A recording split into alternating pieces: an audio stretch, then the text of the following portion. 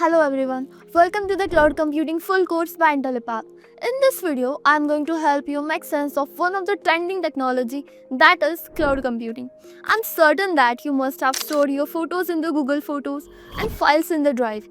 You must have ordered food on the Swiggy and seen things moving in the real time, or even binge watched an entire series on Netflix.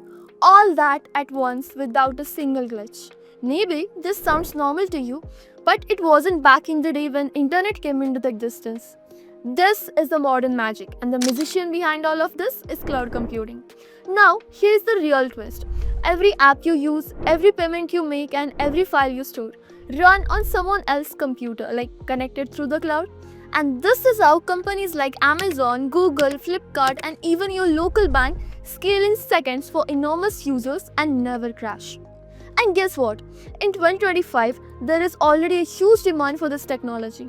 Almost 90% companies in the world consider themselves cloud first. And thus, there are lakhs of open cloud computing jobs available.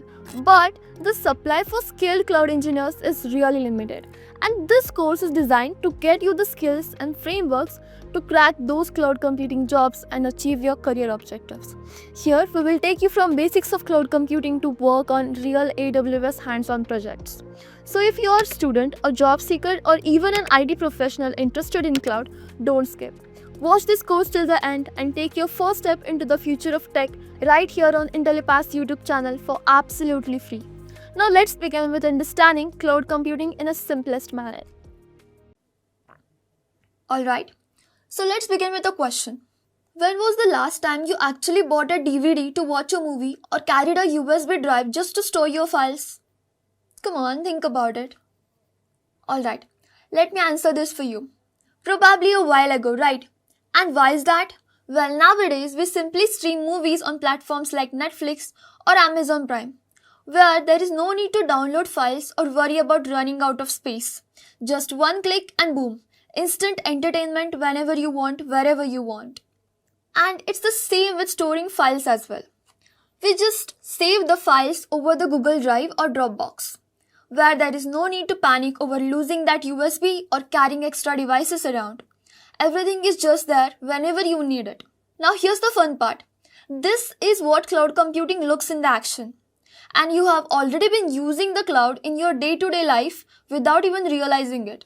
Like through the movies you stream, the files you save online, all of it is powered by cloud technology working silently into the background. Okay, let's make it even simpler with another example. So, think about how you listen to your favorite music nowadays. Do you still keep a giant collection of CDs or download every song onto your phone? Nope. Right. Chances are you just open your favorite music streaming app such as Spotify, Apple Music or YouTube, tap on the song you want and voila. Just instant music anywhere, anytime without worrying about storage or device space. Now, why am I talking about music and movies? Because that's exactly what cloud computing does for businesses and individuals as well. But instead of streaming songs or movies, you are getting instant access to the computing power, storage, software and much more all on your demand. Now imagine if a business had to buy and maintain massive servers and hardware for every little task. It is expensive, right? Not to mention the time and effort to manage it all.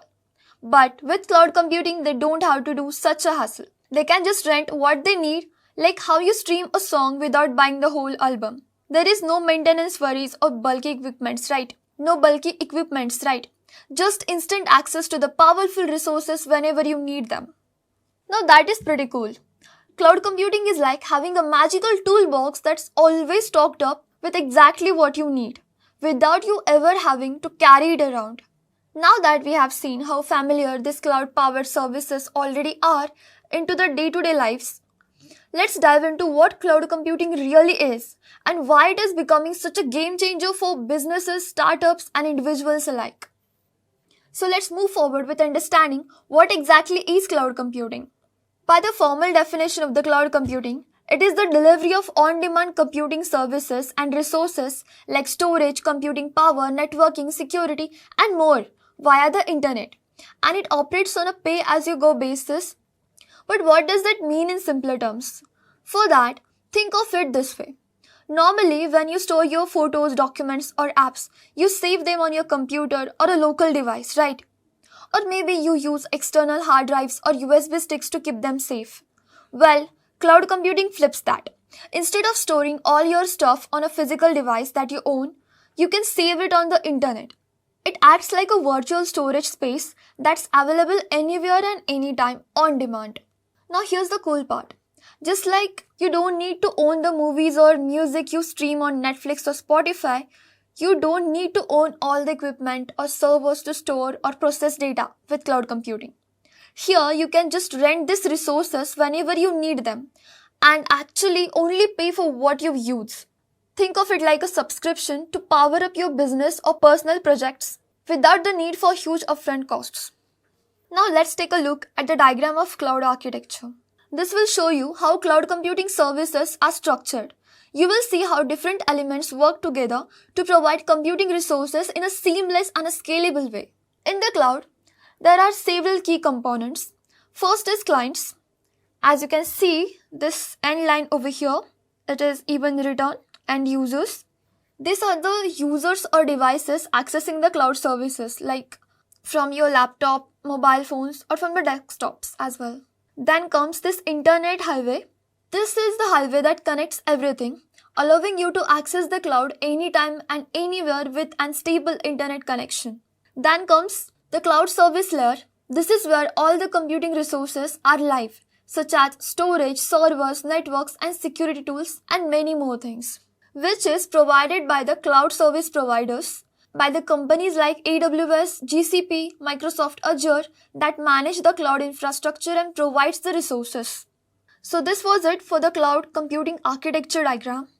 So yeah, with cloud computing, the internet becomes like your personal virtual space where you can store, process and access anything you need without ever worrying about managing the hardware yourself. It's like renting a super powerful computer that's always ready to serve you. But wait, how does this all actually work? Why is everyone from fresh startups to the biggest tech giants moving to the cloud? And what makes it such a game changer for businesses? Well, that's exactly what we are going to break down in the coming topics. Let's start by looking at how things used to be done before cloud became a thing. In the past, businesses had to do it really hard way. Let's say you start a company. The first thing you would need to buy is tons of expensive servers and hardwares. And not just that, you would need to constantly maintain and upgrade these servers to make sure everything is running smoothly, which could really be an headache. And then you can launch your product successfully into the market. Now imagine your product gains the traction and more people are starting using it. Great, isn't it? But here's the problem. As the product grows, so does the databases. And more data means more servers. So what's next? The company has to spend even more money buying extra servers to keep up with the demand of the traffic.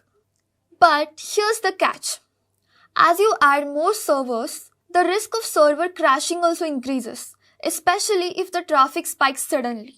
So now you got a big problem. Your servers are overloaded and when they break down, you can't just wait around and sit there, right?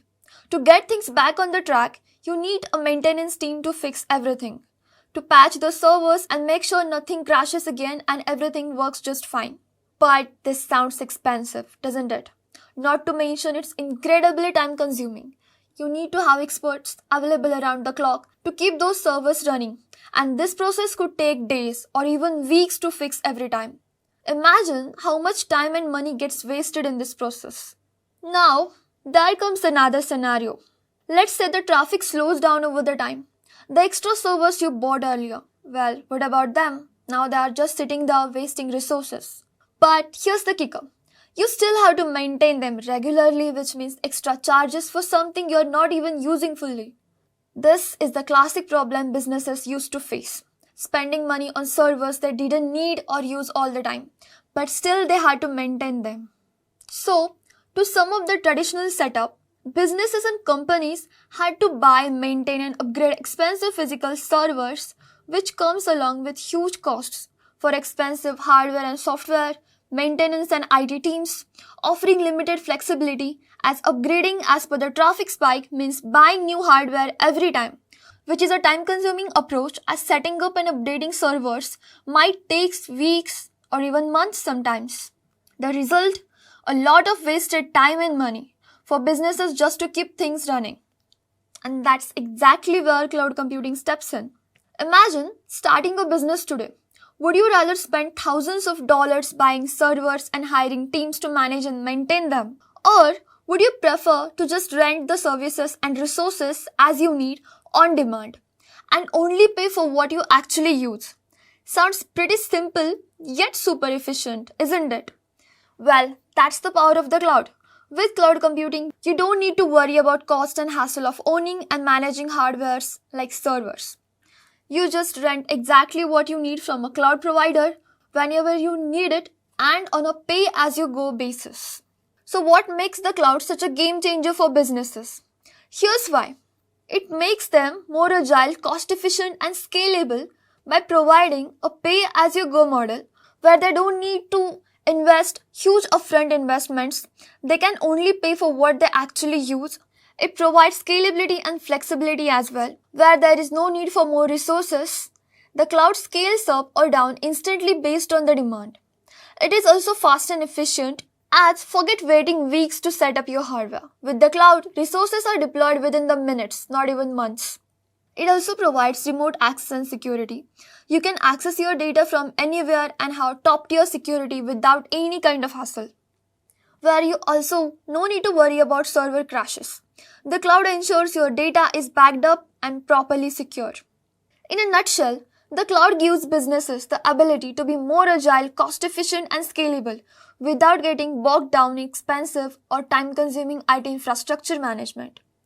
Now, instead of worrying about servers, businesses can focus on building better products and serving their customers right. So that was it. The cloud is changing the game by giving businesses exactly what they need when they need and at a fraction of the cost of maintaining the physical servers. Alright, now that we have understood what cloud is, the next big question comes is, how do companies actually use the cloud? What are their options based on their needs and why does IT infrastructure even matters? In today's world, every business relies on technology to run efficiently, and having the right IT infrastructure is crucial, as it ensures things like scalability, security, and performance are spot on. But every organization needs are different. They choose the infrastructure based on the cost, flexibility, and the level of control they need. So let's break down the three main types of cloud infrastructure. First is on-premises infrastructure, second is cloud infrastructure, and third is hybrid cloud infrastructure. Let's start with on-premises infrastructure. Here, imagine you're owning a house where you're responsible for everything, the roof, the plumbing, and even deciding when to redecorate or renovate it. In the world of IT, that's what on-premises infrastructure looks like. Here, the company owns and manages all of its servers and IT resources in-house, meaning they have total control but also the full responsibility to maintain and make sure everything is running smoothly and efficiently. So now, what are the key features of on-premise infrastructure? The first one is, it provides the full control over the infrastructure, where you can make all the decisions about how your system runs. Second is, it provides high security and compliance, which is perfect for industries dealing with the sensitive data like banks or hospitals, where privacy is non-negotiable. But it also has some downsides, as it comes with huge upfront expenses. Buying hardware is expensive and it doesn't stop there. Maintenance and upgrades are other ongoing expenses as well. It also comes with limited flexibility and scalability. If you need more capacity, that means you have to buy and set up more hardware, which can take time and can come with huge expenses as well. So when to use on-premises infrastructure? When your business requires complete control, a strict security, and you are prepared to handle the expenses involved in managing everything yourself. Now the next thing is cloud infrastructure. For this, picture using a ride-sharing app like Uber. You don't own the car, but you still get to decide where to go, in which car to go. That's essentially what cloud computing is. You can rent computing resources such as storage, processing power, databases, etc. over the internet and only pay for what you actually use, which is already provided and managed by the cloud service provider itself. So what are the key features of the cloud infrastructure? The first is, there is no hardware ownership or maintenance hassle. Forget about buying, maintaining or fixing servers. Here, everything is managed by the cloud service provider itself. Second is, it is scalable and cost efficient. You can easily scale up or down without any large initial investments. It is also fast and accessible, as you can deploy services and resources quickly and access them from anywhere, anytime.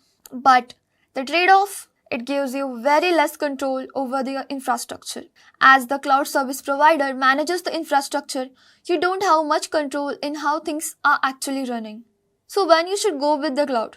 When you need quick scalability, lower costs, and want to avoid the headache of hardware and maintenance, cloud is the best option to go with. And finally, we have hybrid cloud infrastructure. In simple terms, let's take an example. Imagine you take a subway for most of your daily travel. But for places the train doesn't go, you drive your own car. That's what hybrid cloud is about. It combines on-premise systems with cloud resources as well. So you get best of both the worlds. Now what are the key features of hybrid cloud? Well, the first is, it gives you control as well as flexibility, which is considered as best of both the worlds, where you can keep the sensitive data secure in the in-house while enjoying the scalability of the cloud. Second is, it provides cost optimization, where you can use the cloud for the things where it is cheaper but keep the critical systems on premises. It also allows you for gradual cloud adoption, where you can move to the cloud gradually without a full commitment initially. But the challenge here is complexity, as managing both on-premises and cloud systems can get tricky and may require extra resources and a hardcore experts handling it. So when to use hybrid cloud? When you need a balance of security and flexibility without fully committing to the cloud, this is the best option in this case. So as we have seen, each of these infrastructure types has its own pros and cons. Now let's take a look at the quick comparison of the types of IT infrastructures we just seen through a comparison table. So the first feature, that is ownership. On the on-premises, you own and control everything, which provides full control but with high responsibility. For the cloud computing infrastructure, it is managed by the cloud service provider itself. While in the hybrid, which provides mix of both, here you can control critical data on premises while leveraging the cloud benefits as well. Coming to the second point, that is cost model.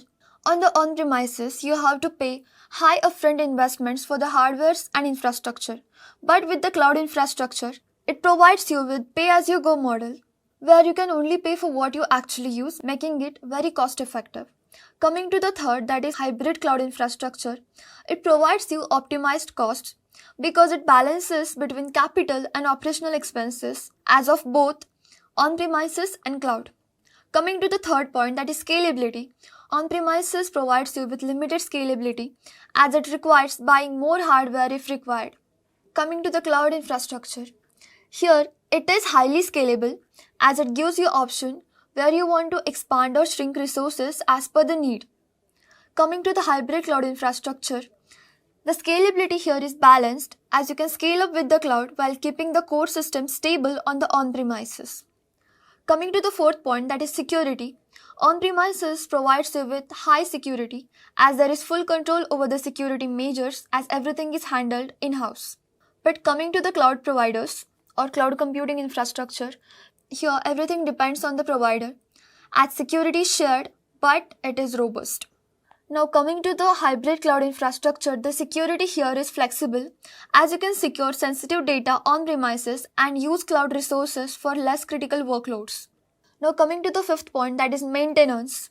On the on-premises, it requires an in-house IT team for upkeep and updates, while in the cloud infrastructure, there is no maintenance on your end. The provider handles all of it very well. Now coming to the hybrid cloud infrastructure, the maintenance is partial because you can manage on-premises components while the cloud stays managed by the service provider itself. And coming to the last point, that is deployment speed.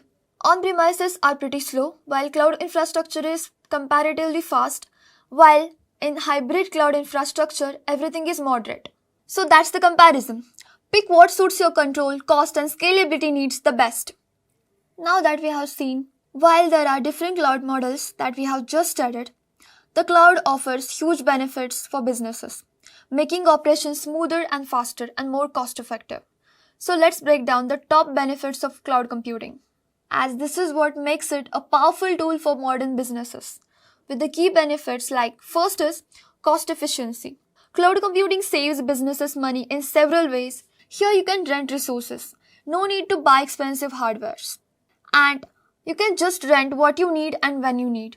Second is, it has very low operational costs, where cloud providers take care of hardware updates and maintenance, so you don't need to worry about any kind of costly IT teams or downtime. Third is, it provides you with pay-as-you-go model, where you can only pay for what you use, avoiding unnecessary expenses. This helps businesses control costs and scale up or down easily as needed. Now the second advantage is security and compliance. Cloud providers invest heavily in cybersecurity to keep your data safe and secure, as the encryption and compliance certificates ensure that your business meets all the necessary regulatory requirements, such as GDPR or HIPAA, etc. Second is, it provides you with MFA, that is multi-factor authentication, and regular security updates, helping you protect your data from breaches, keeping everything safe and secure. Now the third point is scalability. One of cloud's biggest advantages is scalability. It provides you with auto-scaling. The auto-scaling mechanism allows businesses to instantly increase or decrease computing resources, keeping the cost aligned with actual needs, where there is no need to predict any kind of traffic spikes in demand. Whether you are running an e-commerce site during a sale or streaming a platform during a new release, the cloud adjusts everything in real time. Now, the fourth advantage is performance speed. Cloud providers use globally distributed data centers, which means reduced latency. Data is processed closer to the user, speeding up the access. The second point is the load balancing ensures smooth performance, as the traffic is spread out efficiently, preventing slowdowns during high demand too. It also comes with edge computing advantage, which takes a further step by processing data near the user, improving users' response times even more. Coming to the fifth one, cloud computing is all about accessibility, where you can access work from anywhere on any device and as long as you have a stable internet connection. It also comes with collaboration tools like Google Docs and Microsoft 365, which enables the real-time teamwork, allowing users to work together regardless of the location. And the sixth one is disaster recovery. No one likes thinking about disasters, but the cloud helps mitigate risks of this kind too. It is powered by automatic backups, which ensures that your critical data is protected even if the system fails. It also provides replicating the data across multiple locations, keeping your data safe just in case of a failure at one site, so businesses can quickly recover without losing any kind of valuable information or data. It also helps businesses restore lost data within the minutes, minimizing the downtime and keeping the operations real smooth. While the cloud makes life much more easier, but it's not without challenges. Companies need to be mindful of certain risks and concerns before fully making the move. Let's look at some of the main challenges businesses face when it comes to the cloud, as it is very important to address these challenges to maximize efficiency and enhance the security. The first one is the constant internet connection requirement. Cloud services rely totally on a stable internet connection. If your internet goes down, you lose all your access to the critical systems as well as your data. This means your entire business operation could be at risk if the connection is interrupted, especially if you're working remotely. Now the second challenge is the downtime and reliability issues. Cloud providers, just like any other servers, can experience downtime. If the cloud provider faces downtime, your business might also face interruptions impacting productivity and customer experiences, which can lead to major damages and huge loss. For example, in 2021, AWS went down, disrupting their services and resources for major platforms like Netflix and Reddit. Coming to the third one, that is data security and privacy issues. Moving data to the cloud means trusting a third-party service provider to manage your security and authentication. If a data breach occurs, sensitive customer information could be exposed, as businesses must assess the provider's security measures to ensure that the data is handled properly and is secure on the platforms. The fourth one is complex pricing models. The cost of cloud services can fluctuate unpredictably if the usage isn't monitored closely and properly, where the companies might need to overpay for resources and services they don't need, especially if they don't track the usage regularly and properly. It's important to choose the right plan to avoid unexpected charges as well. Now coming to the last challenge that we have and is majorly talked about is vendor lock-in. So what is vendor lock-in? Let's first see that. So vendor lock-in is when you're totally relied and dependent on a single cloud service provider, that when it comes to migrating your systems or resources, it makes it difficult to switch to another cloud service provider. So that is basically called as vendor lock-in. Here, moving data and services to the cloud often involves proprietary technologies that make it hard to switch providers later, as we discussed just now. It comes with high migration costs and compatibility issues that can prevent businesses from easily moving to a different cloud service provider if needed. This is a critical consideration when deciding on a cloud service vendor. So as we have seen, while the cloud comes and offers with huge and immense benefits, businesses must carefully consider these challenges as well before migrating. There are ways to mitigate risks, but understanding the trade-offs is must and crucial. Now that we know the advantages and challenges of cloud computing, the next step is diving into how businesses deploy their resources in the cloud. In the next module, we will explore cloud deployment models, what they are, how they work, and why they matter for your business. So, your business can run efficiently, securely, and cost-effectively. Alright, let's dive in by understanding what cloud computing services are. In simple terms, cloud computing services are on-demand computing resources delivered over the internet. This includes servers, storage, databases, networking, software, and much more. These services allow users to access and manage computing power without the need to own or manage and maintain physical infrastructure. Think of it like renting tools from a hardware store instead of buying them. That's exactly how cloud services work. These services allow users to access and manage computing power without the need to own or maintain or manage any kind of physical infrastructure. Think of it like renting tools from a hardware store instead of buying them. That's exactly how cloud services work. But wait, even these services are categorized into two main models. These cloud models are basically different business models adopted by a cloud service provider. They operate on two main models. That is, first deployment models, and second is server models. First, we will explore the deployment models as well. So what are the deployment models in the cloud? A deployment model basically defines the cloud services you are consuming, who is responsible for managing them, your cloud architecture, the scalability of your computing resources, and the level of control and customization you can have over your infrastructure, and the services provided to you versus how much you own of the infrastructure. In other words, it's like choosing the type of housing you want. Do you want to rent it, own it, or share your space with someone? That's how exactly cloud deployment models work, defining how you can access and manage your resources. Based on this, there are four major types of cloud deployment models. First is public cloud, second is private cloud, third is hybrid cloud, and fourth is multi-cloud. So, to make it easier, let's compare choosing a cloud deployment model to choosing a ride. When you pick a ride, you think about cost, control, and convenience, just like selecting a cloud model. Public cloud is like taking a bus, which is accessible for everyone, is cost-effective, but offers shared resources. While the private cloud is like owning a private car. It's exclusive only for you. It gives you full control and high security, but it comes with higher expenses as well. While the hybrid cloud is like using a taxi, which offers privacy and flexibility without the burden of full ownership. See how relatable that is. Now let's explore these models one by one, starting with the public cloud first. So what is public cloud? A public cloud is a cloud computing model where the third-party providers offer computing resources and services over the internet which is shared among multiple organizations at once. For that, imagine using a gym. You get to access all the equipments there, but you share it with others as well, right? That's how public cloud works. Shared resources at an affordable price. So what are the key features of public cloud? First is scalability. Here you can dynamically scale resources based on the demand. Second is it is cost effective. There is no upfront hardware costs. You can only pay for what you actually use. Third is accessibility. You can access services from anywhere with a stable internet connection.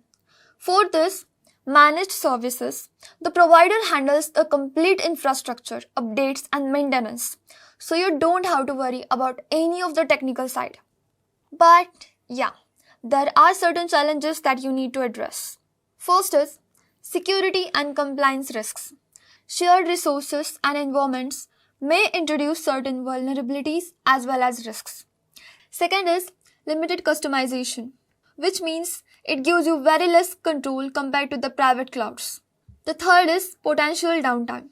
Here you have to rely on the provider's reliability, which may occasionally lead to the service interruptions leading to the downtime. Now, what are the common use cases of public cloud? Well, it is best for hosting websites.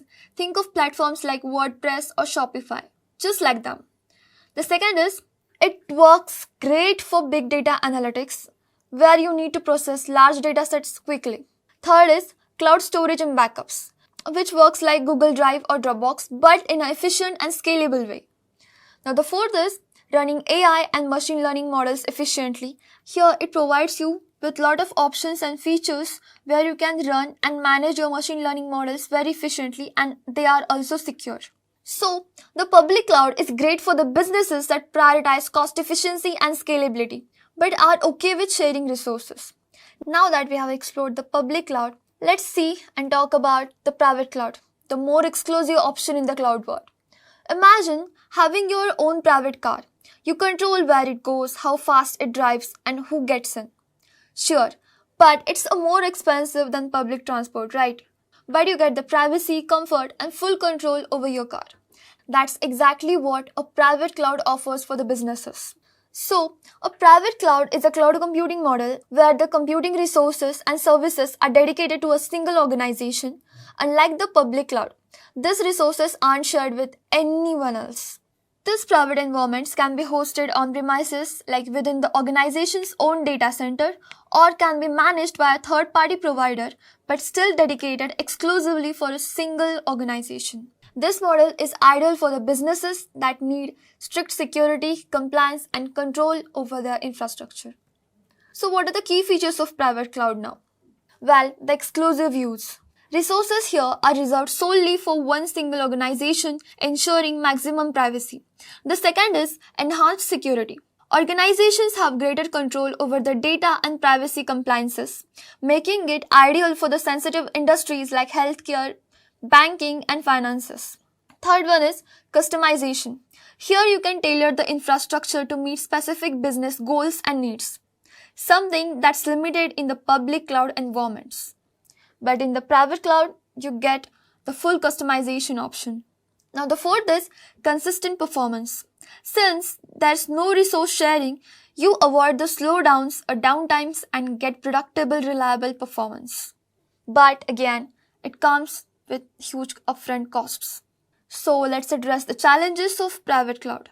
While the private cloud offers huge and significant benefits, it comes with few challenges as well. The first is higher expenses. Building and maintaining a private cloud requires a significant upfront investment as well, from buying hardware to hiring a skilled IT staff. Thus, it comes with huge expenses. Second is complex management.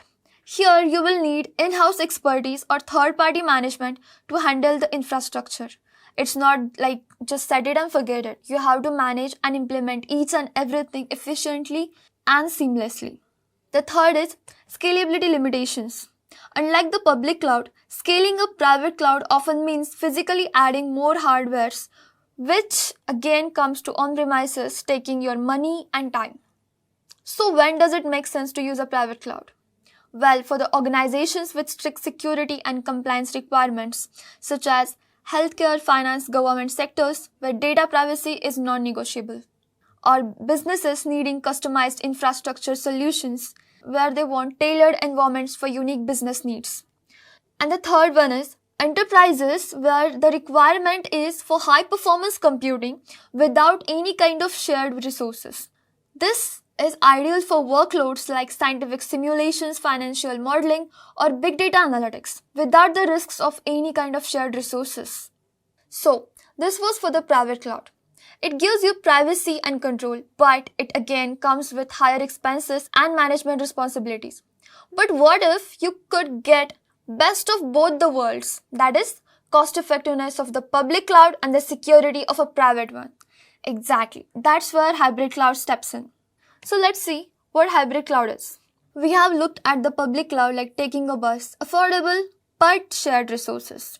Then the private cloud like owning a car, private but costly. But what if you could combine both? Imagine using a public transport for daily travel but driving your own car for special occasions or private trips. You get the cost savings of the bus and the privacy of your car. Adds best of both worlds again, right?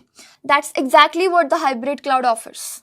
But what is hybrid cloud? Hybrid cloud combines both public and private cloud environments, allowing data and applications to move between them seamlessly, which provides better flexibility, scalability, and security. Why is that useful? Well, sometimes you need extra resources for certain workload spikes. That's when you can tap into the public cloud. But for the other times, when you need a strict security and control, that's when you can use the private cloud. It's all about flexibility and smart resource management. So, let's see the key features of hybrid cloud. First is, it provides flexibility. Here you can run sensitive workloads in the private cloud and less critical ones in the public cloud, where you can choose what works best for each situation individually. The second one is scalability. The need for extra power during peak seasons, right? Now expand resources instantly using the public cloud without any investment in more hardwares. The third one is security and compliance needs, where you can keep the sensitive data secure in the private cloud while enjoying the public cloud scalability for non-sensitive tasks, which is again cheaper than private cloud. The fourth one is cost optimization. Here you can avoid overspending by balancing the workloads, as you can use private infrastructure for the critical operations and public cloud for the variable demands. While the public and the private offers great benefits, and then comes the hybrid cloud, which is a perfect solution, but it does come with its own set of challenges. The first one is the complex management. Integrating two different environments means you will need to manage both and ensure they work together seamlessly and without any downtimes or any infrastructure complexity. Thus, it can be complex to manage both of it. The second is security risks. Moving data between the clouds. Well, that really requires a strong security measures to prevent data breaches or data leaks. And the third one is higher upfront costs. Managing both a private infrastructure and a public cloud can be expensive, especially if not optimized properly. As we have seen in one of the challenges, complex pricing. Remember? Yeah, exactly. This refers to that. Now, what are the common use cases of a hybrid cloud? So, when you should use a hybrid cloud? For the businesses needing data privacy and regulatory compliances, such as healthcare and finance sectors that also require cloud stability and scalability. Or for the companies with variable workloads, think of for e-commerce platforms where during holiday sales they need extra resources during peak times, but not around the year, like seasonal demand spikes. The third one is enterprises with on-premises infrastructure. The organizations that want cloud benefits without completely moving away from their existing on-premise setups. This is the best option to go with. Now, while the hybrid cloud offers best of the both worlds, that is flexibility, security, and cost optimization, but managing it can be tricky. But here's another interesting thought. What if you don't just stick to one cloud provider? What if you can use multiple cloud providers to avoid dependency and get the best features from each of it? While the hybrid cloud offers the best of the both worlds, providing you with flexibility, security, cost optimization, but Managing it can be tricky and expensive. Here's another interesting thought. What if you didn't just stick to one cloud provider? What if you could use multiple cloud providers to avoid dependency and get the best features from each one of it? Yeah, that's exactly what the multi-cloud model is about. In the multi-cloud, you can just shop around and pick the best features from different cloud providers instead of sticking to one. It's like when you're shopping online, you might buy electronics from the Amazon, clothes from the Flipkart, and groceries from the Zepto. Why? Because you're looking for the best deal, quality, and convenience from different platforms. That's exactly what the multi-cloud approach is all about. The multi-cloud model involves using resources and services from multiple cloud providers like AWS, Azure, or Google Cloud Platform, that is GCP, simultaneously to optimize the performance, reduce dependency on a single cloud provider, and again enhance the resilience. Think of it like instead of putting all your eggs in one basket, you are spreading your workloads across different providers for better reliability and performance and easy access. So let's see the key features of multi-cloud. The first is, it comes with vendor independence. You remember I told you about the vendor lock-in and we have studied this concept into the challenges of cloud computing? Exactly. It gives you vendor independence, which means here you can avoid getting locked up into one provider's ecosystem. If one service becomes expensive or unreliable, you have got the alternatives as well. Here you no need for the high migration costs that comes with vendor lock-in as well. The second is best of breed services, which means here you can use different cloud service providers for the different multiple utilities. As you can use AWS for storage, GCP for AI tools, and Azure for enterprise solutions, getting the best each provider has to offer. The third one is resilience and redundancy. If one cloud goes down, others keep your services running, which means minimizing the downtime and reliability risks. The fourth one is optimized performance. It can help you deploy workloads on the cloud that best suits them. Need fast data processing? Choose the provider known for that. It's easy as that. So how does a multi-cloud environment actually works? Since this concept might seem new to you, let's break it down with a simple scenario. Imagine you run a global e-commerce platform. You use AWS to host your website for its scalability. Google Cloud manages your AI-driven product recommendations, and Azure handles financial transactions because of its strong compliance features. Yes, this is how it works. These services work together, ensuring your customer get the best experience without you being tied to a single cloud provider. So that is how it works. While multi-cloud has many perks, it's not all smooth sailing. It also has some challenges that need to be addressed. So, how does this actually work? Since this concept might seem new to you, let's break it down with a simple scenario.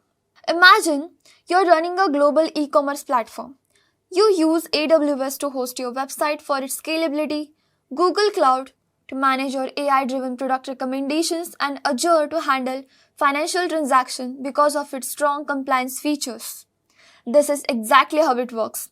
These services work together, ensuring your customers get the best experience without you being tied to a single cloud service provider, where organizations can distribute workloads across different cloud service providers, and the data and applications can interact across multiple cloud platforms as well. While the multi-cloud has so many perks, but it's not all smooth sailing. So the first challenge is complex management. Handling multiple cloud service providers means more dashboards, tools, and processes to manage and handle, which can be complex and tricky at times.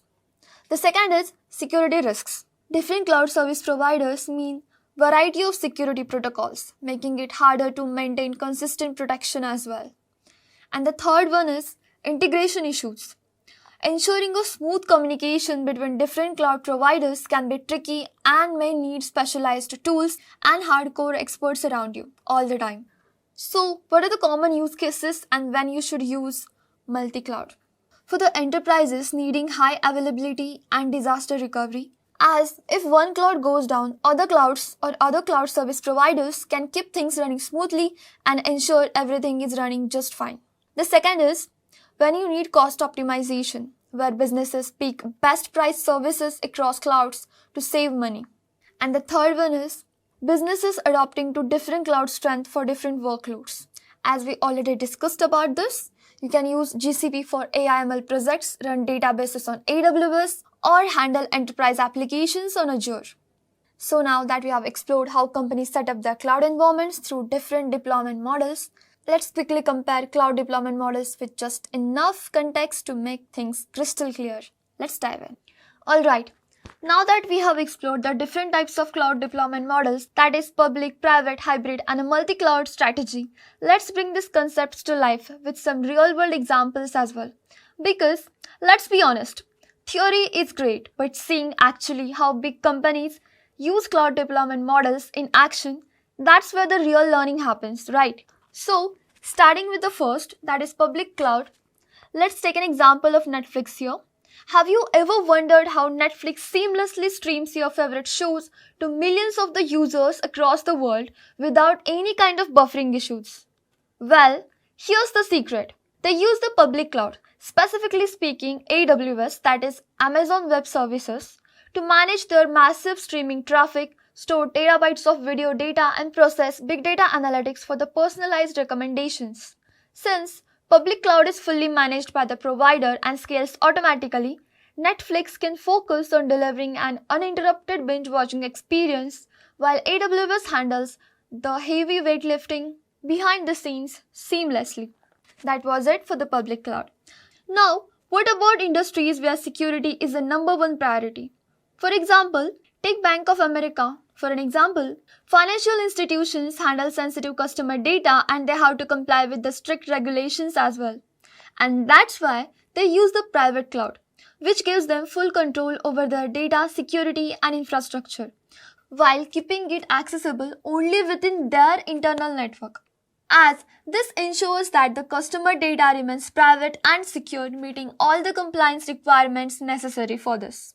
Now moving forward with the hybrid cloud model, have you heard about Lego? Yeah. Lego isn't just about colorful bricks anymore. It's also a tech-savvy company.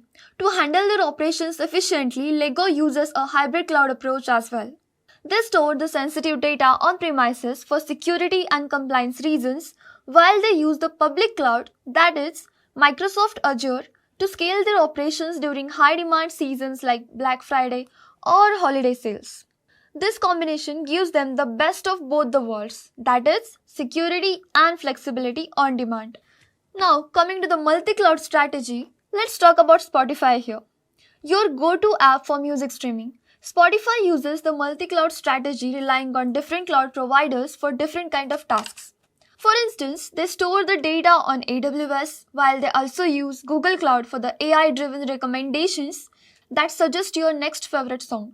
Thus, by using multiple clouds, Spotify ensures high availability, cost optimization, and advanced analytics without being locked up into a single cloud provider. Efficient, isn't it? And there you have it. These real-world examples actually show how businesses use different kind of cloud deployment models to match their specific needs. Whether it's a global streaming service, a high-security financial institution, or a hybrid retail tech company, or even a data-driven music platform, cloud computing plays a crucial role in making all of this happen. So next time when you watch Netflix or shop online or even stream your favorite song, you will know there's some serious cloud stuff happening behind the scenes. Now let's quickly compare the cloud deployment models once again to make things crystal clear with the comparison table here. So coming to the first point, that is the ownership. In the public cloud, everything is owned and managed by the third-party providers like AWS or Azure, which is great when you don't want to manage the infrastructure. Coming to the private cloud, which is dedicated to a single organization, it is ideal for the companies needing full control. Now moving to the hybrid cloud, which is a mix of public and private clouds, is perfect when you need flexibility as well as security.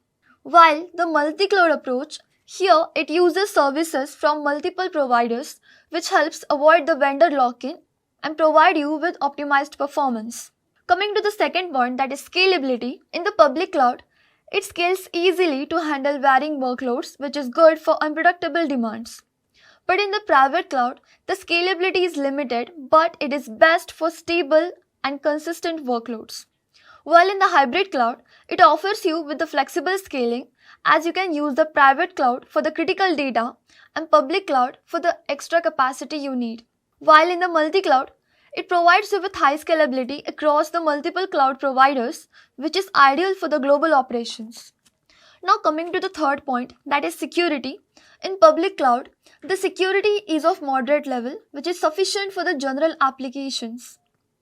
While in the private cloud, it provides you with the high security, which is best for sensitive data and compliance needs. While in the hybrid cloud model, it provides you with the balanced security, where you can control the sensitive data privately, while you can also leverage the public resources on the public cloud. Coming to the multi-cloud approach, the security here varies depending on each provider and how the security is managed in it. Now coming to the fourth point, that is cost. In the public cloud, it provides you with the low cost option, as it has the pay-as-you-go model, which suits the startups and small businesses the best. While in the private cloud, it comes with high cost, which is actually worth it for the organizations prioritizing security and control both. But in the hybrid cloud, the cost is kind of balanced, as it is more than public but less than a private cloud alone. While in the multi-cloud approach, the costs can vary according to the service provider you actually choose and the services to balance price and performance. Now coming to the fifth point, that is customization. In the public cloud, it provides you with a limited customization, while in the private cloud, it is highly customizable. Here you can also tailor it with your exact specification and requirements. While in the hybrid cloud, it provides you with a moderate level of customization, as here you can customize the private side while using the public for the general needs. But in the multi-cloud approach, the customization depends on the chosen providers that you have opted, like AWS, Azure or GCP. Now, which cloud is best for which? The public cloud is best for the startups or web apps needing quick and affordable solutions, while the private cloud is best in case of enterprises handling sensitive data with strict regulations, where security cannot be compromised at all. Coming to the hybrid cloud, which is best for businesses seeking both security as well as the cloud flexibility. Now, the multi-cloud approach is best for the large companies optimizing costs and avoiding the reliance on a single cloud provider, which also helps you to avoid the vendor lock-in. Thus, here it is. Now that we have explored how companies set up their cloud environments through different deployment models, it's time to dive into how they use cloud services like storage, servers, and softwares. In the coming module, we will explore the cloud service models, that is, infrastructure as a service, platform as a service, software as a service, and even function as a service, and how they help businesses build, deploy, and manage the applications more efficiently and seamlessly. So, now that we have explored how companies set up the cloud environments through different deployment models, it's time to dive into how they use cloud services like storage, servers, and softwares efficiently. In this module, we will explore the cloud service models, that is infrastructure as a service, platform as a service, and software as a service, and how they help businesses build, deploy, and manage applications more efficiently and smoothly. So let's begin by understanding what exactly are cloud service models.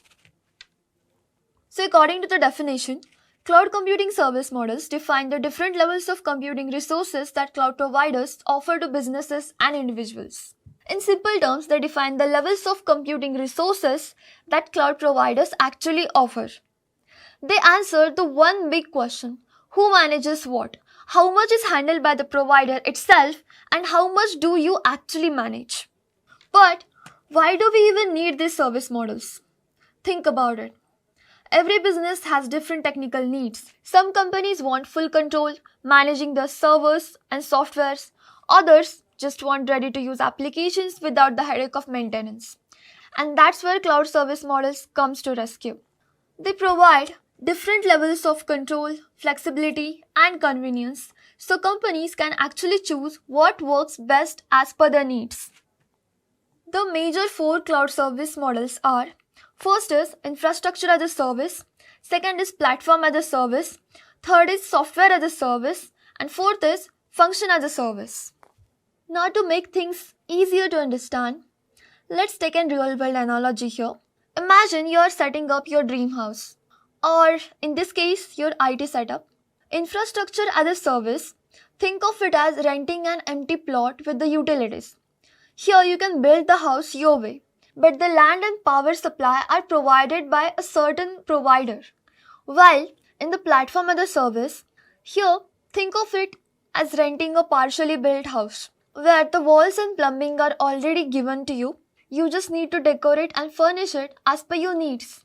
While in the software as a service model, think of it as booking a fully furnished Airbnb where you can just walk in and start living. Now coming to the function as a service model, think of it as ordering room service in that Airbnb. You don't even need to worry about the kitchen. They deliver what you need when you need as per your demands. Now this was the simplest example to understand each one of the services. Now let's break this down with a relatable scenario. Imagine you're launching a new business.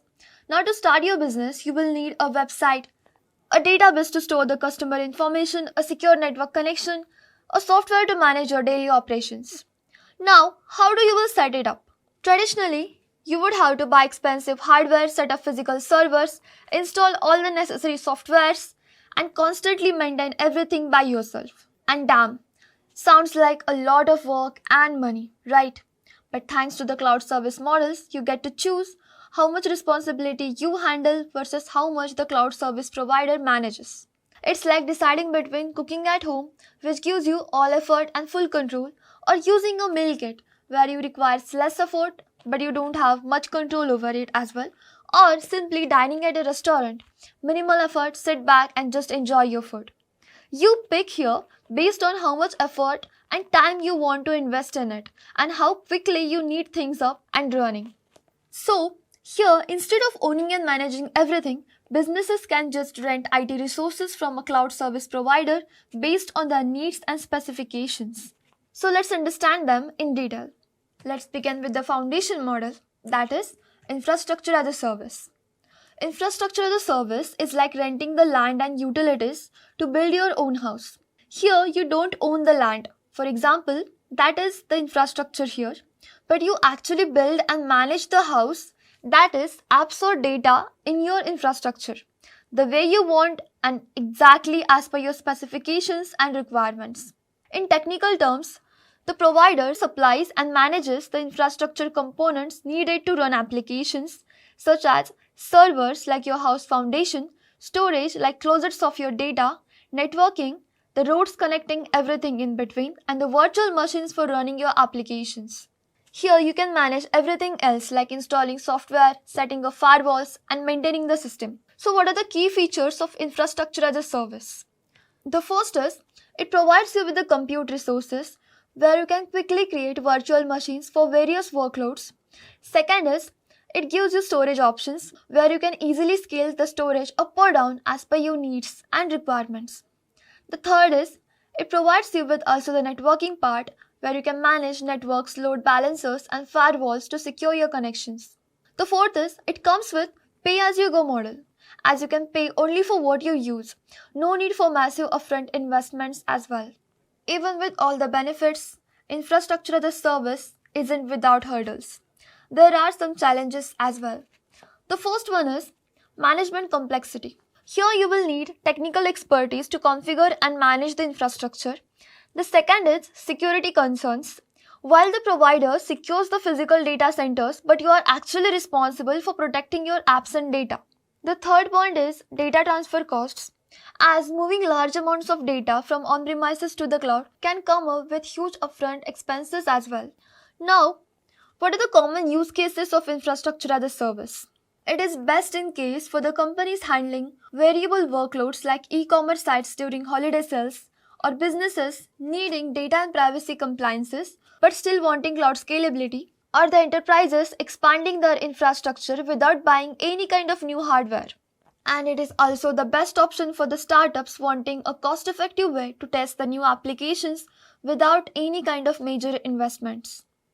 Now that we have seen how infrastructure as a service provides the building blocks of your IT setup, what if you don't want to handle the entire construction yourself? What if you just want a ready-made platform to build and deploy applications seamlessly without any kind of worry about underlying hardware. And that's exactly Platform as Service steps in.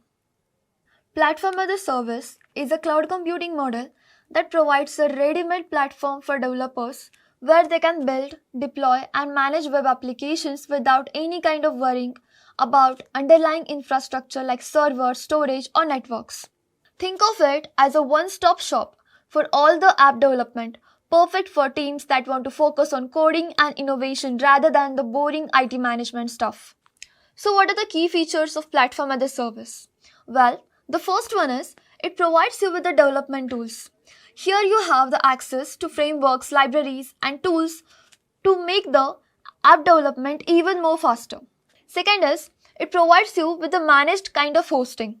Here you no need to manage servers or worry about the maintenance. The platform handles it all efficiently and effectively. The third one is it comes with integrated databases, where you can easily use built-in databases without any kind of complex setups or managements. The fourth one is it again comes with pay-as-you-go model, where you only pay for what you use, saving a lot on operational costs as well. Even with all of the convenience, there are favorite things that you need to watch out for. And the first one is vendor lock-in. As switching providers later can be tricky once you are tied to one particular cloud service provider or one platform. The next is customization limits, as it gives you less control over the underlying infrastructure, which is great for simplicity but not always for the flexibility and scalability you want to implement. And the third one is security concerns. While the provider secures the platform, but you are also responsible for the app level security. Thus, there can be risks of data breaches and data leaks if not properly configured. Now, what are the use cases of Platform as a Service? Well, it is best in case of web and mobile app development purposes, where you can quickly build and deploy applications seamlessly. It is also best for API development and integration, as here you can create and manage APIs with even bare minimal effort. It also comes with database integrations, which is best in case of database management, where you can effortlessly set up databases to power your applications. So, with Platform as a Service, you can focus on your app and the provider takes care of all the techy backend stuff by themselves. Now, what if you don't even want to develop anything by yourself? You just need ready-to-use softwares like email services or project management tools. And that's where Software as a Service comes into the play. Here, you don't need to deal with infrastructure or development at all. Here you can use the software without worrying about how it runs. Think about it like streaming movies on Netflix. You don't need to download anything or manage servers or even update softwares. You just log in and enjoy it. And that's exactly what Software as a Service is all about. It is a cloud computing model that delivers ready-to-use software applications over the internet, often on a subscription basis, where there is no need to install any kind of softwares, no hardware requirements. You can access it anytime through a web browser. Here, the provider handles everything, infrastructure, maintenance, and updates. So you can just focus on using the software and doing your work. Now, what are the key features of Software as a Service? The first one is there is no need of any kind of installations. You can access the softwares directly through your web browser. No downloads required. The second is it gives you automatic updates. There is no need to manually update anything. The provider takes care of all of it. The third is it comes with scalability. It can easily adjust to the usage based on users' numbers or needed features. And again, it comes with pay-as-you-go model, where you only have to pay for what you actually use, no hefty upfront costs required. And then again, while Software as a Service is super convenient, but there are certain challenges that you need to address. So the first one is the total dependence on internet connectivity, which means no internet equals to no access. A stable internet connection is a must requirement for you. A stable internet connection is a must requirement here. Now the second one is security concerns. Since the data is completely stored on the third-party servers, ensuring strong security measures is essential as well. And the third one is limited customization. Here you get a pre-packaged solution which might not fit every unique need or any kind of personal requirements or specification needed for your application or utility. Now, what are the common use cases where software as a service can be ideal? The first one is email and collaboration tools like Gmail, Microsoft Outlook, or even Microsoft 365. Now again, for the customer relationship management, tools like Salesforce or HubSpot, which helps to manage customer relationships. Now the third one is for the project management purposes, for the platforms like Trello, Asana, or Slack streamlined teamwork management tools. And the fourth one is accounting and financial softwares like QuickBooks Online, Xero for financial management, etc. So this was it for the software as a service. So with software as a service, it's like enjoying a ready-made meal you ordered from a restaurant, right? But the question is, what if you need to run the code without worrying about servers or infrastructure at all? But now, what if you need to run the code without worrying about any kind of servers or infrastructures at all? And here comes function as a service, the ultimate set it and forget it model. To understand this, imagine a simple scenario. You walk into the coffee shop, place your order and get your coffee and leave. You don't care about how the coffee machine works or how the beans were roasted. You just want your coffee quickly, that's it. And that's function as a service in a nutshell.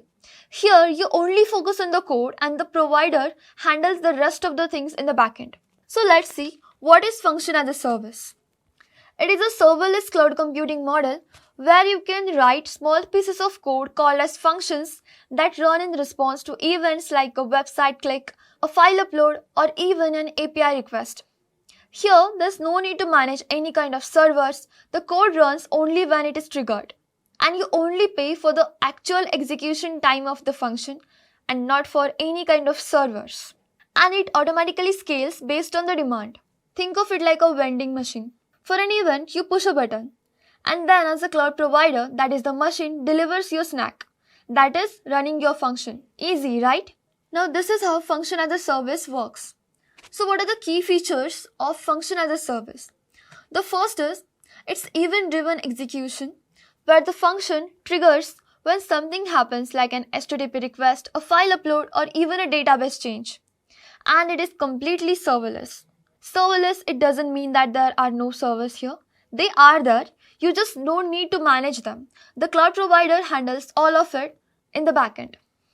It also provides automatic scaling, whether you got one request or a million requests. Function as a service scales automatically to handle the demands.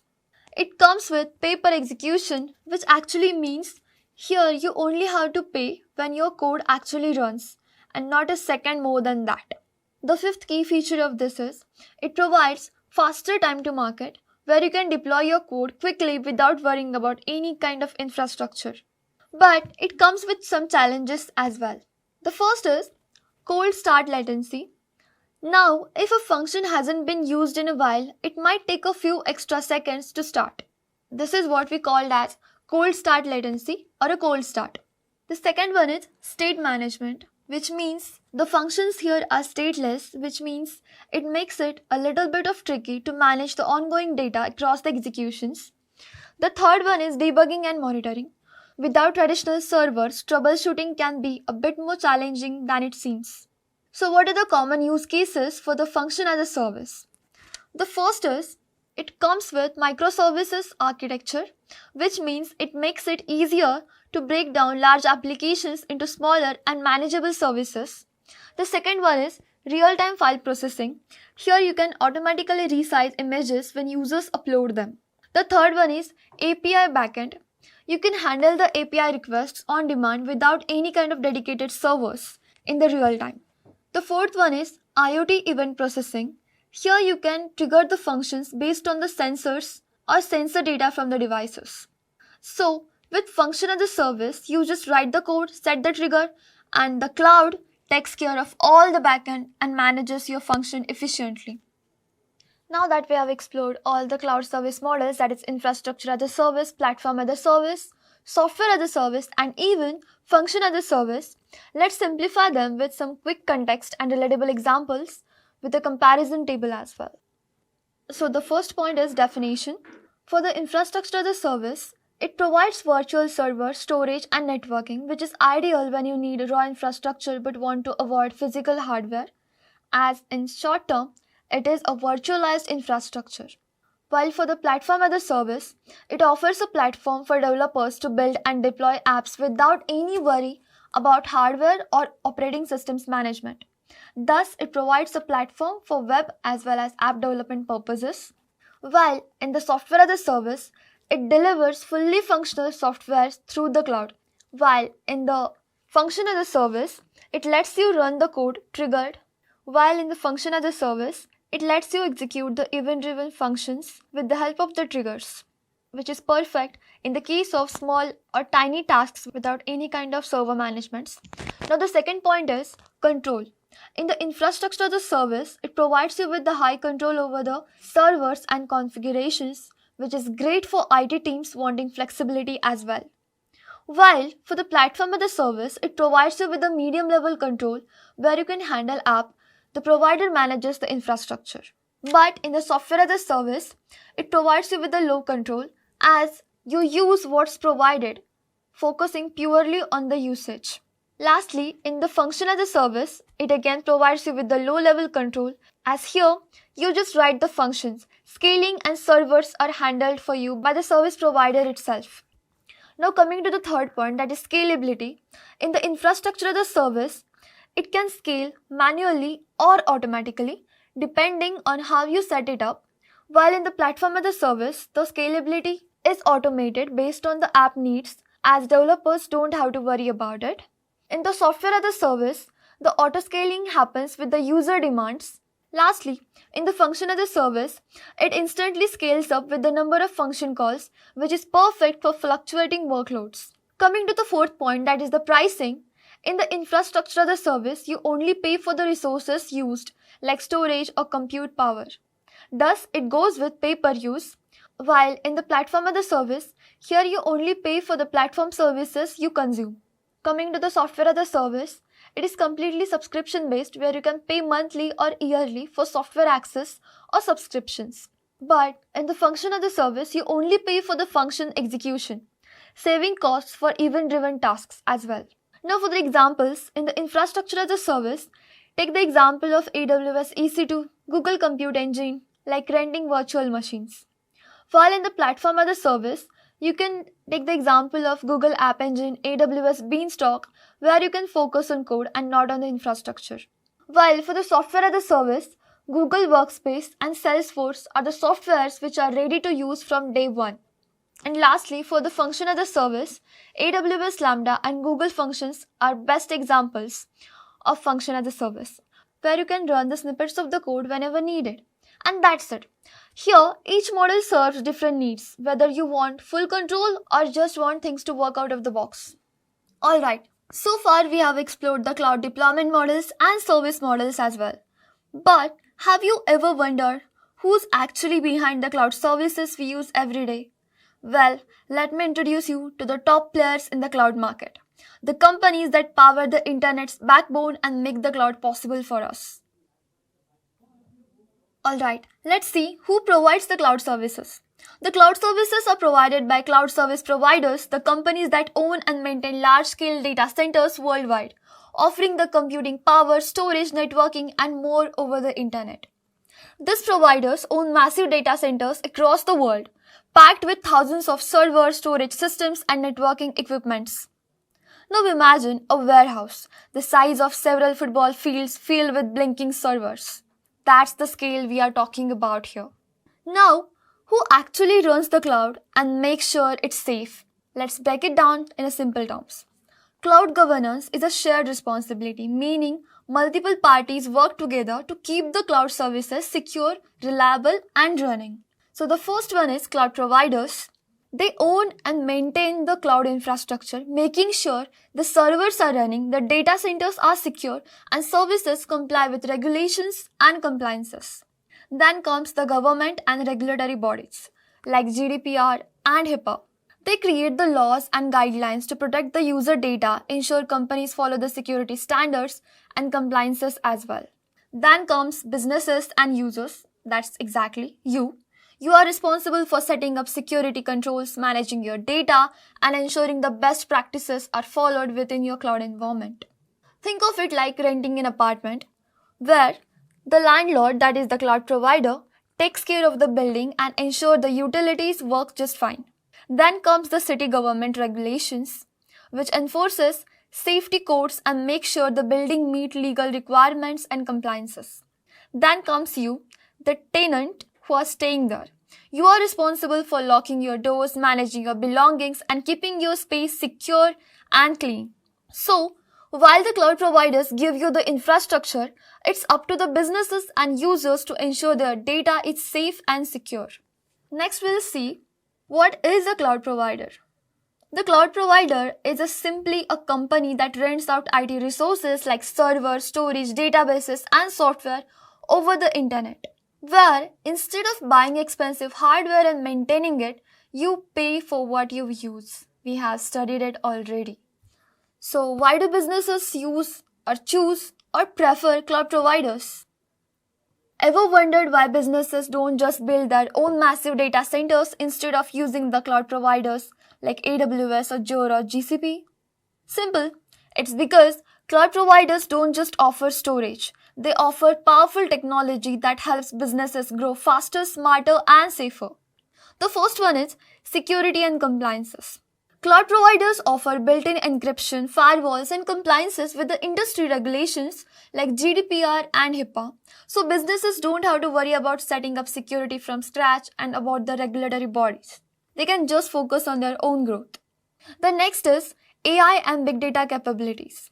If you need to process huge data sets or even build AI-driven applications, AWS, Azure, and GCP provide powerful machine learning tools and analytics solutions as well.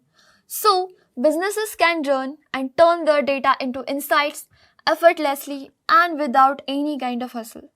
Then comes the seamless integrations. Each provider has its own strength. For example, Azure integrates seamlessly with Microsoft tools, while AWS offers the broadest range of cloud services. Then, Google Cloud leads in AI, machine learning, and analytics. The fourth factor is hybrid and multi-cloud flexibility. Companies don't have to stick to a single provider.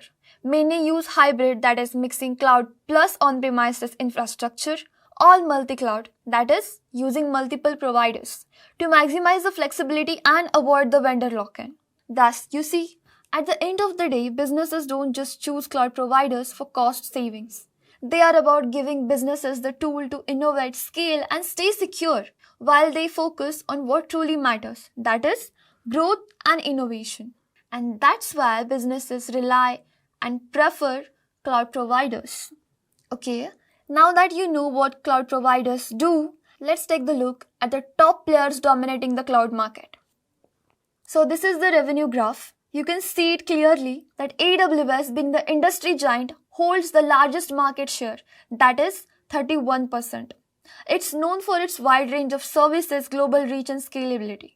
Then comes the Microsoft Azure, holding the 20% of the market. Then comes our Google Cloud, which holds nearly 12% of the market share. And then comes other notable players like IBM Cloud, Oracle Cloud, and Alibaba Cloud, serving major industries and regional markets offering specialized solutions. As we already saw, the top cloud providers in the market. The first one is AWS, the largest and most widely used. Then comes our Microsoft Azure, which is popular for enterprises and Microsoft users. Then comes Google Cloud Platform, which is strong in AI and data analytics capabilities. Then comes other notable players like IBM Cloud, Oracle Cloud, Alibaba Cloud, etc. These providers are in fierce competition, but each has its own strengths, so choosing the right one depends on your own business needs and specifications. Now let's see the biggest player in the cloud space, that is AWS, which stands for Amazon Web Services, which was launched in 2006, as AWS was the first major cloud provider and has become the go-to choice for startups, large enterprises, and even governments worldwide. But why is AWS so popular? It provides vast range of services, that is over 200 services covering everything from computing to the AI. Second, it provides global infrastructure. The data centers called availability zones in regions are spread all across the globe. Third, that is reliability and scalability. It is trusted by companies like Netflix, Airbnb, and even NASA. Now let's see what are some AWS popular services. For the compute, EC2, which provides virtual machines to run your applications. Then comes Lambda, which is widely used for serverless computing. Remember the function as a service model? Yep, that's Lambda. Then comes the storage. For that, S3, which is a scalable object storage, which provides storage for files and backups. Then comes EBS, that is block storage for virtual machines. Then comes the databases. AWS provides RDS and DynamoDB. RDS is managed relational databases like MySQL and PostgreSQL, while the DynamoDB is a NoSQL database for high-speed applications. Then comes AI and ML.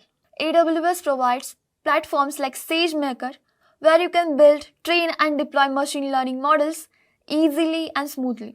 It also provides the recognition, where it provides the analysis tools for images and videos too. Yes, it can recognize faces and objects. So, that's AWS. Powerful, versatile, and the market leader. But what about the competitors? Yeah. How does Microsoft Azure stand out? And why do companies choose Google Cloud for AI projects? Now, next up, let's see and talk about Microsoft Azure, the second largest cloud provider launched by Microsoft in 2010. Azure is one of the top cloud providers. But why is it so popular? Well, imagine you're already using tools like Microsoft 365, Teams, or even Windows servers in your company. Wouldn't it be convenient for you if the cloud platform just clicked with everything that you're already using? Well, that's exactly where Azure shines. It provides seamless integration with all the Microsoft products. It is the second largest cloud provider with around 20% of market. Impressive, right? Now let's see what are some popular Azure services. For the compute, it provides virtual machines.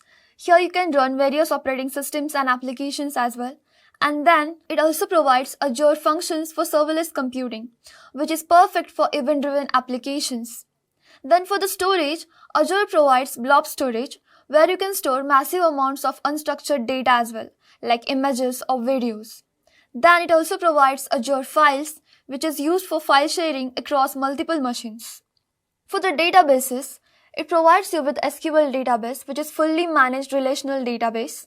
Then Cosmos DB, which is globally distributed NoSQL database with ultra low latency. This says a major fact about Cosmos DB, that it is globally distributed NoSQL database with ultra low latency. Then for the AI and analytics, Azure provides AI tools for speech recognition, computer vision, and more. It also provides Azure ML, where you can build and deploy ML models without starting from scratch. Now here's a quick thought. If AWS is like the popular all-rounded charmer in the class, Azure is a super organized one who always has the notes in sync with the teacher. Like Microsoft tools in this case. Got it? Now, let's meet the third largest player in the cloud game. That is Google Cloud Platform, or GCP, which was launched in 2008 by Google. GCP is like tech-savvy friend who's really good with data and AI. Companies focused on big data analytics, AI, and machine learning often turn to GCP. Why? It already holds a market share of around 12% and it's growing really fast. Now let's take a look at the popular GCP services. For the compute, it provides compute engines where the virtual machines are tailored to your needs. Actually, they are tailored to your own specific needs. Then for the serverless execution, it provides you with cloud functions. For the storage, it comes with cloud storage, which is reliable object storage for files, backups, and media. It also provides you with persistent disks, which are durable and high-performance storage for virtual machines as well. For the database, it provides you with BigQuery, which provides super-fast data analytics, handling massive data sets with ease.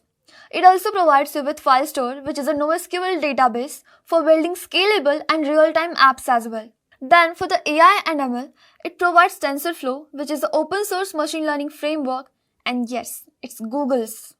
Then it also provides AutoML, which helps you to build custom ML models with minimal amount of coding. Then Vertex AI, which provides you with end-to-end platform for ML model deployment and management. Fun fact, have you ever used Google Maps or Google Photos? Yep, that also comes under GCP, AI working behind the scenes. So there you have it. AWS, the versatile leader, Microsoft Azure, the enterprise favorite with seamless Microsoft integrations, Google Cloud, the go-to choice for the data-driven and AI-powered solutions. Now let's see how to choose which provider is best for you. Let's break it down with the help of the comparison table here. For the business needs, when it comes to AWS, it is great for scalability and a wide range of services as well. And it is ideal for businesses of all sizes needing global reach. While for the Azure, it is best if you are heavily using Microsoft products, where you can seamlessly integrate it with the tools like Office 365 and Windows Server. While for the Google Cloud, it is perfect for AI-driven data-heavy workloads and startups looking for innovation and speed. Second point, that is pricing. AWS offers pay-as-you-go with options like reserved instances for cost savings on long-term use, while Azure provides volume-based discounts, which is ideal for large enterprises planning for long-term usages. Then Google Cloud features per-second billing with sustained use discounts, which is great for the cost-conscious projects as well. For the third point, that is performance and availability. AWS has the largest global infrastructure, which is also reliable for businesses needing worldwide availability. While Azure is strong in hybrid cloud solutions and is trusted by enterprises for consistent performances. Then, the Google Cloud excels in AI services and resources with high-speed data processing, which is perfect for analytics-driven applications. The fourth point, that is security and compliances. AWS offers strong compliances with standards like GDPR and HIPAA, which is suitable for sensitive industries. While the Azure matches AWS in compliances, making it a solid choice for regulated industries as well. Then comes the Google Cloud, which focuses on advanced security with robust measures for data protection and enhancements. So now, which cloud is best for what? When it comes to AWS, companies needing global services and a broad range of services and solutions, this is the best one to go with. While for the Azure, enterprises relying on Microsoft products and hybrid environments can be the choice. Then lastly, for the Google Cloud, the businesses which are more focused on AI, data analytics and cost efficiency, this is the best option for you. So that was it, a quick rundown. Now you can choose the provider that aligns with your business goals and tech needs. Not to forget, each provider has its unique strength and businesses should choose based on their needs, budget and existing tech stack. Now that you have got a solid foundation in cloud computing, it's time to dive into the core concepts and understand what truly powers the cloud. These are the essential building blocks that you will need to understand how the cloud operates behind the scenes. So let's begin by understanding what are the core concepts of cloud computing. Speaking of it, cloud computing is a powerful and transformative technology that enables the organizations to leverage computing resources without the need for any kind of heavy investments into the physical hardware. But how does this thing actually works? It's all because of these core concepts that keep everything running smoothly. So let's see what are those. The first one is virtualization, second are containers, the third is serverless computing, fourth is scalability, fifth is elasticity, and sixth is, the most importantly, cost optimizations. So first, let's see what is virtualization. Virtualization is the process of creating virtual versions of physical hardware resources such as server, storage systems, devices or networks. To make things even more simpler to understand, let's take an example. Imagine you are having one giant pizza. But instead of giving the whole thing to just one person, you slice it up into many pieces so that multiple people can share it and enjoy it. Virtualization works the same way. It's the process of creating virtual versions of physical hardware resources like server, storage or networks so that they can be shared among multiple users. Now let's see what are the benefits of virtualization. First one is efficiency. What does this mean is, you can maximize the hardware usage without wasting resources by creating multiple virtual versions of it. The second is cost savings. Here you no need to buy tons of hardware. You can rent whatever you need virtually. The third one is flexibility. Here you can also run different types of operating systems and apps simultaneously on your system. The fourth one is isolation. Here each virtual machine works independently so that one issue won't affect the others. So this was about virtualization. But now, how does virtualization actually works? Cloud providers use virtualization to host multiple virtual machines on a single physical server, as you can see in the picture. Here, each VM acts like its own mini computer. You seeing this? VM guest 1, VM guest 2, VM guest 3. That is how each VM acts like its own mini computer, with its own operating system, apps, but they all are sharing the same hardware underneath. Think of it like roommates sharing an apartment. Everyone has their own room, but they share the kitchen and living room. That is the hardware resources in this case. So that was it for the virtualization. Next we will see about what are containers. Alright, let's take an example so that will make things easier for you to understand. Imagine you are packing lunch. You put the sandwich, salad and dessert into 3 separate containers so that they don't mix with each other but can still be carried together. The containers in cloud computing works exactly the same way. Here you can package an application along with everything it needs, like the code, libraries and dependencies into a single unit. This means the app can run anywhere without any kind of issues.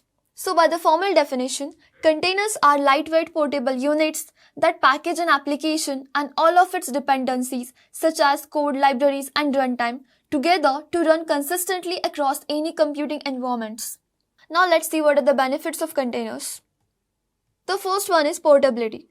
Here you can run the same container on any machine so that there will be no issues if we switch the machine. The second one is efficiency. Containers are lightweight and can start up really super fast. The third one is isolation. Each container runs separately so that the apps don't interfere with each other. The fourth one is scalability. The containers can easily scale up or down based on the demand. So, how does containers work? Unlike virtualization, which uses the full-blown virtual machines, containers share the operating system, but keep the app environments separate. Think of it like a hotel, that is OS in our case, with different rooms that are the containers, and the guests in each room have their own privacy, but they all use the same building structure and services. So that's how it works. The most popular containers are Docker and Kubernetes. You might have heard about them, don't you? So the next up, that is, we'll see serverless computing. And no, it doesn't mean that there are no servers. There are servers, but you don't have to manage them. The cloud provider takes care of that for you. So what is serverless computing? Serverless computing is a cloud service model where developers write and deploy code without managing or provisioning any kind of physical infrastructure. The cloud providers handle the underlying servers and scaling and all the maintenance of it as well. For that, let's take an example here also. You're at a restaurant, you order the food, it gets served and you enjoy without worrying about cooking, cleaning, handling anything. Just order, it gets served and you enjoy it. That's how serverless is like for the developers. They write code and the cloud provider runs it automatically whenever the trigger happens. We have seen this before, didn't we? So what are the benefits of serverless computing? The first one is there is no need of managing any kind of infrastructure. You only focus on your codes and not on the servers, and everything is handled in the backend by the cloud service providers. The second one is automatic scaling. The functions you write here can scale up or down depending on the usage and on your needs. The third one is it is cost effective because you only pay for when your code actually runs. No idle charges of the servers. And the fourth one is faster market time. Here you can deploy apps faster without any backend headaches or managing any kind of infrastructure or servers. But how does this actually work? In the serverless computing, the code that are your functions are triggered by the events like HTTP requests, a file upload or a database changes. Imagine flipping the light switch. The light, that is the code here, turns on only when you need it. No power wasted otherwise. Just like that. And the popular tools for serverless computing are AWS Lambda, Azure Functions, and Google Cloud Functions. Now moving next, let's see what is scalability in the cloud computing and why it is so important. So basically, scalability means the cloud's ability to handle growth without breaking anything. The formal definition goes like scalability refers to the ability of a cloud system to handle a growing amount of work or its potential to accommodate to the growth that is necessary and demanding. To understand this in a simpler way, let's take an example of an ice cream truck. On a hot day, you need more staff to serve the crowd, but on a cold day, fewer people show up, right? And that's how scalability works. Scalability in the cloud works similarly. It allows resources to expand or shrink based on the demand without any wastage of the resources. That is the most important thing, without any wastage of resources. So basically there are two types of scaling. The first is vertical scaling. Here you have to add more resources like CPU, RAM to an existing machine, like upgrading your phone to a newer model. The second one is horizontal scaling, or another called as scaling out. Here you have to add more machines to handle the load, like opening more ice cream trucks to serve more people. So what are the benefits of scalability in the cloud computing? The first one is improved performance. Here you can handle more users without any kind of lagging. The second one is it is cost effective. Here you can scale down whenever the demand drops to save money that will be wasting on the idle or extra resources. The third one is business growth, as it supports increasing workload seamlessly and there is no any kind of wastage of the resources here. So that was it for the scalability. Next we'll see what is elasticity in the cloud computing. Yeah, it is closely related to the scalability, but there's a difference. Elasticity is about automatic scaling. The system detects the change in demand and adjusts the resources on the fly. The formal definition goes by elasticity is the ability to automatically adjust the amount of cloud resources, that is compute, power, storage, which can go up or down based on the real-time demand. It involves adding resources to handle increased demand without affecting the performance of the system. To understand this easily, let's take an example of a self-driving car that speeds up or slows down depending on the traffic rate without you touching the steering wheel, accelerator, or brake. And that's how elasticity works. So what are the benefits of elasticity? The benefits of elasticity are, first is on-demand resource adjustment, as you don't have to do any kind of manual intervention. It adjusts automatically. The second one is cost optimizations. Here you only pay for what you actually use, nothing more, nothing less. The third one is improved user experience, as it prevents slowdowns during high traffic times. As we already seen how it works, right? I will read it again for you. Cloud resources automatically scale resources in response to any kind of change in the demands. When the demand decreases, resources are reduced to save the costs. But when the demand increases, resources are again brought into the usage so that everything runs smoothly.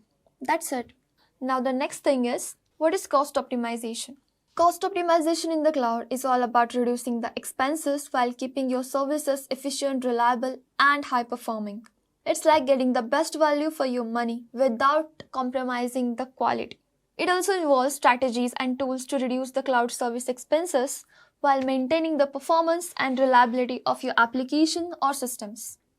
So, there are several techniques that are used to optimize the cost. The first one is using reserved instances. Here you can commit to certain resources like reserved instances for 1 to 3 years and again enjoy the significant discounts, that is up to 75% compared to on-demand pricing, which is perfect for predictable and long-term workloads. The second one is auto-scaling, where you can automatically add or remove resources based on the real-time demand. It is best in case when you have to handle peak loads without overspending when demand even drops. The third one is right sizing, which means matching your resources to actual workload needs. Like, why pay for an 8-core server when you can handle everything on a 4-core one, right? That is how it works. Now the fourth one is using cost management tools, which are already provided by every cloud service provider. For example, AWS Cost Explorer or AWS Budgets, Azure Cost Management, and Google Cloud Billing helps to track, analyze, and control your expenses. So, what are the benefits of cost optimization? The first one is it prevents resource wastage. Here, you don't pay for idle or unused resources, you only pay for what you actually use. The second one is here you get to control the scalability costs as you can scale efficiently without overspending. The third one is you can manage the dynamic usage patterns and adjust the resources as the demand fluctuates. The fourth one is budget control. Once you enable the budget control, you can stay within the spending limits, and even when you exceed the spending limits, immediately the alert is issued on your Gmail account that you have used in it. The fifth one is cheaper cloud billing. When you learn to manage these resources and services smartly, you can save a huge amount of money on this. So, cost optimization isn't just about saving money, but it's also about spending smarter while keeping your system reliable, efficient, and smooth.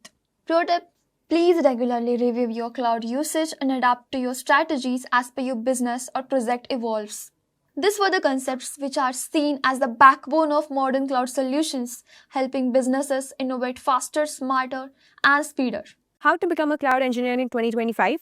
Cloud computing has become one of the rapidly growing tech industries worldwide. From Netflix to Spotify and our own personal Google Drive, Gmail, and photos, cloud computing has created a new normal in how we store, process, and manage data. Now, due to such a high growth rate, having at least the bare minimum knowledge of cloud is going to become a necessity in the near future. This video is designed for absolute beginners who want to get an overview of what their cloud journey can look like. And that is because everybody has a different learning curve. The roadmap provided in this particular video stretches over 4 months, which is the minimum. If you have any prior knowledge of working with cloud, certain steps may seem too basic, so feel free to skip them. Month 1. Foundation and Basics. Start with networking fundamentals. Understand important networking concepts such as IP addressing, DNS, HTTP, HTTPS, subnets, etc. Next, install and use free tools like Cisco Packet Tracer and Wireshark for a solid hands-on practice. You can refer to free courses like Networking Concepts for Beginners, Introduction to Networking for Complete Beginners, and Basics of Computer Networking. For week 2, focus on Linux basics. Learn the important Linux concepts such as file handling, SSH, and process management. Refer to free courses like Linux Basics for Beginners, Linux for Beginners Crash Course, and Introduction to Linux Full Course for Beginners. If you want to use the Linux operating system on your PC, you can use free tools like VMware and VirtualBox. However, avoid using these if your system has lower specs, as they can significantly slow down your systems. For week 3 and 4, learn a basic programming language, preferably Python. You can refer to the Python full course for beginners. If Python is not your cup of tea, then you can even go with JavaScript or Java. So to sum up, by the end of month 1, you'll have a basic understanding of networking, Linux basics, and a programming language. Month 2, AWS Core Services. Now that you have a good grasp of the basics, we can proceed to creating an AWS account. Don't worry, you'll get to use the AWS free tier for a year. Explore virtual machines on cloud, cloud storage, databases, security services, and networking subnets and security groups. Don't dive too deep into any of these services, just understand the basics, like what they're used for or how they function, etc. You can refer to our AWS full course for 2024. Now that you have a good grip on cloud, it would be a good time to get an official validation. Start by preparing for the AWS Certified Cloud Practitioner certification. You can refer to the Cloud Practitioner Essentials free course and take up study guides and mock exams to better prepare. Remember that you only need to start preparing for the certifications. You can take the exam whenever you feel ready. Month 3, hands-on project. For the initial 3 weeks, focus on building projects. Start with basic projects like hosting a static website or building a serverless API. Later, move on to develop more advanced projects, like a full-fledged scalable web application by combining the various AWS services that you would have worked with. If you need help building any of these projects, you can use the step-by-step tutorials available on YouTube.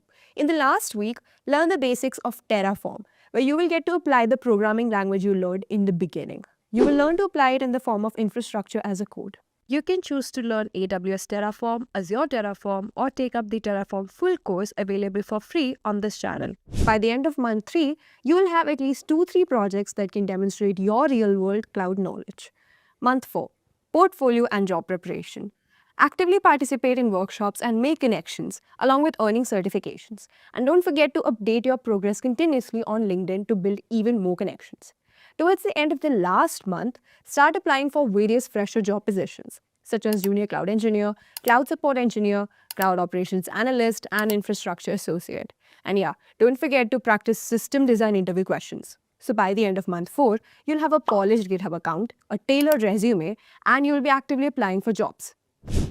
Now, doing this on your own can be challenging.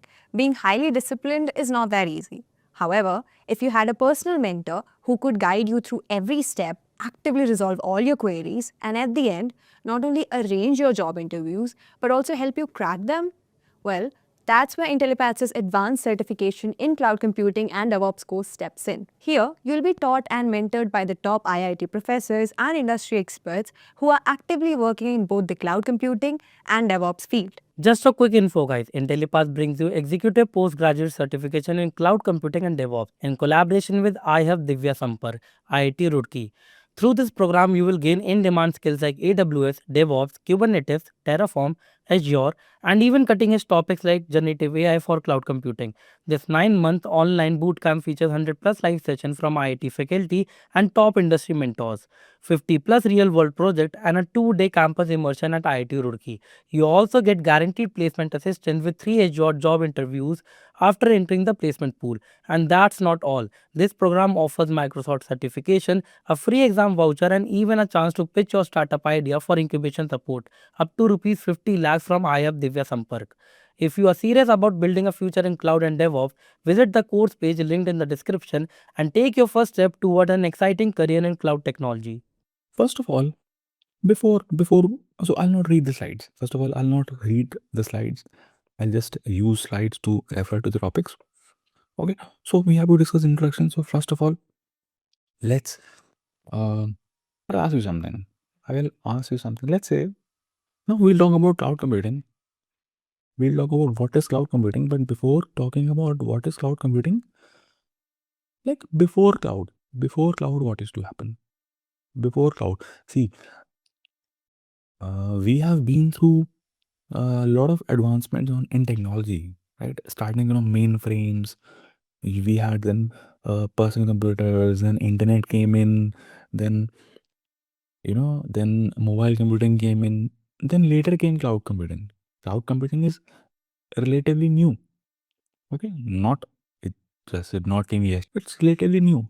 Around 2006, 2007, that was the time when cloud computing came in. Now before that, before cloud computing, if someone had to start a business, okay, if any entrepreneur, he had to give a online presence to his website. He want to go into a online business, or he has an application.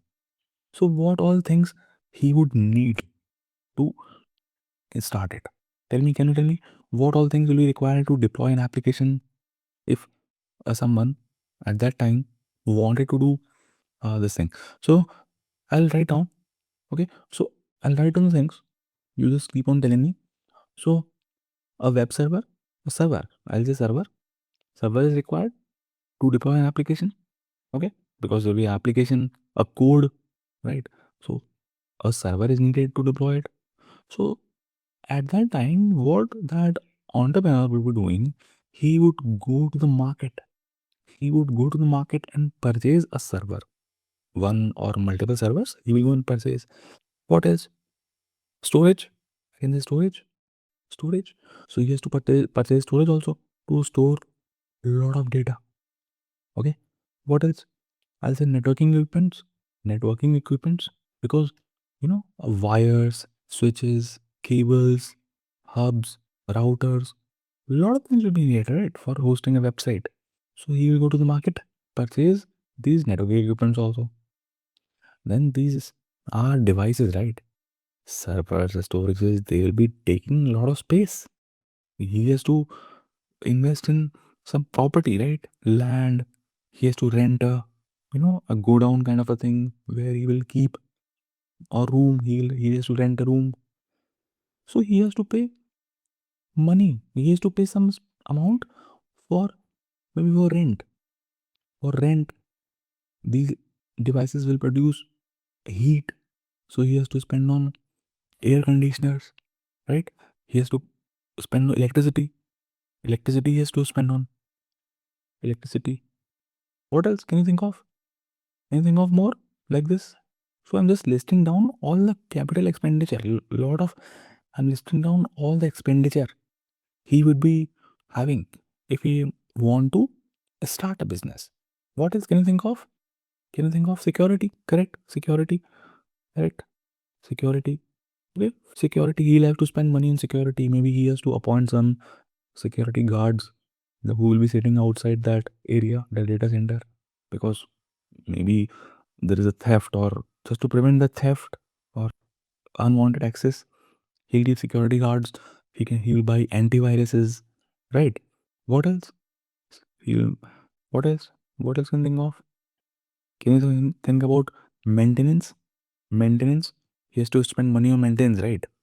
Because these devices can, sometimes wires are not, there is a fault in the wires. He has to hire some technical experts. Some tech experts he has to hire to maintain them. If there is a fault in the servers, if any software failure or whatever, so he has to hire people for maintaining them. Upgrades also I can write, right? Upgrades, upgrades. So technology can go outdated soon. So maybe a new thing on the server is coming. He has to add more RAM. He has to add more CPUs. He has to add more storages. So upgrades will be needed.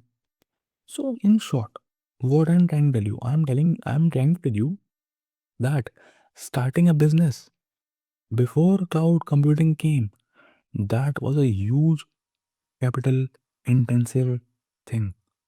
It required huge amount of capital. The person, the entrepreneur, has to go to the market and purchase all of these things himself. He has to own them. He has to bring it and keep them in his area. And he has to spend money on security, maintenance, spending money on tech experts, electricity, rent, upgrades. A lot of money he is investing. Now imagine he invested so much money. He invested so much money, and you never know business when the business goes down, right? Anything can happen. The technology might get outdated. Okay, the business might fail because of n number of reasons. Now he spent a lot of money. Now imagine his whole business went down. So he has lost a lot. He'll lose a lot of money, right? And what he will do with these servers? What he will do with the storages, equipments? What he will do with the room rent? What he will do with the people he has hired? Either he will sell all of these in second hand, or he will dump it because he doesn't have any option now. Again, a lot of money wasted. So in short, starting a business was too difficult. Was huge. It required a huge capital. It required huge capital, right? Yes or no? Are you getting it what I'm saying? Now let's dive into a bit more detail here. Okay, let's dive into a bit more detail here. So I'm just let's say draw something more. Okay, so let's dive into a bit more deeper here. So let's say if a application needs to be deployed, even any application, any code, you can say a code written in Java, C Sharp, Python, or any language, if it needs to be deployed, what do I need?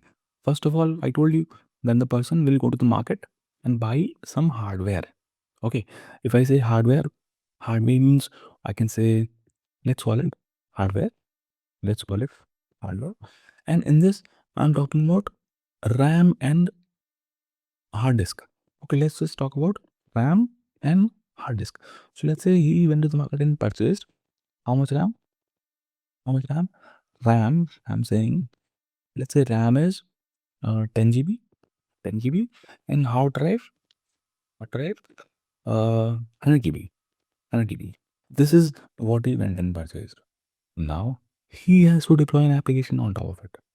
He has to deploy any application on top of it. Can he deploy an application directly on top of this hardware? Can he deploy an application directly on top of this hardware? No, right? No. What is needed? A layer of operating system, right? So a layer of OS, a layer of OS needs to be installed. OS, operating system, right? So let's imagine here we are installing what? Windows operating system. Okay, Windows 11 or Windows 10 or whatever, Windows OS. Now, since we have operating system, now we can install any application on top of it. Okay, now we can install any application on top of it. So let's say this is a application which we are installing on our hardware, but should have a OS. Now this is, I'm saying, APV A. Okay, this is any application A, any application. Now this application has to be compatible with Windows OS, right? So this has to be Windows application, right? This application has to be Windows application, because can I deploy? Can I deploy a Android application here? Can I deploy a iOS application here? Can I deploy a Linux application here? I cannot, right? Because the application that you're deploying has to be compatible with the operating system which is there. As you know, on your Apple iPhones, in your Apple iPhones, can you install an Android application? You cannot. In your Samsung phones, can you install a iOS application? You cannot. So the application you are installing has to be compatible with the operating system on that hardware. Okay, so there's a dependency. Now, my application might not use the complete hardware specification that I have. Okay, this application might only use, let's say, 2 GB RAM. Let's say the usage this application only requires how much RAM? This application requires only 2 GB RAM. Okay, and it requires only 10 GB hard drive. That is the maximum requirement it can have. That is the maximum requirement this application can have. But the rest of the thing is not utilized properly, right? I have 10 GB RAM, 100 GB hard drive, which is not properly being utilized. This application only requires 2 GB RAM and 10 GB hard drive. Let's say I have another application. Let's say I have one more application. This application is APPB. APPB. And this application is Linux application. It's a Linux application. Okay, this application is a Linux application. Now this Linux application, can I deploy this Linux application here on this hardware? I cannot. Though there is a capacity wise, it's cool. I have a lot of capacity. I still have around 8 GB RAM and 80 GB hard drive. In spite of that, I cannot deploy this application because the OS what I have is Windows. This was a problem. Now, the entrepreneur, what he has to do, he has to go to the market again, and buy a different hardware just for this application. He has to install Linux OS there. Then he is going to install application B, that is Linux application. So this is again involving huge amount of capital expenditure, right? Are you getting the problem? Did everyone get the problem here? What is the problem in this? Everyone? So people understood this problem. Okay, people were smart enough to understand this problem. Now, how they resolve it? How they resolve it? We are talking about history about cloud computing, how cloud computing started. So earlier, this was happening, but how people resolved this problem? Let's talk about that. So again, we would be needing hardware for sure, right? Hardware is anyways needed. So let's use the same hardware. So I'm talking about, let's say, okay, this I'm just copy. Okay. Now we have the hardware. Now we would not have, we will not install operating system directly on top of this hardware. But instead of operating system, we will have layer of something called hypervisor. Okay, we have a layer of something called hypervisor. Hypervisor. Now, what is hypervisor? What is hypervisor? So this hypervisor is like a logical scissor. Like a scissor can cut things, right? So this hypervisor can divide this hardware and create multiple virtual machines. Dividing hardware doesn't mean like cutting the hardware into different parts physically. No, it's logical. Logically dividing this hardware and distributing the resources in different virtual machines. What is a virtual machine? Virtual machine is a machine which you cannot touch, which you cannot feel. So hardware is this. This you can see. This you can touch and feel. This is located somewhere. Maybe so it's located in Mumbai. Somewhere in Mumbai, this hardware is located in some room, in some house, in some area. It's occupying some space, consuming some electricity. This is the hardware. But using hypervisor is a software. Hypervisor is a software which you install directly on top of this hardware and create virtual machines. Now, what are virtual machines? So, virtual machines are servers in itself. Sir, they are servers in itself. So, let's say using this hypervisor, I divided this hardware. I created three virtual machines. I created three virtual machines of different sizes. Okay. So, let's make them. So, let's say this is virtual machine 1. Okay. I'm making another virtual machine 2, and another virtual machine 3. Virtual machines of different sizes. So let's say so while creating these virtual machines, let's name them also. This is VM1, this is VM2, this is VM3. Now while creating these virtual machines, you have to decide how much hardware you are associating with them. So let's say with this virtual machine, I am associating how much? I'm associating 2 GB RAM and how much hard drive? 10 GB, 20 GB. Okay. To this virtual machine VM2, I am associating how much RAM? 30 GB. Okay, and how much hard drive? Oh, sorry, 3 GB and 30 GB. Let's make it 3 GB RAM and 30 GB. Similarly, for this virtual machine, how much I'm allocating? I'm allocating 5 GB RAM and 50 GB. Right. So what I did? So whatever specification I had, whatever hardware I had, using this hypervisor, I created multiple virtual machines. I can create one or more virtual machines, and these virtual machines, they are servers in itself. They will I have allocated some amount of hardware from here to these virtual machines. So these virtual machines are virtual. You cannot touch them, you cannot feel them. Okay, but they are servers in itself. They have their own specifications. Okay, and I can install a operating system on them. So let's say on this VM1, I am installing Windows OS. On VM2, I'm installing, let's say, Linux OS.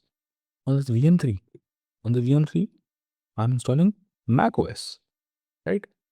Now, since these are isolated, VM1 does not know what is happening in VM2. VM2 does not know what is happening in VM3. They are isolated.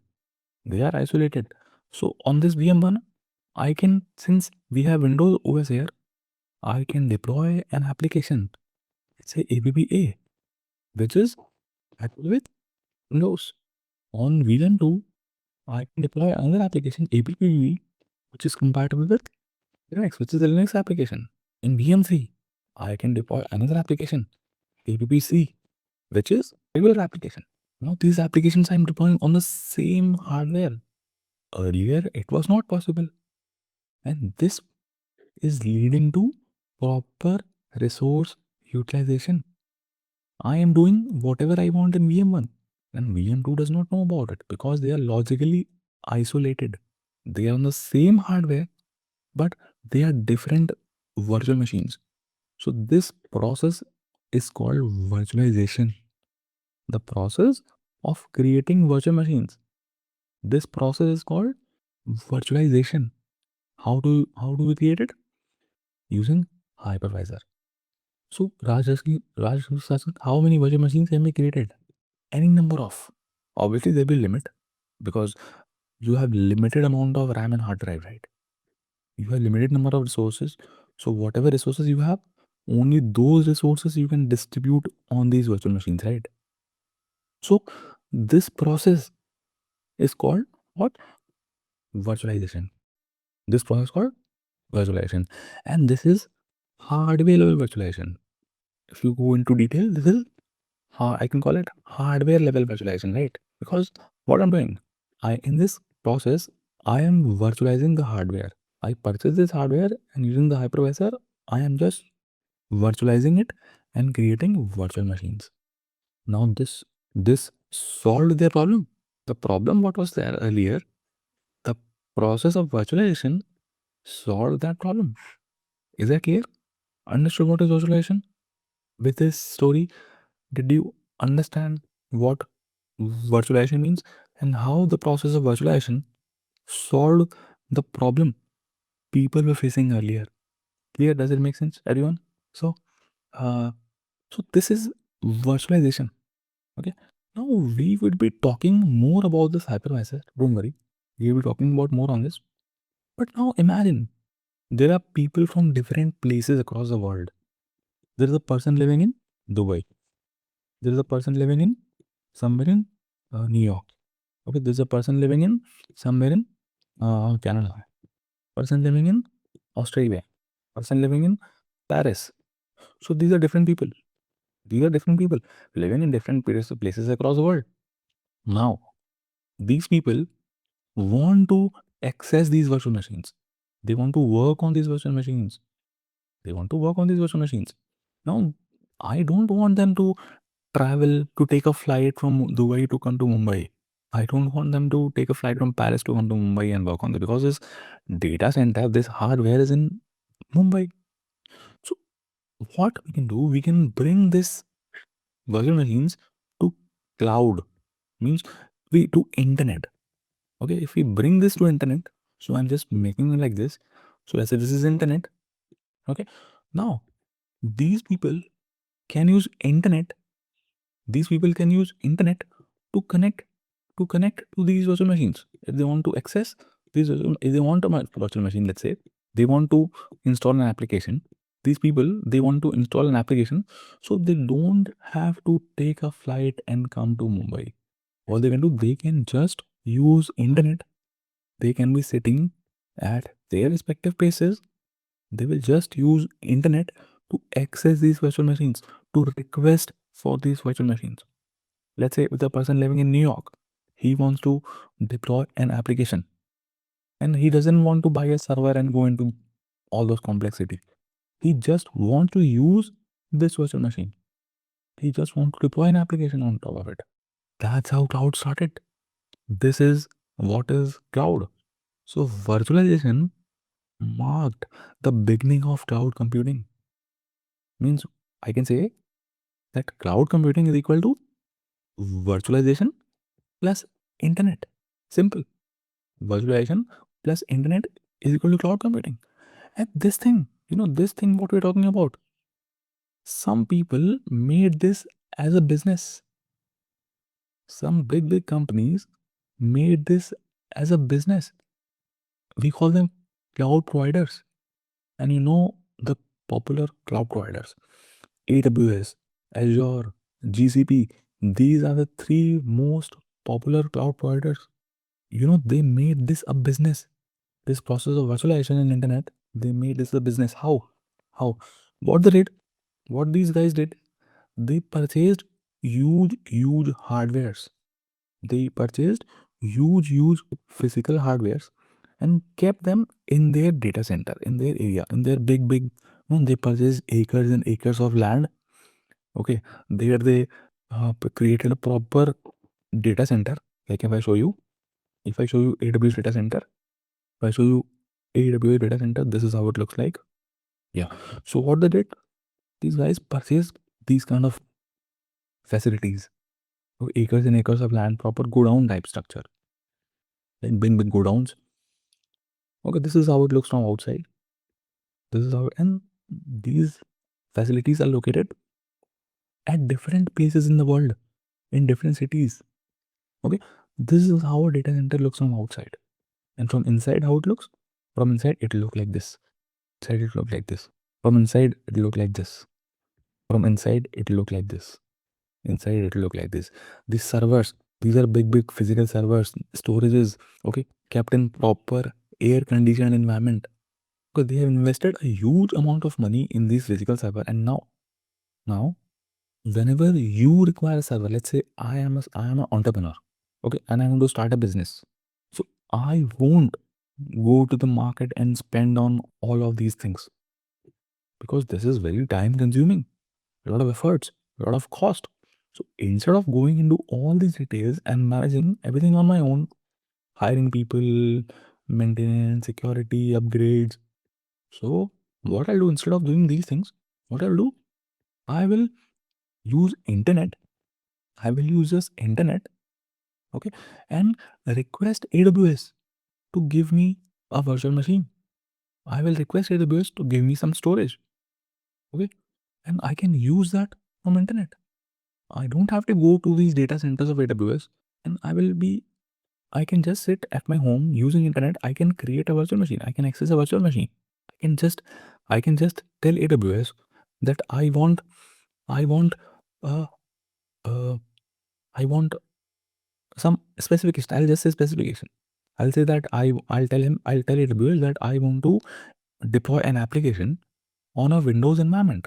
I want a Windows virtual machine of 2 GB RAM, 10 GB hard drive, and whatever. I'll just give it a specification. And AWS will create a virtual machine for me using hypervisor in their data center. Now, this is AWS data center, you can imagine. In their data center, they will use hypervisor and create a virtual machine for me, and they will give it to me, and I will be able to use it using internet. Okay, now I don't have to go to the market and purchase and invest in hardware. I don't have to worry about anything, because all these things we talked about here, I don't have to manage it. So AWS is managing it. So this is AWS is headache now. They are doing it on large scale. Okay, they have their own servers, they have their own storages, they have their own network equipments. They are paying for the rent, they are paying for electricity, they are investing in security. They have hired people who will be working on, you know, they will be hiring people who will be working on maintenance. They will be hiring people who are working on upgrades and all those things. So they will be doing on things on their data center. And what I'll do, I'll just use the internet, and I will just ask them to give me what I want. And the best thing is, I just need to pay for the time I am using it. If I'm using for 1 hour, I pay for 1 hour. If I use for 10 hours, I pay for 10 hours. If I want to use for 1 year, I just pay for 1 year. So I don't have to invest. Don't have to go into buying all these things. And imagine I lose my business. My business goes corrupt, or my business, goes bad, or else I make a loss. My business has to shut down. So at least I don't have to worry about these things, right? Because I was just renting things from AWS, right? I was just renting things from AWS. I was renting a server, I was renting a storage from AWS, and I was accessing it using internet virtually. Now my business has shut down, so I'll stop using it, and I'll not be charged after that. So this is cloud computing. So AWS was the first one to make it commercial in 2006, 2007. AWS was the first one to make this thing commercial. Then came Azure, then came GCP, a lot of clouds came in. Okay. So these days, starting a business is so easy. Anyone can start a business. At least he doesn't have to worry about the infrastructure, right? He doesn't have to go into this complexity. Does it make sense? Does everyone understand what is cloud? Does everyone understand the background? What if hardware gets corrupt or lost? Do they have backups? So you as a user, you don't have to worry about anything. And that is AWS's responsibility. If their hardware goes corrupt, if the person working on the upgrades, he resigns, if any fire happens in the data center, or if any. So you don't have to worry, because these hardware and these people are not yours, right? And these are managed by AWS. So that's what the benefit is. And they will have this stuff. Okay, these data centers which I'm showing you, these data centers are not just one. They are not just in one city. In many cities across the world, they have these data centers. So this is what cloud computing is. Okay, this was a basic of it. Okay, now advantages I just now told you already. So no capital expenditure required, no or very less capital expenditure, or everything is charged on per second, per minute, per hour basis. Means you pay for whatever you use. Getting a new server or any resource is very easy. We'll be doing a lot. The whole course is based on how we are creating resources on AWS. You'll be seeing it's very easy. Only few configurations required. Okay, provides a very high available solutions without any extra effort. So solutions which are there, but you get, they are highly available. They are, always available. They will never go down. AWS will make sure that the data you are storing, it's properly backed up in multiple data centers. Even if one hardware crashes, your data is never lost. If your storage goes corrupt, if the storage goes corrupt at the data center side, your data will not get lost. Still, they will create multiple copies, multiple backups. Okay, security, they will give you a lot of security services to secure your resources. You can do encryption, you can do a lot of things. Firewalls you can create, flexibility, RSC, it's very flexible. Number of resources can increase, can decrease automatically. So a lot of things are there, a lot of advantages. Okay, so these are advantages over on-premises. And what is on-premises? So you will be hearing this term on-premises. On-premises means basically this. If on-premises means basically what we talked about, this thing means managing everything on your own, buying a server, buying a storage, and keeping in your premises. Buying a person, renting, paying for rent, electricity, spending on security, maintenance, upgrades, and all these things. This is on premises. Means managing everything on your own. That is on premises. Okay, but cloud is, this is what we discussed. This is cloud. So these are the advantages of cloud over on premises. Okay. So guys, we have talked about this hypervisor. We have talked about this hypervisor. So you might be having confusion on this hard hypervisor part. So this hypervisor, I just told you, it's it's a software. Hypervisor is software. Now see, if you want to go into detail of hypervisor, it's a separate topic of study. Okay, there you can study details about virtualization. What are the different types of virtualization? Hyper-V, para virtualization. You have a lot of things are there. The details about the threads, processes. No need to go into that detail. If you are planning for a DevOps, if you are going to be a DevOps engineer or a cloud architect or anything, okay, no need to go into that much detail about different techniques of using hypervisors and those things. So for us, what we will be learning, I'll tell you the types of hypervisors. Okay, I'll tell you the types of hypervisors. There are two types of hypervisors. Okay, we'll discuss the types of hypervisors. Okay. So role of hypervisor. See, hypervisor role is to create virtual machines. Simple. To create and manage virtual machines. This is what hypervisor is doing, right? So hypervisor is doing virtualization. It's virtualizing your hardware, right? So this hypervisor will always virtualize the hardware. That is the role of hypervisor. So the hypervisor are of two types. Type 1 hypervisor and type 2 hypervisor. So type 1 hypervisor is called native or bare metal hypervisor. Okay. What is native or bare metal hypervisor? This type 1 hypervisor is sitting directly on top of the hardware. You have a hardware. Okay. You have a hardware and you have a hypervisor directly on top of this hardware. Like the way I have drawn. In this picture, what I've drawn? I have drawn a hardware and a hypervisor sitting directly on top of it. This is hypervisor. This is kind of type 1 hypervisor. Now, an hypervisor does what it does. It creates virtual machines. So let's say this hypervisor created two virtual machines. One is Red Hat Linux and other is MS Windows. Okay. Type 2 hypervisor. What is type 2 hypervisor? In type 2 hypervisors, you have a hardware, but the hypervisor is not directly installed on top of this hardware, but you have a layer of operating system. Means you have a hardware, if you have a OS, then on that you have hypervisor installed. Means you have a layer of OS in between hardware and hypervisor. And again, hypervisor does what it does. It creates virtual machines. So these are the two types of hypervisor. Now, can you tell me which out of them will be faster? If I'm talking about performance, which one will give you better performance? Type 1 or type 2? Think type 1, type 1, type 1.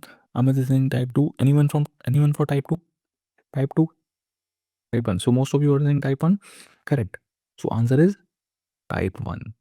So if you talk about performance, if you talk about speed, performance, type 1 hypervisor will be faster. It will give you better performance as compared to type 2 hypervisor. Why? Because type 1 hypervisor, it is directly installed on top of the hardware. So here, the virtual machines, these are virtual machines, right? When these virtual machines require resources, they are interacting via this hypervisor to the hardware. So there's only single layer. But in this case, there are two layers in between. So that's why it slows things a bit down. And the question is, what are the use cases? So, all the cloud providers, AWS, Azure, GCP, or whatever cloud providers are operating commercially, they are using type 1 hypervisor only. They all use which hypervisor? They use type 1 hypervisor. Why? Because they want to give you a better performance. They are scaling in, they are, working at scale. They have huge data centers, a lot of devices, a lot of things they have. So they use type 1 hypervisor because they have to give you better performance. That's why they use type 1 hypervisor, all the cloud providers. Now you would be asking me, why do we use and what are the use cases of hosted? Why would someone would go for a hosted hypervisor?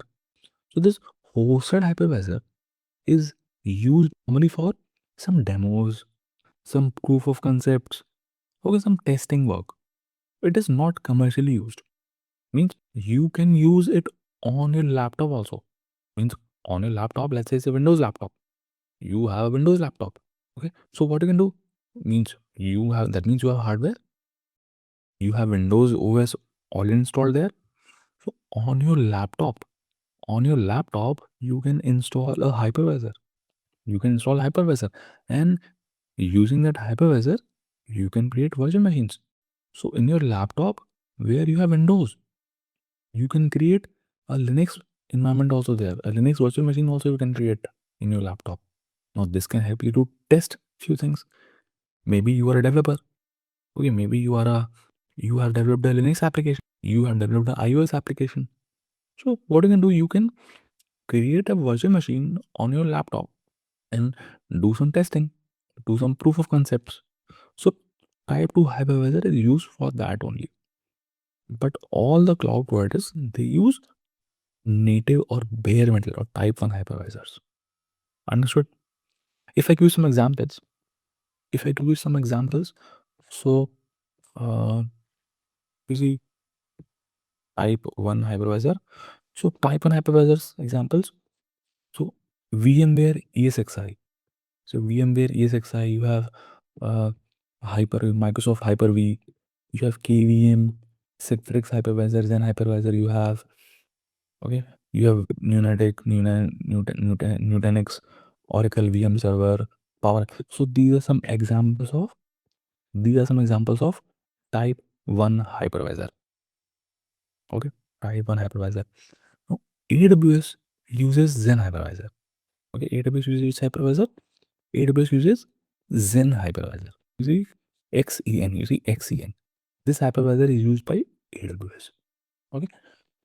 Now some examples of type 2 hypervisor. Type 2 hypervisors, which you can install on your laptop also. So these are the examples of type 2 hypervisors. You have Microsoft Virtual PC, Oracle VirtualBox, VMware Workstation, Oracle Storage. So you can install these as an application, like a software on your laptop, and then you can create virtual machines. Understood? Does it make sense? Till here, does it make sense? Any questions? So these are the two types of hypervisor. Now, no need to go into that detail about how hypervisor works, processes, virtualization techniques. If you want to learn, you can learn. You can do a PhD on it. There is no one stopping you. But do you require all these things? I would say no, not that much required. If you're a cloud admin, if you're going for any cloud role, cloud DevOps role, so you don't require those things in detail. Okay, this much information which I gave you is more than sufficient to crack any interview. Okay, to understand our topics. So what we have learned so far, we have talked about history of cloud computing, how it started. Okay, we talked about what is a hypervisor, what is virtualization, okay, and some advantages of cloud computing. This is what we have done so far. So we are going to cover two important topics. That is, these are two things. We'll talk about first is we'll talk about service models, cloud service models. Now, what is a service model? Service model tells you what kind of services does cloud provide to you.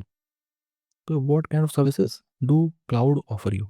So basically there are three kinds of services which cloud offer you: IaaS, PaaS, and SaaS. Means infrastructure as a service, platform as a service, and software as a service.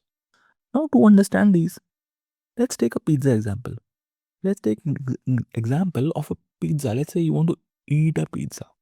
You want to eat a pizza. So one scenario is, what you can do is you can go to the market and purchase all these things. Means all the equipments. You can go to the market and purchase microwave. You can purchase oven. You can purchase pizza cutter. You can purchase knife, fork, rolling pin. These things. Okay, and bring it to your house. You have the complete control on it. You can decide that which brand of oven you want. You can decide how sharp the knife is. You can decide each and everything because you are owning it. You are buying it and bringing it to your house. Then you are also going to the market and buying some vegetables, some veggies, some cheese, some toppings. Then you are cooking your pizza and eating it or sending it to someone. Right? This is scenario number one, where you are managing each and everything. You have the complete control over the process. Now, if I relate this with IT or any IT stuff, so in if you want to deploy any application, what all things you need? If you deploy any application, you would need what? These things are required. First of all, a data center will be required. Data center will be data center would be any go down. Okay, where you are placing your storages, your servers, you will be requiring a network. Okay, you will be requiring storages, some servers. You will be having a layer of virtualization. You'll be having a layer of virtualization. Then you need a OS operating system. You need a database. Okay, for you might have a different application because that will require some data. Okay, that you are keeping in a database. You will implement security, and then you have an application. Application is a code.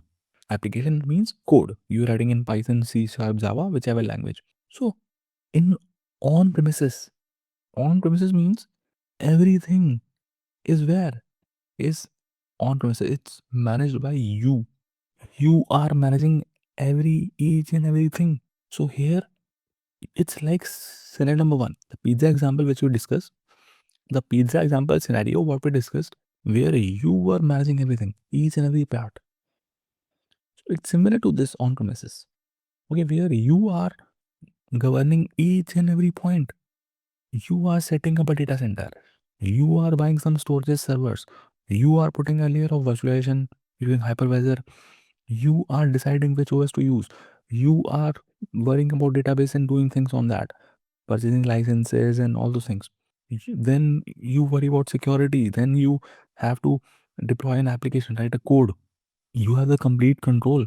You can decide which brand of servers to purchase, whether to purchase servers and storages from HP or Dell or uh, or IBM. You can decide what is the size of those servers. Everything you can decide about wires and cables. Everything you decide. So it's like on premises. Okay. Now you are the complete control, but everything is managed by you. So there is a lot of headache. You have a lot of headache because everything is managed by you. Now coming to cloud. Coming to cloud services. So cloud offers you three services: IaaS, PaaS, and SaaS. Now, if you talk about IaaS, so on this pizza example, let's talk about scenario number two. In this pizza example, scenario number two is, let's say you want to eat a pizza. Let's say you want to eat a pizza, so you don't go to the market and purchase these infrastructure. You don't invest in these infrastructure. What to do? What to do? You go to the market, to a shop. That shop already has all these infrastructure. Because they already have oven, they already have knife, they already have dishwasher, they already have all these things. Now you don't have control on that because these things are managed by them. But you have the control on the platform. Means you can go to the shop which already has all these things, but these veggies have to be purchased by you. Okay, these veggies have to be purchased by you. You have to go to the market and buy veggies, cheese, and toppings. But you cook yourself. Cooking also you have to do. The only thing is you are getting infrastructure from that shop. That shop already has infrastructure. You don't have to invest on that infrastructure. Now, this means that if anything goes bad, let's say the oven is not heating properly, or let's say the knife is not sharp, or this pizza cutter is not sharp, so you don't have to worry about it because it's not your ownership, because these things are owned by the shop. But the veggies and thing you can decide. So here you're getting the infrastructure as a service. Now if I relate with this, if I relate it with this, so in infrastructure service, you don't have to manage the data center, network, storage, servers, and virtualization. So this is complete infrastructure, and that will be managed by the cloud provider. So an infrastructure service, all the infrastructure will be managed by the cloud provider. So this data center, network, storage, now which servers they are purchasing, whether in their data center they have which air conditioner, they are buying servers from Dell, HP, or whatever. You don't see it. What is the virtualization technique they are using? You don't see all these things. For you will get the infrastructure as a service, and then on top of it, you can decide which OS to use. You can use which databases, what you want. You have to worry about license and all those things. You have to worry about security. You have to worry about upgrades, about applications. What is the code you are writing? It's you. So the blue things which you see here will be managed by you, and the orange things which you see here will be managed by the cloud provider. So this is infrastructure as a service. Okay. Now, what is a platform as a service? What is a platform as a service? So, guys, one thing is, in AWS, in Azure, in GCP, you will have so many services. Some services will fall under the category of infrastructure service. Some services will fall under the category of platform as a service, and some services will fall under the category of software as a service. Okay. Now coming to platform as a service. Coming to platform as a service. Now the platform as a service, you can take scenario number three. Scenario number three is you want to eat a pizza. Now you went to the shop. The shop already has this infrastructure. That shop already has these veggies and cheese and toppings. So you are just going to the shop that already has all these things. the infrastructure and the platform, and you cook yourself. The cooking part you have to manage. You have to look at the recipe and cook. So this is like a platform as a service where the cloud provider provides you the complete platform. Means in addition to the infrastructure, you also get a platform, OS, database security. You get this part. This is also managed by the cloud provider. Now you just need to deploy an application. You just need to write a code and deploy an application on top of the platform. So this is pretty good for a developer, right? Imagine you're a developer. Imagine you're a front-end developer or back-end developer. Now you don't have to worry about the infrastructure. You don't even have to worry about the platform. You can focus on your code, right? You can focus on the business logic of your code, and you just need to deploy that code on a platform as service. So here you get a lot of abstractions, and many things are managed by the cloud provider. So this is platform as service. Okay. Now coming to software as service. Coming to slide number 4 in pizza. In pizza example, you want to eat a pizza. So what do? You just order it from Domino's or Pizza Hut. Simple. You don't have to worry about the infrastructure. You don't have to worry about the platform, and you don't do cooking also. You just order it. So this you can relate it with software as a service where cloud provider manages everything for you. They manage the infrastructure, they manage the platform, and even the code part, even the application is theirs. You don't have control on that. So cloud providers provide you some infrastructure service, some services will be platform as service, and some services will be software as a service. You can choose accordingly as per your preference. As per your preference, you can choose accordingly. So I will not take the names of the services right now, because if I take the names, you will get confused. Again, if you want to hear, so EC2 is the example of infrastructure service in AWS. Platform as service, Elastic Beanstalk, RDS, Lambda, they will come under platform as service. And software as service, you guys are already using many times, right? You're using Google Drive. You are using Google Drive. So that's also cloud, right? If you are storing some data, a movie in Google Drive, can you see in which storage is getting stored? You cannot see, right? So that is software as service. Can you change the code of Google Drive? Can you modify the code of Gmail or Google Drive? You cannot, right? So that is software service. You pay for use, or there is some free trial or some limited amount of free resources you get. So this is cloud service model. This tells you what kind of services do cloud provide you. Is that here? Cloud service model, does it make sense? Cloud service models. No, this was service models. Now comes deployment models. Now comes deployment models. Now what is deployment? Deployment model tells you how is your application deployed on the cloud. Service model tells you what kind of services cloud provides you, but deployment model tells you what how how you deploy an application to cloud. So there are three deployment models: public cloud, private cloud, and hybrid cloud. Now these are very self-descriptive. They are self-explanatory. Public cloud and private cloud. Let's discuss about public cloud.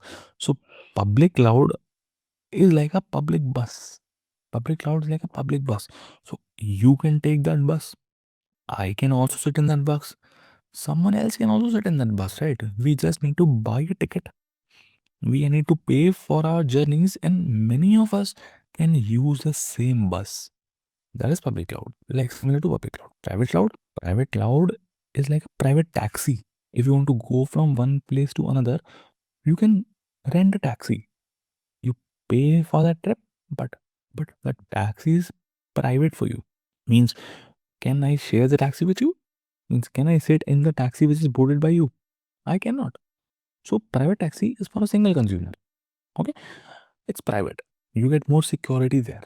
So public cloud, all these cloud providers, AWS, Azure, GCP, they all are public clouds. Means I just now showed you the data center, right? How they are public clouds. See, these data centers which I showed you, these data centers will have some storages. Okay, uh, they have some hardware, physical servers, and all those things. They are using virtualization and all those we have seen, right? They are using hypervisor to virtualize things. Now, if I want a server, if I want a server, I request AWS that okay, give me a server of this configuration. So AWS will give me a server which might be located in this data center. They will give me a virtual machine. AWS will give me a virtual machine. That virtual machine might be on this hardware. Okay, they have virtualized this hardware and they gave me this virtual machine. Maybe you are requesting for it. AWS gives you a server in this virtual machine. You are requesting for more. Maybe AWS is giving you somewhere here, somewhere here, somewhere here, somewhere here. Means your data is also in the same data center. My data is also in the same data center. So it's like public cloud. So this is what is public cloud. Okay. So if we are using a public cloud, means our resources are kept in the same, they might be kept in the same data center. Okay. So anyone can use it like a public bus. Okay. I'm not saying it's not secure. Security lies in your own hands, right? AWS gives you, or all the cloud providers, they give you a lot of security related services. You can encrypt your data, you can put firewalls, you have network security options, you have a lot of things, you have security. So its security lies in your own hands. But in the public cloud caters to multiple customers, and all the customers' data or the resources, they might lie on the same data center. So that is public cloud. But guys, some companies, they are not comfortable with this. They are maybe bounded by some compliance. They want very tight security. They want a very tight security. For example, take an example. Take an example. Let's say I am a bank. I am a my client is a bank in somewhere in France. Okay. Now in that, now I have a compliance. That bank has a compliance because that data of the customers is very critical. The data for the customer is very critical. For what they want, they don't want to use public cloud because they want very, very, very high security. They uh, uh, so what they can use? They can use private cloud. Private cloud is what? They can hire a third party. They can hire some third party which is specialized in providing private cloud, a private cloud provider. Now, what they will do, they will ask them to set up a data center for them. So that private cloud provider will set up a small data center for this bank. Maybe their data center is located somewhere remote. Okay, and maybe their data center is located somewhere near the bank only, in the bank premises only. That data center will be only for that bank, only for the bank. So all the data or all the servers that those bank uses, they will be there in that data center only. Okay, and I cannot create a I as a user or some XYZ person, he cannot store data in that data center, in that cloud. Okay, it's not for public, it's for a single customer. So only that bank resources will be there. So that is private cloud. So private cloud is more secure. Okay, because there is no doubt about security in private cloud. It's you only, right? It's your bank only. It's caters to a single client. So it's very highly secure. So if an organization wants to, it's on a compliance. If they have to follow a compliance, if they want very high security, so they can go for private cloud. Can you think about the cost? Which one will be costly? Can you talk about? Can you tell me, will private cloud be costly or will public cloud be costly? Which one will be costly? Obviously, private will be costly. Okay, because simple, you take a private taxi, that will be more costly than taking a bus, right? Because private cloud is just for you. That is going to be costly. Security, I have already told you. Security wise, private cloud will be very highly secure. Okay, but public cloud, it doesn't mean that public cloud is not secure, but here, you have to think about security. You have to do a lot of things on security part. And now scalability. Talk about scalability. Can you tell me which one will be more scalable? Which one will be more scalable? Scalable in the sense, I'll give you an example. What does scalability means? What does scalability means? Let's say I have an application. A website. A website. Okay. Now that website uh, suddenly became very popular, or maybe I had a product, it came into Shark Tank. I went to Shark Tank and i I did a lot of marketing, and suddenly there are a lot of traffic coming in the website overnight. Okay, can my application handle that traffic? Do I have enough resources? So that is scalability. So even if 1,000 requests comes in, and even if 1 million requests comes in, are my resources capable of handling the traffic? So that is scalability. If more and more and more data keeps on coming, do I have way to handle it? Do I have way to store my data? So can you tell me which cloud will be better in that case? Will that be public or private? It will be public, will be more scalable. Why? Because I showed you these data centers. These data centers from AWS.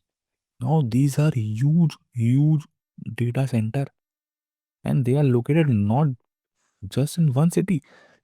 In multiple cities, there are many data centers. So you have literally infinite amount of storage. And it doesn't end. It's a public cloud, right? It's a public cloud, so you can be anywhere in the world and request something from AWS. Let's say I'm living somewhere in Delhi. I'm living somewhere in Delhi, and I want to store my data in Paris.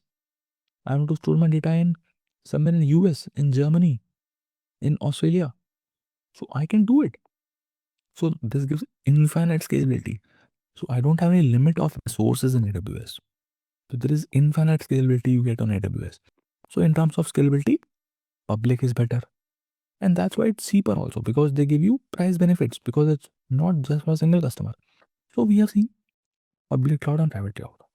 Now what is hybrid cloud? Hybrid cloud takes the best out of public and private. Public was better in terms of cost, in terms of scalability. Private was better in terms of security. Okay. So what is hybrid cloud? Hybrid cloud means Hybrid cloud means, let's say, take an example. I'm giving you some examples, some use cases, some real time use cases. See, I am a bank. Let's again take a bank. Now, for that bank, what I want, I have some applications. I have some applications which have to be very secure, like databases. In my databases, I have my client information. I have all their transactions and all the related stuff. So that will be very secure. So I will keep them in my on premises. Okay, I will keep them in on premises. I'll keep them running in my data center, in my bank, in my basement, let's say. So it is very secure. But there are some applications. There are some applications in my bank which are front end facing, or they don't require that much security. So I will use AWS. I can use some AWS services. Okay. So that is, I'm using combination of multiple things, right? I am storing things on my on-premises also. I am running things on cloud also. So this is hybrid. Okay. One more example. One more example. Let's say it's a company. My company is everything on premises only. Okay. We are moving to cloud. My company is moving to cloud. Let's say, means some of the resources are in cloud, and I want to store some. I want to keep some resources on AWS or Azure. There are different, uh, or I can store backups on cloud. That is also a use case. Means everything is running on premises. Everything is running in my on premises in Mumbai, and I'm worried. What if this flood in Mumbai? What if the data center in Mumbai crashes? What happens? So in that case, what I want that I should have backups, right? So all the backups I will store somewhere in Paris data center. Okay, I store in AWS region in Paris. So I'm using again multiple stuff. My complete data center is running on premises, but I'm just using cloud. I'm using public cloud for keeping my backups. So that is also hybrid cloud. Okay. So this is what is hybrid cloud. Okay. And you'll be seeing some more terminologies. Okay. You'll be seeing there is something called community cloud. Okay. You must be hearing something called so community cloud is like a private cloud. Okay. But in community cloud, two or three companies or multiple companies, they form a community. Okay. Let's say company A, company B, company C. These three companies, they decide that we don't want to use public cloud, but we will use private cloud of three of us. Okay. They will hire a third party or any private cloud provider, and they will ask them to set up a data center. And in that data center, there will be resources for these three companies only. So they have formed a community. So that is community cloud. Okay, that is kind of a private cloud only. Cool. So this is cloud deployment model. This tells you how your services are deployed on cloud. Cool. Why do we have data center in different cities and countries? Any difference of taking different cities, countries, public data center? See, it's because AWS needs a presence, right? These cloud providers, they need a presence in every country. What if there is an application in India? Let's say in India, there is an application for a government. It's a government application. It's a government application.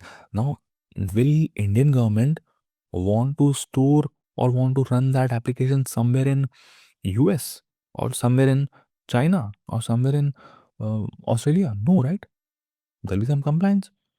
So AWS has set up some data center in Mumbai and Hyderabad. Okay, so for that, so these are some of the reasons. And AWS also wants to have a presence. Okay, security, speed, and a lot of things are a lot of things. There are reasons. So it wants to have a presence in every continent, every country. Everyone is clear about cloud service models and cloud deployment models. Okay. Now, see, there are three popular cloud providers, and you all might have heard about these three providers: AWS, Azure, GCP. These are popular ones. Now we saw that AWS was the first one. They were the first one to make things commercial in around 2006, 2007. They were the ones who made cloud computing commercial. So obviously they have the biggest market share. Okay, you will find a lot of openings on AWS. A lot of companies use, a lot of popular companies use AWS. Okay. Azure. Azure is comparatively newer. Okay. But it's gaining the market share. Azure has a very good USP because it's from Microsoft, right? Azure is from Microsoft, so it has a very good compatibility with Microsoft products. For example, Windows. For example, uh, uh, Outlook or means Office. You have very good compatibility with Microsoft Active Directory. In that ways, Microsoft Azure is you know is good. AWS, it's older and it has a very good documentation, very good community.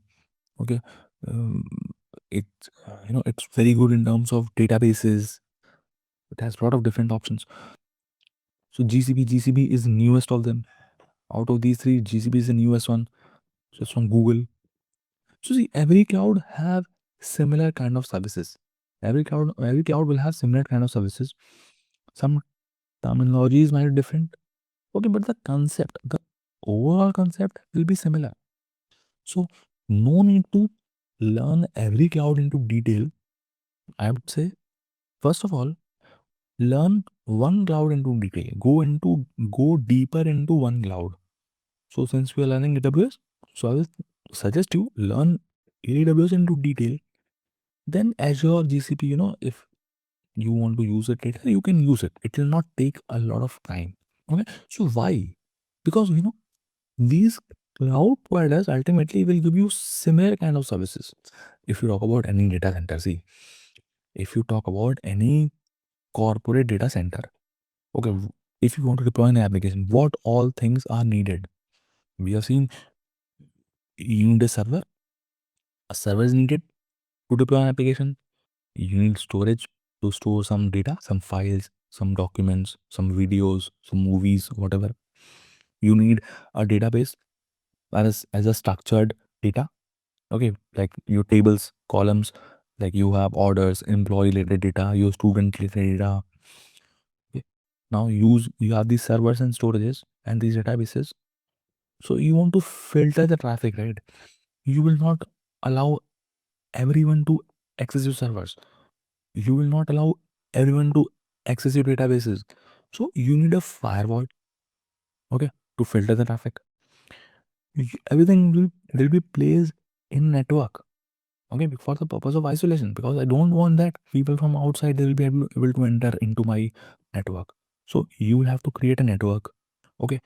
You will need a domain, because a website which is hosted on the server, you will not give the IP of that server to your users, to your customers. You will need a domain, right? Like facebook.com, instagram.com. You will need a domain. So you will need to monitor these resources.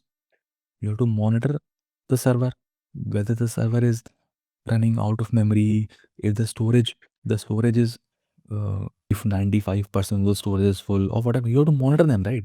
And based on that, you have to send a lot of notifications. You have to send notification to your team. The server is going out of capacity. The storage is almost full. Please do something. You have to monitor your application which is deployed here. So you need to monitor you need monitoring services. You need to send notifications. You need to manage users. There'll be different users. There'll be some DevOps users. There'll be users of your website. There'll be some admin users. They will have different level of permissions. So you need to manage that also. Now this is common. This is generic thing about every application. Every data center will have these things for sure. Now, all these cloud providers, they will provide you services in each aspect. For example, if you talk about AWS, so for every aspect, AWS has some services. For example, for a server, you can use EC2 service. For storages, you can use EBS EFS. For databases, you can use DynamoDB RDS. For firewalls, you can use security by NCL. For network, you can use VPC. For domain, you can use Auth23. For users, you can use IAM. For notifications, you can use SNS. For monitoring, you can use CloudWatch. Now, these are different AWS services. You will have similar kind of services provided by Azure also. You will have a similar kind of services provided by GCP also. So that's why I told you the concepts behind them are going to be very similar, because AWS is also providing you virtual machine, GCP will also provide you virtual machine, Azure will also provide you virtual machine. You can get it from anywhere, right? Only the terminologies will be different. In AWS, the service that provides you virtual machine is called EC2. In Azure, we call them virtual machine. Okay, so only terminologies are different.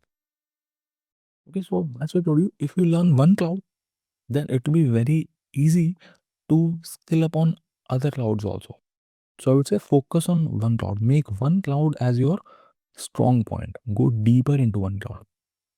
Okay. So we are here to learn AWS.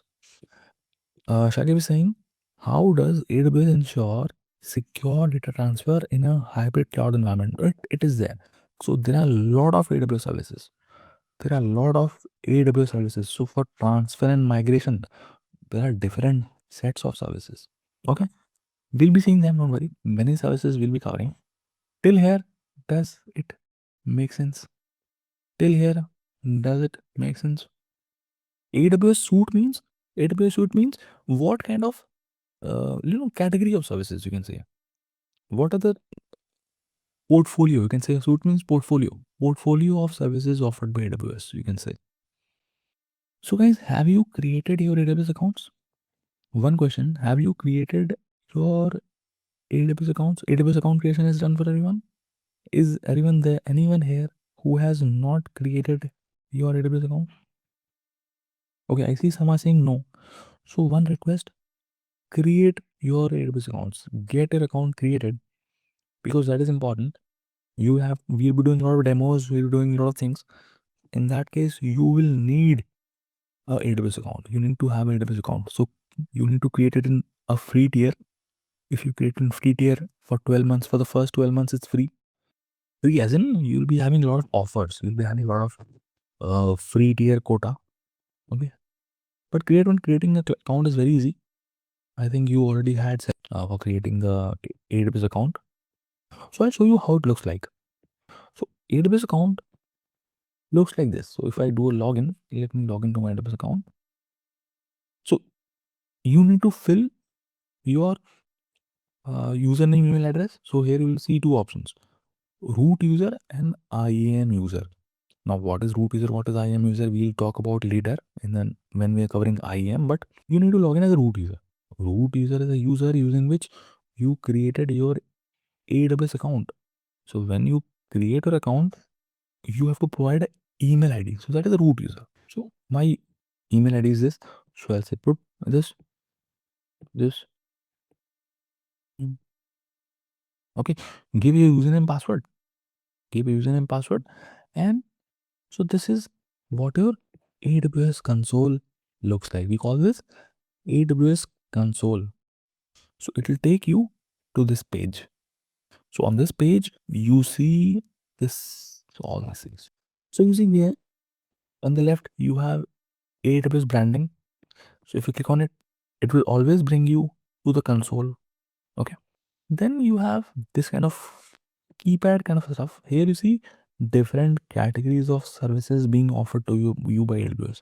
This is AWS Suite. Okay, you can say this is AWS Suite. So these are different services which are offered to you by AWS. Now you can think of any category. You can think of any category and AWS will have a service for it. Think of any category. Analytics. AWS has so many services related to analytics. Talk about blockchain.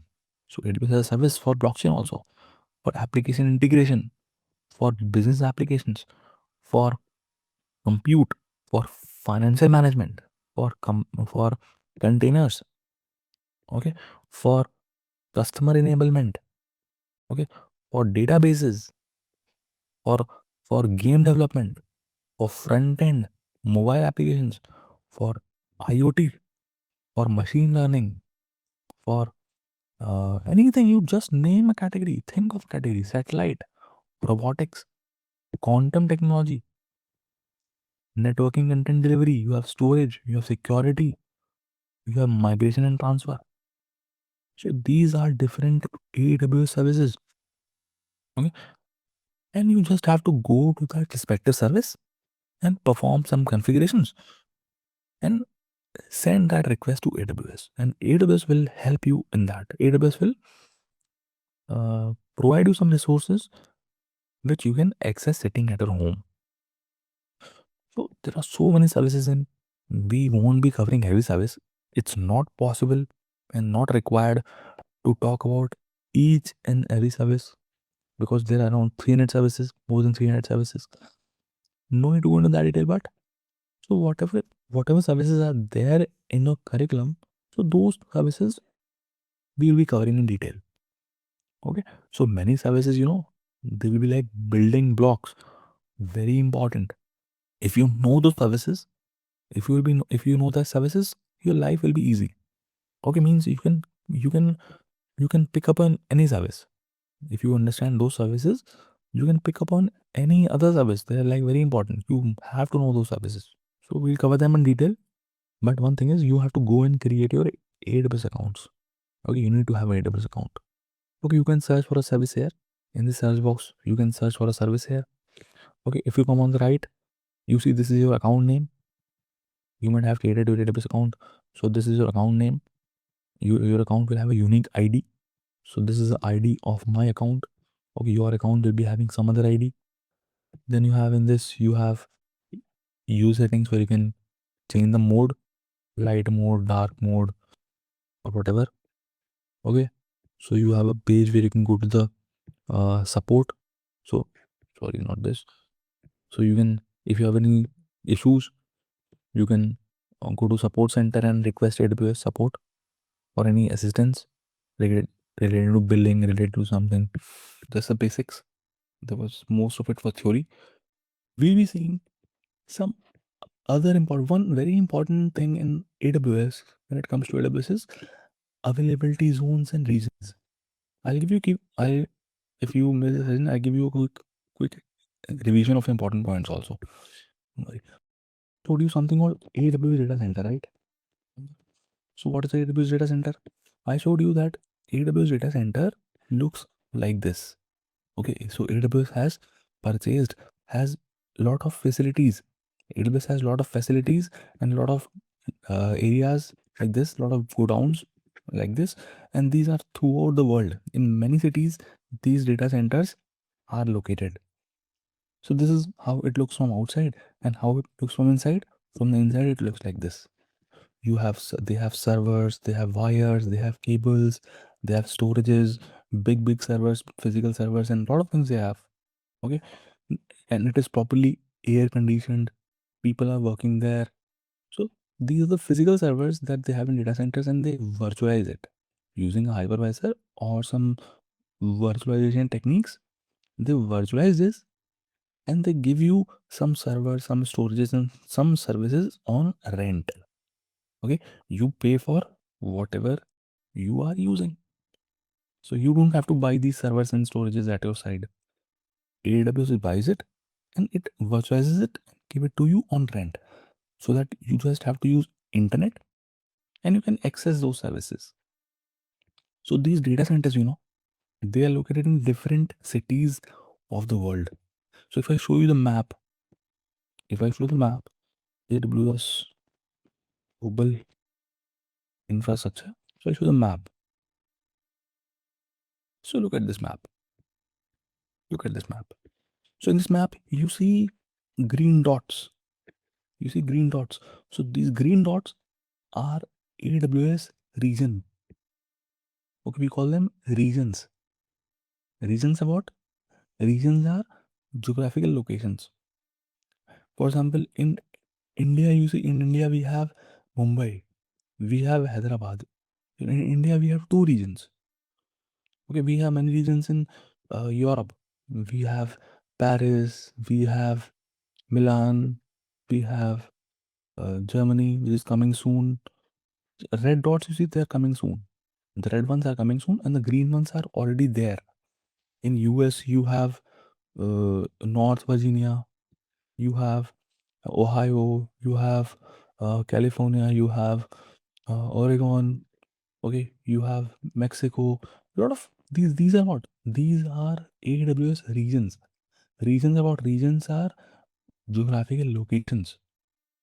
Now, every region is divided into multiple availability zones. And inside those availability zones, you have data centers. One or more data centers in every availability zone. So if I draw a diagram, that will make things more clear. See, let's say I'm making multiple regions. Okay, this is, let's say, Mumbai. Okay, this is, let's say, North Virginia. This is, let's say, Paris. Okay, I'm drawing just three regions. There are many regions, as you saw. So let's draw. This is, let's say, Mumbai. Okay, this is, let's say, North Virginia in the US. Let's say this is Paris. Okay, now every region has a code. Every region has a unique code just for representation. So if you see the console, if you see your AWS console, so this is to the left of it. This is what the region is. So if you select it, so it will open a drop down. Yeah, see a drop down. This is what the regions are. Okay, North Virginia. The code for North Virginia is US East 1. Ohio. The code for Ohio is US East 2. And likewise, for Mumbai, it's AP South 1. For Tokyo, it's AP Northeast 1.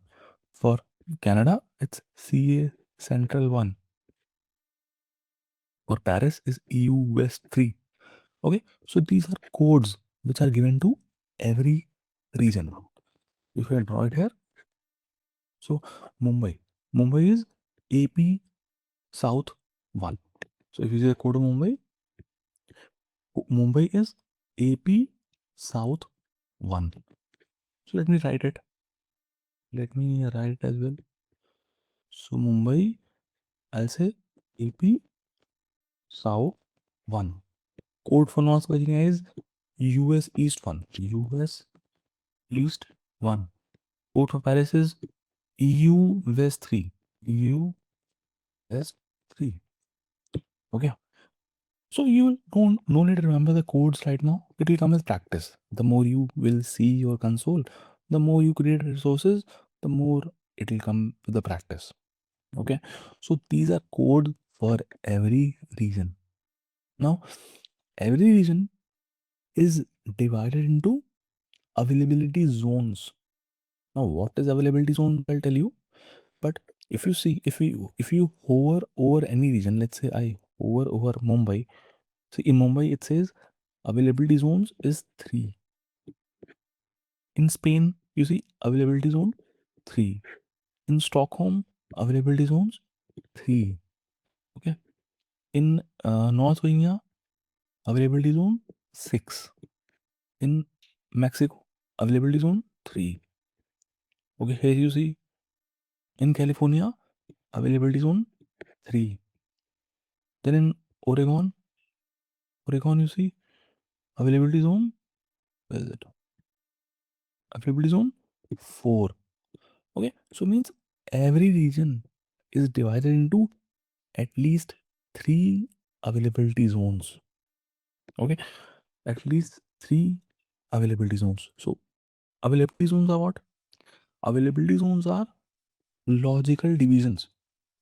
Okay, and inside those availability zones, you have data center. Okay, so data center are physical.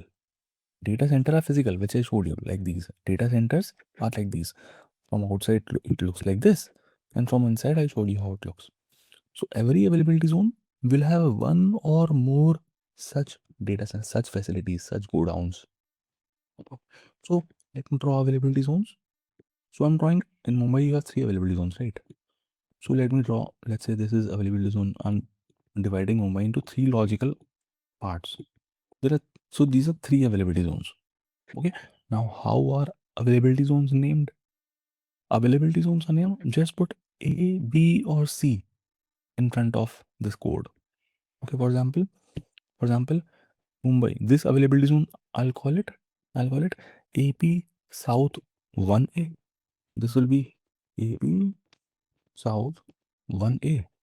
This will be AP South 1B, AP South 1B, and this will be AP South 1C. Okay, so these are the names of the availability zones. So region code, and this will be availability zone code. Okay, now I said the data centers will be distributed in these 3 availability zones. So every availability zone will have one or more data center. So let me draw data centers. So let's say in AP South 1A, I have 2 data centers. In AP South 1B, I have 3 data centers. AWS has 3 data centers. So you cannot know, AWS will not tell you that how many data centers they have in these availability zones. So these are data centers. They can be one or more data center. And you know what is there in data center? Inside these data centers, you have big physical storages, big physical servers. You have wires, they're properly air conditions and everything. So the question is, why does AWS has so many data centers in different regions? And why they are far away? Why they are separated? They can be very close also, right? They can be very close also. Let's say all AWS data centers are in north of Mumbai. Okay, all AWS data centers are they're in south of Mumbai. They're in South Mumbai. But it's not like that. They are distributed across the city. Okay, so that why they are called availability zones? Okay, these regions, every region is having at least 3 availability zones. What is the purpose of availability zones? Availability zone give you high availability. What does availability zone give you? High availability. Now, high availability is very important concept. There is a concept of high availability. High availability. So, high availability means that your resources, whatever you are creating, they are highly available. Whatever you're creating is highly available, is always available. For example, let's say I'm saying that in a company, an employee is highly available. If a manager says, if a manager says that this person under me is highly available, it means that the person is available to work every time. He's working 24/7. He's working in morning shift also. He's working in evening shift also. He's working in night shift also. So this means high availability means he is always available. Same if you relate it with cloud, means on cloud you are storing your data, right? You are storing some movies, you are storing the files, you are storing some images, some documents. So your data will always be available. Means even if something crashes, even then your data is available. So how is that achieved? How is that resilience and high availability achieved? So with the help of availability zones only. So here you have different data centers in different availability zones. So in episode 1A, let's say you have 2 availability zones. In episode 1B, you have 3 availability zones. In episode 1C, you have 3 availability zones, 4 availability zones. Now let's say you store a data. Okay, you store some data, you run some servers, or you run any workload or anything. You are running a website. You have some data. So that data will be present here also. And for the purpose of backups, it will be copied to multiple data centers. Your data will be copied to multiple data centers. Okay, now across availability zones. Okay, your data will be copied to some data centers in this availability zone, some data centers in this availability zone, and some data centers this availability zones. And availability zones are a bit far away. It's not like very close. They are having some distance. Now let's say there were some floods. Some flood happened in AP's South one in this region of Mumbai. Let's say this was north of Mumbai, and this was affected by floods, or because of anything, because of any man-made disaster, or natural disaster, grid failure, or anything. It can anything happen, right? Maybe the storage in this data center got corrupt. Okay, maybe anything happened there. So in that case, this data center won't be working. This data center won't be working. It's outage, right? Or maybe this whole availability zone is not working. Means all the data centers in this availability zone are not working. But you don't have to worry. You don't have to worry because your applications are running in multiple data centers. Your data is saved here also, here also, here also, here also. Your server's applications, your server is running here also, here also. So you don't have to worry. So this means you have a high availability of your applications. So your users will not face any downtime. The users of a website, they will still see everything running. They will still see everything is accessible because they won't even know that this data center has gone down. Their request will go to these data centers. So this is high availability. And how we achieve high availability? With the help of availability zones. That's why they are called availability zones. Okay, so whenever in future you hear the term high availability, you can think about availability zones and vice versa. If you hear the term about high availability, if you hear the term availability zones, you have to think about high availability. Does it make sense? Everyone understood? So we're saying India has two available. No, India has two regions. Okay. So if you see the map, I showed the map, right? I showed the map. So if you see India, India has two dots. So these are regions. In the map, you see these are regions. In India, you have Mumbai region and one is Hyderabad region. Okay, Mumbai region came in 2016, but Hyderabad is recently introduced in 2022. Okay, so these are two regions in Mumbai. Now, Mumbai region also has 3 availability zones, and Hyderabad also has 3 availability zones. So there will be multiple data centers in Mumbai also, and there will be multiple data centers in Hyderabad also. Does it make sense? Does the concept of availability zone and how availability zone offer high availability? Okay, now if same way you can say North Virginia. Okay, the code for North Virginia is US East 1. And how many availability zones in North Virginia? You can check in the map. So most of the regions have 3 availability zones only. There are some regions, for example, North Virginia. See, North Virginia has 6 availability zones. Okay, 6 availability zones. So the code for North Virginia is US East 1.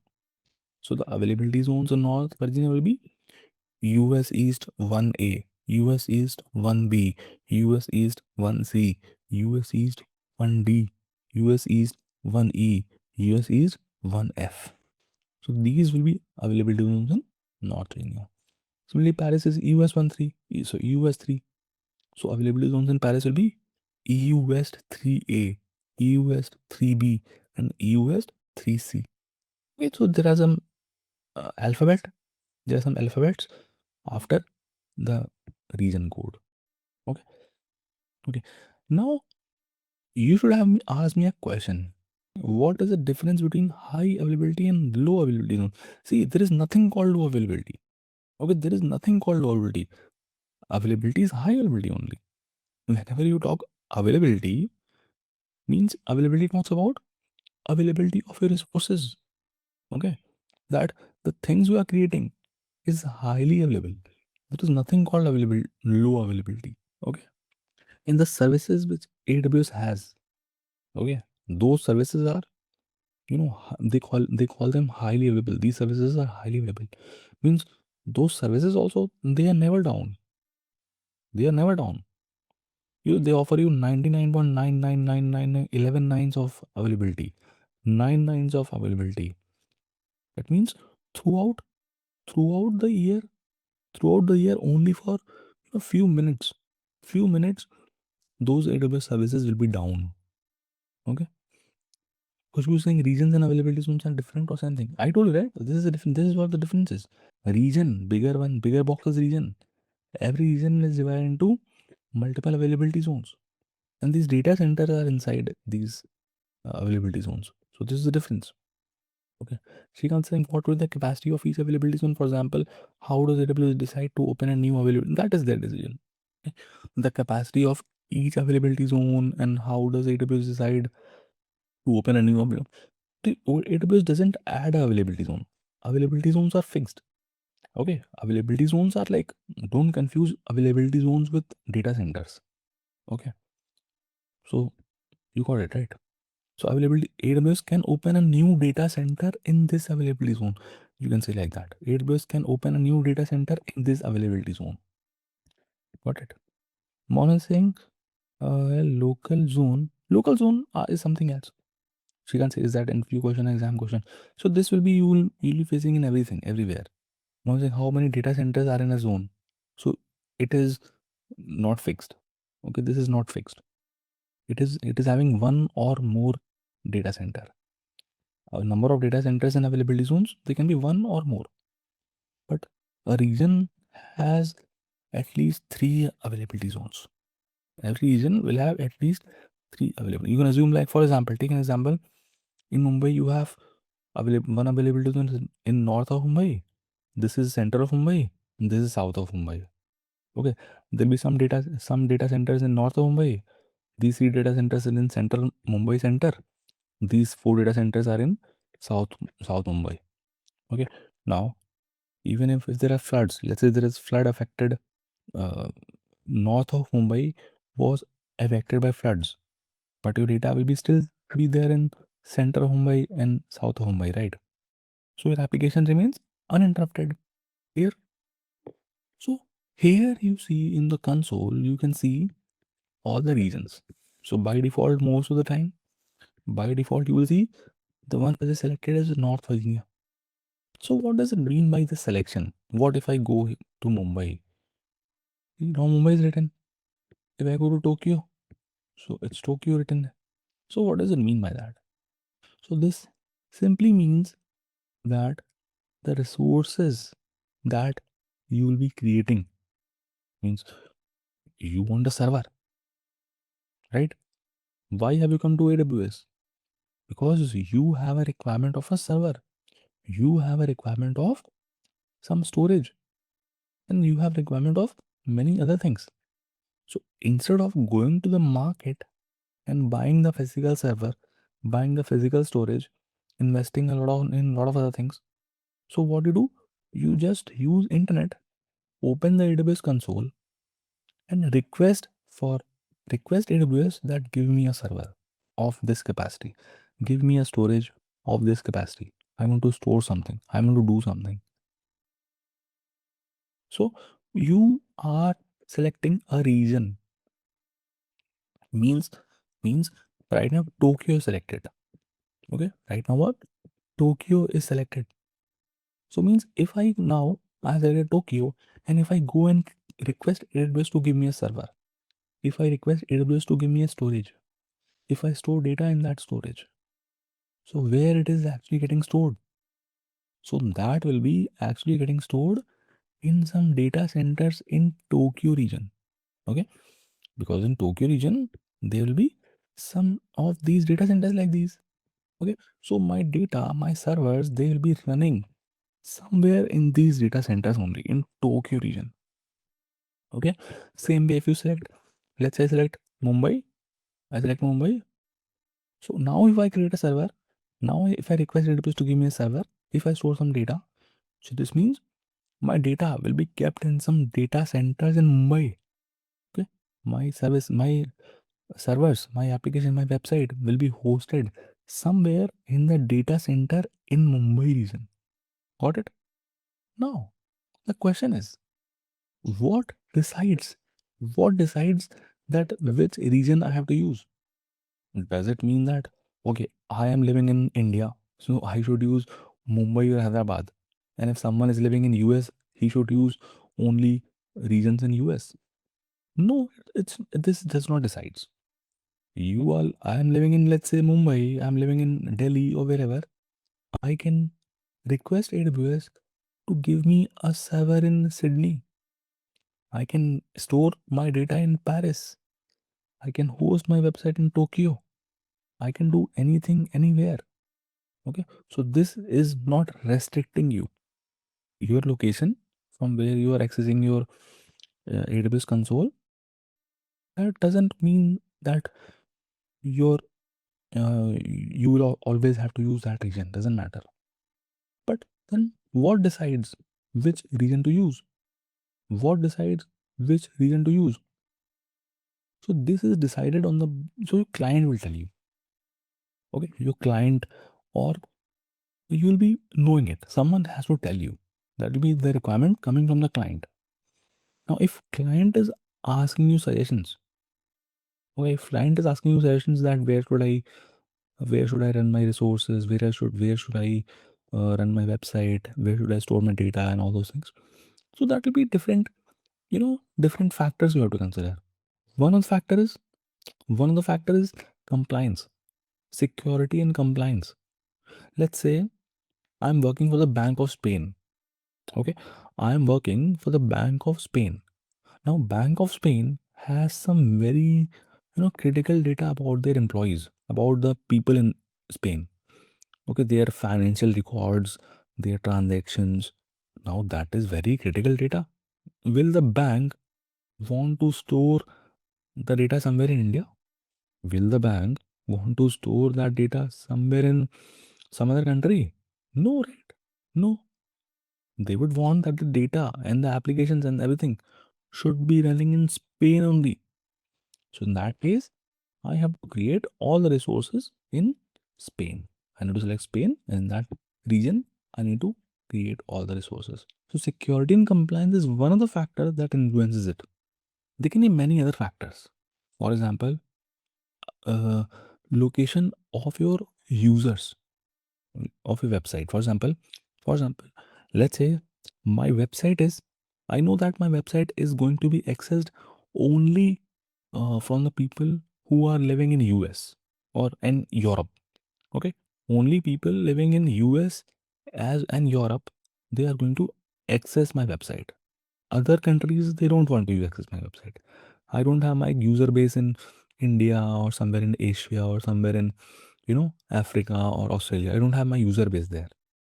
So I can I can use multiple data centers from US and some data centers from Europe. Okay, in both the data centers, I can store my data. I can use either of them.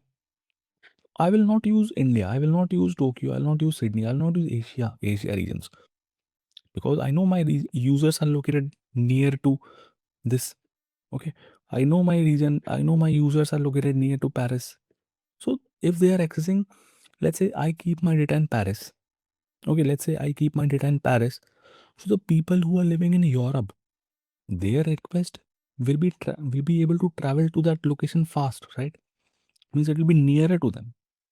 The proximity of the user is also, one of the factors that we consider.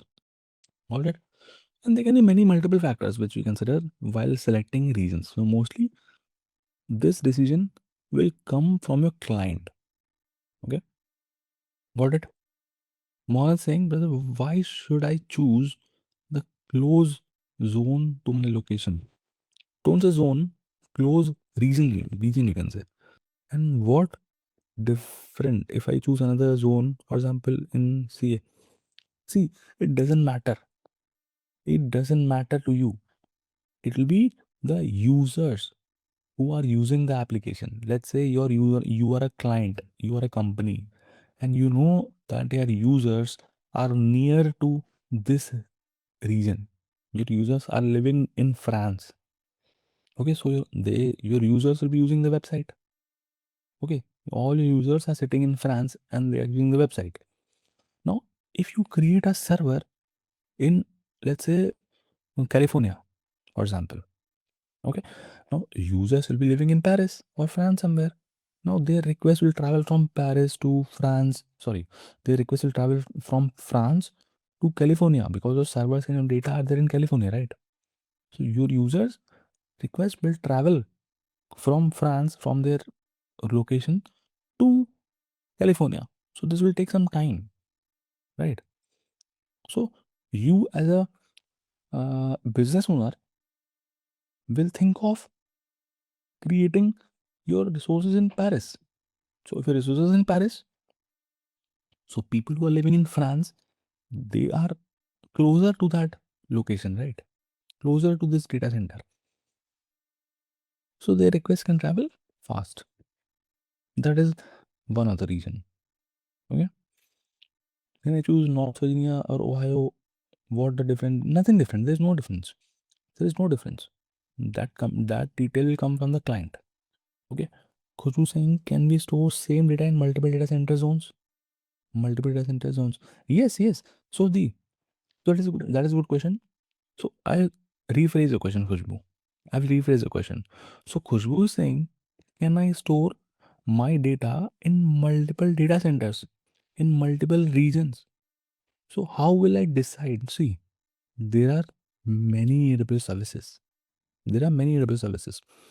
So for some services, your data will be copied to different data centers automatically. For example, if I store a movie, let's say if I store a movie in Mumbai, I store a movie in somewhere in Mumbai, some storage in Mumbai using some service.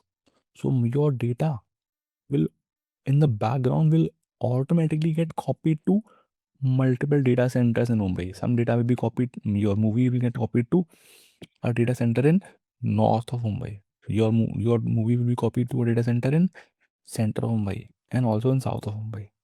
Okay. Some services will automatically come with that feature. But for some services, you have to decide. You have to explicitly specify that I want my application, I want my server running in AP South 1A. I want my server running in AP South 1C. I want my server running in AP South 1A and 1B. So you have to decide that. We'll see that, don't worry. So this depends on the region. This depends on the service, which service we are using. Got it, Khushbu? Did I answer your question? Then is saying, does it impact on the services if data center is in other country or zones? No, it doesn't impact. So you'll understand more. Okay, you'll understand more when we are proceeding through. More is saying availability zone means data center warehouse. No, no, no. See, get this clear first. Okay, before asking any, before before going into later, say before going into detail, just understand the difference between regions, availability zone, and data center. I think many of you are confused on that. Region is a bigger box. Region is like, you can say, like a country. Like I gave an example, right? I gave an example. Mumbai is a region. Hyderabad is a region. North Virginia is a region. Okay, every region is divided into at least 3 availability zones. For example, in if you consider Mumbai region, in Mumbai, availability zones will be, take an example, north of Mumbai, center of Mumbai, south of Mumbai. These 3 are availability zones. There will be some data centers in north of Mumbai. There will be some data centers in south of Mumbai. There will be some data center in center of Mumbai. Okay, got it? Is that clear, Manat? So availability zone doesn't mean data center warehouse. There can be multiple data centers in that availability zones. Okay, so availability zone doesn't refer to one data center. There can be multiple data centers in Mumbai. There are, for example, in south of Mumbai, I have drawn 4 data centers. So in this availability zone, there are 4 data centers. In this availability zones, there are 2 data center. Is that clear to everyone?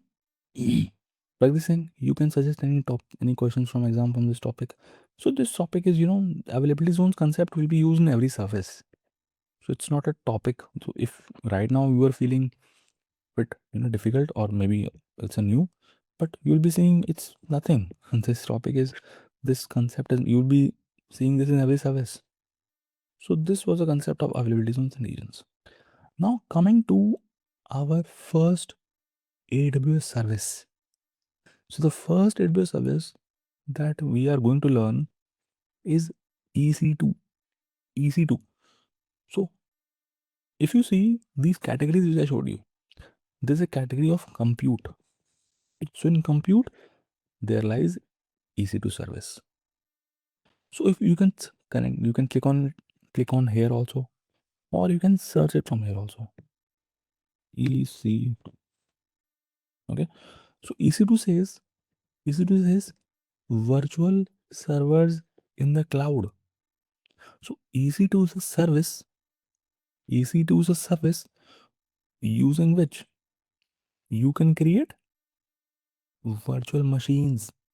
We have already seen the concept of virtual machines, right? That you have data centers like these, means you have physical hardware, some RAM, some hard drive. You are using hypervisor and creating virtual machines. And in this virtual machine, you can do whatever you want. You can install whatever options, you can choose whatever operating system, you can install whatever application you want. Okay, these are virtual machines. Okay, and you can access these virtual machines from wherever you want. So virtual machines are servers. Simple. Okay, so if you want a server, so now you don't have to go to the market and buy a physical server or buy something. You just use internet, open your AWS console, go to EC2 and say launch instance. Simple. And here you fill this form with your specification. Whatever your specification is, fill that specification and just say launch instance. Just say launch instance. So this request will go to AWS. AWS will read your configuration. Okay, like what is your hardware requirement, what is the software requirement, and they will give you a virtual machine to use, and you can access that virtual machine from your house, from wherever you are sitting remotely. Okay, so this is EC2 service. Okay, so what is the full form of EC2? First of all, what is the full form of EC2? Full form of EC2 is Elastic Compute Cloud. So let me open the slide. Okay, full form of EC2 is Elastic Compute Cloud. Now, what is Elastic? What is Elastic? Elastic means com- modifiable or flexible, right? Elasticity, like a rubber band is elastic, right? A rubber band is elastic. When you apply force on it, it becomes bigger, and when you leave it, it comes back to the normal. So exactly, many services in AWS are elastic as well. Okay, so EC2 is a elastic compute cloud. So elastic, you'll be seeing this term associated with many AWS service. Elastic Compute Cloud, Elastic File System, Elastic Load Balancer, Elastic Container Service, Elastic this, Elastic that. So many AWS service will have this term Elastic associated with them. Elastic means elasticity. It means if you have less users, so your resources will be okay. Means you can use your resources. Even if your resources number of people increase, even if your number of people increase, the capacity behind it also increases to meet the demand. To meet the traffic demand, the capacity automatically increases. So this means elasticity. Okay, and when the number of users go down, again it comes back to normal. So the capacity adjusts according to the demand. So that is elasticity, right? So elastic means that. Now compute means computations. So whenever you hear the term compute, what comes to your mind? Whenever you hear the term compute, what comes to your mind? CPU, right? CPU, RAM, like your laptop, your desktop. Everything is a compute device, right? You can perform computations, right? Elastic compute cloud. Cloud means it's on cloud. It's on AWS. It's on cloud. You cannot physically touch this virtual machine. Okay, it's a virtual machine, right? It's a virtual machine. So this is EC2, Elastic Compute Cloud. So EC2 is a service. What is EC2? EC2 is the name of a service. Now, why you are using that service? You are using that service to get a server, to get a virtual machine. So this virtual machine, this virtual machine in AWS terminology, it's called EC2 instance. Okay, we call it EC2 instance. So here I've written VM1, VM2, VM3. So I can call it EC2 instance 1, EC2 instance 2, EC2 instance 3. So it's just a terminology. Okay.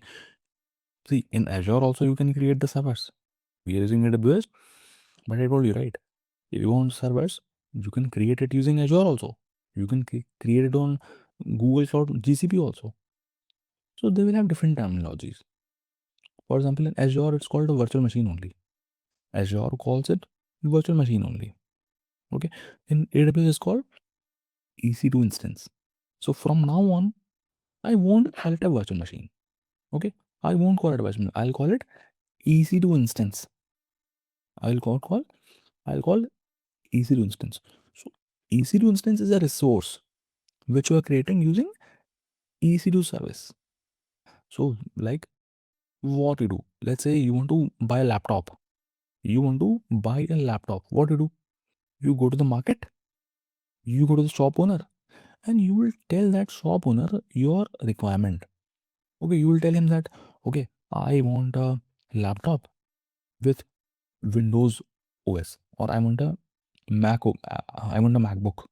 So he will give you different options. You need to tell him that you need to tell him the configuration also, right? Do you want quad core, octa core, or do you want how much RAM? You want 8 GB RAM, in that laptop, you want 16 GB RAM or 4 GB RAM. You will tell him whether you want a graphic card or not, whether you want to play games, you want graphic card, for what purpose you're in the purpose also.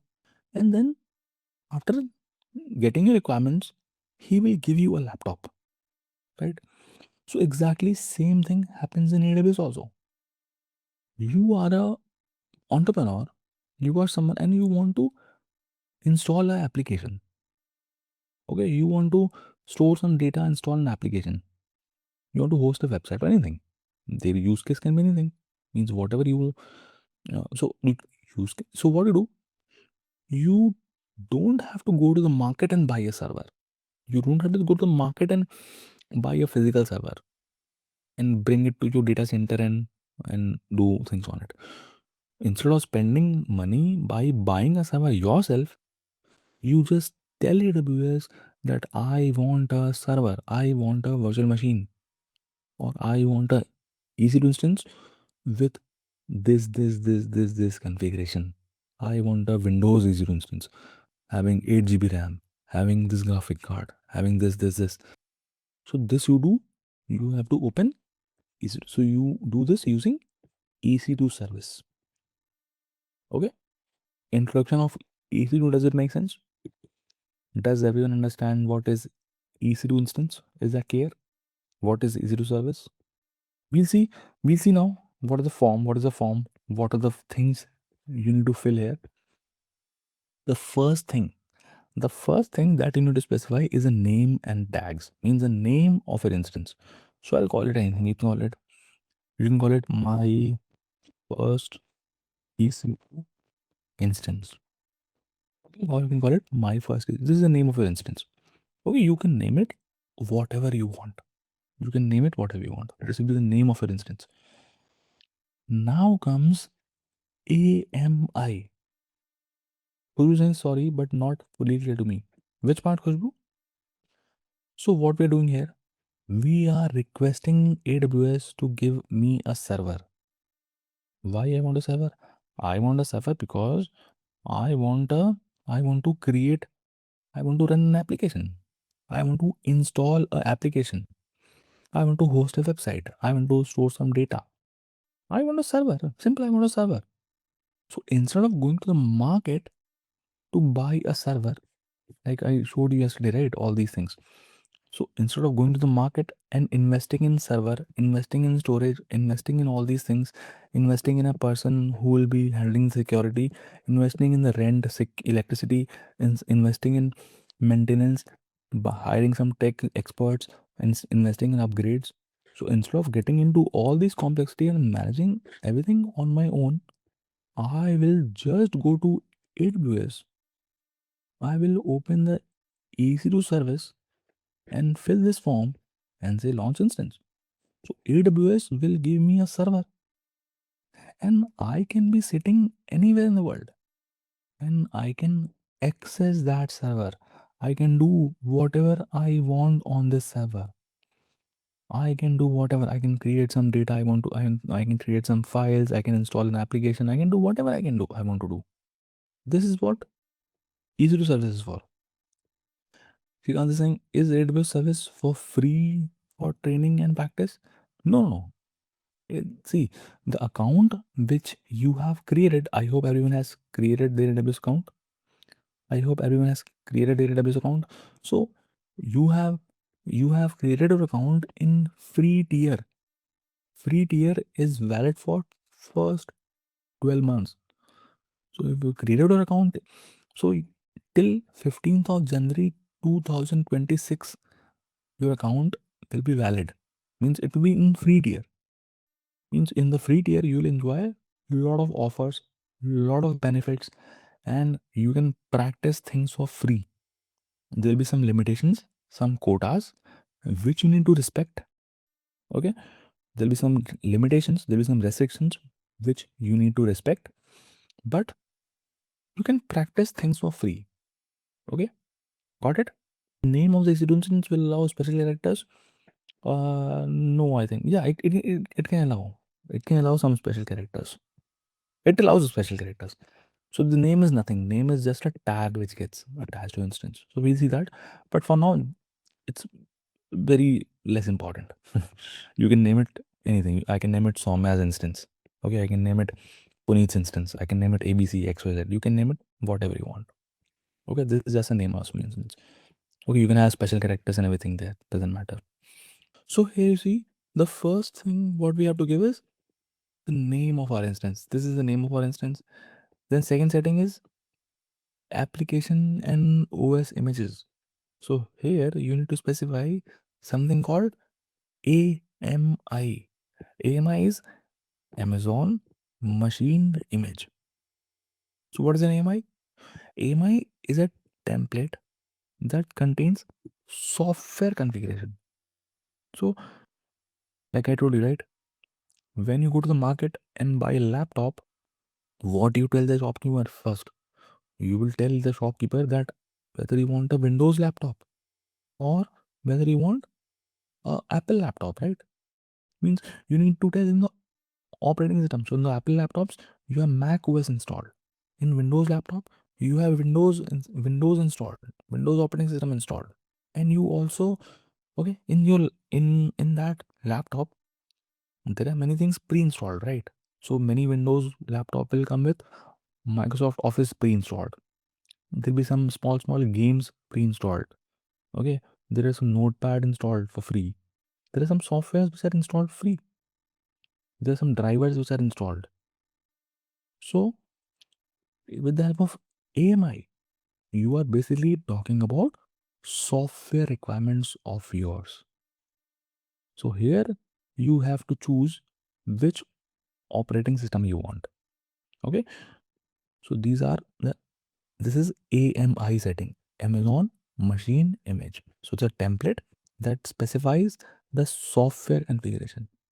Okay, what is a operating system you want, what applications you want should be pre-installed. So you have to select your requirement. You can choose whichever operating system you want. You can choose Windows. So the server that we create, the EC2 instance that will be created, that will get Windows installed. Or you can select your favorite operating system. Favorite as in, this will depend on what you want to do. Now, if you are creating a server to install a Windows application, so obviously you will choose Windows operating system, right? If you are here to install a iOS application, so obviously you want a Mac OS operating system. If you want to install or run some Linux resources, Linux servers, Linux applications, so you will have to choose some Linux distributions. For example, Amazon Linux, Ubuntu, Red Hat, SUSE Linux, or Debian. So you have to just specify your operating system requirement here. So if you choose Windows, so there'll be bunch of options which will be available.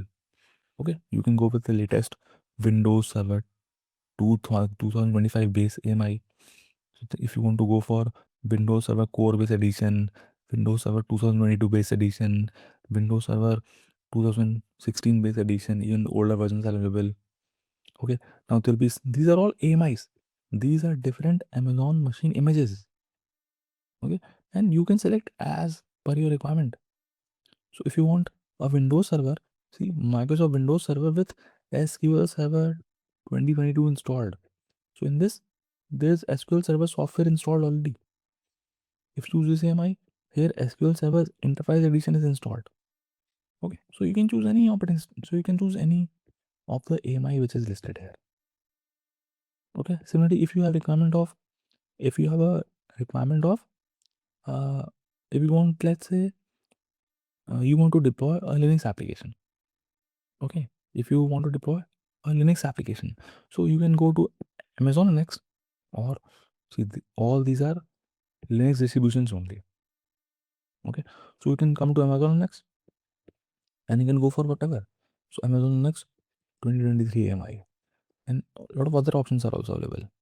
See, there is something called uh, deep learning OSS NVIDIA driver. So it's a AMI, okay, which is having NVIDIA driver installed, which will be having GPU, sorry, AMI, PyTorch 2.5 installed. So there are some softwares which are already installed in there. Okay, so you can choose any as per your requirement. Okay, so these are the Linux distributions which are there: Amazon Linux, Ubuntu, Red Hat Linux, SUSE Linux, Debian. You have option of Windows also. You have option of Mac OS also. So these are the options that you have, and you can choose any one from them as per your requirements, depending on the requirements. Okay, so I am going to choose the default one. Okay, Amazon Linux is Amazon's own operating system. Amazon Linux is Amazon's own operating. It's a Linux based. So as you see, it's Linux based. It's Amazon's own operating system. So I will go for Amazon Linux 2023 AMI. So this is the latest one here, Amazon Linux 2023 AMI. Okay, you can read the description that Amazon Linux 2023 is a modern general purpose Linux based operating system that comes with a 5-year long term support. Okay, you can read the description. So basically, in short, AMI is what? AMI talks about software configuration. What is the operating system you want? In that, you want which kind of softwares you want pre-installed. Okay, so these are some AMIs. So I've selected one AMI, the default AMI. Got it? AMI clear? AMI is clear, everyone? Now comes third setting, that is instance type. Now, instance type is hardware requirement. Now you go to the shop to buy a laptop. In addition to telling him that you want Windows or Mac laptop, instead of that, so in addition to that, you also tell him the configuration, right? You tell him that you want a laptop with 8 GB RAM. You want a laptop in which graphic card is there. You want a laptop with a 1 TB hard drive. You want octa core, dual core, quad core. You want a laptop with Intel processor, with AMD processor, right? These are what? These are hardware requirements. So obviously, you have to tell these things also to AWS, right? Software requirements you have already told with the help of AMI. Now you tell AWS about your hardware requirements. Okay. So here you see instance type. Now what is instance type? Instance type tells you the type of your EC2 instance. So there are there are 5 different categories of instance type which AWS offers you. Okay. So instance type determines the hardware of the underlying host computer on which EC2 instance are launched.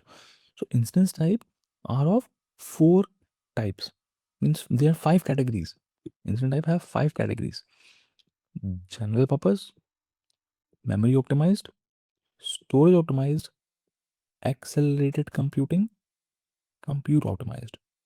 Okay, so these are the 4 categories of instance types. Now, why do we have 5 categories? See, when you want to buy a laptop, so you will tell the shopkeeper, right, whether you want to buy a laptop for gaming purpose. So if you are buying a laptop for gaming purpose, so obviously that laptop, he will suggest you the laptop with a graphic card, right? NVIDIA graphic card. He'll suggest you laptop with a more RAM.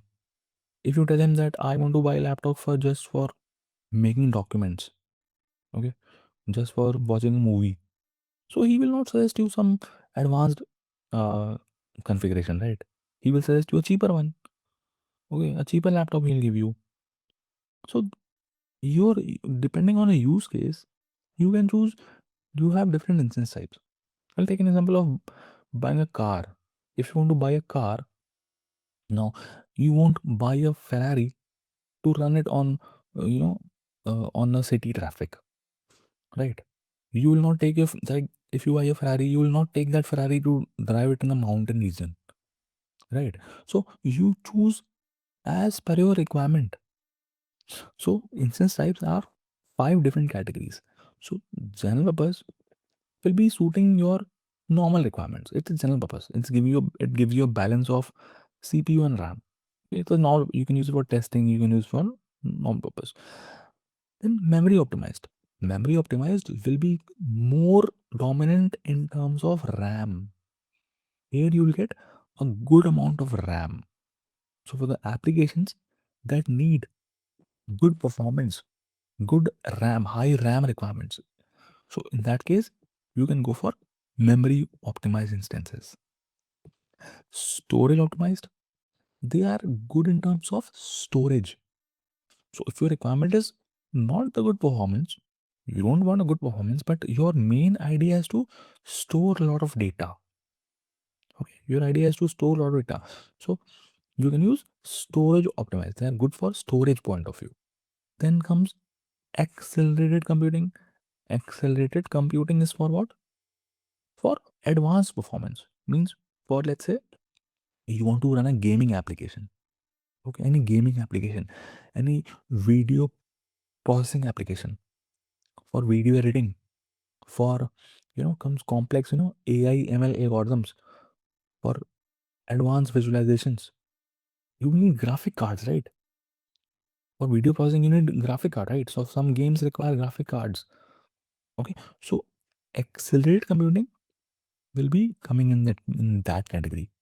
Okay, you will get very advanced performance and graphic cards and all those things in accelerated computing.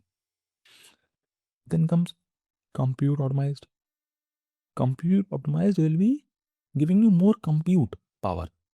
Means if you want to do a lot of computations, you want to run a database, you want to have you have a database where a lot of people are making a query, they are searching your website, there are a lot of requests coming in and they are hitting your website with a lot of queries, they are finding products, okay, they are shopping, they are adding items to the cart. Okay, so that is, you need a lot of parallel processing, many multiple processes are running in your app, in your server, let's say. Okay, so in that case you can use compute optimized. So these are different instance types, categories, okay, which you can use as per your use case. Now every category will have some families. General purpose will be having T2 family, M5 family, M4 family, M3 family, more. So these are families of instances. Memory optimized will have these families. Storage optimized will have these families. Accelerated computing will have these families. Compute optimized will have these families. So these are families of instance types. Okay, now, this is a bit theory. You don't have to remember all these things. Okay, this is just to give you an idea that you have everything what you want. AWS is giving you everything what you want. What is T2 burstable? We'll talk about that later. We'll talk about those things. But for now, understand instance type. Instance type is talking about hardware requirements. You can select as per your requirements. So you have to understand as a infrastructure engineer or as a DevOps engineer, as a AWS admin, you have to understand what is the requirement. So if you want to run an application that requires only 2 GB RAM, okay, requirement is only 2 GB RAM, so you will not go for a higher machine, right? You will not go for a bigger machine. So you will be going for 2 GB RAM something. So you have to come and compare instance. If you want to compare instance types, you can click on compare instance types. Okay, here you see AWS gives you so many instance types. There are around 759 instance type. So from all these instance types, you can select whatever your requirement is. So instance type will look like this. Okay, they will have a name. This is this is instance type. These are all instance types. So there'll be a dot in between. Okay, see there is a dot in between. Left side of the dot tells you the family. Okay, T1 family, T2 family, T2 family. You have T3 family. This is C3 family. This is C4 family. This is C5A family. So the left side of the dot tells you the family. The right side talks about the size. See, micro, nano, small, medium, large, X large, 2x large, 4x large. Use some are 8x large, 24x large, 16x large. Left side is family and right side is size. Now, every instance type will differ on the amount of RAM, amount of CPUs, the price, the storage. Every instance type will have different settings, and you can choose whatever is best suitable for you. If you want to run an application, let's say you are playing a game. Let's say you are playing a game, you want to play a game. Now that game has a minimum requirement of 4 GB RAM. Okay, so you might go for T2 medium because T2 medium offers you 4 GB RAM, or even you can go for higher if you want also. So you can select as per your wish. If you have a confusion, which one to choose, you have get advice option. You can click on get advice, okay, and you can fill in your requirements. That what is your workload type? What do you want to do? Do you want to use it for scientific research? Do you want to use it for streaming? Do you want it for video encoding? Do you want it for deep learning? Do you want it for data warehousing? Do you want to run a web server? Whatever. So I specify, let's say web server. I want to run a website. Okay, what is the use case? Do you want web hosting? Do you want it for e-commerce website? Do you want for gaming? Let's say I want for gaming website. I want a gaming website. Okay, priority. What is a priority? Whether price to performance ratio is a priority, or you want to focus on low cost, or whether you want to focus on high performance. You can choose your requirement. Let's my is price to performance ratio. I want a good price to performance ratio. CPU manufacturer. Do you want the CPU from Intel, AMD, Apple, Amazon, whatever? So I'll say you can choose any that you know reference. Okay, and you can give some advanced parameter also. So let's say I want to specify that I want a RAM memory, and can specify memory. I want RAM of how much GB? 8 GB RAM. I want 8 GB RAM minimum. Okay, so minimum is 8. So minimum you can specify. Minimum is, let's say, 4, and maximum is 8. So in this range, suggest me some good instance types. So basically you are filling kind of a, you are just filling a form kind of a thing and says get instance type advice. So AWS will give you some advices. So based on the requirement you filled, AWS is advising you that you can use C7GN, M7GD, and C7GD instance types. Okay, and they're giving you proper reason behind it. That based on whatever use case you have given, why they have given you these options. If you get convinced, great, then use it. Then you go for it. Go for using C7G, M7GD, or the C7GD, whatever. Okay, so idea is you have a lot of options here. You can choose whatever you want. Now these options, they are starting with 0.5 GB RAM. Minimum is C. Minimum RAM which AWS offers you is T2 Nano. T2 Nano instance type has only 0.5 GB of RAM. If you want to use it for normal purpose, if you want to just do testing or for, if your requirement is very low, you can go for a cheaper one. You can go for 0.5 GB RAM. Now from 0.5 GB RAM, 0.5, 0.3, there are some instances with 3.75 GB, 4 GB, 4 GB, 8 GB. See the maximum, look at the maximum one. The biggest instance type which you have is this one. It's having 12,288 GB of RAM. Now this is not MB, this is GB. Imagine 12,288 GB of RAM. It's a lot. It's too much.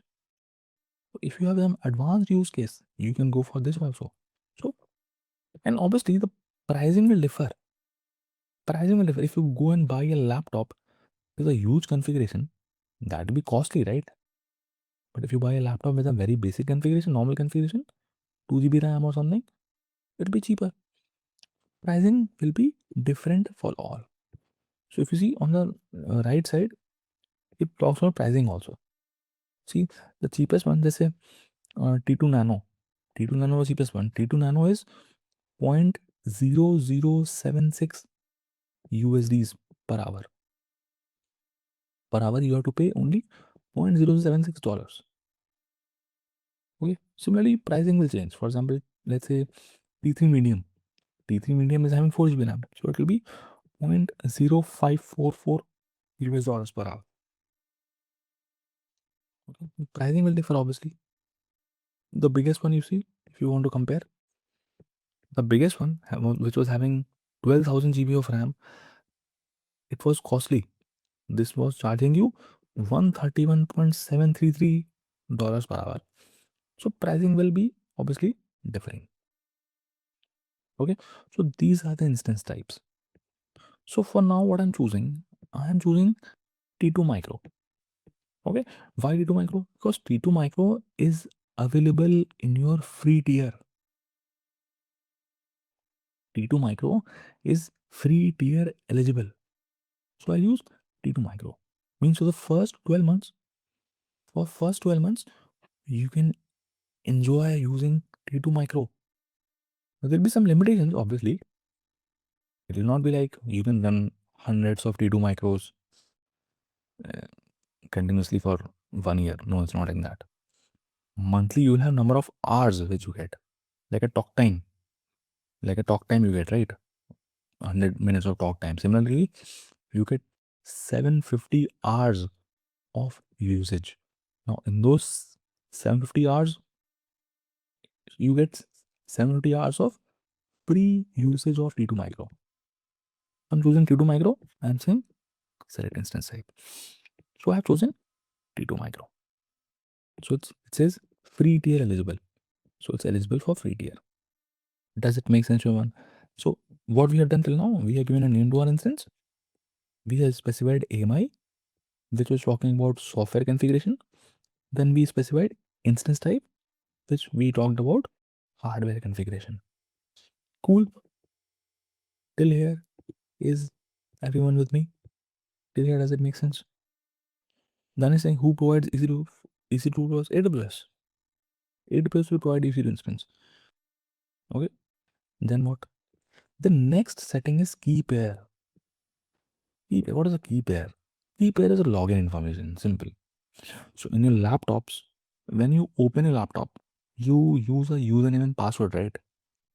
To secure it, right? To secure your username passwords. So if my use my laptop or my phone is secured by a password, so only the person who knows the password, only he can open it, right?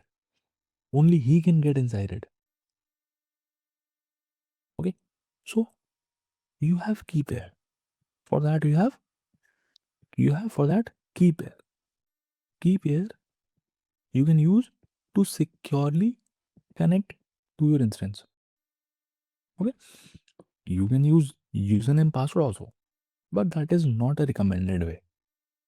A recommended way from AWS is using a key pair to connect to your instance. Now, why is it called a key pair? Why is it called a key pair? So I'll tell you one thing. So let's say we are looking at cloud, right? So let's say I'm drawing cloud. So this is cloud. Okay, this is cloud. Somewhere in cloud, okay, I have my EC2 instance created. So let's say I requested AWS to give me a EC2 instance, and based on my configuration, based on whatever configuration I specified, AWS created an instance for me. So this is my EC2 instance. This is my EC2 instance, which is created somewhere in AWS data center, somewhere remotely. So this is my EC2. This is my EC2. Now I want to access it. Why I have created it? Why I have created this EC2 instance? I have created it because I want to do many things there. I want to install an application. I want to create files. I want to watch a movie. I want to play games or whatever. I want to do video editing. I want to run my software or anything. Now, if I want to access it, so I'm sitting somewhere here. Okay, let's say I am sitting somewhere here. Okay, somewhere here. And I have my laptop. So this is my laptop. This is my laptop. Okay, so from here I want to connect to my instance, right? Because I'm going to do things there. So from here, I'm living in, let's say, India, somewhere in Delhi. Okay, and this EC2 instance I have created in somewhere in Tokyo. Okay, let's say this is Tokyo. This is Tokyo region. In this Tokyo region, my instance is running. So I want to connect to it. So from here, I will send a request to connect to it. Right? Using internet. Using internet, I'll be sending a request to connect to it. Now, I don't want anyone could connect to it, right? I would not want that everyone who knows this instance should connect to it because I'm going to secure it. So what I'll use? I'll use something called key pair. I'll use key pair. Key pair. You can use username password also. If you want to use username password also, you can use that. But AWS recommends using a key pair. What is a key pair? So why is it called a key pair? It's called a key pair because key pair consists of two keys. Key pair consists of two keys. One is public key and other is private key. So when you create a key pair, two keys are created. One is public key and other is private key. Okay. Why two keys now? See, when you create a key pair, two keys are created, public key and private key. So the private key, this private key will get downloaded on laptop. Once you create a key pair, this private key will get downloaded on a laptop. This public key, will get installed on this EC2 instance, will get copied here. Okay, now private key is with you, public key is on laptop in this EC2 instance. Now you will be connecting to your instance, right? So you are sitting somewhere in Delhi and you are sending a request to connect to this instance. So in this request, you will pass the private key. The private key which got downloaded at your side, you will send this private key. This private key, which get downloaded at your side, you will send this private key in the request. And here on this instance, public key is there. Okay, here you have public key. So when your request goes, there will be a handshake. There will be a handshake which will happen between this private key and the public key. Okay, there will be handshake between the private key and public key. And if this handshake is successful, then you will be allowed to connect. Means you can say your username password is correct. If the handshake between the private key and public key is successful, this means they belong to the same key pair. It's a match.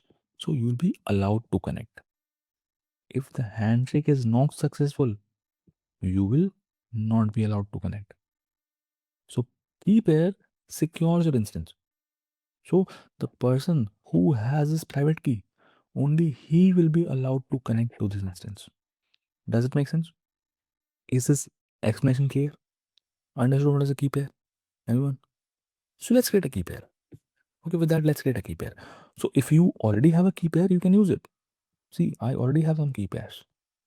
We have some key pairs, we can use it. Okay, but I'm creating a new key pair. What I'm going to do, I'm going to create a new key pair.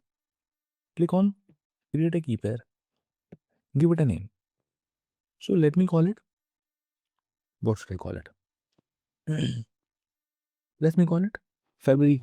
Okay, Feb 2025 Tokyo AP. You can name it whatever you want. I'm just naming it Feb 2025 Tokyo KP. You have to choose the key pair type.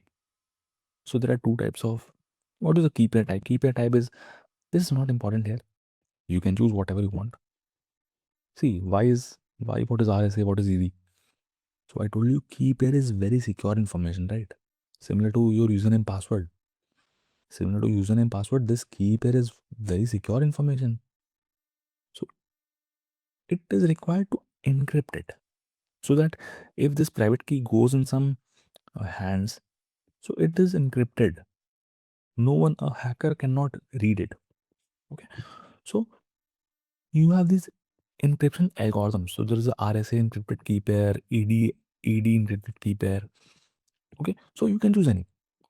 I'm using RSA. Then private key file format. Private key file format. So this here you get two options: .pem and .ppk. Here you get two options: .pem and .ppk. Now this is also not a big thing. This selection is not a big thing. This is not a big decision you have to make, because once, if even if you have .pem, you can convert it to .ppk. If you have .ppk, you can convert to .pem. Okay, this is extension of the file. That's simply, it's a simple extension of a private key. Because a private key is getting downloaded on laptop, right? Private key is getting downloaded on laptop, so you have to choose the extension of it, either .pem or .ppk. So I'm choosing .pem. Okay, so I'll say create key pair. See, it got downloaded. So a key pair got downloaded. See, you see, Feb 2025 Tokyo KP.pem. This is a private key which got downloaded on my laptop. Now, now I will use it later on when I want to connect to my instance. Okay, later on, once if I want to connect to my instance, I'll use this key pair. Okay, we'll see that how to connect later on. But this is key pair. Got it? You can use .bg also. If you want to create a key pair, you can use .bg also. But I'm using, but I have used .pem. Now, see, I told you that from your laptop, you are going to connect to this instance, right? From this laptop, you're going to connect to this instance. So you have to do what? You have to use a client. You have to install a software on a laptop. On a laptop, you have to install a software, and using that software, you have to connect to the instance. So there are many softwares which are available. Okay, in your laptops, there are already many softwares. For example, in your laptops, you'll be having a CMD, command prompt. Okay, in your laptops, you'll be having a PowerShell. If you have Windows laptop, if you have a Apple laptop, if you're using a MacBook, you must be having something on a terminal. Okay, so these are many different softwares which are available. Okay, there are many others: MobXterm, Putty, and a lot of things are available. You can use any client to connect from here to here. You just need to install the client here. If it is already installed, if CMD, PowerShell, and terminal they are already installed, you can just use some commands to make a connection with this EC2 instance. And once you are connected, you can do whatever you want. You can create a file here, you can install an application here, you can start a service, you can do whatever things here. Keep here, does it make sense? Okay, next thing. Next thing is about network settings. In network settings, we will leave many things as default. So I'll tell you what this network setting means. Network settings talks about networks. Now, what is a network? See, we are creating a EC2 instance, and our EC2 instance is getting created somewhere on cloud. Okay. Now, what is network? So network is for the purpose of isolation. Network is for the purpose of isolation. Take an example. Take an example. Just to give an example of network. So this is my IBM network. I'm working in an IBM company, let's say IBM. So this is a network inside IBM. So let me call it IBM. This is IBM company. Okay. So in this company, there will be some uh, uh, servers. Oh, sorry. There will be some laptops. There will be many people working, right? They have their laptops. There will be a lot of desktops. There will be a lot of phones. A lot of things will be there. Okay. A lot of storage and things will be there. And there's a printer also. Okay, let's say this is a printer. This is a printer, let's say. If you want to give a print command to this printer from these laptops, if you want to give a print command to this laptop, you can give it, right? You can give it because they're in the same network. They are in the same network, so they can communicate, they can talk. If you want from a laptop, if you want to take a printout, you will give a print command to this printer, and the printout will be taken. But let's say your laptop is at your home. Okay, your laptop is at your home. So from your home, if you give a print command to this laptop, will it print? No, right? It will not print because your laptop is in some other network. This printer is in some other network. So network is for isolation. So when you create a device, you have to create the device in a network. Okay. So like your home network. In your home also there's a network. In your home also there is a network. In your home you have a router, right? In your home you have a router. Now you will be having a lot of devices at your home, right? You'll be having 4 or 5 phones. Okay, you'll be having a smart TV, you'll be having a smart refrigerator, you'll be having, so all these devices are in your home network, right? The devices which are at your home, they are inside your home network. This is a home network. So in your home network, there'll be some of your laptops. Okay, there'll be some mobiles, there'll be some mobiles, there'll be some smart TVs, there'll be some smart refrigerators or whatever. This is your home network. So your home network is isolated from IBM network or any other networks. So these are network is for what? Network is for isolation. Got it? This is very basic about network. Now networking we'll talk about, that is VPC. We'll talk about network.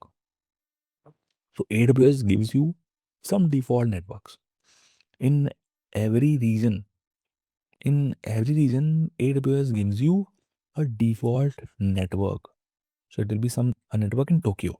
There'll be a network in Mumbai. There'll be a network in Singapore. There'll be a network in Sydney. So you can create your instance by default. When you are creating your instance, you have to specify the network in which you want to create the instance.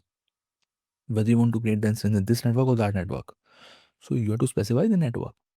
So I am not choosing anything here because I want to create my instance in the default network provided to me by AWS. So I'll choose this.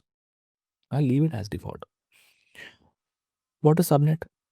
Subnet is subnetwork. Okay, this network is a big thing.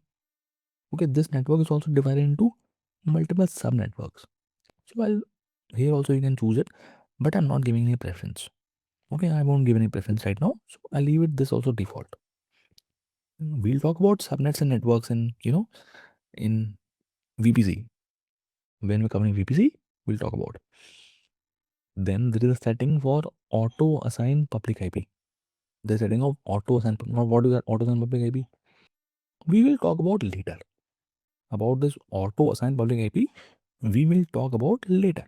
But I want you guys, I want everyone to remember.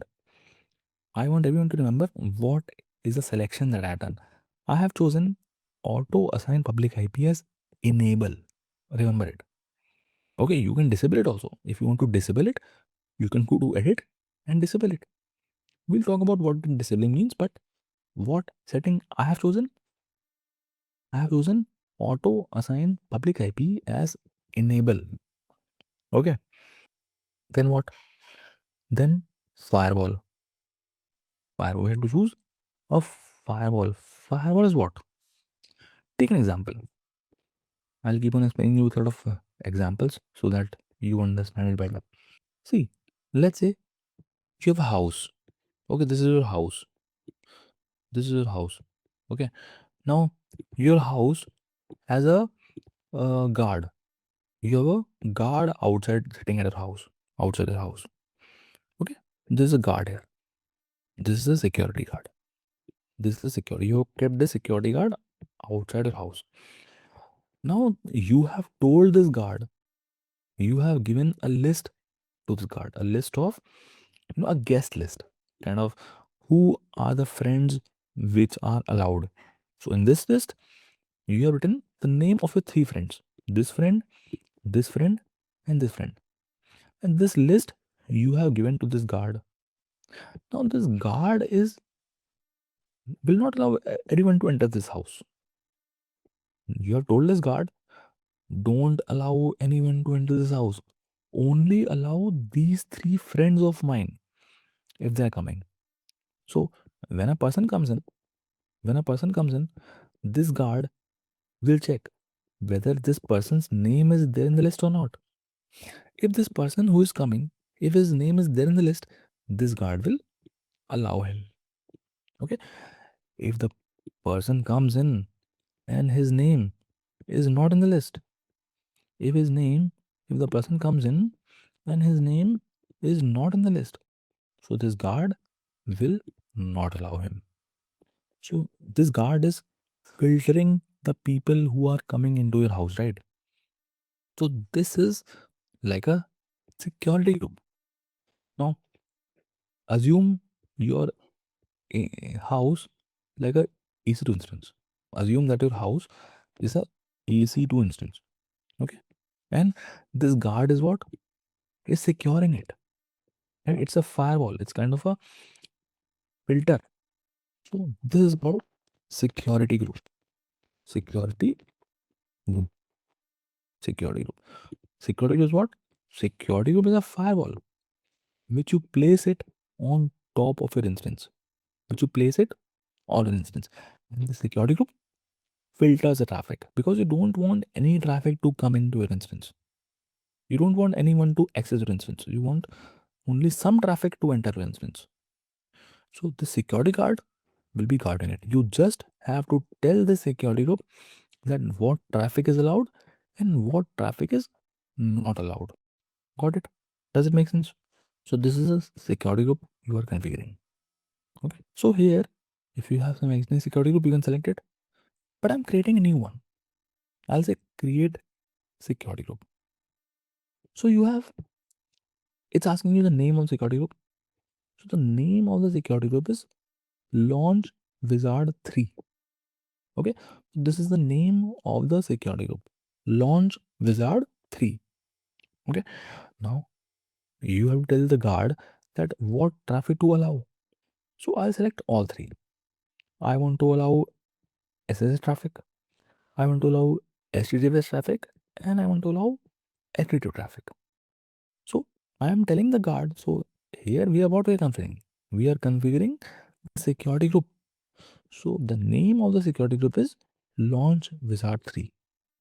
And in security group, we have to create rules, right? In security group, we have to create rules. Like you tell your guard that the name of friends. This name of friends is like rules. These are the rules which you're telling to guard. So the same way, you have to tell the security group that which traffic is allowed. So I am allowing SSH traffic from anywhere. I am allowing HTTPS traffic from anywhere. I am allowing HTTP traffic from anywhere. Okay. So guys, do you know what is HTTP, HTTPS, SSH? Does everyone know what is SSH? What is HTTP? What is HTTPS? Does not know about HTTP, HTTPS, these traffic protocols? See, this is not just AWS.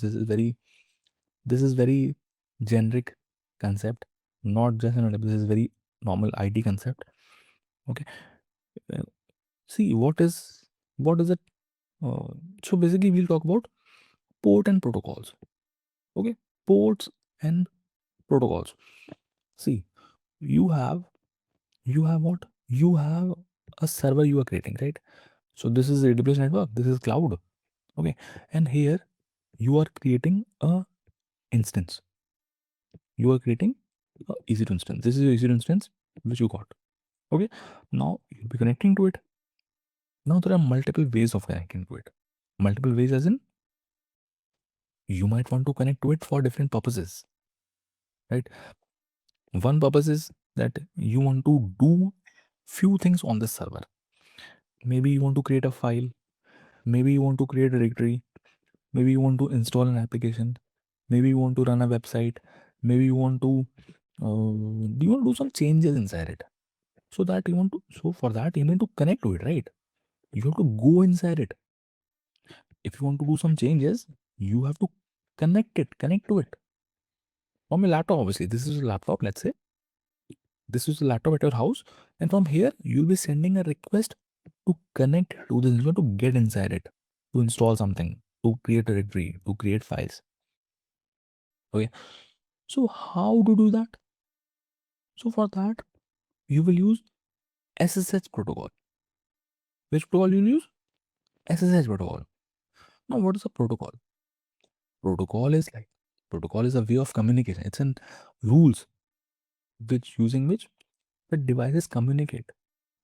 Now, if I want to talk to you, I can call you with your name, right? I can talk. Talking is a protocol.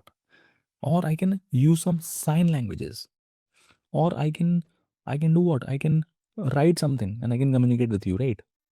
So this is the protocol we are communicating in English.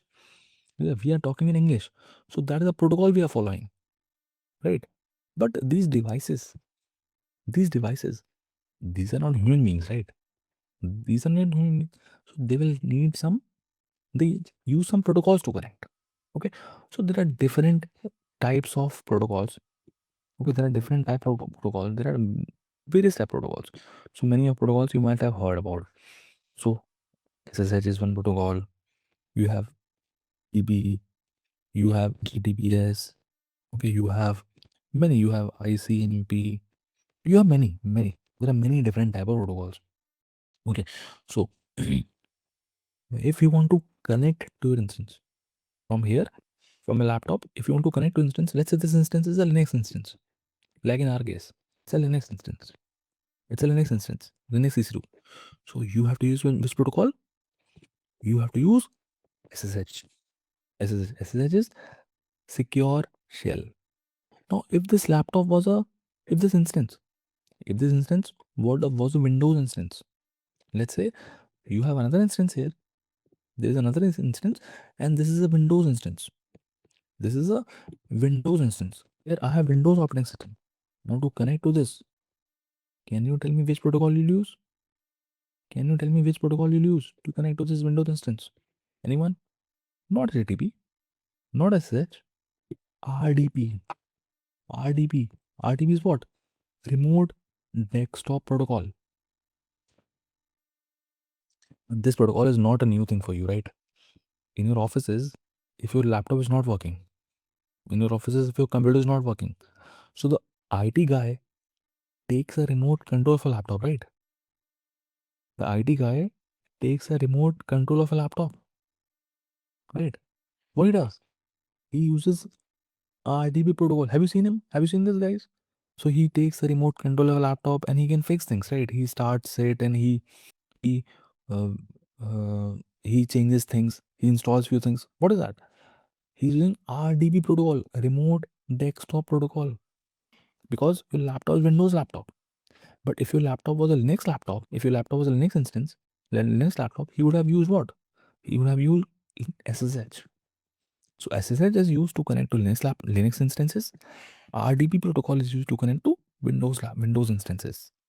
Okay. RDP is remote desktop protocol. Then what? So this is the purpose of connecting to instance. Using these protocols, you can connect to instance and run few things, whatever you want.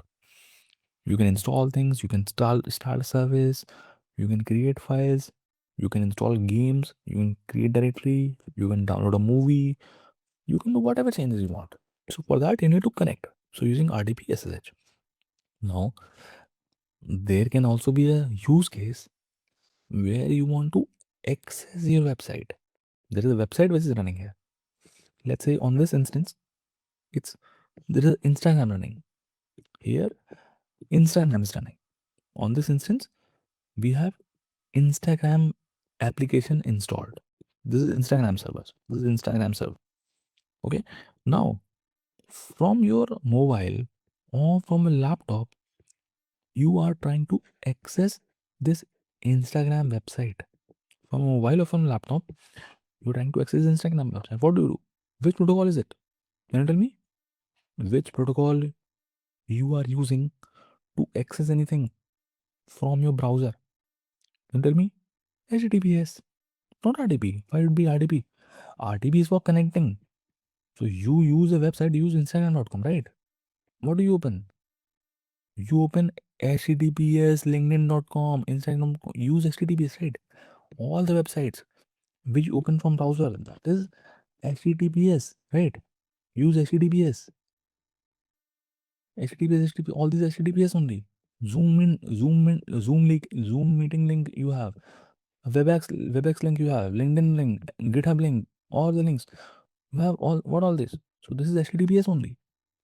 So if you want to connect to these servers, you'll use RDP/SSH. But if you want to just access the website which is running here or here, you will use a protocol. You will use HTTP or HTTPS. Okay, so here you are not making changes. You are not installing something. You're not with HTTP, HTTPS. You don't want to connect to this. You just want to access the website. Does it make sense? Here, protocol here. Understand the protocol? Does everyone understand the protocol? What are the protocols? Now, what are ports? So these are protocols. What are ports? That was saying what is difference between HTTP and HTTPS. So HTTPS is secure. Okay? It is secured by a certificate. HTTP is not secure. Okay. Now, what are ports? What are ports? So protocols we are seeing, these are different type of protocols. Now, what is the concept of port? See, like a port, you must have heard about airport, right? We know what is the airport. So if you want to go from one city to another, how do you go? You travel via airports, right? You will go from airport of one city to the airport of another city. You have seaports, right? For trading, what view? If any trade happens between two countries, trade happens via seaport, right? Cargo ships and everything. So ports are what? Ports are a point of contact. Means like gates. Like gates. In your TV, in your in your any PS5 or any TV, you have ports, right? You have ports. Inside that you plug in wires. So all these are ports. So every server has ports. Every machine, every device has ports. So the port has numbers. Ports are numbered. So ports are numbered from 0 to 6553. Okay. So these are the number of ports that we have. 0 to 6535. Now your applications that are running in your server, they will be running on a particular port. Okay, the applications which are running on server, they are running on a particular port. For example, Instagram. For example, here Instagram, take an example. So let's say Instagram is running on port number 95.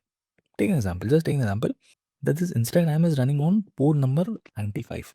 Now, from here, you want to access Instagram. Okay, so you will use port number, you will hit on port number 95 of this server. Okay, so let's say the IP of the server is, let's say the IP of server, let's say the IP of server is, let's say anything, it's 54.7.9.26. This is the IP of the server. Okay, now how will you hit Instagram? If you want to hit Instagram, if you want to open Instagram from laptop, what you will do? You will use HTTPS colon IP colon 95. Right? Now, if you put this, if you use this URL, if you are using this URL, your request will be going to Instagram server, Instagram application, and you will be opening Instagram on your device. Now, let's say on the same server, I have some other application also running. I have, let's say, LinkedIn running. LinkedIn which is running here. Okay, here we have LinkedIn. This is in now LinkedIn. This is LinkedIn. I'll write LinkedIn. Now LinkedIn is running on port number, let's say 4000. Okay, let's say LinkedIn is running. I'm just saying, I'm talking randomly. Okay, it can be any port. So LinkedIn is running on port 4000. Okay, now how will you access LinkedIn? How will you access LinkedIn? So you have to hit this URL. You have to use HTTPS the IP colon port 4000. So if you hit this in the URL, okay, if you hit this in the URL, your request will go to LinkedIn. LinkedIn will open on your phone. If you use this URL, Instagram will open on your phone because you are hitting different ports. Instagram is running on port number 95. LinkedIn is running on port number 4000. So this is a concept. And which protocol you're using? You are using HTTPS protocol. So concept of port and protocol is clear to everyone. Concept of port and protocol is clear to everyone. Okay, now every protocol will have separate ports. Will have default ports. For example, default port for SSH is 22. Okay, default port for SSH is 22. Means if your application, if your laptop, if from a laptop you are sending a SSH request, if from a laptop you are sending SSH request, so by default this request will go to port 22 of this server. So here on the server there will be a port 22. So your request to connect to this instance will go to port 22 of this server. If you're using RDP, there will be a different port. There's a port 3389, I think. You can check the port, but I think this is 3389. So 3389 is the default port for RDP. Default port for HTTP is 80. Default port for HTTP is 443. So these are default ports. Okay, if you want to run an application in some other ports, you can run it. But the default port for HTTP is 80. Default port for HTTPS is 43. Okay, means in my application, if I want to access my website, if I say this HTTPS, okay, and I don't specify the port, and if I don't specify the port, so by default the port is considered as 443 because it's HTTPS and the default port for HTTPS is 43. Okay, if I'm using HTTP and I don't specify the port, by default the port is taken as 80. So every protocol will have some default ports. Okay, and that's what you are allowing in your security groups. In security group, you are just telling that which traffic you want to allow. So I'm saying allow SSH traffic from anywhere. Means anyone from anywhere. Anywhere means internet. So anyone will be allowed to connect to my instance because I am allowing SSH traffic. So anyone will be allowed to connect to my instance. Then it says allow, I am also allowing HTTPS traffic from internet. Means anyone will be able to access the website, HTTPS website running on my instance. I am also allowing HTTP traffic from internet. So I am telling the security group that these traffic are allowed. So now when any request comes to my instance, so this security group will check whether that request falls under this category or not. If that request falls under this category, that security group will allow it to come. So it's a guard. Does it make sense? Is that clear? Rather saying how many ports are available. So there are 65,536 ports available. So every device will have these number of ports. Cool. Till here, does it make sense? We'll see more options tomorrow. Tomorrow will be like one or two options we'll see and we'll connect to one instance. And we were in the process of launching the EC2 instance. Okay. We saw a few steps that when you launch an instance, you have to provide certain configurations. Okay. So that's what we were looking at. We were providing some configurations. Okay. Okay. So we gave certain configurations. Okay. So I'm just going to give those configurations again quickly. So first of all, you have to give the name and the tags. So this is the name of our EC2 instance. So we can name it, I can call it anything. I call it my first EC2 instance. Then we give AMI. I told you AMI talks about software configuration. It talks about what is the operating system in my instance and what are some pre-installed software. Okay, so here we can choose whatever OS we require and whatever AMI is needed as per whatever we want pre-installed.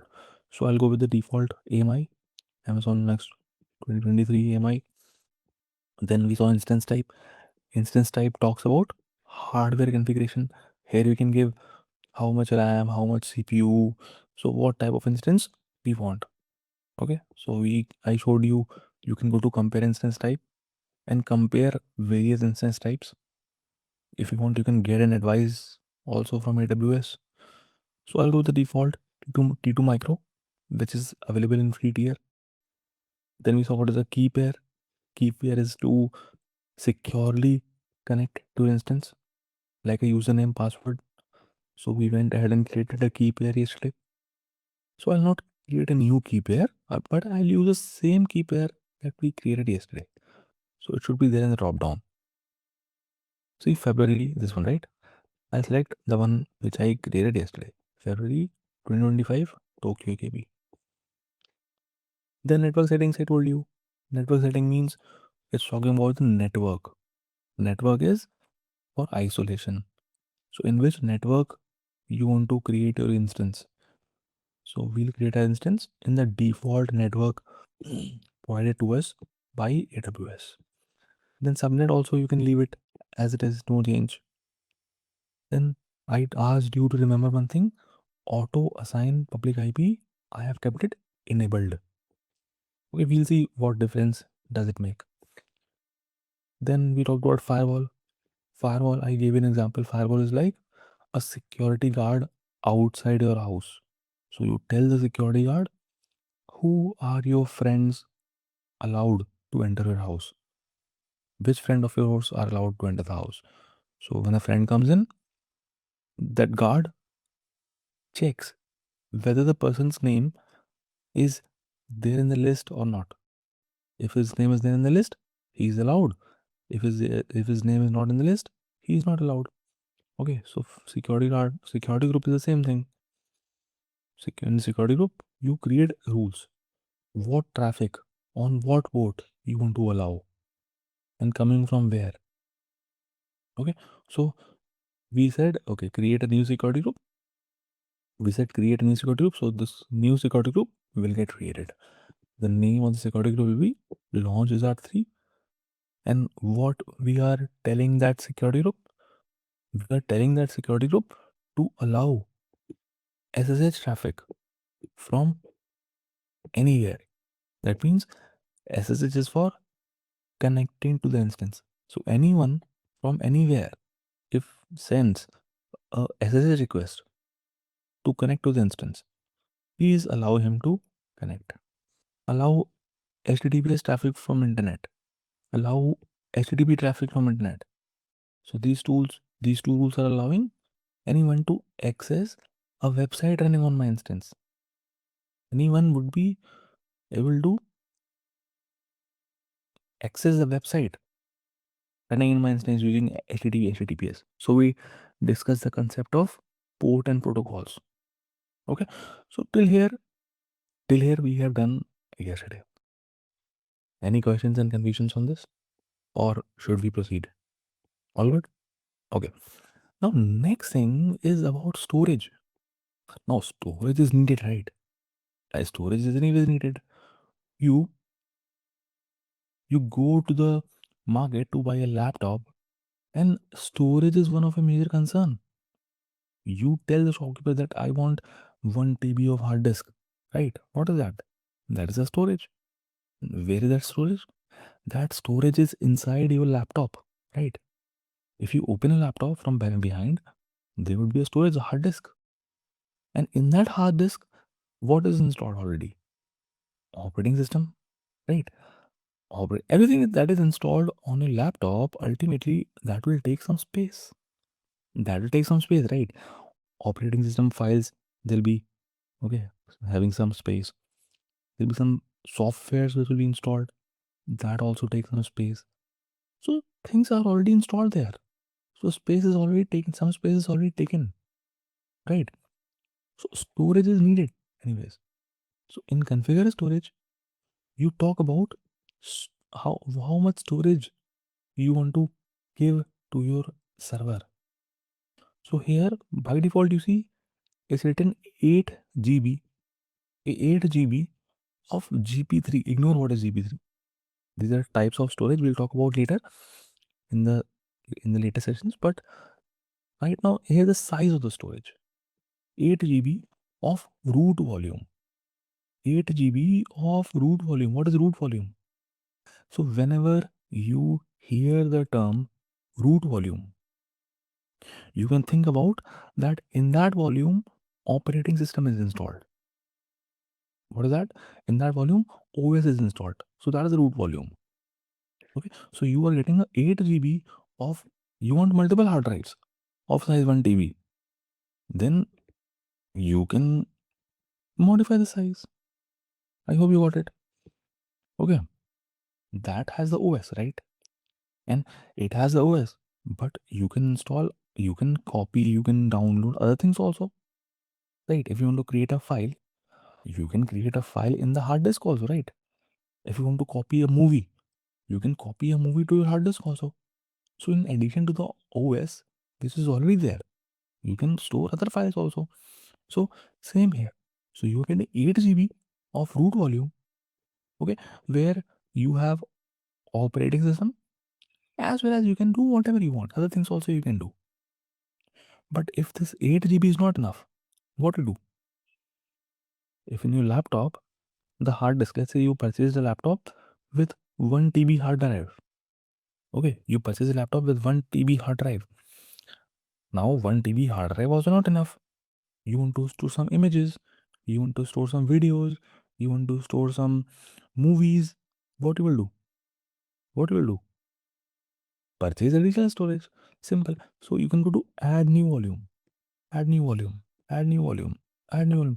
You can keep on adding new volumes as per the requirement. Let's say you want this volume of size 10 GB. Okay. So you can keep on adding volumes. You can just provide the size. You can just provide the size. Now these additional volume, they are EBS. They are also, now what is type, what is EBS, I'll talk about later. But these are all volumes. These are all volume 1, volume 2, volume 3, volume 4. So these are all volume. Out of all those volumes, one is a root volume. Okay, one is a root volume. Root volume is volume in which you have OS, and other volumes are additional volumes. Okay, now don't worry about the size. Size you can modify it as per your wish. Okay, size you can modify as per your wish. Got it? So, Mohan is saying, repeat again. So, I'll repeat again. So, here in the storage part, you have to give, we are talking about the storage. What storage you want to allocate to your EC2 instance. So, one volume which you see by default is the root volume. By default is the root volume. This root volume is root volume. What is the root volume? Root volume is volume in which you have operating system installed. Okay, you have OS installed. So you get 8 GB, you can modify the size if you want. You can say 80 GB also you can allocate. Okay, it's up to you. It's up to you how much size of storage you want. Okay, so I'll go to the default 8 GB. I'll go to the default 8 GB. And if you want to add more volumes, you can add more volumes. Let's say in this volume, I want to store some movies. Okay, in this volume, I want a 100 GB storage for storing movies. Okay, I want more. I want 30 GB of more storage to store some documents. So you can keep on adding storages. Okay, as in, like similar to, if the storage in your laptop is not enough, you go and purchase external hard drive. So same story. Okay, so I am not adding others right now. I'm just going with the 8 GB default, that is the root volume, where my OS will be installed. Plus, I can do a lot of other things. Cool. Now does it make sense? So this is, you have configured your storage. Cool. Fine now, right? Rajat Singh, can we not do 1 into 16 and play in place of it? Yes, you can do. Yes, you can do. So you will be having an argument. Your question will be, instead of adding 4 volumes, what if I do 32 here? Same thing, right? No, it's not the same thing. It's like everything relate to buying a laptop. You are creating an instance, right? Everything relate to buying a laptop. You buy a laptop with 1 TB hard drive. Okay, so that 1 TB hard drive is inside a laptop. But if we want multiple hard drives,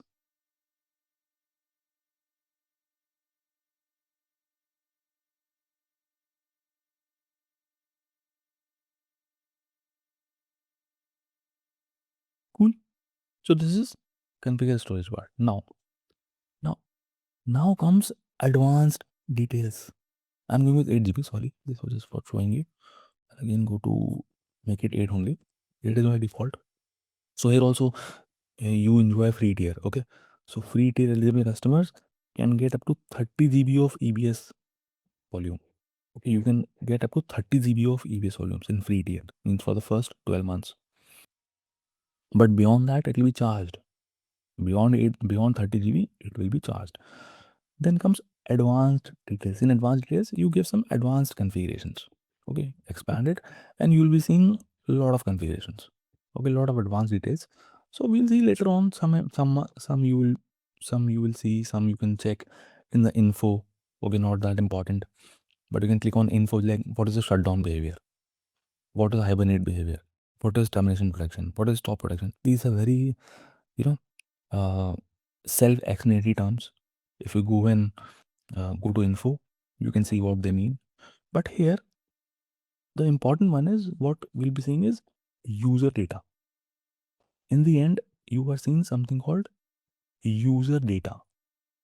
Now, what is user data? What is user data? See, why you are creating a server. Understand why you are creating a server. You are creating a virtual. You are asking AWS to give you a virtual machine, right? You are asking what you want a virtual machine because maybe you want to install some applications, you want to play a game, you want to watch a movie, you want to create some files, you want to create some directories, for any reason. For any reason. Okay. Now you want, after you uh, uh, get your instance, after you fill all these things and say launch instance, after you fill all these things and say launch instance, you will your request will go to AWS, and AWS will give you a EC2 instance which you can access using internet. You can access it. Now you want to do many things on it. Let's say you want to do some tasks on that instance. Okay, what tasks? For example, let's say you want to uh, first task you want to do it after installing, after connecting to your instance. What you want to do? You want to install some softwares. You want to install a software, any software you want to install. Okay, any game you want to install, any MySQL you want to install, install Docker, you want to install Jenkins, you want to install any application you want to install. Okay, then you want to start it, maybe start that service, start that application. Then you want to, let's say, create a file, create a directory. I'm listing some activities which you want to do. Let's say you want to create a directory. Okay, then after that, what will do? You will create a file. You will create a file. Then what to do? You want to what do you want? You want to uh, uh, make a database connection, create a DB connection. Okay, anything. There can be many activities you want to want, right? And so on and so on. These are some examples. Now, what you will do? One way of doing things is, once your instance gets created, okay, once your instance gets created, you will connect to it. Okay, using SSH, you will connect to your instance. Now, once you connect to your instance, you can run all these commands manually. Okay, you will run a Linux command to install a software. Then you will run another command to start a service. Then you will run another command to create a directory. Then you will run another command to create a file. Then you will run another command to create a DB connection, and so on. Means you are doing things manually. But what if? What if you want to automate all these things? Because these are kind of activities which you can automate also. So you can write a code as in you can write a shell script. Any commands means shell script is what? Shell script is combination of Linux commands.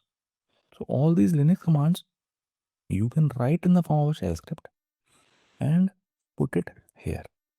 Now, whatever you put in the user data, that will get executed while your instance is getting launched. Okay, so all these steps they will happen automatically when your instance is getting launched. Okay, so when you will connect to your instance, you will see these steps have already happened automatically. So this is a part of user data. So user data and user data you use for automation. Okay, so there are some prerequisites that you want, that you have an intention that these should be there in your instance. You are bootstrapping your instance. You want that when your instance comes up, you want few things to be already there, present there. You want few things already present there. So you automate it using user data. So I'm going to write a shell script here. Okay, I'm going to put a shell script here. Okay, easy one, not that difficult. I'm just putting. Okay, let me copy it from somewhere. So I'll give you the don't worry. I'll give you this script. I'll paste it. I'll tell you what this is. See what the script is. Okay, Linux sessions you all have done, right? So this is user data. In user data, what we are doing, we are writing some Linux commands. So what these commands are, we are logging as root user. Okay, sudo su means login as a privileged user. Then we are doing yum update -y. We are updating some packages. The packages which are there inside my instance, we are just updating it. Then we are doing yum install httpd-y. With this command, what we're doing, we are installing httpd. Now, what is httpd? httpd is software. httpd is a web server from Apache. Now, what is web server? So, web server is used to host an application, host a website. So, you can imagine web server is like a container. Okay, web server is like a container. In that container, if you place a page, any HTML page, if you place, so that will come up as a website. Okay, so we are installing HTTPD, so that is a web server. Then after installing, we are starting it. Okay, we started HTTPD. Then what we're doing, we are doing check config HTTPD on. Check config HTTPD. What this is doing, this is just making sure that your web server, which you have just now started, so that remains started. I mean, even you stop your instance and start your instance, okay, then your web server will automatically start. So this is just this command, this sentence is making sure of that. Then what you're doing echo. Echo, I hope everyone knows. Echo is for printing something. So I'm printing this content. I'll say hello from AWS. You can type anything, hello from AWS. I'm printing this content. I'm printing hello from AWS. Where? I'm printing this content inside this file. Inside a file which is located here. /var in this directory, in this /var /www/html, and the name of the file is index.html. So basically what I'm doing in short, I am hosting a website. With all these statements, what I'm doing, I am kind of hosting a website. I'm installing a web server, I'm starting it, and I am putting a file called index.html inside this path. And what is the content of the file? The content of the file is hello from AWS.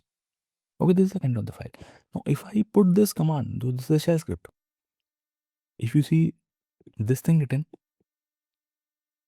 slash exclamation slash bin slash bash, this means it's a shell script. So this is a shell script. Okay, now if I do launch instance, so my instance will, so request will go to AWS. A request will go to AWS to give me an instance of my required configuration. So my instance will start launching. Okay, now once my instance is launched, this shell script will get triggered automatically. And when this shell script triggers automatically, these things will happen. One by one, these commands will run. So when I will see my instance, when I connect to it, I will already see all these things, all these steps done. So basically, I can do this manually also. If I want, I can run these commands manually also. When my instance comes up, I will just run one by one. I can just run these commands one by one manually. But I want to do automation. So I have put these commands in the form of shell script inside this place. And these this shell script will automatically get executed while my instance is getting launched. Just my instance after getting launched. This will get automatically executed. So this is the power of automation shell script. Okay. Now here our OS, what we have chosen is Linux, right? It's Amazon Linux. So that's why we have chosen that we have written it in Linux. This shell script is a bash script. It's a Linux script. It's a Linux. But if it was in Windows, we could have used PowerShell script. Okay, we could have written some PowerShell commands. Okay, so you can use anything. So with all these configurations, what we have done, we have provided all the configurations of what kind of instance we want. Okay, then you have to tell in the summary how many such instances you want. 1, 2, 3, 4, 5. So if you say 5, for example, so with such configurations, AWS will give you 5 EC2 instances. But I'm going with 1 and say launch instance. Let's say launch instance. See what is happening. It's saying launching instance and success. Successfully initiated launch of instance. So instance launched. Say view all instances. Okay, and you will see an instance which is running. So you have requested AWS to give you instance, and AWS has given you a virtual machine. Cool. And you can see the description of it. You can see its name, you can see instance ID. So instance ID is a unique ID given to instance. Okay, it's a unique ID. So this is the instance ID. It shows you the state of the instance, whether it's running, whether it's stopped, whether it's terminated. Or you can see the instance type. We have chosen T2 micro. You can see status sec. Status sec is health sec. Okay, status sec is health sec. In couple of minutes, you'll be seeing something here. It will be green. It will be green. It will say 2 out of 2 checks passed. So basically, it tells you whether your instance is healthy or not. Okay. So you see a lot of things. You see availability zone. Look at it. You see availability zone. So your instance is got created by default in AP Northeast 1C. We're in Tokyo, right? We're in Tokyo. Asia Pacific Tokyo we have selected. So in Tokyo, we have 3 availability zones.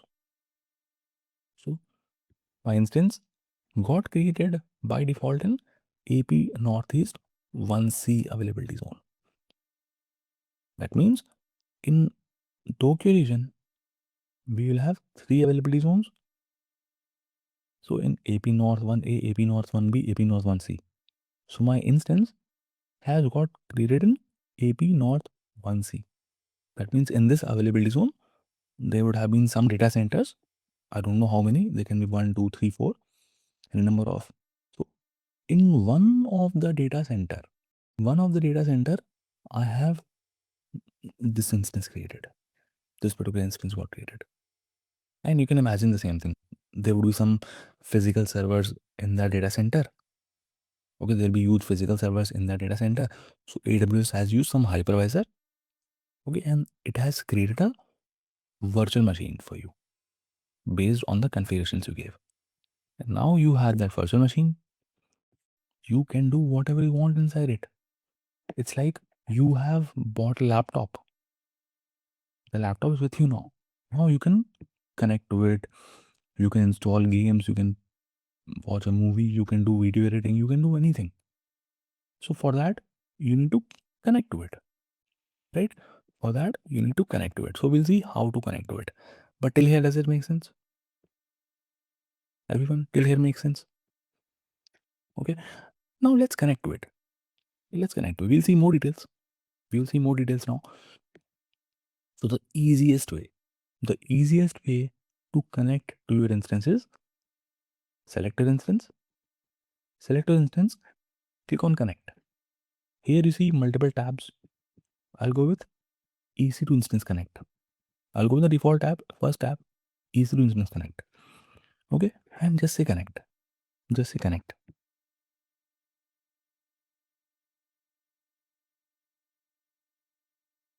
See, it's establishing connection, and you got connected. And now you can do anything. You want to create a file, just do touch hello.txt. Created, file got created. You want to see that file, means you want to list all the files. You can do ls. See, hello.txt is there.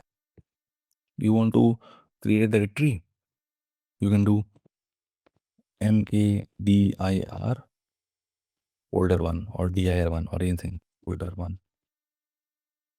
See, folder1 got created.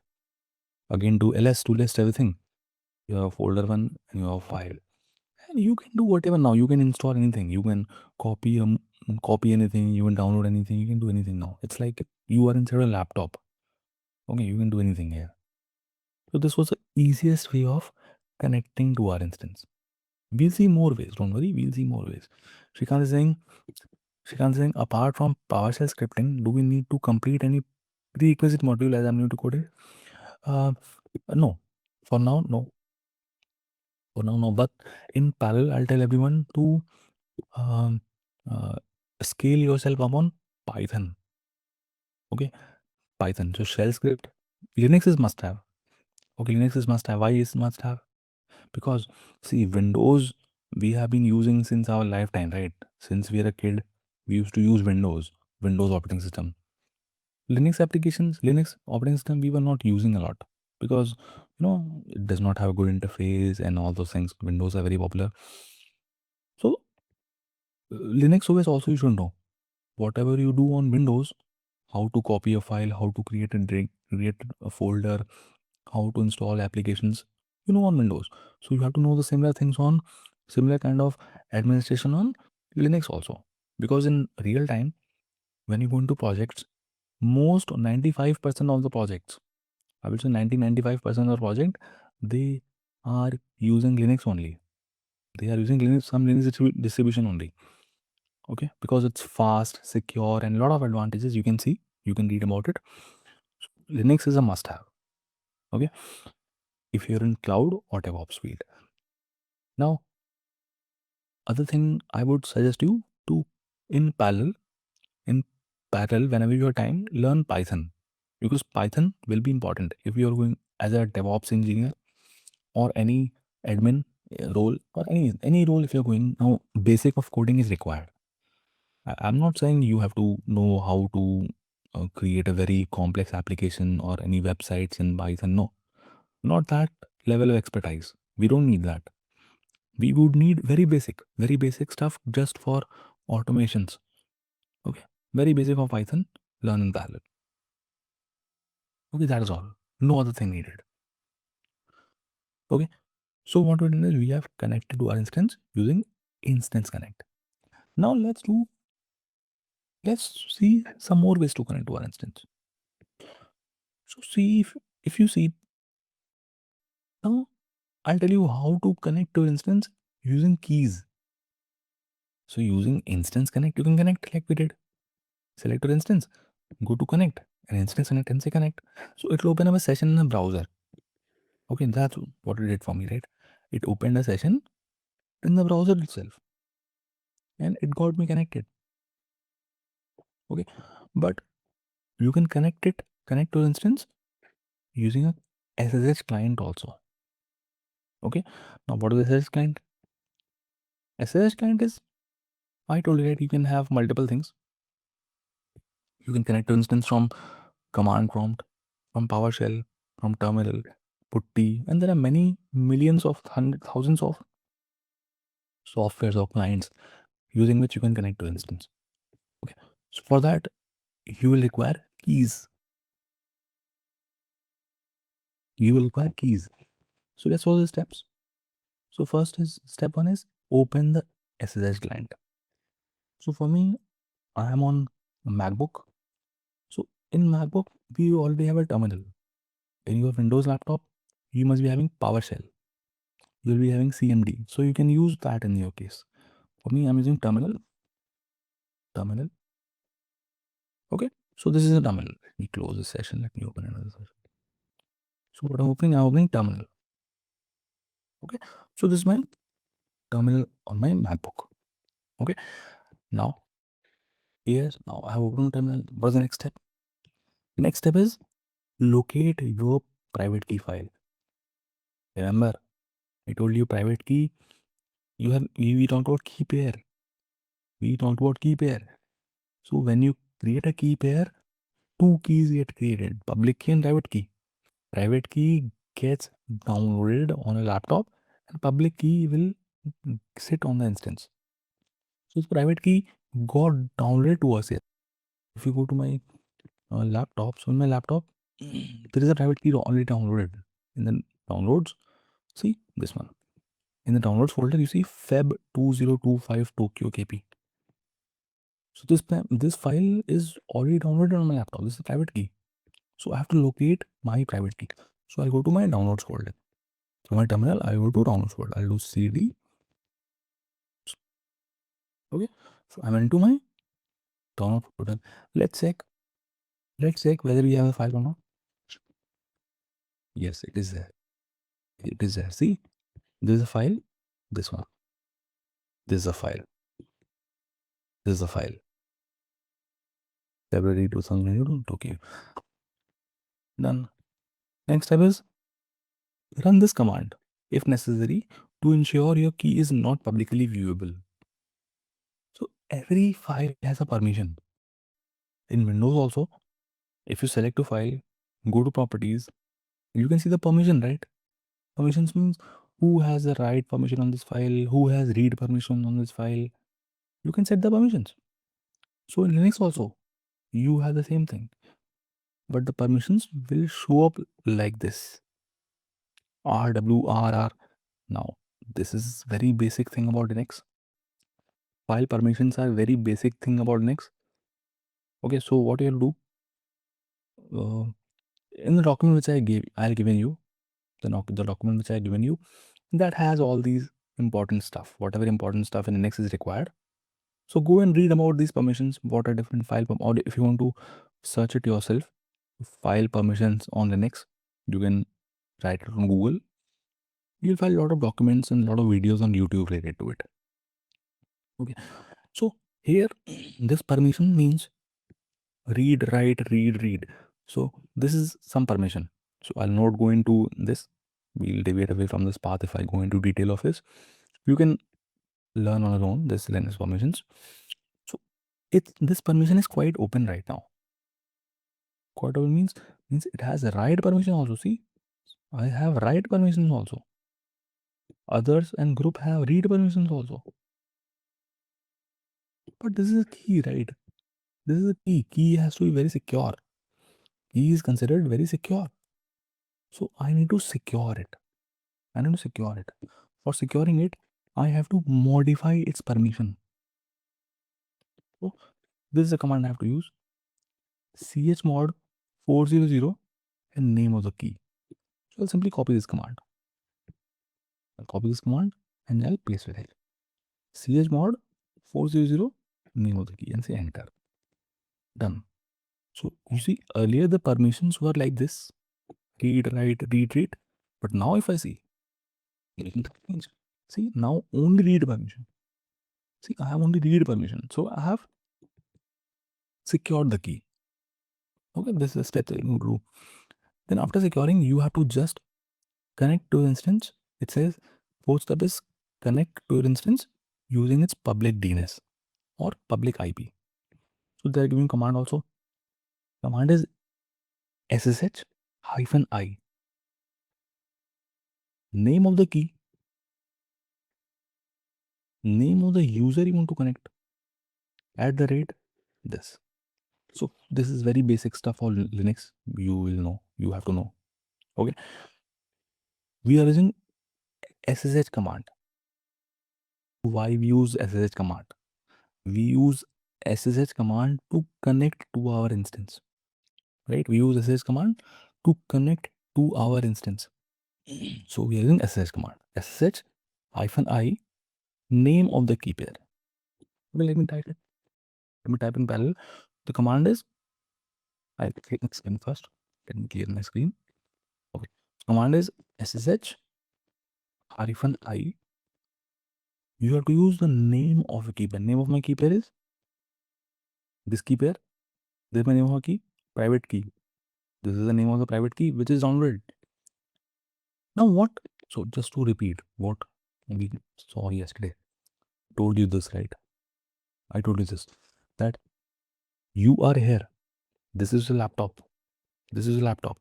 And from here, you are trying to connect to this EC2 instance, which is somewhere on AWS. So we created a key pair. In key pair, you get public key and private key. Private key will get downloaded in your laptop, which you see, which I have already .pem key. And the public key is there on this EC2 instance. So what to do? I want to connect from here to here. So I will, which command I'll use? Which protocol I'll use? SSH. With the command, I will send my private key. Okay. And the private key, which I'm sending from my laptop, and public key, which is there on my instance, they will do a handshake. If that handshake is successful, only then I will be able to connect to my instance. Okay, so that's what I'm implementing. That's what I'm implementing. I'm just doing SSH-I in my key pair.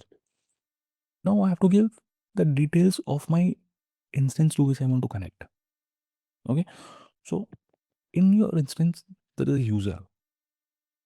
In your instance, there is a user. So there is a default user called EC2-user. Okay, you have to remember EC2-user. So you are going to connect to that user. EC2-user. You are going to connect to that user. You have to give the IP of your instance. The public IP of your instance. Now, what is public IP? We'll come to that.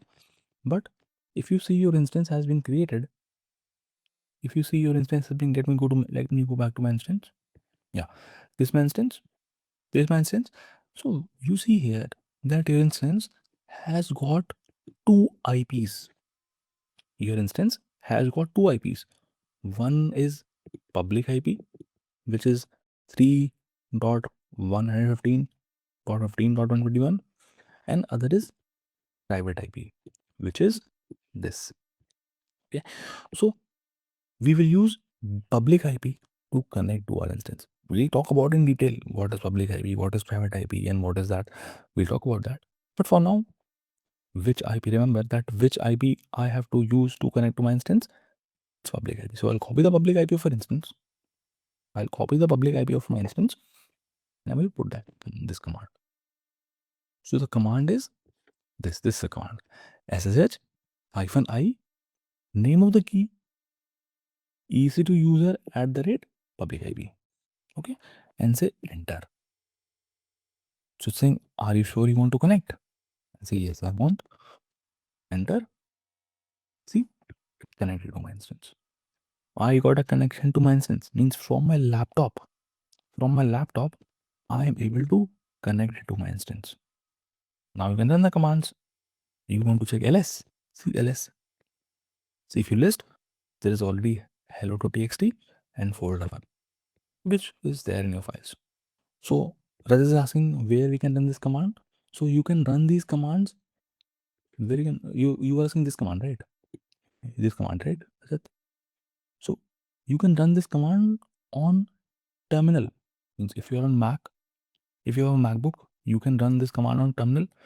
If you are on Windows laptop, you can run this command on PowerShell. PowerShell is already installed on laptops. Okay, you can run this command on a command prompt also.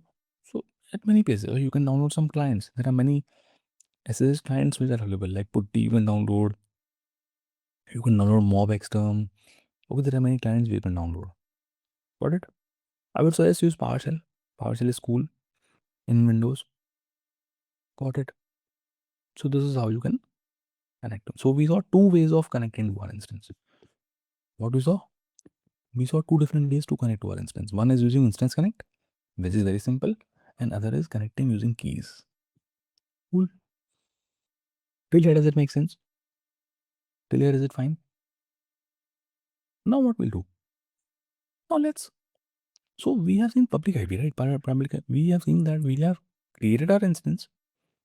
And when we created our instance, we got a public IP address and a private IP address. Now what is that? Why two IP addresses? What is private IP? What is public IP? We'll see that. See, remember that every instance you create or every device you create, that will get a IP for sure, and that will be the private IP. Okay, you are creating an instance, your instance will get a private IP for sure, 100%. But public IP, your instance might have, or your instance might not have. This depends on, remember that option. I asked you to remember one thing, right? When I was launching an instance, there was an option, auto assign public IP, right? And I enabled it. That's why my instance has public IP address. But if I would have disabled it, my instance would not have public IP address. But private IP address, your instance will have 100%. Your instance will have for sure. Okay, now the question is, what is private IP? What is public IP? Where these things are coming from? See, private IP is coming from where? Private IP is coming from the network in which you create your instance. Remember when we were launching our instance, there was a section for network settings, right? There was a section for networks. In network settings, there was a network mention, right? This was mentioned on the network. VPC this something. So this is the default network from AWS given to me. So I have chosen this network for my instance. My instance is getting created in this network. So this network will have some range of IP addresses. Okay, this network will have lot of IP addresses. So my instance is getting one of the IP from this range. That is private IP. Okay, my instance is getting a private IP from this network only. So this is about private IP. Okay, now question is, why do we use private IP? Private IP is used for internal communication. What does internal communication means? Internal communication means communicating within the network. Okay, communicating within the network. So for example, let's say this is an instance. Okay, so this is a network, this blue thing is a network, and this is an instance in that network. Now if I have one more instance, imagine I have one more instance like this and one more instance like this. So these three instances can communicate with each other using private IPs. If they want to talk, let's say this instance wants to talk to this instance, they can talk with the help of private IP. This instance will call this instance using private IP. This instance will call this instance using private, because they're in the same network. They are in the same network, so they can talk using private IP. Private IP is for internal communication. But can you use a private IP? Can you, sitting outside, can you use a private IP to connect to that instance? No, you cannot. You have to use public IP. Now imagine we have two names, right? Everyone of us, most of us have two names. Means one is the name using which our parents call us, right? With means our family members call us, our pet name. Okay. So other name what we have is our official name, using which our office colleagues or our teachers or our in my student friends in our college, they call us. So private IP, you can assume, is your private name, is your pet name, which your parents call you. So you are living in the same house, so they can refer to you with your pet name only. But will your office manager call you with that name? Will your office teachers or someone, they will call you with that name? No, right? They will call you with the official name. So public IP is like that official name, but private IP is like a pet name. Okay, just a analogy which you can remember. So the private IP we saw is coming from where? The private IP is coming from the network in which you create an instance. But the public IP, the public IP, the public IP, you know why you have public IP. We understood why you use public IP. Public IP is for external communication. Means if from outside I want to connect to my instance, or whether if I want to access the website running in my instance from outside, so I have to use the public IP of my instance. I have to use the public IP of my instance to connect to it. So that's why in this command, we run this command, right? SSH-I, we used public IP because my laptop is not in AWS network. It's in my home network, right? My laptop is somewhere in my home network. So from my laptop, I want to connect to a EC2 instance, which is there somewhere in AWS network. So I have to use its public IP. Understood? The usage of public IP, private IP, is it clear? Mohana, did I answer you? Now, Shrikant Singh, can you give example from project? So this is from project perspective only. So if you have an instance created, you will have to do a lot of things on it, right? You might have to do some installations. You have to install some. You have to create files like we did. Like we did some operations, right? We created some files, we created some directories, and we can install a lot of things. So you need to connect to instance. So to connect to instance from a laptop, you have to give its public IP only. You have to use public IP because your laptop is where? Is in your network. AWS instance is where? It's in AWS network. So you need the public IP of that instance to connect to it. Now the question is, from where the public IP is coming? Public IPs are unique. Public IPs are unique in the world. So if you see right now, my instance has this public IP 3.115.15.151. This is the public IP of my instance. Right now, at this point in time, none of the device in the world have a public IP with this. This public IP is only on my instance. No device in the world right now is having the same public IP address. So public IPs are unique. Public IPs are unique. But private IPs can repeat. Because private IP is for internal communication, right? Private IP are for internal communication. So let's say in this network, we have instances with some IP, with a private IP. Let's say this IP, this is a private IP, right? My instance is having this IP. My instance is having this IP. So my instance is having this IP. This is a private IP of my instance, which came from the network.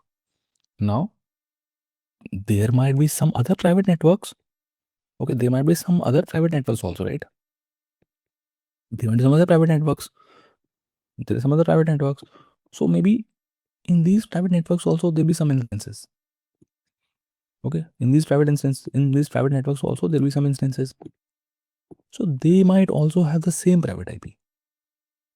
Okay, These instances, this instance is having 132.31. This instance will also have this. This instance can also have this. Okay, so private IP can be repeating in networks. Means my network can have a private IP, same private IP. Your network can also have the same private IP. It doesn't matter. Oh, sorry. Instance in my network can have a private IP, and an instance in your network can have the same private IP. Because, anyways, private IP is for internal communication, right? Okay, whatever remains in my network is in my network only, so it doesn't matter. But public IP is for external communication. So they have to be unique. They have to be unique, and there are only limited number of public IPs. There are limited public IPs in the world. Even you can buy a public IP. See, guys, at your home, what you have. I hope you know this. This is very basic. So at your home, you have so many devices, right? You have laptops, you have phones, you have a smart TV, you have smart refrigerators. So every device has a IP. Every device has a IP. They will get a private IP. Every device and your phones, all the phones at your house, all the laptops in your house, they have private IP. Okay. Now they want to connect to internet. So what to do? You go and buy a router. You take internet connection. So your service provider, if you buy a internet connection from Airtel or from Jio or for whatever, they will assign you one public IP. Only one public IP they will assign you. That will be the public IP of a router. There will be router, right? They will install router at your house. So that router will have a public IP. Now all the devices in a network, if they want to talk to each other, they can communicate with the help of private IPs. But if they want to connect to internet, they will connect using the public IP of the router. Okay, this is normally what we have. So public IP, in short, public IP is used for external communication. Private IP is used for internal communication. Very simple. Okay. This public IP is coming from where? Public IP is coming from Amazon pool of IP addresses. So public IPs are costly, first of all. Means you can go to the market and buy a public IP. You can register a public IP on your name and you can buy it. That public IP will be assigned to you and you can use a public IP.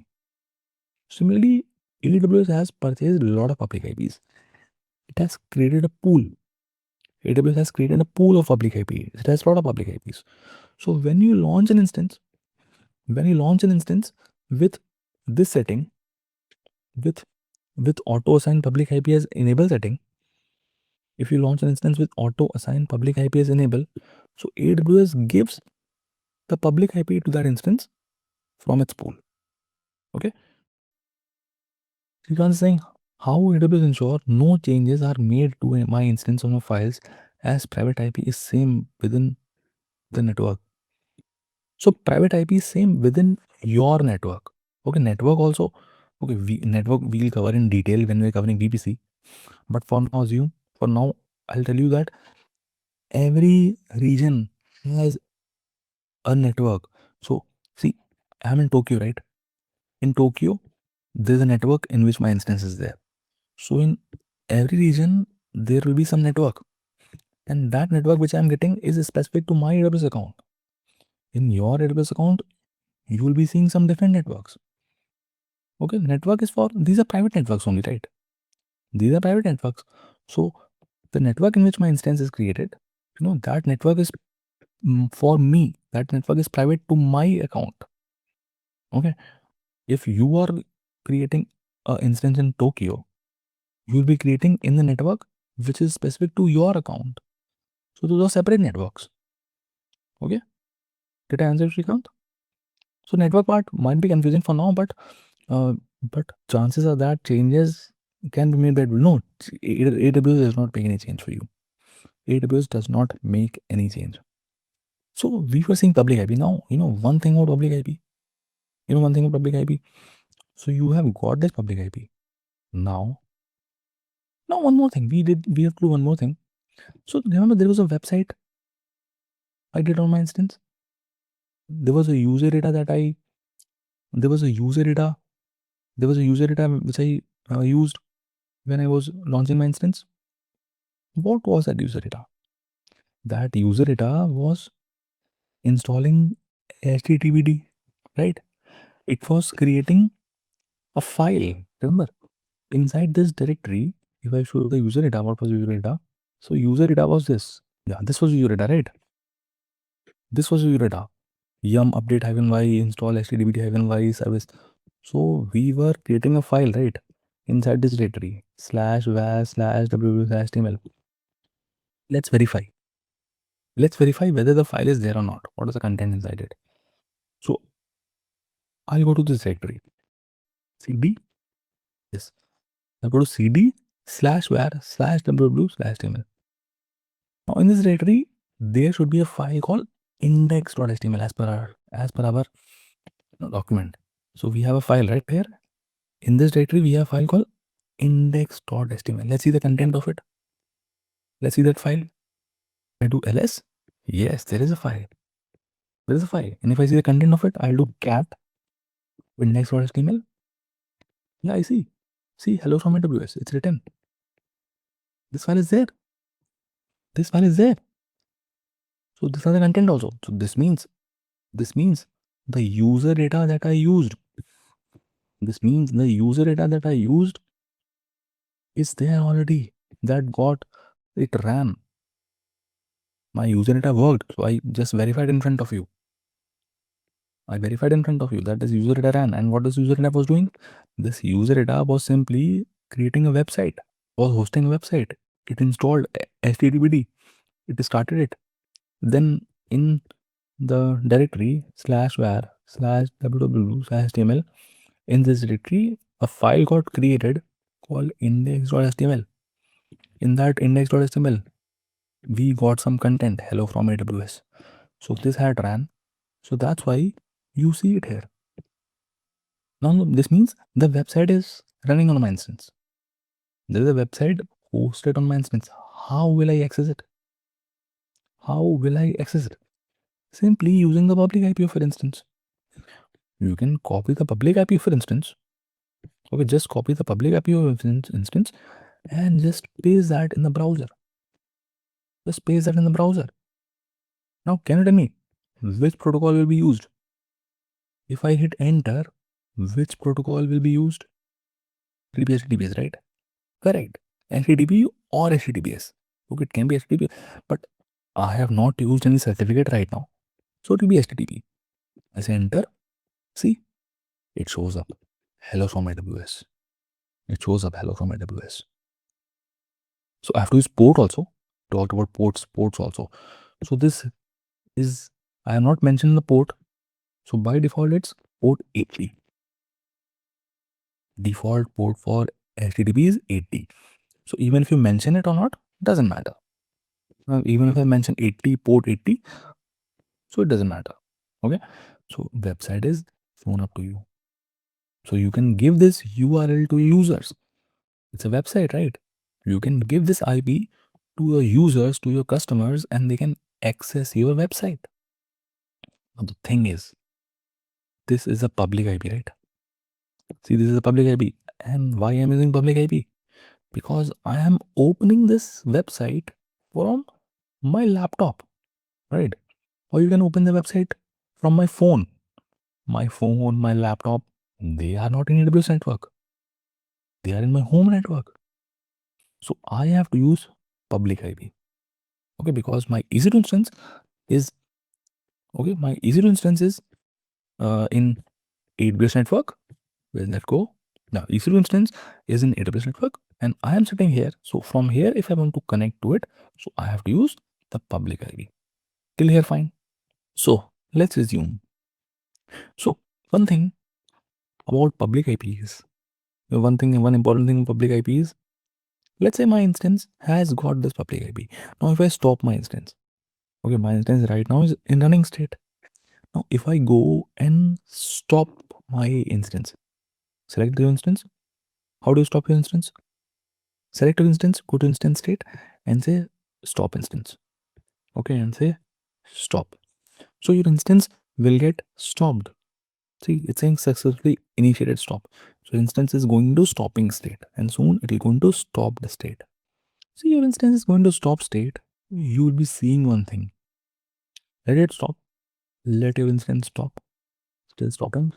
Then stopped. So your instance stopped. Do you see public IP now? Public IP is vanished. Public IP is vanished. So this means as soon as you stop your instance, the public IP goes back to the place where it came from. The public IP came from Amazon pool of IP addresses, right? So there is where it went back. Now your website will not be accessible.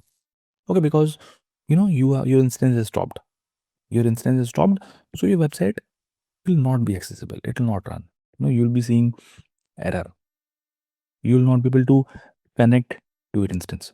Connection will also not work because your instance is stopped. Simple.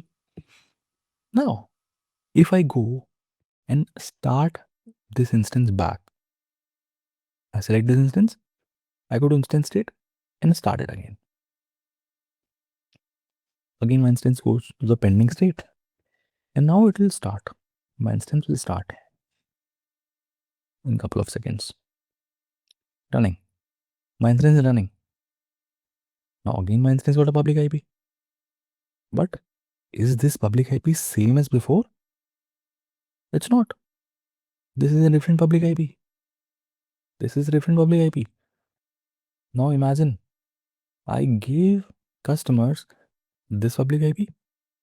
They were happily accessing my instance using this public IP. Now suddenly someone, by mistake or because of any reason, someone stored the instance and started it back, and the IP got changed. So now I have to give them new IP, right? I have to give my clients a new IP. So they will use this IP, this new IP, and open it. And now they'll be able to access my website. But on the old IP, they will see this error. So is that a good behavior? Is that an expected thing? Now every time I stop my instance and start it, should I every time I need to give a new IP to my clients? No, right? No, that is not a good thing. So I want something static. I want that this public IP should not change even if I restart my instances. So what AWS gives me? AWS gives you something called elastic IP address. AWS gives you something called elastic IP address. Now what is elastic IP address? Elastic IP is also public IP. Public IP is what? Public IP by nature, IPs are two types. By nature, IPs are two types. Public IP, private IP. Private IP is used for internal communication. Public IP is used for external communication. But we saw that public IP will keep on changing every time I start my instance. Right? So to avoid this, I can go and create a elastic IP address. Okay. So right now, my instance does not have elastic IP address. It's blank. Right now, my instance does not have a elastic IP address. But I want elastic IP address. So I will go and ask AWS to give me elastic IP address. So in the elastic address, see, if you scroll down in the left panel, you see in network and security, you see elastic IPs. Open it. Open this. Okay. So currently it says no elastic IP address. I don't have elastic IP address. So I will go and allocate elastic IP address. Click on allocate elastic IP address. Choose a region. So my region is AP Northeast 1. That is Tokyo. Okay. And just say allocate. So AWS has allocated a elastic IP to me. Now what is elastic IP? Elastic IP is a public IP only. Elastic IP is a public IP only, but this is a static kind of IP. This is a static IP. It doesn't change. Now what I'll do, I have this elastic IP allocated to me by AWS. That IP is with this IP 43.206 .29.163. This is the IP which AWS gave me from its pool. I told you, right? Amazon has a pool of IP addresses and a pool of public IP addresses, and they will give you a IP from that pool. So this IP is coming from that Amazon pool of IP addresses, but this IP is not yet associated with an instance. See, associated instance ID is blank.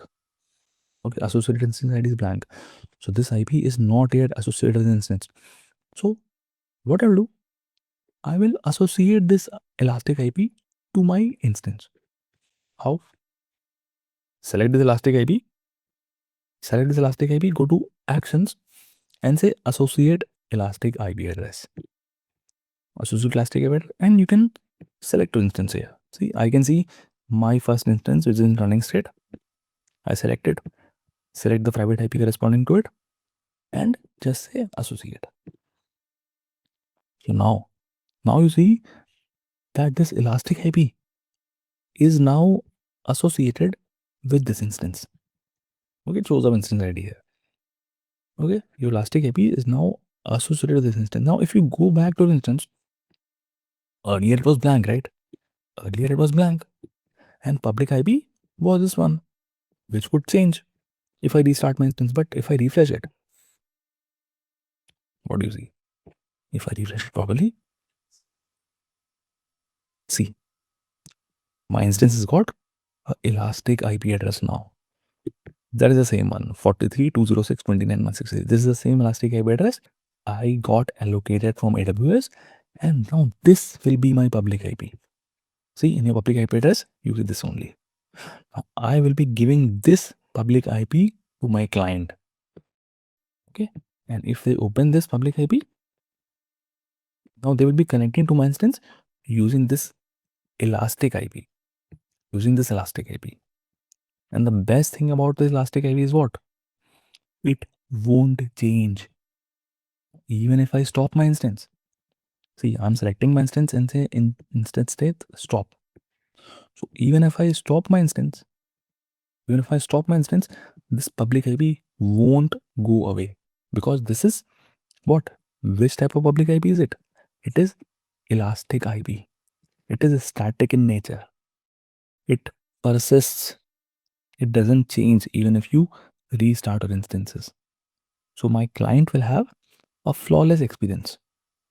Means obviously my instance is stopped, so their website will not be running.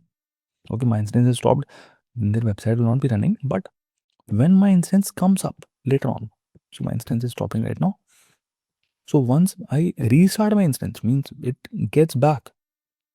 I don't have to give them a new IP. They can continue using the website using the same IP. Does it make sense? Are you seeing the benefit of using elastic IP? Did you get a use case of why we use elastic IP? Cool. See, my instance is dropped, but still the IP is there. Instance dropped, but elastic IP is still there. Now if I start my instance, let me start my instance. Sorry, go to instance state and say start instance. Running. See, it's running. And still the IP is same. Okay.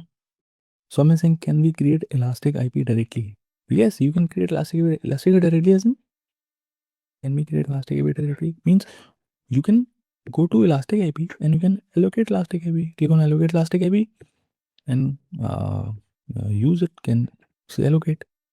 So you'll get elastic IP and you just need to associate without public IP enabled. No, public IP has to be enabled. Okay, your public IP option has to be enabled. Okay, that will depend on your website, your application which you're deploying in your instance. That will depend on that. Okay, some websites, you have to restart the service. It depends on the web server, because the website will be hosted in a web server, right? So web server might have a default configuration that even if you make a change, it will auto refresh. Okay, so that will be configuration on the website or this web server. So you're saying why the public IP did not vanish after stopping? Because it's an elastic IP now. That's why. Even after stopping, your public IP did not go away, because this is an elastic IP now. It's an elastic IP now. That's why. Elastic IP is a static IP. Okay, now talking about the cost. Public IPs are costly. Public IPs are costing you. So earlier, AWS used to charge only for static elastic IPs. There was no charge of public IPs. Even if you go and create an instance without elastic IP, if you go and create an instance before February 2024, AWS will not charge. AWS was not giving you some additional charges for public IP. But since February 2024, AWS has started charging for the public IP separately. Okay, means if your instance is running, obviously it will have a public IP and you will get charged. Okay, so elastic IPs were anyways chargeable. Earlier also, elastic IP were chargeable. For example, right now, my elastic IP is there, 43.206.29.163, which I have got allocated from AWS. Where did that go? So I can open that elastic IP. So, okay, so this is the elastic IP is there, which I got allocated from AWS. Now, AWS is charging me for it. So what you need to do? Once you are done with your demos, so release this elastic IP address. Even if your instance is not running now even if I stop my instance, even then AWS will charge me because my elastic IP is there, right? I have asked AWS to allocate me a elastic IP. So AWS will keep on charging me. So what you need to do? You need to disassociate that elastic IP from here. Select elastic IP. Means after you're done with the demos, after you're done, select elastic IP, go to actions and say disassociate elastic IP address. Like earlier we associated, now we disassociate and say disassociate. Okay, elastic IP address disassociated successfully. Okay, now your instance will lose that elastic IP. If you see now your instance has some other IP. It has some other public IP now. It has lost that elastic IP. Elastic IP is blank now. Okay, now it's safe. Now you can release your elastic IP address. Select elastic IP address, go to actions and say release. And say release. Done. Elastic IP released. Now elastic IP is gone back to Amazon pool. And now you will not get charged. Now you're not getting charged for the elastic IP. Because elastic IP is not there. You're not getting charged for the elastic IP. But still, see, your instance is running and the public IP is there. Right? Public IP is anyways there. So now you are getting charged for this public IP. So that's what I was saying. Before February 2024, you are not getting charged for this public IP. It was free of cost. I mean, it was coming up. The cost was included in the cost of the instance. But now AWS has started charging you for this public IP also. So when you are done with your demos, what you need to do? Select your instance, go to instance state and terminate your instance. Now, if you terminate your instance, your instance gets deleted. So what is the difference between stop and terminate? Stopping instance is like shutting down a laptop. Okay, like when you're done with your work, what you do? You shut down a laptop. But you can anyways go back and start it back, right? When you want to work again, you will start your laptop. You will restart your laptop. But terminating means you are getting rid of a laptop. Means you are throwing the laptop under a truck or throwing it in the ocean. You will never get it back. So that's the difference between stop and terminate. Got it? So if you terminate your instance, you will not get charged for anything. If you terminate your instance means you have lost it. You are done with it. You are now lost. You are deleted your instance. So you will not getting charged. Okay.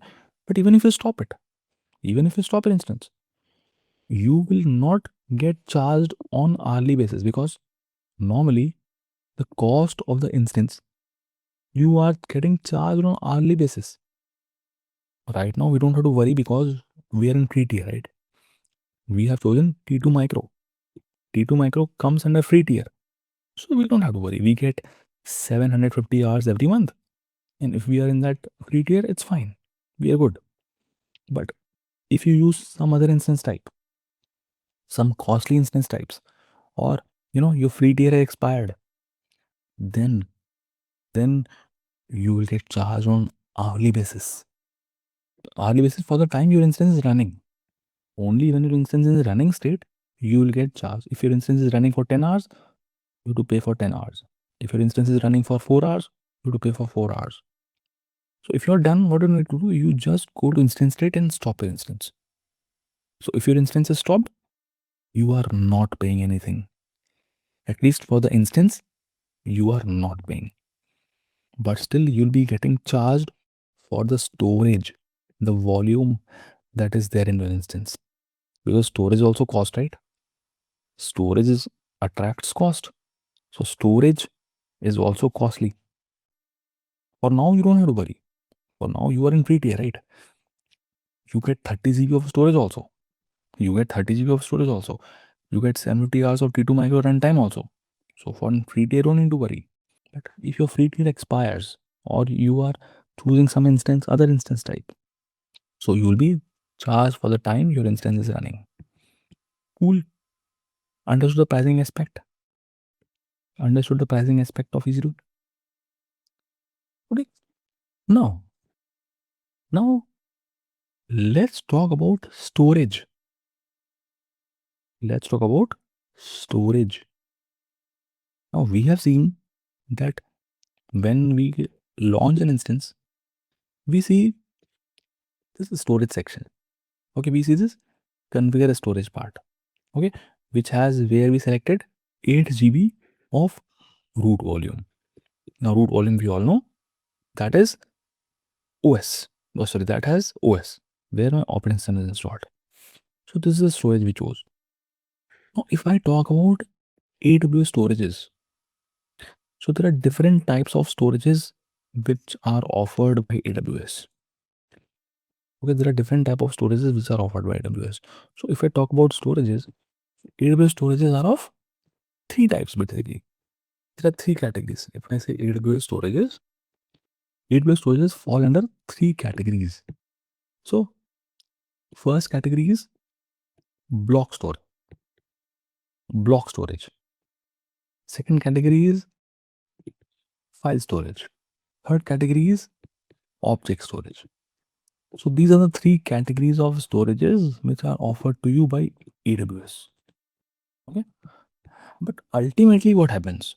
This is how you see it. But ultimately, we have seen AWS data centers, right? We have seen AWS data centers. So your data will actually get stored in those storages, in those physical storages, in those data centers only. But these are three types of options you get from AWS. Now, how these are different? How they are different? These are different in different use cases. You will use block storage for different use case. You will use file storage for different use case. You will use object storage for different use case. They are different in their internal implementation also. How they're internally implemented, they are different in that way also. But ultimately, your data will get stored in those physical storages which are there in the data center. Okay. So what is the block storage? So in block storage, what happens? Your data, let's say you're storing a file. This is a file. This is any file you are storing. This is a file. And you want to store this file on AWS in a block store. So what happens in AWS? AWS has some storages. Okay, these are physical storages on AWS. So your data, what you want to store, will ultimately get stored on these storages. So your data will be divided into blocks or chunks. In block store, what happens? Your data is divided into chunks. In chunks. Like chunks. And each chunk is stored separately in those storages. Like this chunk will be stored somewhere here, let's say. This chunk will be stored somewhere here. This chunk will be stored somewhere here. This chunk will be stored somewhere here. So AWS optimizes it, and you don't even see this. You don't even see those blocks. You don't even see where these blocks are stored. So it's all abstract to you. You just need to know how it is stored. That's all. You are using a block storage. For you, it's very simple process. You just store the data and retrieve it. But internally, this is what happens. So your data will be divided into chunks, and each chunk will be stored separately on these devices. So when you're trying to access it, when you're trying to access your file, what will happen? You will access the first block. First block will keep that as a second block. Second block will keep that as a third block. Third block. So internally, this is how it's implemented. Again, not that important. Not that important because you don't even see this. You don't even see this. This is all abstract to you. Okay? So AWS internally optimizes it. So that is AWS's own procedure. They have it their own stuff. So they optimize it properly. So you don't have to worry about it. You get a fast. So block storages are fast. They are fast. So all the processes of, what you do. Ultimately, what you do for a storage, you store data and you retrieve it. Okay.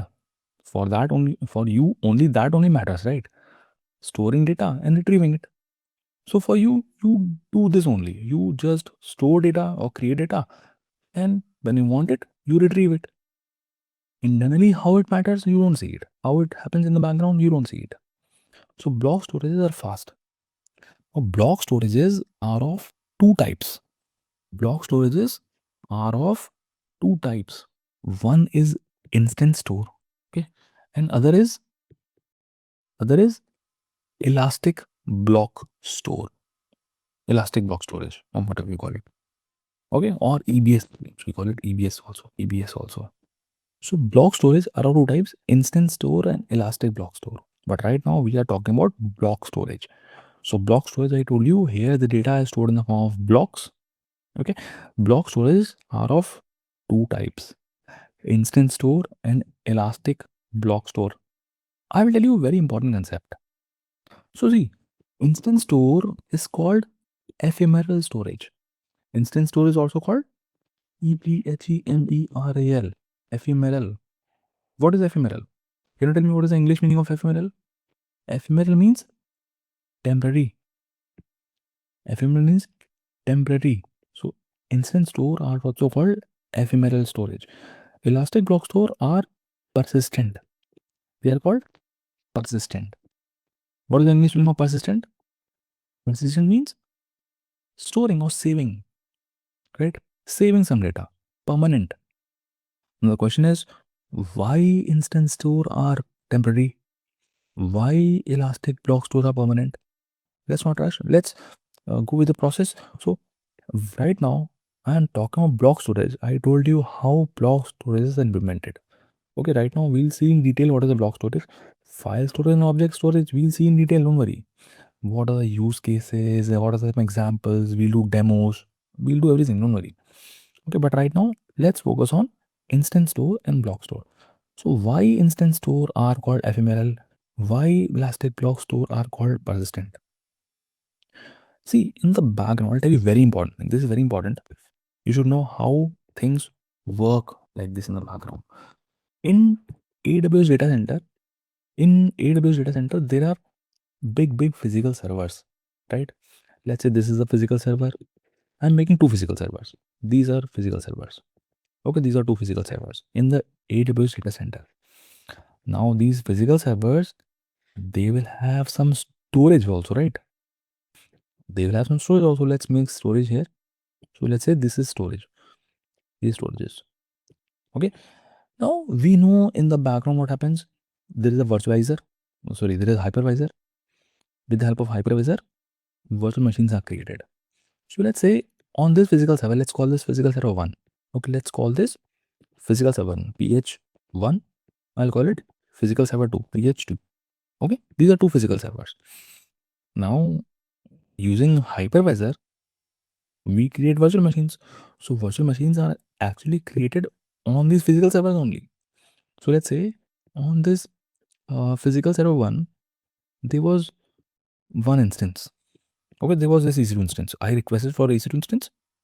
I requested AWS to give me EC2 instance, and AWS gave me an instance on this physical server. Okay, now what is instance store? So instance store is directly on this physical server, the storage which is directly attached with this physical server. So let's say this is a instance store. So this is instance store. So there'll be a couple of storages. There'll be a couple of volumes, instance store volumes here. There'll be a couple of storages. So these are what? These are instance store. I'm making IS. IS. Yes. Okay, these are instance stores. Yes. Instance store is what? Instance store is a volume or a storage that is directly attached with the physical server. It's there inside the physical server. It's directly attached to it. It's directly attached to it. So if I use instance store, so my EC2 instance will keep all the data in this instance store. Okay, we'll keep all the data in the instance store. Whatever files I'm creating, whatever documents I'm keeping, so all this data will be stored in this storage. Now you know what? One interesting thing is, let's say my instance is running. My instance is created on this physical server. This is my EC2 instance. This is my EC2 instance, right? This is my, let's make it EC2. Let's call it EC2. EC2. Now you know, one thing is that if I stop my instance, and start it back, that means if I restart my instance, it is possible that AWS gives you restarts your instance in this physical server. It is possible that your instance was earlier in here, your instance was located here, your instance got up here, but when you started and started back or restarted, your instance starts in this physical server. It is possible, or maybe in some other physical server. Now, this instance was using the data that was stored here, right? Now, how will this instance read the data? So the data is lost. Data is lost.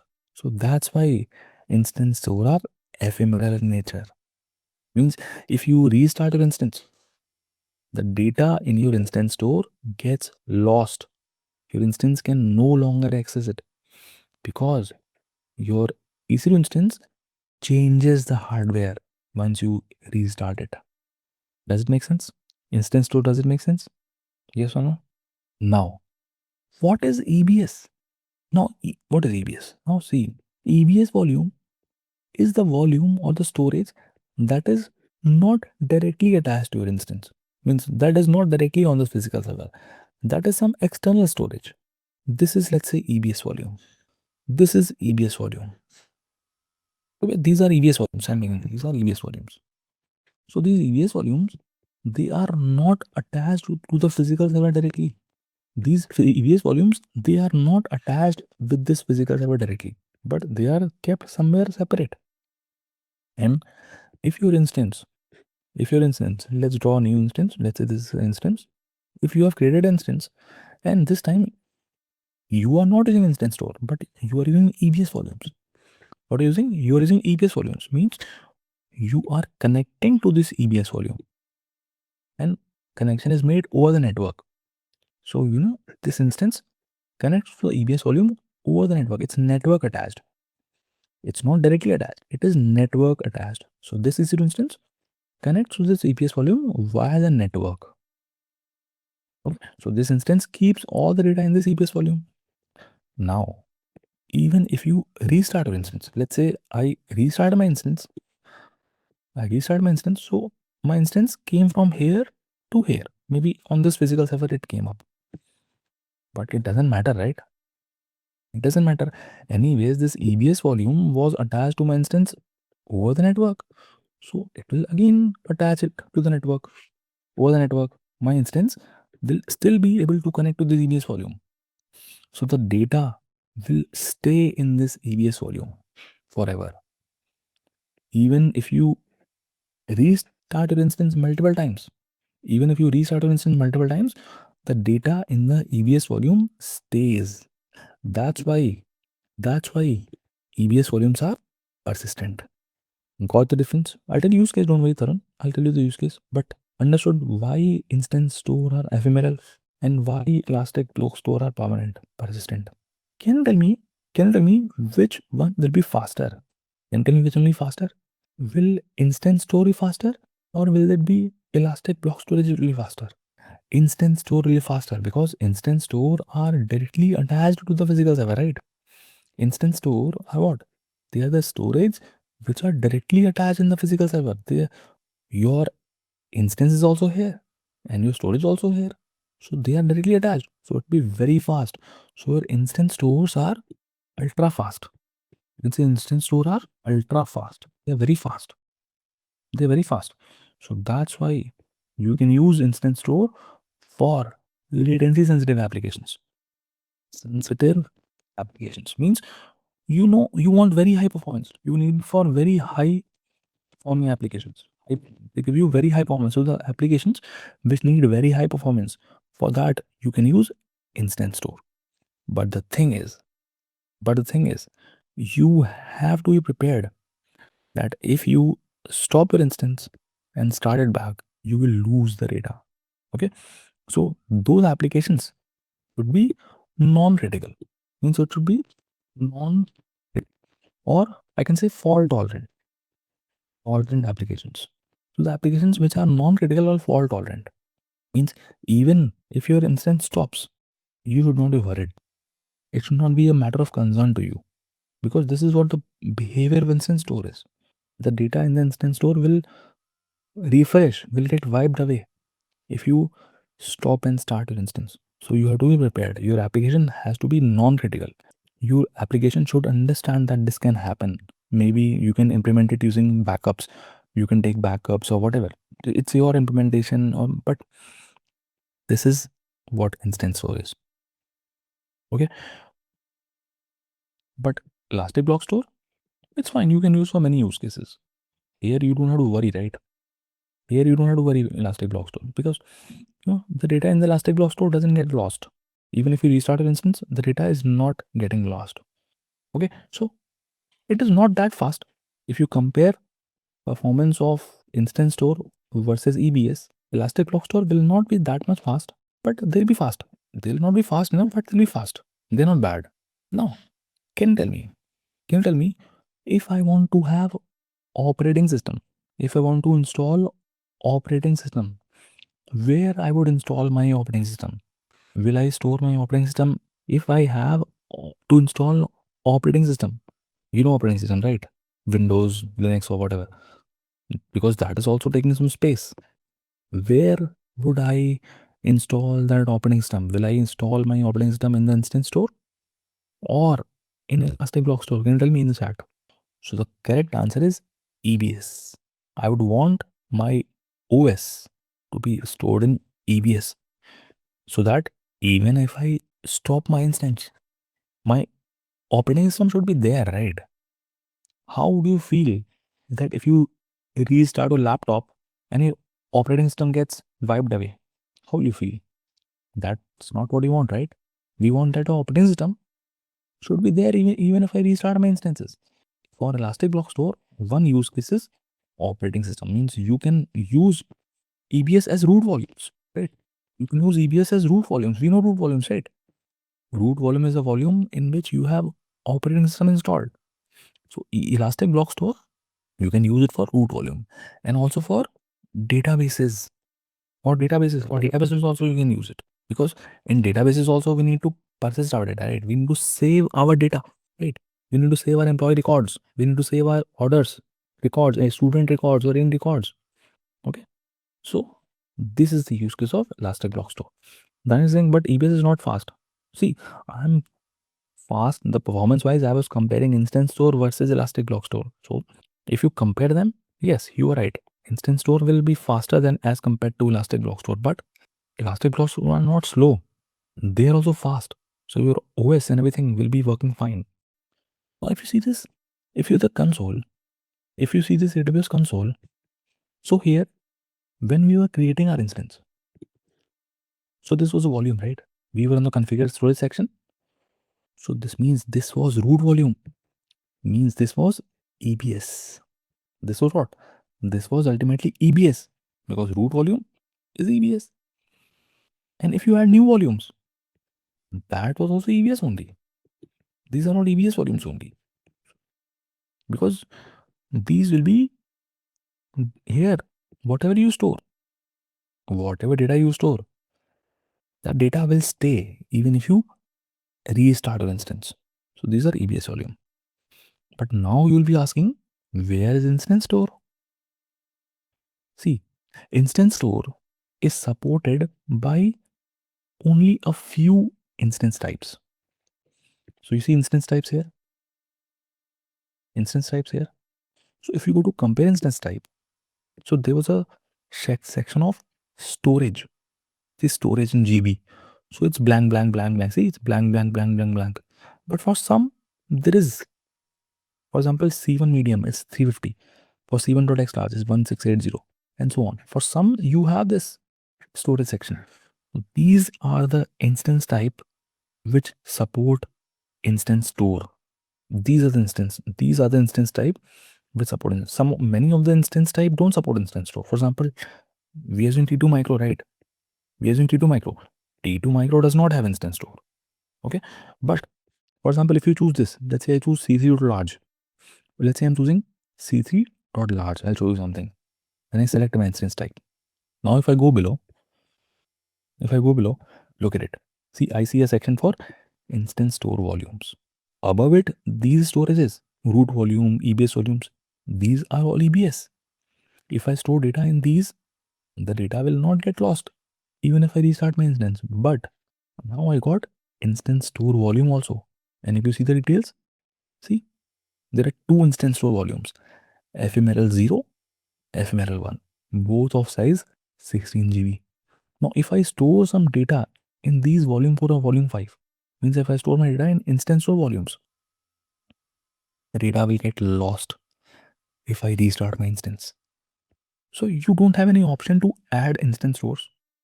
Instance store volumes will come with your instance type only. And we have seen only for some instance types, you have it. You can go to compare instance type and you can check which instance type has how much instance store. But on your own, you cannot add it. It is there, that is coming with instance type only. Got it? Just a quick info, guys. Intellipaat brings you executive postgraduate certification in cloud computing and DevOps in collaboration with I have Divya Sampar, IIT Roorkee. Through this program, you will gain in-demand skills like AWS, DevOps, Kubernetes, Terraform, Azure, and even cutting-edge topics like generative AI for cloud computing. This 9-month online bootcamp features 100 plus live sessions from IIT faculty and top industry mentors, 50 plus real-world projects, and a 2-day campus immersion at IIT Roorkee. You also get guaranteed placement assistance with 3 Azure job interviews after entering the placement pool. And that's not all. This program offers Microsoft certification, a free exam voucher, and even a chance to pitch your startup idea for incubation support, up to rupees 50 lakhs from IAP Divya Sampark. If you are serious about building a future in cloud and DevOps, visit the course page linked in the description and take your first step toward an exciting career in cloud technology. Okay. We were talking about AWS storages, right? Where I told you that in AWS, you have three types of storages. You have block storage, you have file storage, and you have a object storage. Then block storage is of two types: instance store, elastic block store. Right? So we were mostly talking about block storages. So instance store is ephemeral storage. Elastic block store is persistent storage. And here I told you with the help of a diagram what's the difference between instance store and elastic block store. I told you that instance store is actually directly attached with the physical hardware. Instance store is directly attached with the physical server. But elastic block store is network attached. It's not attached with the physical server directly. Okay, so that's why when you restart your instance, means if you stop it and start it, what can happen? The data in the instance store can get wiped off. Okay, because your instance might change the physical server. Earlier instance is running here, Maybe after the restart, your instance changes the physical server. It can come up on this physical server. So it will lose the data that was saved here. Okay, but instance stores are very fast. You can use them for latency sensitive applications where you need very high performance. Okay, but the thing is, the workloads have to be non-critical. You always have to assume or be prepared that if you restart an instance, your data will be lost. So you can use them for fault tolerant applications. Whereas Elastic Block Store was persistent. Okay, it is anyways attached via network. So even if you restart your instance still can access the EVS, and it can be used for root volumes in databases. Okay, because you want to persist your data. So this is what we did so far in the previous session, right? So now let me show you about storages. Okay, I'm going to create instance again. So we know how to create a EC2 instance also, right? How to connect to our instance. Right? We created our instance and we connected to it as well. We have understood about public IP, private IP, elastic IP. I'm going to launch instance. Okay, quickly I'm going to create an instance with some default settings because I'm going to cover a few more things. So for that, I'm going to create a EC2 instance. I'm just calling it EC2. You can call it whatever you want. I'm going with default AMI. I'm going with the defaults here. AMI, I'll choose Amazon Linux 2023. Okay. Instance type, I'll choose T2 Micro because it's in free tier. Key pair, I'll choose, let's say, okay, let's use key pair, any key pair. I'm just using, let's say I'm using this key pair. In network settings also, I'm going to keep things same. I'm not going to change anything here. I'll go with default VPC. I'll do autos and public IP as enable. Security group, so I'll choose already existing one. Okay, the security group that we created last time, I'm just reusing it. This is launch wizard 3. Okay, I'm just reusing it. The storage part. Coming to storage part. Storage part also, let's keep it same. Okay, I'm not going to change this. I want 8 GB of root volume. If you want to add additional volume, you can add it. You can add it from here itself, but I'm not going to add it right now. Okay, I'm not going to add it right now. Let's use this 8 GB default root volume. Okay. In advanced details, if you want to put your in advanced details, if you want to put the user data, you can put it, which is optional. Okay, so I'm going to leave it as it is, and simply I'm going to launch the instance. Okay, so my instance is launched as a viewer instance, and my instance is running. Okay, this test EC2 is in the running state now. Okay, now I'll select my instance and I'll go to storage because we are talking about storage, right? We are talking about storage. So let's select the instance, go to storage, okay, and you will see something called block devices. If you select storage, you will be able to see how many storages are attached with your instance right now. So currently you see it's here, it says block devices. It says block devices. It gives you a list of block devices. So right now it is showing only one block device, which is this volume. No, every volume has a volume ID, right? Every volume has a volume ID. So currently there is only one volume attached, which is size 8 GB. So this is root volume only, right? We have only one volume attached, which is the size 8 GB. And you can confirm it from here also. See, it's written root device details. What is root device? Root device is a root volume, right? Root device is a root volume actually. Volume which we have chosen earlier, 8 GB of root volume. This is the same volume. And you can see also, root device type is EBS. Root device type is EBS. And that's what we saw, right? That's what we saw. That EBS can be used as a root volume. Because you will never use instance store as a root volume. Because root volume is a volume which has OS installed, and I want that even if I restart my instance, my OS should be preserved. My OS should persist, right? It should not get formatted every time I restart my instance. So root volume should be always EVS. So that's what it tells you. That the root device which you have is of type EVS. It has a name also. So name is just a name given to your volume. This is a volume name, just to identify. So that root volume is given a name by default as /dev/xvda. Okay, this is the name of the root device, and this is a path. Now, if you see the block device, so here you see that detail. You see that, okay, this is the volume ID, device name. Device name, see? The device name is /dev/xvda. And you see, this is actually root volume only. This is actually root volume only. You can see its size. It's also 8 GB. It's attached. Okay, attachment time and all those things. So just thank you. So this is the detail of the EVS volume, which is right now attached with your instance. Okay. Now you can see this from outside the instance. Means I can, if someone asks me that what is the volume, what is the detail of the volume, this is attached to your instance right now, I can go to storage. Simply I can go to storage and I can show them. I can show them that there is only one volume which is attached to my instance. So these details you can see from inside the instance also. See, if I connect to my instance, I select my instance, go to connect. You know how to connect to instance, right? I'm going to use instance connect. I'll say connect. And this connected to my instance. So I've connected to my instance. Now what I'm going to do, I am going to show you how to find that how many volumes are attached to your instance from inside using commands. Using commands, how to find it.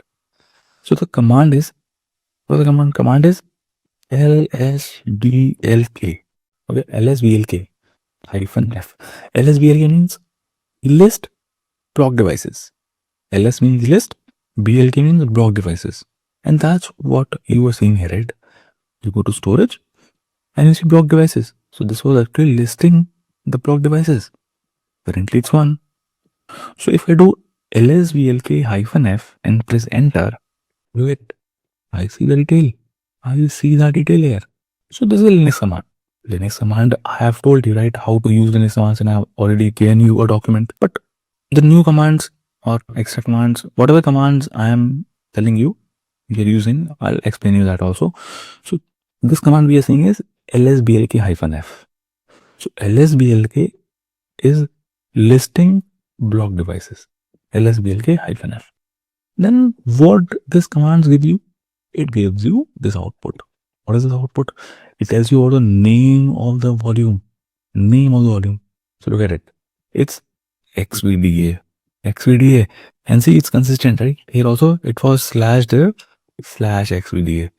So xvda is a default name of the root volume, you can say. Okay. And it tells you other details also. For example, now you see xvda1, xvda127, xvda1, what is that? These are partitions. The xvda1, xvda127, xvda128. These three are the partitions of this root volume. You know partitions, right? You know partitions. In your laptop, you have, let's say, 1 TB of volume, but you have C drive, D drive, E drive, F drive, right? So you have created partitions. You have allocated 256 GB, right, for every drives. So that is, we have created partition. So this default volume means this root volume, that is also having 3 partitions: xvd1, xvd128, xvd128, 128. These are the partitions, and these partitions are of different sizes. Okay, so the biggest partition is this one. We are interested in this only. xvd1. See, xvd1, it's of size fs available. See, it's of size 6.4 GB. Okay, it's of size 6.4 GB is available. xvd1 here 6.4 GB is available. This also tells you some few other details. You are getting some other details here. lsblk command gives you some other details. It does not show volume ID. Yes or no? It does not show volume ID. It just show you internal details of that volume. Now this, what is FS type? FS type is file system. Now here, these are, this is automatically done. For this root volume, it's automatically done. They have done it automatically. AWS has done it automatically. They have created a file system inside. Now, what is a file system? FS type is a file system type. FS type tells you what kind of file system is installed in that volume. File system you can assume as you want to, why you are creating a volume, why you are using a volume, to maybe to create directories inside it, to create files, right? To use it simply, right? To use it for creating files, to create directories, to install something, right? Your volume is usable only if it has a file system inside it.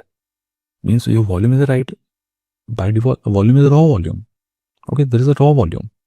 But after you install a file system inside it, after that only it becomes usable.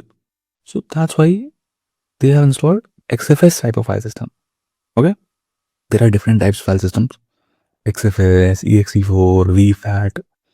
So XFS type of file system is there in this partition. Yeah, a unique ID. FS available tells you how much space is available in that volume. So it says X1 has 6.4 GB available. FS percent use means 20% is in use.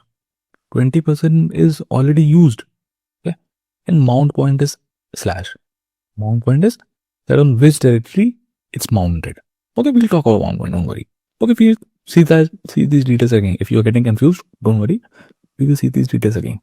But point to be taken right now is with lsblk-f command, you can see the block devices, how many volumes are attached to your instance. So right now it shows that there is only one volume, that is xvda, which is attached to my instance. Okay. Now I'll tell you one more command. So basically, when you talk about volumes, you'll be using two commands only to do a troubleshooting or just for checking all those things. So one is lsblk-f, other is df-h. df-h. So this df-h command tells you how much, means details about a file system. See, now it tells you that okay, you have so many file systems there in your instance, which are there in your instance. So one is, others are default, means all are default only. But look at it, /dev/xvd1. Okay, this file system is of size 8 GB. 1.6 GB is in use. 6.4 GB is available. 20%, that is 20% is in use, and it's mounted on slash directory. Now, can you tell me what is this 1.6 GB taken by? What is there in this 1.6 GB? We have done nothing, right? We have just created an instance. So what is this 1.6 GB space occupied by? OS, operating system. Because this is a root volume, right? This xvd1 is the file is a partition where OS is stored. You can relate it with C drive. In your laptop, you can relate this /dev/xvd1 as C drive. This C drive, for example, you can say is of size 8 GB and some percentage is of already used. They are already used. And that's what we see in your C drive, right? When you bring your laptop home, in the C drive, you will see that there are already some files. Maybe you allocated 256 GB to the C drive, and around 80 GB is already used. And that is OS. OS is taking that space. Okay. So these two commands we'll be using. lsblk-f to talk about, which tells you about block devices, and df-h tells you about the file systems. In detail, it will tell you about the file systems. What is the size of the file system? How much percentage is used? How much is available? In which directory it is mounted? Okay, these things. Now, what we'll do now? We will create a new volume and attach it to our instance. I want a new volume. I want an extra volume. Okay. Currently, I have only one volume. In block devices, I am able to see only one row. This is only one volume which is attached to my instance. But what I want to do, I require more volumes. One is not enough. Maybe 8 GB. I can, 8 GB is not enough for me. Or maybe for storing some movies, for storing some documents, I want to have additional volume. So what you do, you can create a new volume and attach it to your instance. How you create a new volume? So here in the left panel, if you scroll down, you see Elastic Block Store. You see Elastic Block Store? Here you see volumes. Let's open this volume in a new tab. Okay, this is what I see. Okay, ignore this 11 GB. This I created by my phone, so I'm deleting it for now. Okay, so currently you see we have only one volume. 8 GB. And you can check the volume ID also if you want to match. See, this volume ID is ending with 237F. And if you match it, 237F. Okay, so this is the 8 GB volume which you are able to see it. Okay, here if you click on volumes will tell you all the volumes that are present in this region. How many volumes are there in that region? So currently there is one volume. Now we want to create a new volume, right? So I'll click on create volume. I'll click on create volume. Now when you click on create volume, you have to provide certain settings, certain details about the volume. It's like going to the market and purchasing a external hard drive. You can go to the market and purchase a external hard drive, right? And you will tell the specifications of it while purchasing it. So these are some specifications of that kind of external hard drive. You talk about volume type. Okay, ultimately it's EBS. See, it says create an Amazon EBS volume to attach to an EC2 instance, because ultimately it will be EBS volume only, right? Can I create an instance store? Can I create a instance store? I cannot create an instance store, because in the previous session only I told you that instance store are coming along with your instance type, right? For example, T2 Micro does not support instance store, but some instance types like C3.large, C3.extra large, some special instances, they have instance store. So if you want instance stores, you can use those particular instance types. But we don't have those instance types right now. We are using T2 Micro, right? Our instance type is T2 Micro, so it does not have instance store. But what we are creating? We are creating an extra volume. We are creating a new volume to attach it to our instance. Okay, so we can specify the specifications. We can specify the volume type. Now this volume type are the types of EBS volume. Now EBS volume also has different types. EBS volume also has different types. If I want to show you, EBS volume also has different types. Okay, we'll talk about that later. What are the types of EBS volumes? So we can specify the type, the different types. Size, how much size you want? Let's say I want 12 GB of EBS. This extra volume which I'm creating, I want it to be size 12 GB. What is IOPS? What is throughput? Just park it for now. What is throughput? We will talk about it. Then it's talking about availability zone. You have to specify that in which availability zone you are going to create this volume. Now here comes a very important part. See, I'm going to show you something now. Okay, now they were saying one clarification: these volumes can't exist without EC2 instances.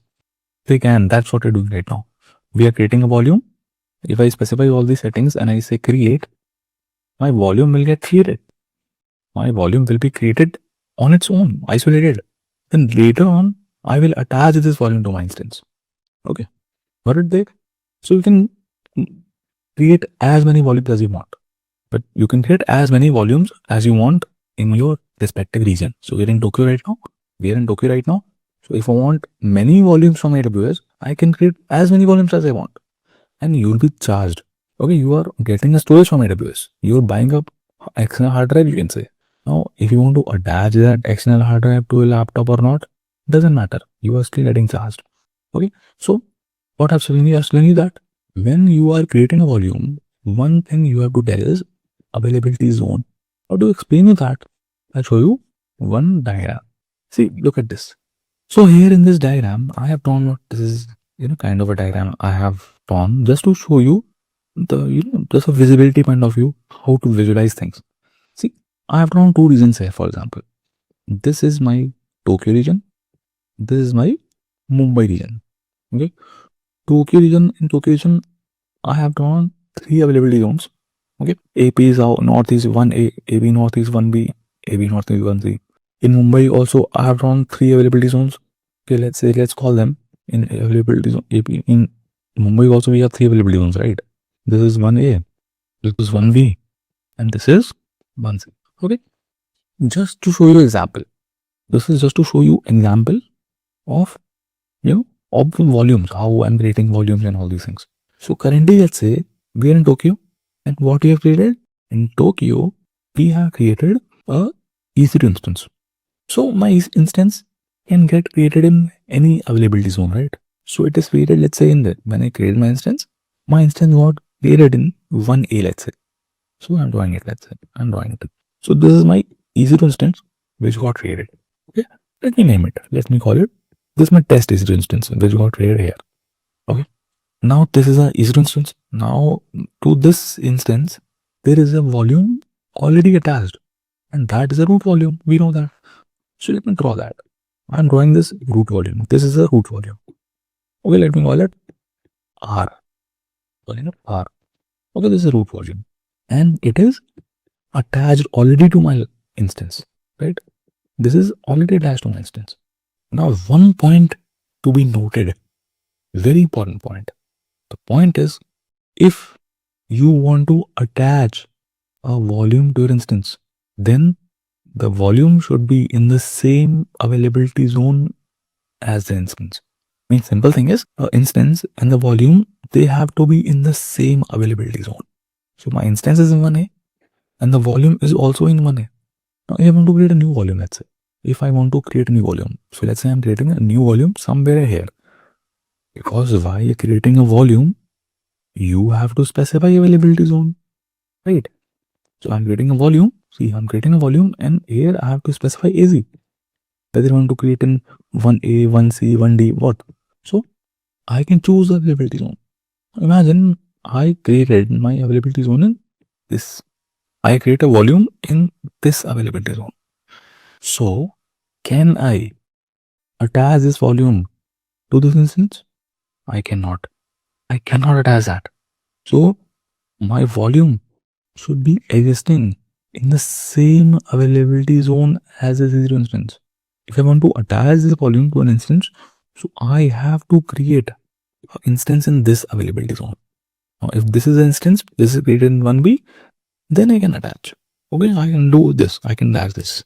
Okay, or if I have a if I want to attach a extra volume, root volume is already there. This root volume is already there, but I want a new volume to attach to my instance for storing movies, for storing some documents. So I will create a volume. I'll create a volume in the same availability zone as my instance. Okay, so I'll create my volume in the same AZ as my instance. So let's do that.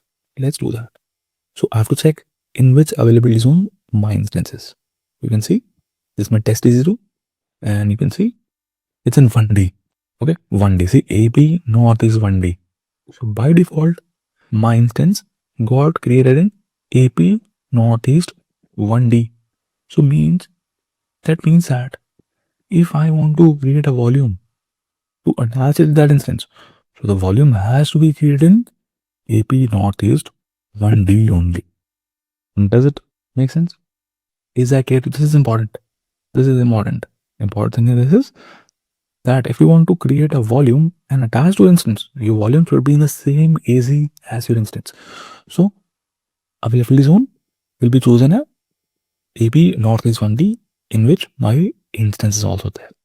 Okay. What is snapshot we'll talk about later. Encryption is for encrypting the volume. So you can use encryption. I'm not encrypting it, and just say create volume. Press a create. So your volume is getting created. Then is saying what if different zone is selected. If you select a different zone, then you will not be able to attach that volume with the corresponding EC2 instance. Means your instance, now if you choose a different volume, so you can attach it to another instance in that AZ. So let's say I create a volume here. So I cannot attach this volume to this AZ, to this instance, because they've been different AZ, right?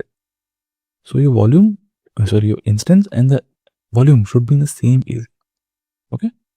So now you can see it here. So in the volumes, I see now I have two volumes. So one is was the root default volume, and this is, so 8 GB one is the root volume, and this is the addition volume which I have created, which is size 12 GB. But this new volume which I have created, it is not attached to the instance yet. You can see that the state is available. It's in the available state. It's not attached to my instance right now. So what I'll do, I will attach this volume to my instance. Currently, if you see, select my instance. If you see the storage section of my instance, it shows only one volume. So I will go to the volume. I'll select the new volume of size 12 GB which I have created. I will go to actions and I can say attach volume. I can say attach volume. And from the drop down, I will select my instance. In this drop down, in this drop down only those instances will be showed up which are in AP Northeast 1D. See here it shows you availability zone AP Northeast 1D, because your volume is there in AP Northeast 1D only, right? Drop down, you'll be seeing the instances which are in AP Northeast 1D. Select that instance. So this is our test EC2. Okay. Now device name. Every device should have a name, right? For example, the default name for the root device is what? /dev/xvda. So while attaching a new volume to your instance, you have to give this volume a name. So here you can give the name. /dev/xvda is already taken. It says that the device name is already in use. /dev/xvda is for root volume. Since we are creating a new volume, so we'll see. Let's give it a name. You can give it a name. So you can select any name. Okay. So I'm going to give this. Let's say this only. /dev/sdb. /dev/sdb. Okay. And say attach volume. Attach volume. Okay. What you have done? You have created a new volume, and now you have attached that. It's in use. It's in use, and it says attach resources. This volume is also attached to test EC2 now. And you can see it from here also. Now if I refresh this page, look at it. Now in the block devices, along with 8 GB root volume, you see this 12 GB addition volume also showing up in the block devices. Okay, in the block devices, you can see two rows. It means two volumes are attached to instance. Now since I told you, you can see these details from inside the instance also, right? So let's go to instance and let's run those commands again. So I'm running lsblk-f again. lsblk-f again, enter. Now, see, xvda, xvdb. Look at it. It shows you that xvdb is there. Along with xvda, you have xvdb also now. Means xvdb is the same as db. So this volume is online. This name is /dev/sdb. Right? So this is what you see. So it internally converts the name to xvdb, but this is the same name. This is the same SDB one only. So done. You have created a new volume and attached it to your instance. But is it usable? Is the new volume which you have created, is it usable? The answer is no. It is not yet usable because it does not have a file system. See, xvdb shows blank. There is no detail of it because it's a raw volume. The volume which you have created by yourself right now, it's a raw volume. It's not usable. To make it usable, you have to install a file system there. You have to install a file system there inside it. And that's why also, if you do df-h, xvdb will not be shown up here. xvdb won't show. It's not showing up here. See, it is not showing up. Why? Because it's not usable. It's a raw volume right now. So I have to install a file system inside it. First of all, my first step would be to install a file system. Now, what is the command I should use? See, commands and everything, those are available on in documentation. You don't have to remember these commands. Okay, you need to just search those commands in documentation. Okay, you can simply Google it. Okay, just simply Google it. Just say attach ABS volume EC2. Okay, just switch this and say enter. Okay, see the first link open. Open the first link, attach this from Amazon AWS documentation. Attach an EBS volume to Amazon EC2 instance. Open it. Okay, and you'll be seeing steps. See, all the steps and everything is there in documentation. So you don't have to worry. So it's telling you all the steps. What are the steps you have to do? You have to open the EC2 instance, select the volume, go to attach volume. Oh, we have done that, right? We have done that already. Then you have to select a new name. See, you have to select a device name, selected name, this name also we have given. Okay. Till here we have done. We have attached the volume. I told you my volume is not usable. So you have to follow step number 7 now. See, it says connect to the instance and mount the volume. For more information, see this. So I'll open this link. Make an EBS volume available for use. Okay. Now you can select here what is your instance. So there'll be a few things you need to do. Now, depending on what your instance is, what is the OS in your instance. So my instance has Linux OS. So I'll use the steps provided here. Okay, if your instance is a Windows instance, you can use these steps. Okay, so I'm going to use this instance. Now here it gives you different steps. Okay, so we have discussed what is LSBL command. Okay, I will told you what is LSBL command. Now our intention is to create a file system inside the raw volume, because the volume is raw right now. It's raw. It does not have a file system. So what I do, I'll open the documentation and there is a command here, you see, sudo mkfs. Mkfs is make file system. So just copy this command. Let's copy this command and I will paste it. And I'll tell you what this command is. So the command is sudo mkfs. Mkfs means make file system. What type of file system you want to create? -t is type xfs. So we want to install xfs file system inside our raw volume. Okay, and then mention the name of the volume. So my name of the volume is xvdb, right? It's xvdb. So instead of xvdf, I'll replace it with xvdb and say enter. Done. So file system is made in the raw volume. You have created a file system. So we have created a file system inside our volume. If you see now lsblk-f, you see it's there, right? You see a file system is created. Earlier it was showing blank, right? It was raw volume. It was totally raw volume. So what I did, I created a file system inside it. Sudo mkfs -t xfs, the name of the volume. So this file system is created. Now my volume is usable, you can say. Usable as in I can create directories inside it. I can create files inside it. I can use it. But here some details are not showing up. Okay, and if you see dav-h, if I use dav-h command, I still don't see xvdb. See, I don't see xvdb here. So I have to do one more step of mounting the volume to a directory. Now what is mounting? I'll give you an example. Okay, to understand mounting, I'll give you an example. So guys, when you attach let's say a pen drive to a laptop, okay, you have a pen drive. Let's say the name of the pen drive is Puneet's pen drive. Okay, this is the name of the pen drive, Puneet's pen drive. So when you attach that pen drive to a laptop, a new folder comes up, right? In your laptop, a new folder comes up with the name Puneet's pen drive folder. If you go inside the folder and copy a file inside it, or create a directory, create a file inside it, so where is that file getting created? Is the file getting created inside a laptop, or it is getting created in the pen drive?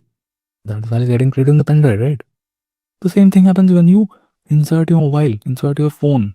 When you attach a phone to a laptop, what happens? A new drive comes up here, right?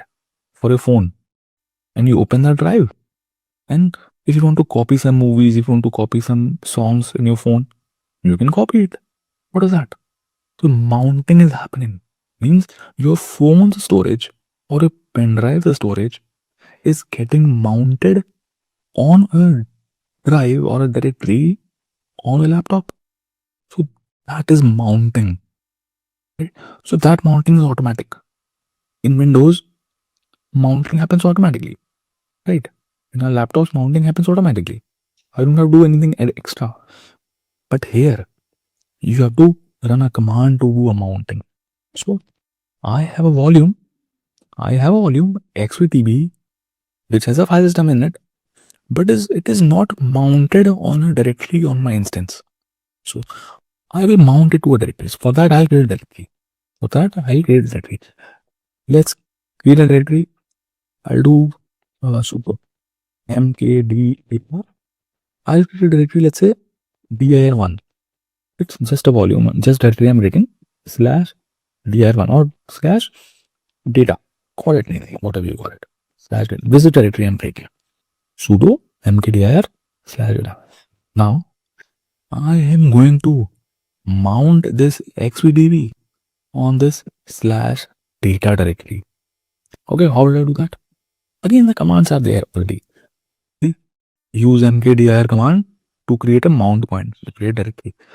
Okay, then mount. We have already done this. Sudo mkdir data. Now we have to just mount the volume to this directory. Simple. So I'll copy this command. Okay, and I will paste it there. Okay, and modify it because my volume name is xvdb. It's not xvdf, it's xvdb. Okay, and I want to mount it where? I want to mount it in /data directory and say enter.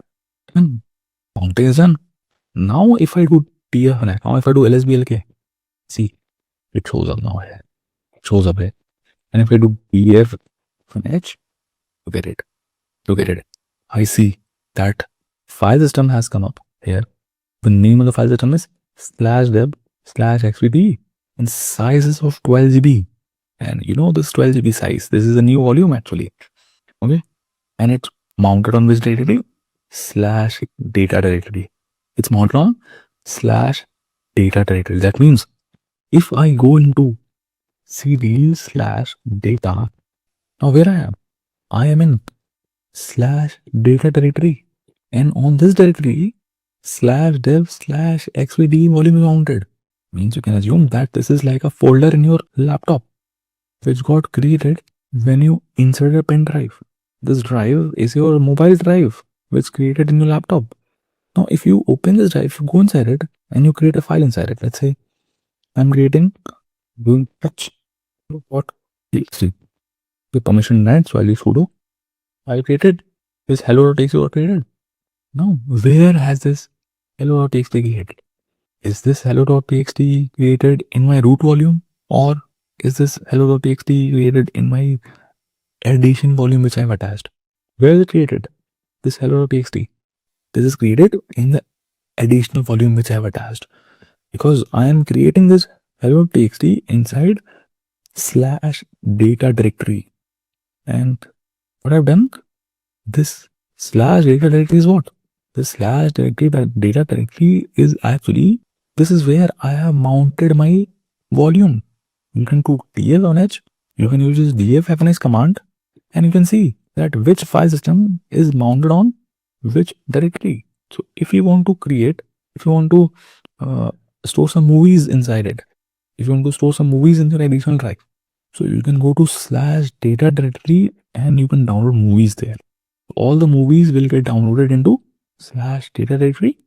That means your volume, your movies are actually getting stored in your addition volume.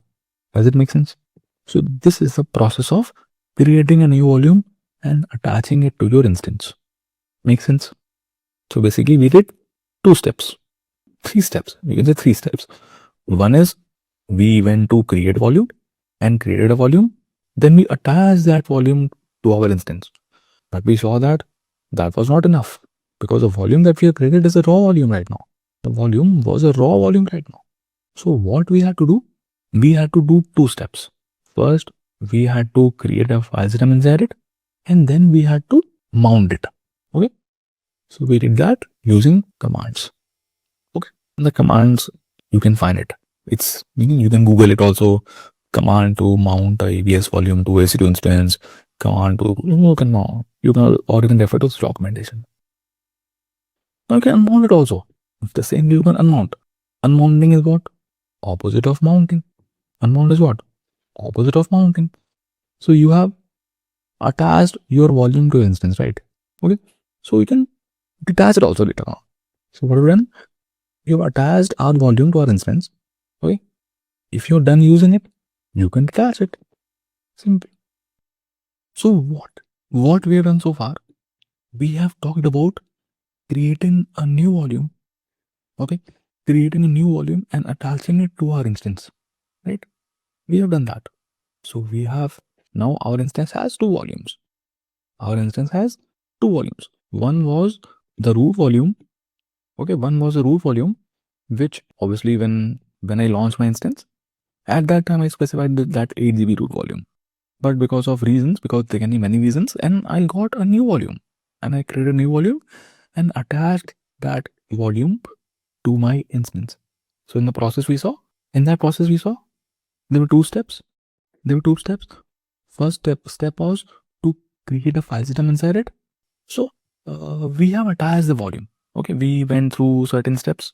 We created a file system, right? We did an MKFS, then we did what? We created a directory and we mounted that volume to that directory. Okay, these steps we have done equally.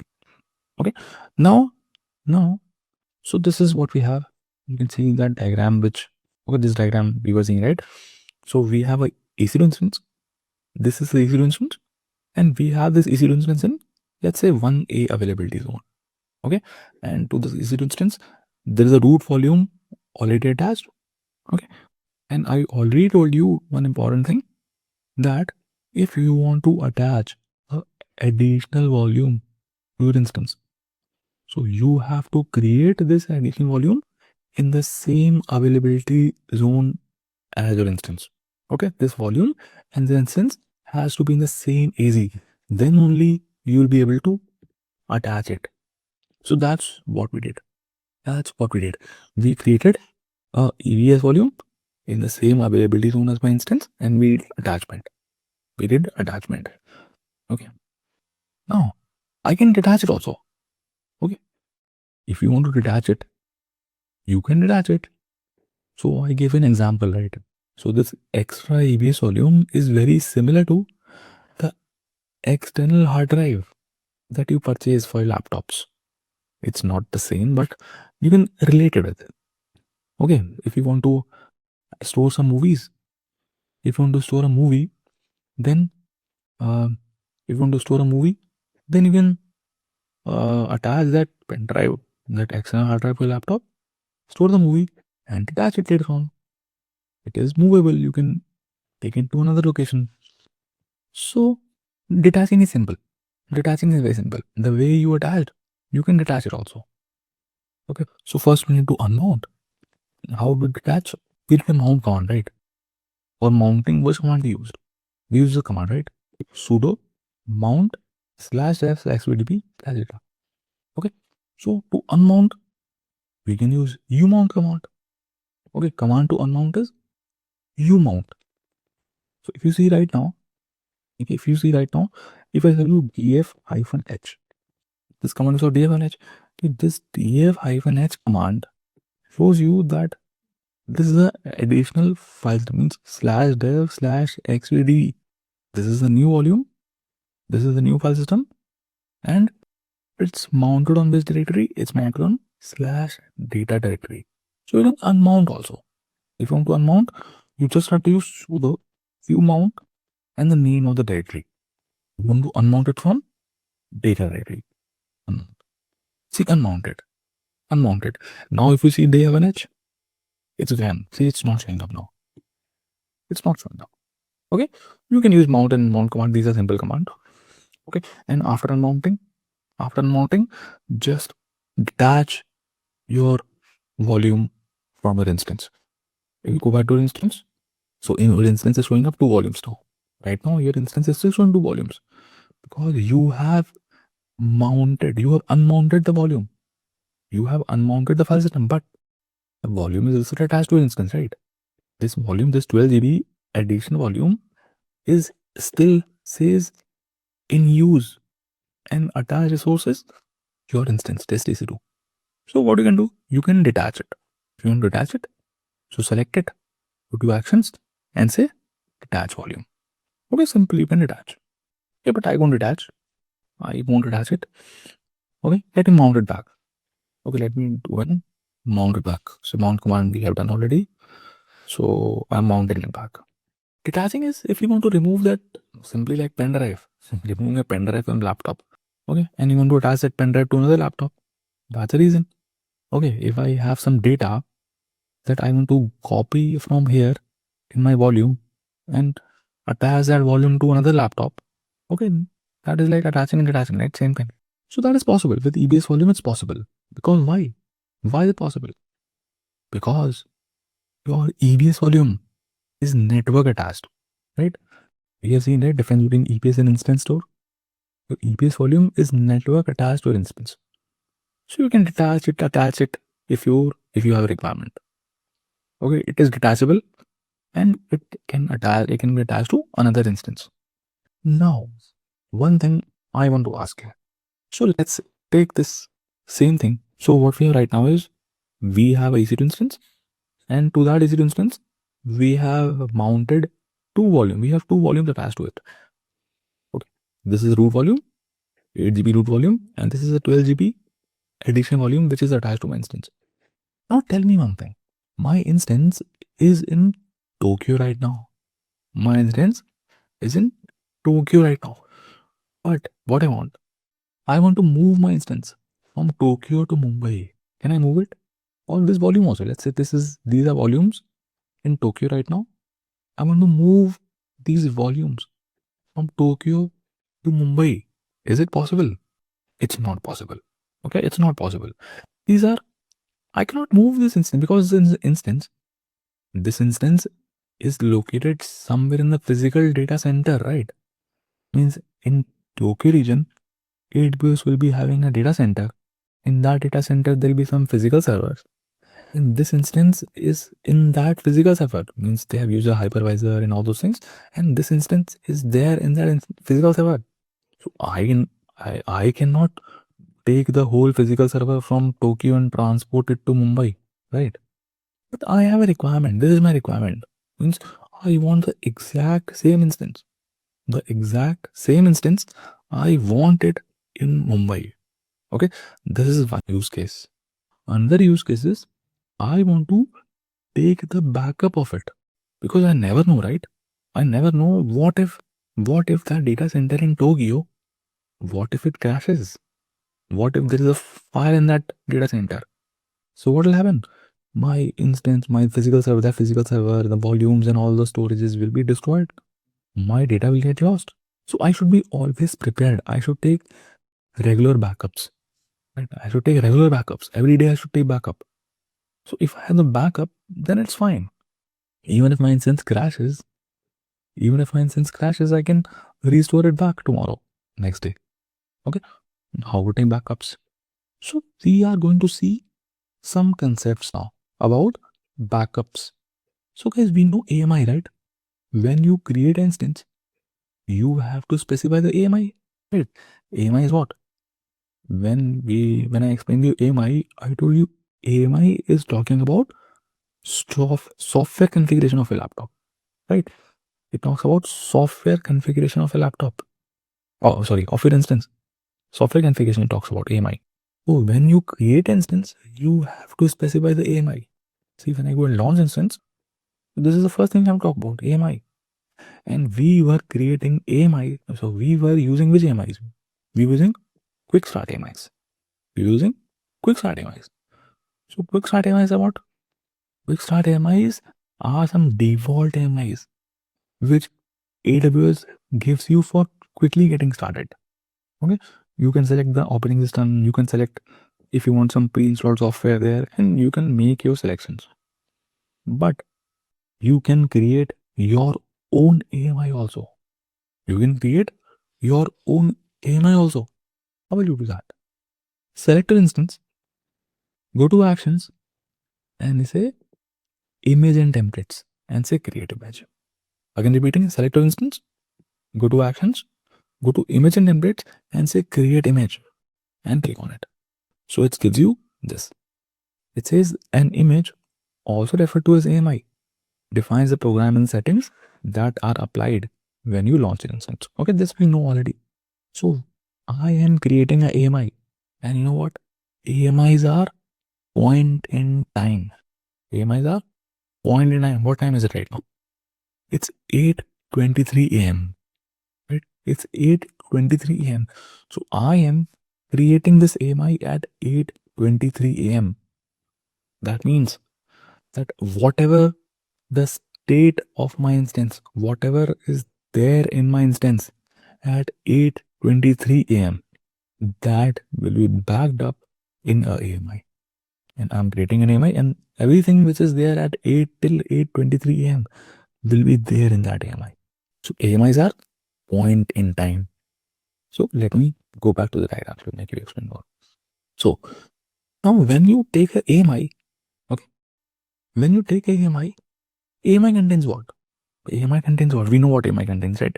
AMI contains operating system, some software configuration. Okay, means in your instance, if you have installed some software, if you have installed any game, if you have installed any software or anything, so AMI will have that also. AMI will have that also. So AMI contains that.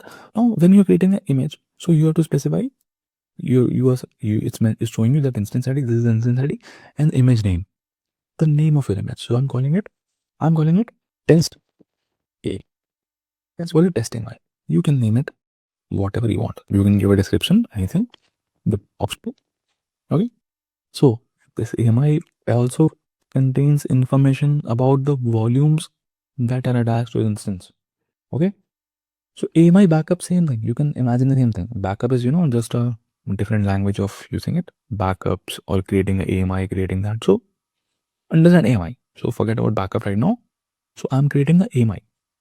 I am creating an image. I'm creating an AMI, whatever you call it. Okay. So this is same as backup only. So if I say backup, create a backup for instance, create a backup of volume. So it's similar. So I gave the name of my image. So I'm going to create this image from this instance. So from my test EC2, I'm going to create an image. Okay. It also talks about instance volume. So it sees that the instance, that EC2 instance currently has two volumes attached. Your instance has two volumes attached. You know that, right? One is the 8 GB root volume and other is 12 GB additional volume. So it is asking you that, okay, you are going to create a AMI. So in that AMI, do you want, so AMI contains what?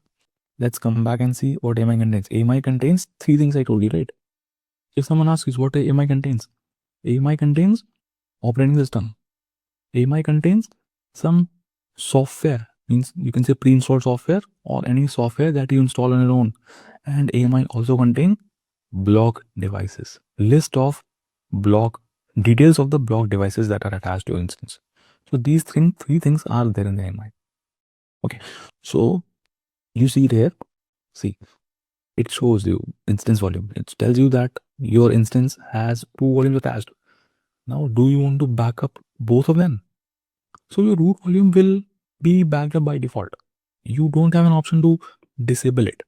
See, it's grayed out. It's grayed out.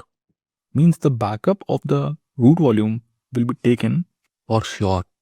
But the additional volume which you have, it's giving you an option. If you can cross it. If you want to cross it, cross it. So it will not take the backup of your root volume. So it will not take the backup of additional volume. The backup of the root volume will be taken for sure. But the backup of additional volume, it depends on you. Whether you want to contain that information in that AMI or not. Okay. And if you want to add new volumes, you can add volumes here also. Okay, and you can say create image. Simply say create image. So what is happening now? See, it says currently creating AMI this from instance this. Okay, and says check that the AMI status is available before deleting and all those things. So you see in the left panel, if you see images, in the left panel you see images, AMI. So I go to AMI and I will see that my test AMI is getting created. It's in progress right now. See, it's pending. Test AMI is in the pending state. Now what has happened? Let's come back to the diagram and understand. So my purpose is what? My purpose is to create a backup. Okay. My purpose is to create a exactly same instance like this in Mumbai also. The thing is, I cannot transfer it. I cannot move it. This is not portable. My EC2 instance and my volume, they are somewhere in Tokyo data center. They are not portable. So how do I move them? So I will create a AMI. What I did? I created AMI. AMIs are point in time. So let's create. So let's do it. So just to represent this in diagram. So I took a AMI. So let's say what time is it? 8:30, whatever, 8:30, let's say. Okay. This was my AMI. I created a backup and the backup got stored somewhere in the same region somewhere. Okay, this is a backup. This is a backup and this got stored in the same region. So let's make it dotted so that you understand that this is a backup. I'm making it dotted. Okay, I'm just making it dotted. Okay, this is the AMI. Okay. And this AMI has these details of the volume also. Okay, so means when you took a AMI, the backup of the volume also got taken. And you can see that. See, this is the AMI. It's in the pending state. Okay, it will be soon be in the available state. Okay, still pending. This still pending. This still pending. So when I took the AMI, the backup of the volume also is in progress. Okay. Now backup of the volumes are called snapshots. The backup of the volume are called snapshots. Okay. So you will see in the Elastic Block Store there is snapshots. See, these two snapshots are getting created. One snapshot belongs to that 12 GB volume, and the other snapshot belongs to 8 GB volume. Ultimately, I told you this only, right? I told you that you are creating an AMI because you want to back up your instance. You want to back up your instance means whatever data is there in this setup, whatever data is there and whatever the software installed, whatever the log files and whatever the movies, whatever the images, whatever the data is there in these volumes, everything is being backed up. Everything is being backed up. Okay. And now question is, where are they getting stored? Where is the AMI and the snapshots getting stored? They are getting stored in the same region, but in some object storage. Okay, they are getting stored in somewhere object storage. Now, what is object storage? We'll come to that later. Okay, so S3 is the object storage in AWS. Okay, S3 is a type of object storage. So it is stored somewhere in object storage in Tokyo region only. So still, I have not copied my this stuff to Mumbai. Everything is still lying in Tokyo region. So in my Tokyo region, there was a EC2 instance running. It had 2 volumes, and I took backup of it at whatever 8:30 a.m. let's say. So a backup got created. Backup in the sense the AMI and the snapshots. The AMI and the snapshots they got created at 8:30 a.m.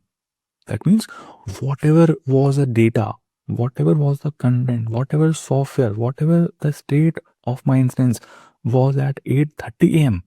My instance is still running. My instance is still running. But the backup that you have, that is from 8:30 a.m. Now, whatever happens to your instance now, even if this instance crashes, even if this instance, dies, or even there's a fire in that data center, or whatever happens, you have the backup.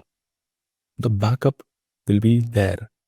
Now, even if someone deletes the instance, someone uninstalls everything, someone formats this instance, even then the backup you have it, right? So backups are point in time. They won't change. Your backups won't get affected irrespective of whatever happens to your instance. Okay. Now you have backup. You have backup. Now what you can do? You can copy this AMI to Mumbai. Okay. So these AMIs and snapshots, they are portable. AMIs and snapshots are portable. So what I can do? I can copy this backup, or you can say AMI and snapshots. I can copy it to Mumbai. Okay. Now that in Mumbai, I could not move the EC2 instance and the volume, but AMI and the snapshots, I can move it. Okay. So I moved it here. Okay. Let me move them there. Let me show you how to move them. So I'll go to AMIs.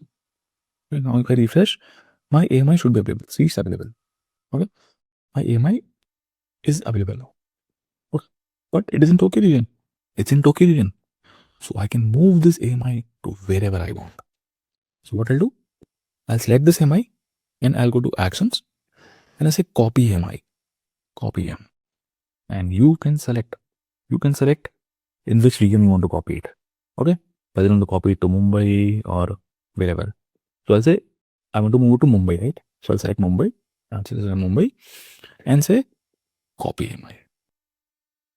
See, it says AMI copy operation for this AMI initiated. So AMI is getting copied to Mumbai. If we go to Mumbai, let's go to Mumbai. Let's go to Mumbai. So I'm opening Mumbai, let's say, in the name tab. Look, this is Mumbai. This is Mumbai. See Mumbai. Now in the Mumbai region, you are seeing that test AMI. You are seeing this test AMI. So this AMI has been copied to Mumbai's object storage. So ultimately, what is that? I told you that AMI and the snapshots, they are always stored where? In object storage. Okay. You have created a backup at 8:30 a.m. and this backup you have copied to Mumbai region. Now you can restore it in any of these availability zone. Means using this AMI, you can create instance. We know that, right? When we create a EC2 instance, guys, when we create a EC2 instance, what we do? We select AMI, right? We select AMI.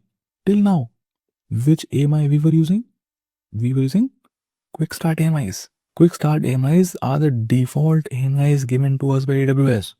But now, if you want to create an instance from the backup, if you want to restore a backup, we call it restoring a backup, or you can call it creating an instance from a backup, whatever you call it. Now, instead of going to Quick Start AMIs, I'll choose my AMI, and I will create my instance from this test AMI. And test AMI is what?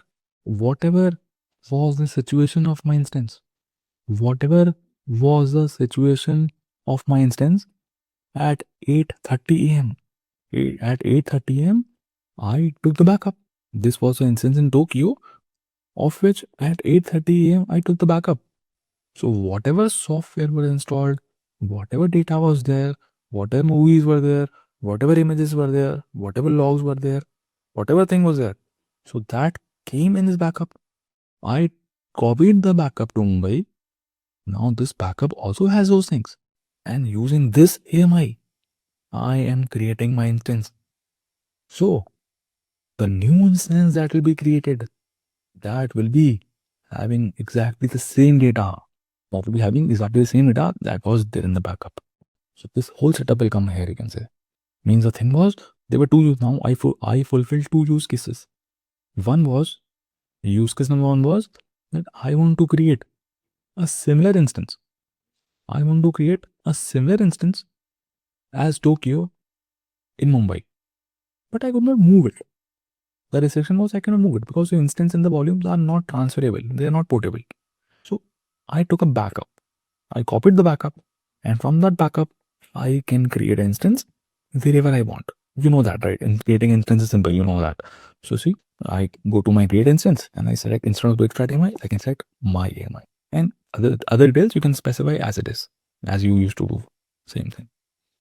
And see, in the configure storage, look at it. In the configure storage, now you see two volumes. One is at 8 GB and other is at 12 GB. Where is coming from? Where is it coming from? It's coming from the AMI itself. Because AMI contains what? AMI contains OS, software configuration, or you can say whatever is installed in an instance, and block devices. Information about the block devices. Okay, so this is how you can do it. Okay, so creating a AMI leads to creation of snapshots also. Okay, now snapshot is what? Snapshot what, right? A snapshot is the backup of the volume. Snapshot is what? A snapshot is the backup of the volume, right? So when we create our AMI, let's go and see again. Let's go and see again. So I have instance, again repeating it kind of. I have my instance. If I want to create a backup, what time is it? 8:41. So I want to take a backup of whatever thing is there in my instance is 8:41. I want to take a backup. Select my instance. I go to actions. I go to images templates. I go to create image. Okay. And here in the volume section, you have an option to choose that which volumes you want to back up along with your AMI. Means if you select both, if you keep selecting both, so your AMI which you are creating, the AMI which XYZ AMI, so this is XYZ AMI, XYZ, this AMI will contain details of both the snapshots, means both the backups, means backup of your root volume also and backup of your addition volume also. But if you want that this AMI should only contain information about the root volume backup, so you can remove the addition volume. See, this 12 GB, it's optional. I can remove it. See, removed. I removed it. Now this AMI will contain information of only the backup of the root volume. Okay. So means what we're saying is the backup of the volumes are automatically taken when I create a AMI. Okay. When I create an AMI, the backup of the root volume is automatically taken. Now, what if I want to just take the backup of a particular volume? I want to just take a backup of a particular volume. Let's say I have these volumes. Okay. Or maybe some volumes are attached to my instance, or maybe I have some extra volumes which are not attached to an instance. I can have it, right? I can have some volumes which are not attached to an instance. I want to take a backup of these volumes. How will I do it? So you can go and create a snapshot of that particular volume. Let's say in this volume, there were some movies. In this volume, there were some movies. In this volume, there were some images. In this volume, there were some PDF files and important documents. And I want to take the backup of them. Okay. So I can take a snapshot. So backup of the volume is called snapshot. So how you can do that? So you can go to the volume. If you go to the volume, see, I have two volumes right now. So let's say I want to take backup of only this 12 GB volume. Okay, I want to take backup of only this 12 GB volume. So how to do that? Select it, select that volume, go to actions and say create a snapshot. Create snapshot. So snapshot is the backup of the volume. So snapshot detail, name it, give the detail to the snapshot. Let's say this is, I'll call it ADV scenario, or let's say movies, I'll say movies backup. Movies backup. Okay, and say create snapshot. So it says successfully created snapshot snap for the volume this.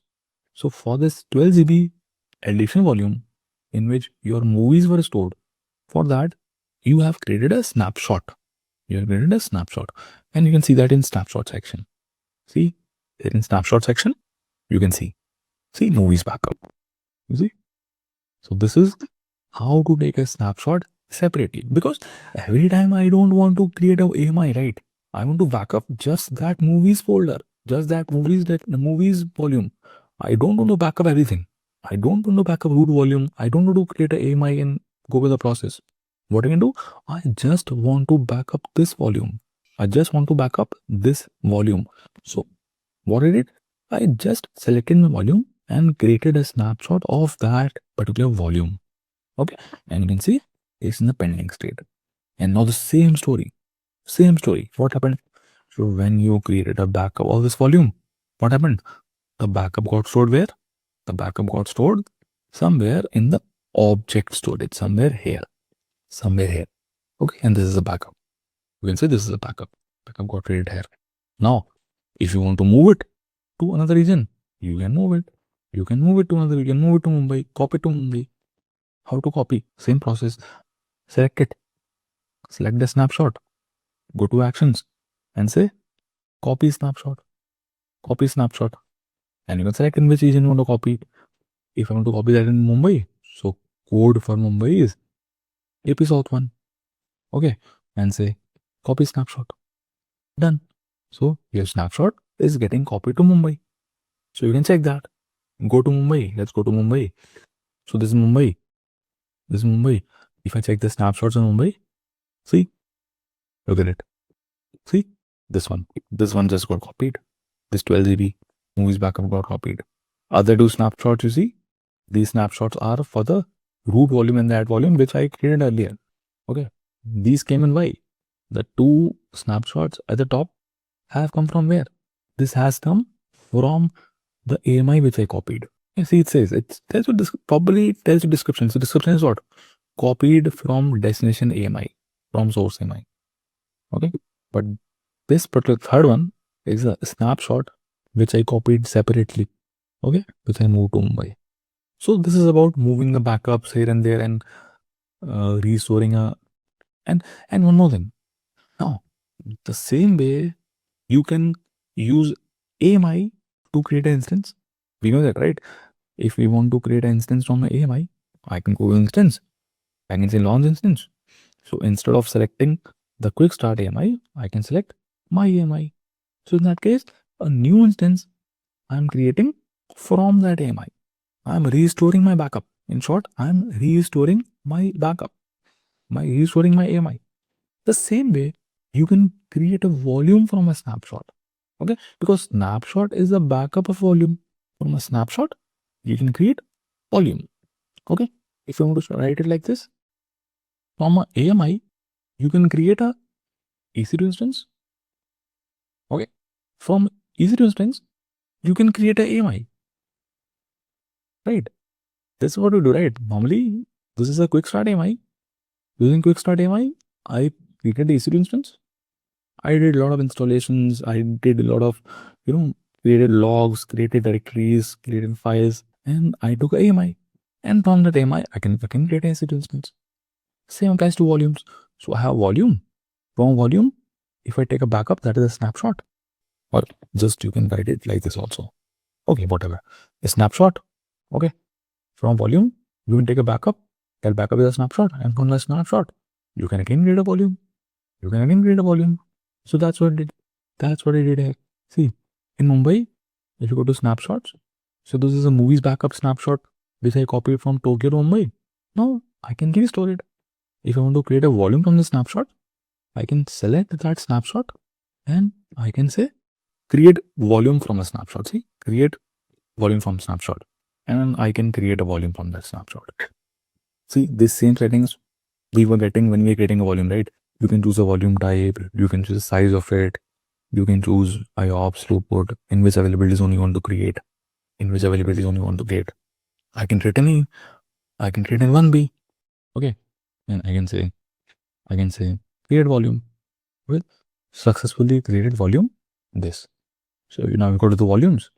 You see this 11 GB volume you create just now. You can see the date at 2025-021 at 8:50 AM. A 12 GB volume got created from that snapshot. So whatever the movies you have backed up, now those movies will be coming into this volume. And you can attach this volume to a EC2 instance like we are seeing. Understood? Does it make sense? You can try this. It's like just moving things here and there. It's just like moving things here and there. Okay, you can just go to select it, go to actions, and you can do anything. Okay. Now also here, one additional point or is in already, I think. So this volume, let's say this volume is in, again, a different way of telling things. This is an additional volume. This is a 12 GB additional volume. Now I have a EC2 instance, let's say here. Okay, I have a EC2 instance here, and I want to attach this volume to this EC2 instance. Not possible, right? Not possible, because this volume has to be in the same AZ as this instance if I want to attach to it, right? Instance and the volume have to be in the same availability zone. But can I move this from here to here? Because volumes are not transferable. Volumes are not portable. I cannot move a volume from here to here. What I can do? How can I bring the data from here to here? I just want the data from this volume. I don't want to create a whole AMI. Simple. I'll create a snapshot for it. Using this volume, I will create a snapshot. So snapshot will get created. So the snapshot will be created. Now, using that snapshot, I can create a volume here. Create a volume. And this volume, I'll attach to my instance. Logical, right? So try playing with this. Okay, try playing with these things. Go home and try creating a AMI, try creating snapshots, try moving things here and there. Okay, and you will get it. It's not that difficult. It's not that difficult. Okay, but I hope you got the purpose of doing these things. So it's a normal process in your companies, in your projects. You'll be seeing that there is a automation. They have an automation that will regularly create the backups. Okay, and creating backups is very important thing. Regularly creating backups is very important because I never know what happens in the next moment. Right? What if something happened to my instance? My instance got crashed suddenly. Now I will not wait for my instance to crash and then take the backup. Backups have to be taken regularly. So I will schedule automation. Means every morning at 2 a.m. whatever, 2 a.m. or 3 a.m. automatically the backups will be created. The AMI, the snapshots, they are getting created every day. They are getting created every day. Okay. But now you'll be thinking that if I create backups every day, that will be taking a lot of space, right? What do you think? That will be taking a lot of space. If I have a 20 GB volume, let's say, okay, this volume is of size, let's say 20 GB or 20 GB. This is a 20 GB volume, 20 GB volume. Now, if I schedule creating a snapshot of it every day at 3 a.m. in the morning, so imagine how much data will be consumed. It's not free. Storages are not free. In AWS, you are charged for everything, for creating snapshots, because snapshot will take space, right? Snapshots are what? The snapshots are actually backups. So the movies that you have copied in this storage, you have taken a snapshot of it. You have taken a snapshot of it. You have taken a snapshot of it. So that snapshot of the backup will be containing all your movies. So this 20 GB is taking some space, right? And you will be charged for it. It's not free. Storages are charged. Now that's what you'll be thinking. You'll be thinking that every day if 20 GB backup gets created, it will be like I'll be having to pay a lot of money. But it's not like that. So we will discuss the incremental nature of snapshots. Okay. Now, a few more things about snapshot. One very important thing about snapshot is that the snapshots are incremental. You know, the snapshots, which is a backup volume, the snapshots are incremental. What does incremental means? Why is snapshots called incremental? Because I'll show that with the help of a diagram. Okay, then it will make more sense what I'm trying to say. Okay, I'll use a diagram from AWS documentation. Okay, for all the diagrams or for all the concepts, I would suggest everyone to use AWS documentation. Open the AWS documentation and refer to what you want, because that documentation is always updated. So I'm going to use incremental I'll say in snapshots. Just write anything which AWS, Amazon ES snapshots. Okay, so I'll open it. Yeah, how Amazon ES snapshot work. So you can see every detail about snapshot. If you want to move into detail, you want to get your concepts clear in snapshots, you can read that in very detail. Everything about snapshots is written here. Okay, so I'll maybe open this, how Amazon snapshot work. Okay, because I want to show you a diagram. Yeah, this diagram. So look at this diagram and it will be very clear. Okay, first of all, let's see this one on the left. First thing I'm showing you. So this particular diagram denotes how the snapshot for multiple for let's start from here. Let's start from here. Okay, on day number one, this box denotes day number one. On day number one, you created a snapshot. Okay, means you had a volume. Imagine you had a volume, any volume one. Name of the volume is volume one. The size of the volume is 15 GB. What is the size of the volume? Size of the volume is 15 GB volume. Now, you created a 15 GB volume, but it is not necessary that you will store full 15 GB data into it, right? You might store 5 GB, 6 GB, 8 GB, 10 GB, whatever. So imagine on day number one, we had 10 GB data in that 15 GB volume. Like a pen drive can be 1 TB pen drive, but maybe you are storing only 10 GB in that pen drive, right? So this is what right now. So on day number one, this denotes day number one. On day number one, you had a volume. That volume was of size 15 GB, but how much data you were storing? Only 10 GB data. Rest 5 GB was empty. There was a space of 5 GB. And you took a snapshot. You wanted to take the backup, so you took a snapshot of this volume. Now, what will be the size of the snapshot? So, size of the snapshot will be equal to the amount of data that will be stored in the volume. So, the size of the snapshot will be just 10 GB because you are backing up 10 GB data only. So, size of snapshot A will be 10 GB. So, on the day number one, let's say Monday, on Monday, from this volume, you create a snapshot. Now, how much size this snapshot A is taking? 10 GB. So, you are paying for 10 GB. I'm talking about the price of snapshot. The snapshot size will be 10 GB, and you have only one snapshot right now. That is a snapshot A. Fine. Then on day number two, then came day number two. On day number two, what happened? Someone modified 4 GB content out of this 10 GB. See, on day number one, what someone did, we had a volume. Imagine I had a volume of size 15 GB. Okay, but 15 GB was not fully used, not fully occupied. Okay, only 10 GB out of it had some data, and rest 5 GB did not have any data. Rest 5 GB was empty. Then someone took a snapshot from this volume. The size of the snapshot would be of 10 GB. The data that is there in the volume, only that will be backed up.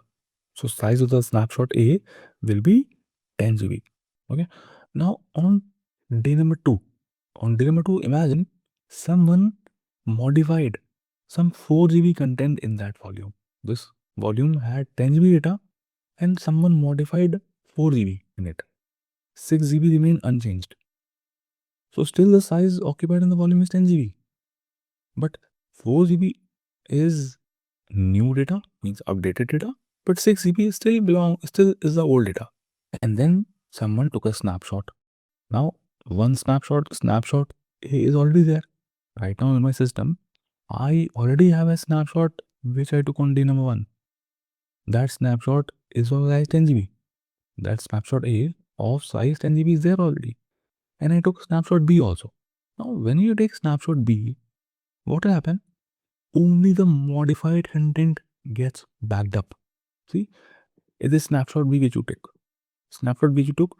So snapshot B will be only of size 4 GB. Because on day number 2, what was the change? How much data changed? Out of 10 GB, only 4 GB data changed. Rest 6 GB is still the same. So the new snapshot, that is snapshot B you are taking, that will contain only the modified data. That contain only the changed data. So we have snapshot B, which will be of size 4 GB. Okay. So at the end of day number 2, I have two snapshots. A snapshot A, which is like 10 GB, which I took on day number 1, and snapshot B, which is a size 4 GB, which I took on day number 2. Okay. Then on day number 3. Now on day number 3, what happened? Day number 3, someone added 2 GB of data in this volume. Okay. Means 6 GB is still the same that was on day number 1. 4 GB was modified on day number 2. But on third day, someone just added 2 GB of data in it, in the volume. Okay. Now, Someone took a snapshot. So now on day number three, how many snapshots we have in the system? One snapshot is snapshot A that was created on first day, which was of size 10 GB. A snapshot B, which was created on day number 2 of size 4 GB. Now on day number 3, the snapshot C we are creating, that snapshot will be only of size 2 GB. Okay? Snapshot C will be only of size 2 GB because how much data changed between day 2 and day 3? How much data changed between day 2 and day 3? Only 2 GB data changed, right? Rest data is same. 6 GB, 6 GB, 4 GB, 4 GB, same. Only 2 GB additional data came into my volume. So the new snapshot that you're taking will be backing up only the changed, that is the 2 GB data. So at the end of day number 3, we'll have 3 snapshot. Snapshot A, snapshot B, and snapshot C. Snapshot A will be of size 10 GB. Snapshot B, which will be of size 4 GB. Snapshot C, which will be of size 2 GB. So, in short, what we can say that the snapshots are incremental. Because when you take a snapshot, it does not back up the complete data. It backs up only the data that has been changed. Okay, only the data that has been changed between the snapshots. Only that data is backed up. Only the updated, only delta, only the new things that came in, only the things got modified. Only that is backed up. It doesn't back up the whole volume. Now imagine the next day, on day number 4, you create one more snapshot. Okay, after doing some more change. So the 4th snapshot will again contain only the changed data. It will not contain the old data because old data snapshots are already there. So that's why snapshots are incremental. Now, how does it work? But this is what snapshots incremental means. Also, we know that from a snapshot, you can create a volume, right? If you have a snapshot, you can create a volume from it. Okay, now tell me, on day number 3, from snapshot A, if I create a volume, if from snapshot A, I will create a volume on day number 3, what will be the size of the data in that volume? What will be the size of data in the volume which I create from snapshot A? 10 GB, simple. We know that 10 GB, fine. Because 10 GB, this snapshot is of size 10 GB. Oh. Second question. What will be the size of the data in the volume which I create from snapshot B? What will be the size of the data that I create from snapshot B? So the answer is 10. Why?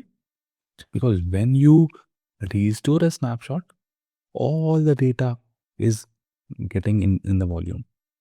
The volume will have complete data. It doesn't mean that this snapshot is of size 4 GB. So the volume which I create from it will be having only 4 GB of data. No, the volume will be having complete data.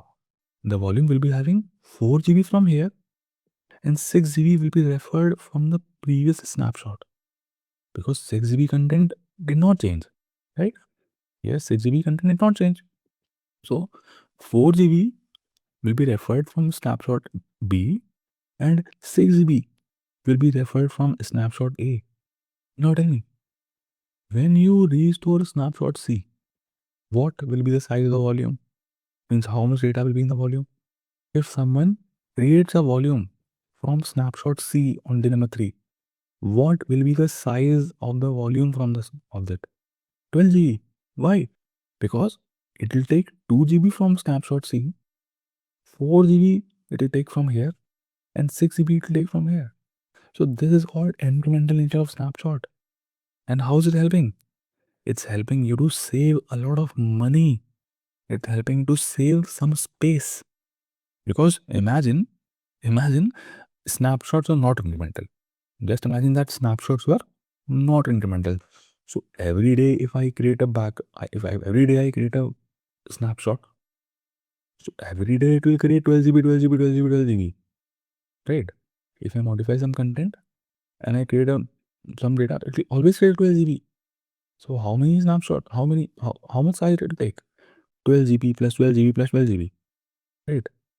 That could have been 36 GB in total if your snapshots are not incremental. But since snapshots are incremental, how much total size these three snapshots are occupying? 10 GB plus 4 GB plus 2 GB. Right? Only 16 GB. Got it? Now what question? Tell me. Tell me one question. What if I delete my snapshot A?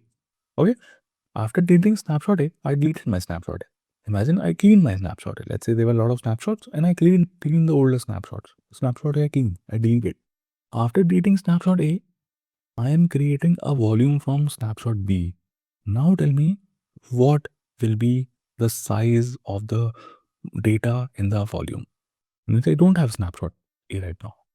Snapshot A is deleted. Error will not, I'll not get an error. Because if I delete snapshot A, snapshot is deleted. You can delete, right? You can delete anything. But I'm creating a volume from snapshot B. What will be the size of the data in that volume? The answer is 10 GB. So you know what will happen? When you delete snapshot A, that 6 GB data that was there here, that will be coming into snapshot B. Okay? That will be propagated, that will be propagated to snapshot B. Snapshot A is deleted, but that data is propagated to snapshot B. Okay, now snapshot B will be referring you 4 GB also and 6 GB also. Now if someone deletes snapshot B, imagine someone deletes snapshot B also, then all the data, 6 GB from here and 4 GB data, all the data will be referred into snapshot B. They will be propagated to snapshot B, snapshot C. I'm talking about deletion. If you delete snapshot A, what will happen? The 6 GB data that was being referred from here, that will be propagated to the next snapshot. Means when you delete a older snapshot, the data is propagated to subsequent snapshot.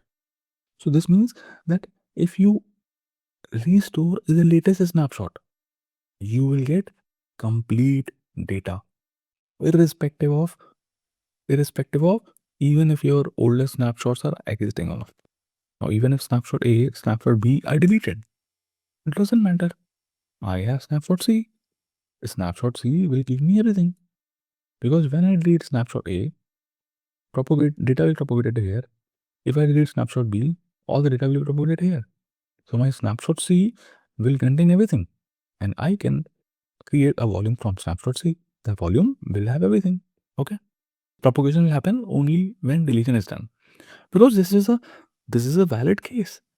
This is a valid case. Now I told you, right? You have to create backups daily. Organization will have a requirement of creating daily backups. Now imagine I create backups for 365 days. How many snapshots I will have? I have 365 snapshots, right? I have so many snapshots. Managing so many snapshots is also a difficult task. Okay, those snapshots are incremental, fine. They are incremental and you save money, fine. But still managing those 365 snapshots is the task. Imagine your project runs for 2 years. So 365 into 2 snapshots. So many snapshots. So what we do, we normally clean the older snapshots. Okay, we do with some automation. We clean some older snapshots. The snapshots older than 5 days, 6 days or something, depending on the compliance, we clean them. We delete them. And cleaning does not affect anything because we have the new snapshots, right? New snapshots will always be giving you all the data. When all snapshot C is deleted, nothing will happen. If a snapshot C is deleted, then snapshots is deleted. Then that data, that the backup you had here of size 2 GB means the 2 GB backup, 2 GB changed data, the data that you added on day number 3, which you backed up, that will be gone. That will be gone. Okay, snapshot C is deleted. Then you have snapshot A and B. And snapshot A and B are normal. Like you had, means you will lose the backup which you created on day number 3. Simple. If snapshot C is deleted, you will lose the backup which you created on day number 3. So this applies the same thing. So if you delete any snapshot, so the data from it is propagated to the subsequent snapshot. Okay. And you know what? This all thing I discussed with you, this complete explanation which I gave you, you cannot see it. This is all abstract and this is being done by AWS in the background. Okay, for you, life is easy. For you, simply you select a volume and create a snapshot. You choose a snapshot and create a volume from it. You copy the snapshot and copy to another region. So for you, it's very simple. But in the background, this is how AWS manages it. Okay. See, remember, EBS is a block storage, right? EBS is what? EBS is block storage, and data is stored in the form of blocks. So, with the help of how does AWS identify what content changed? By checking which blocks changed, right? Only the blocks which have changed, only those blocks will be backed up. Simple. The blocks of storage where no change happen, those blocks won't be backed up. Okay, this is how it is managed in the background. Okay, but that is internal to AWS. That is totally internal. You don't see it. That is, you don't see it. You don't see anything. Cool. Is that clear to everyone? So if you want to go into very detail, you can go and read this article. This is, everything about, this is everything about EBS. It's a Bible, everything about EBS. You will get all the information. Okay. If a snapshot A is deleted, that's 6 GB data that was being referenced from here. That 6 GB will be propagated to the next snapshot, to snapshot B. Now, snapshot B will be having this 4 GB and also that 6 GB. And if a snapshot B gets deleted, this 6 GB and 4 GB data that was there, that will propagate to the snapshot C. So snapshot C will be having all the data. If a snapshot C is deleted, then you lose the backup, right? A snapshot C was what? A snapshot C is the backup of all the data which you have. Right? If you delete all the snapshots, you lose all the backups. Now, if you want to delete only snapshot C, you want to preserve snapshot A and snapshot B, you delete snapshot C. So it's simple. You are like deleting the backup. The backup which you created from day number 3, which had the backup of this 2 GB data, you are deleting that. Now, what we will see two things about EBS. Now, when you were creating a EBS volume, let's say I'm creating a volume, go to volume and say create volume. Okay. So here we saw it was asking you IOPS and throughput. What is that? So way to measure the performance of EBS volume. These are the ways to measure the performance. These are the properties of any storage. Properties of any storage will be how to measure the performance of a storage. You have two parameters or two factors to understand it. One is throughput and other is IOPS. Throughput. What is throughput? Throughput and IOPS. Look, this is what we will see now. So whenever you create a volume, it is a volume and so IOPS and throughput is a characteristic of any storage, not just EBS, any storage. So what is throughput? Throughput is measured in MB per second. MB per second. The unit of throughput is MB per second. Means it talks about how much data. How much data? It's talking about how much. How much data can flow through the volume in 1 second. MB per second. If I say my throughput is 100 MB per second, if I say my throughput is 1000 Mbps, let's say 1000 Mbps, 1000 MB per second. So means imagine this is a volume. Imagine this is a volume, EBS volume, and through this 1000 MB of data can go in and out in 1 second. Going in means going in the volume means someone can write 1000 MB of data in 1 second. Going out means someone can read or someone can download 1000 MB of data per second. So means amount of data, how much data can flow through this volume per second. That is measured by throughput. Okay. Throughput is a unit of throughput is MB per second. Then what is IOPS? IOPS is how many. Here you say how many operations. How many operations? How many operations can happen in your volume in 1 second? IOPS means input, output per second. Input, output per second means how many input operations and how many output operations can happen in a volume in 1 second. So IOPS does not have a unit. It's a number, right? So IOPS does not have a unit. It is simply number. If I say IOPS is 5000, if I say that my volume has 5000 IOPS, that means this is the volume. Imagine now in this volume some operations can happen. There are many type of operations that can happen in the volume. Many people can try to add some data in this volume. Many people can try to read some data from this volume. They might want to download the data from this volume. So these are operations only, right? Someone would try to delete the data from this volume.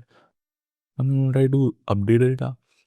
So there can be create, read, update, delete operations, right? So these operations, how many such operations are possible? 5000. Means 5000 people can parallelly 5000 people can parallelly do these inputs and outputs to my volume in 1 second. That is IOPS. So these are the two units, these are the two characteristic or two properties every storage will have: throughput and IOPS. So when someone asks about throughput, it's about how much data. IOPS is how many operations can happen. Okay? How many operations can happen on that volume, within a volume on that volume. Got it? Okay. IOPS is the LPD, right? It's how many operations that can happen in a volume. Okay. Now based on throughput and IOPS, you have types of volume, different type of volumes. Different type of volumes. So EBS volumes are also different types. EBS volumes are also of different types. So we have seen this diagram, right? You have three types of storages: block storage, file storage, object storage. Block storage is of two types: instant store, elastic block store. Elastic block store is also of multiple types. So again, we will always refer to what? AWS documentation. I'll say EBS types. I'll say just EBS types. I'll just say EBS types, AWS. Okay. So I'll open this document, the first document. Okay. So I'll always suggest to get the latest information, always use AWS documentation. Okay. Okay. So always make it a habit to read everything from AWS documentation. The more you are in the habit of going through documentations, the more it's going to be benefiting you. Because I'm not just talking about AWS, I'm talking about everything. I'm talking about a lot of DevOps tools that you'll be covering in the future. I'm talking about different clouds you'll be going through. Okay, so reading documentation you have to get familiar with. So I'm talking mostly about people who are new to IT, means freshers or someone who are in non-tech. Understanding documentation is very important. Everything will be there in documentation. So coming to what are the different types of EBS volumes? So EBS volumes basically are of two types. Okay, they are divided into two types: solid state drive volume, SSD volume. We call them solid state drive volume and hard disk drive volumes, SDD and HDD. SDD and HDD. So SDD, that is solid state drive volumes, for them IOPS is a dominant factor. See, it says where the dominant performance attribute is IOPS. These are more dominant in terms of IOPS. They give you very high IOPS. Very high IOPS means lot of input and output operations. Lot of input and output operations can happen in these volumes in 1 second. Okay, so they give you high IOPS. Now, but your hard disk drives, for hard disk drives, the dominant attribute is throughput. See, for hard disk drive, the dominant performance attribute is throughput. Here they don't care about how many operations. They care about how much data that can flow in and out of the volume per second. Okay, so this is the difference. SDT are focusing on IOPS and HDD are focusing on throughput. Okay, now SSD are of two types. Solid state drive volumes are also two types. One is general purpose volumes and other is provisioned IOPS. General purpose is GP, and provisioned IOPS. Okay, general purpose are for general purpose. For normal use cases, you can use general purpose where you have moderate IO. Okay, where the IO requirement is fine, good. You have a good IO requirement. Provision IOPS, they will be giving you very high IOPS, very high IOPS. Now, channel purpose are also two types, GP3 and GP2. These are the two offerings you get, GP3 and GP2, which you can see here. If I select volume type, here, so you see GP3, GP2. So general purpose are this is written properly written. General purpose SSD means GP3. General purpose SSD, GP2. So these are two general purpose SSD volumes, GP2 and GP3, and they can be used for normal use cases. Some use cases you can see can be used for virtual desktop, some transactional workloads, or medium-sized single instance databases, means for normal databases, for medium size, low latency interactive applications. The applications which need good performance, or fine performance, low latency. They can be used root volumes. They can be used for development and test environments. Okay, means general purpose can be used for general purpose. The name says, right, for normal use cases. Okay, some characteristics, some more properties. So they have, you can create GP2 and GP3 of size 1 GB up to 16 GB. Means minimum is 1 GB and maximum 16 GB. You can see that. If I go and create a volume, if I select GP2 or if I select GP3, okay, the size it says min is 1 GB and max is 16384, means 16 GB. So minimum size of GP2 and GP3 is 1 GB and maximum you can go up to is 16 TB. Okay, how much IOPS you get? They can give you 16,000 max IOPS. This is the maximum IOPS you can get. They can give you 16,000 IOPS. 16,000 IOPS. You can select that. See, here you have to mention IOPS. Minimum is 3,000 and max is 16,000 IOPS. Okay. This is the amount of IOPS you can get. Okay. And throughput, maximum throughput, GP3 can give you is 1000 Mbps. 1000 MB of data can flow through the GB3 volume in 1 second. But the throughput you get in GB2 will be a bit less. Okay, for GB2, throughput is a bit less. Okay. Other things we'll see. The other type of volume are IOPS, means provision IOPS. Provision IOPS are also two types. IO1, IO2. Okay, you can see it here. So this was GB2, GB3. Now in provision IOPS, I have two things. Provision IOPS SSD IO1, provision IOPS SSD IO2. Okay. Now provision IOPS is for very heavy requirements. Means if you want very high IOPS, because GP2 and GP3 will give you up to 16,000 IOPS. You can get up to 16,000 IOPS. But what if you have a very high requirement?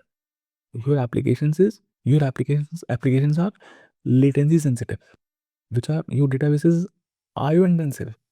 Let's say, take an example. It's an e-commerce application. It's an e-commerce application, and my application is very popular. It's like any business, any quick commerce business or anything. It's that kind of application which require which attracts millions of requests per second. Where millions of users per second are doing a shopping. They are sending requests to my application. They are adding things to the cart. They are viewing my items. They're doing a lot of things on my application. So that is a heavy requirement. So there are a lot of operations that are happening per second. So in that case, I might choose provision IOPS instead of general purpose, because general purpose IOPS will be only 16,000, up to 16,000. But my requirement is even more because my application is latency sensitive. It's a gaming application, let's say. It's an e-commerce application where millions of users are doing shopping per second. So there my requirement is very huge. So in that case, I will go for very high IOPS. I can use either IO1 or IO2. And you can see their use case. IO1 is used for workloads that require sustained IOPS performance, more than 16,000 IOPS. Okay, or IO intensive database workloads. But with IO2 Block Express, you can use it for sub millisecond latency. It's even more. Look at IOPS, how much IOPS you're getting. In IO1, you are getting max IOPS as 64,000. In IO2 Block Express, you are getting 256,000 IOPS. Okay, so 256,000 operations. 256,000 operations can happen in the volume in 1 second. This is IOPS you get up to max. Okay, and you can see throughput speed. No, these numbers are not that important. You don't have to remember the numbers. You can just think about some use cases, and use cases also generally for normal requirements. You will use general purpose because general purpose will be cheaper. If you compare the cost, general purpose will be obviously cheaper. But IOPS, provisional IOPS, means IO1, IO2, they will be a bit costlier as compared to general purpose because they are advanced. These are advanced volumes, right? They are supporting too much IOPS, so they will be a bit costly as well. Does it make sense? This was a bit theory, but in AWS, theory is as important as the demos, because as a solution architect, if you are a solution architect, then you might have to choose which one to go for. Maybe you are designing the infrastructure of any application. What is an infrastructure does it need? And you have to decide that which volume should I use. Should I go for I1? Should I go for GP2? Should I go for GP3? So you will consider these factors because you are architect. You must be knowing that okay, my application is at max. It can only 5,000 requests can come to my application, or millions of requests would come to your application. Okay, so based on that, you will decide which one to go for. Does it make sense? Here, solid state drive. A bit theory, a bit theory. So I would suggest go and revise it. Go and read this table again. Okay, before certifications, before interviews. Okay, read this because it's a bit theory, and you might forget it. But keep the general concept in your mind. Okay, data and these things are not worth remembering, but keep just a general concept in the mind that what will I choose if someone gives me this requirement. Okay, because in an interviewer can ask you like, this is my requirement. What, as an architect, what will you go for? Okay, and you have to think of a lot of things here. You have to think about performance. You have to think about cost. You have to think about how many IOPS. When I think about size, and you have to think about a lot of things. Okay, based on that, you will decide. You will make a decision. Okay, so this was SSD, where IOPS was a dominant factor. Okay, it can be used for transactional workloads involving frequent read and write operations. Okay, that's what I said. Where frequent read and write operations are happening. Yeah. Coming to hard disk drives, HDD, hard disk drive parameters. Sanjay is asking, sir, for the latency parameter, should we consider IOPS or throughput? For latency sensitive applications, you have to consider IOPS. For latency, you have to consider IOPS. So that's why you see sub milliseconds. So the more you get IOPS, the more IOPS you get, you can serve a latency sensitive application. So it's been serve a sub millisecond latency. Okay. The hard disk drive volume, they don't care about how many operations are happening in a volume. Even if one person is requesting some data, or if million users are requesting data, it doesn't matter. Because hard disk drives are more dominant in terms of throughput. Throughput is a dominant performance attribute.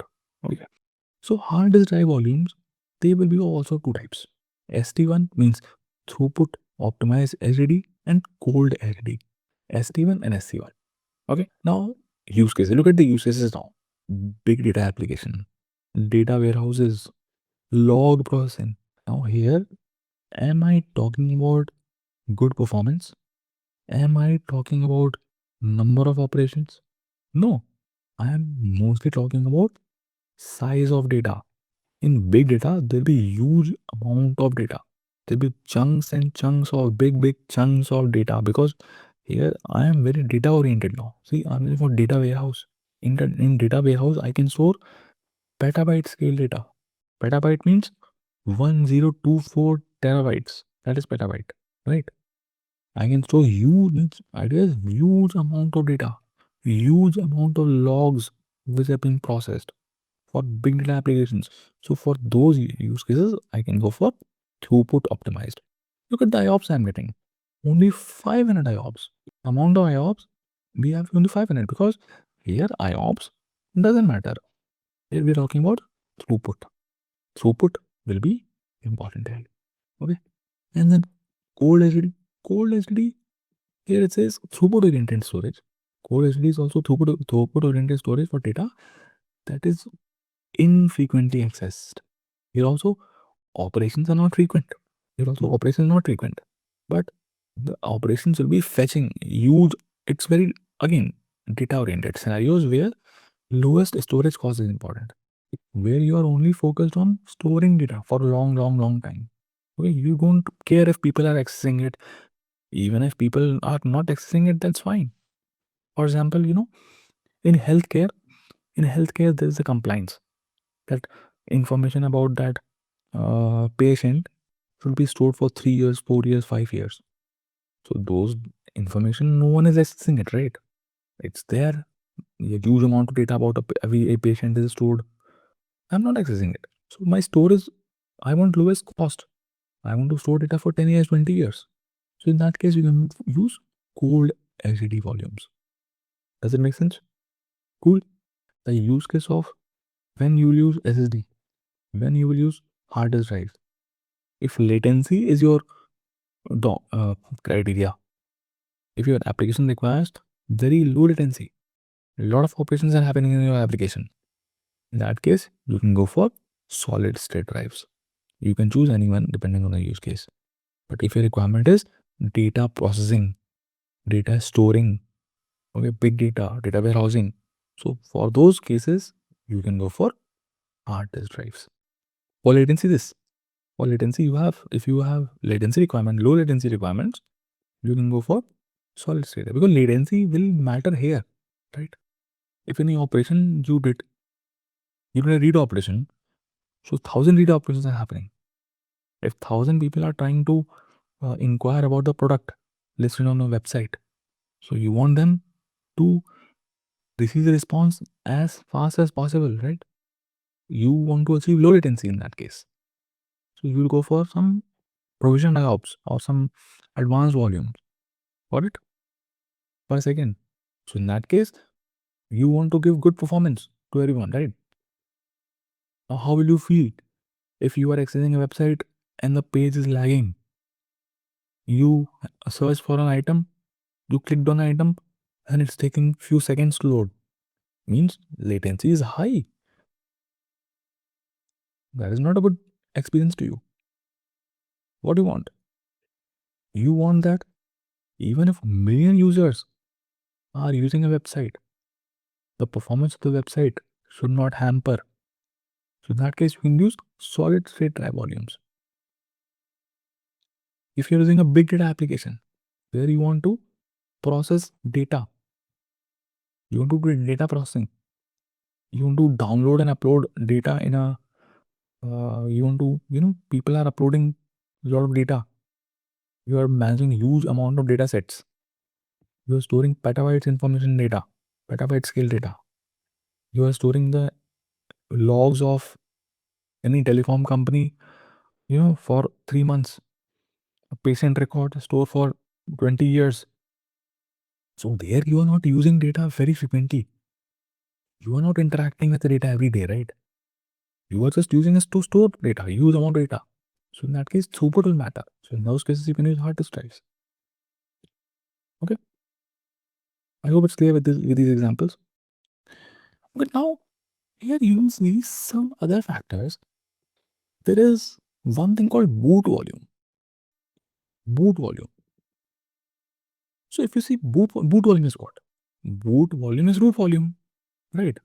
If I say root volume, if I say boot volume, it's the same thing. What is root volume? Root volume is a volume in which you have OS. Simple, we know that. Now, your SSDs, solid state drives, for them, boot volume is supported. Means your solid state drives can be used as a root volume. But your hard disk drives, for them, the boot volume is not supported. See, then this means that if I go and create a EC2 instance, if I go into launch instance, okay, here you are getting storage part, right? Yeah, in configure storage.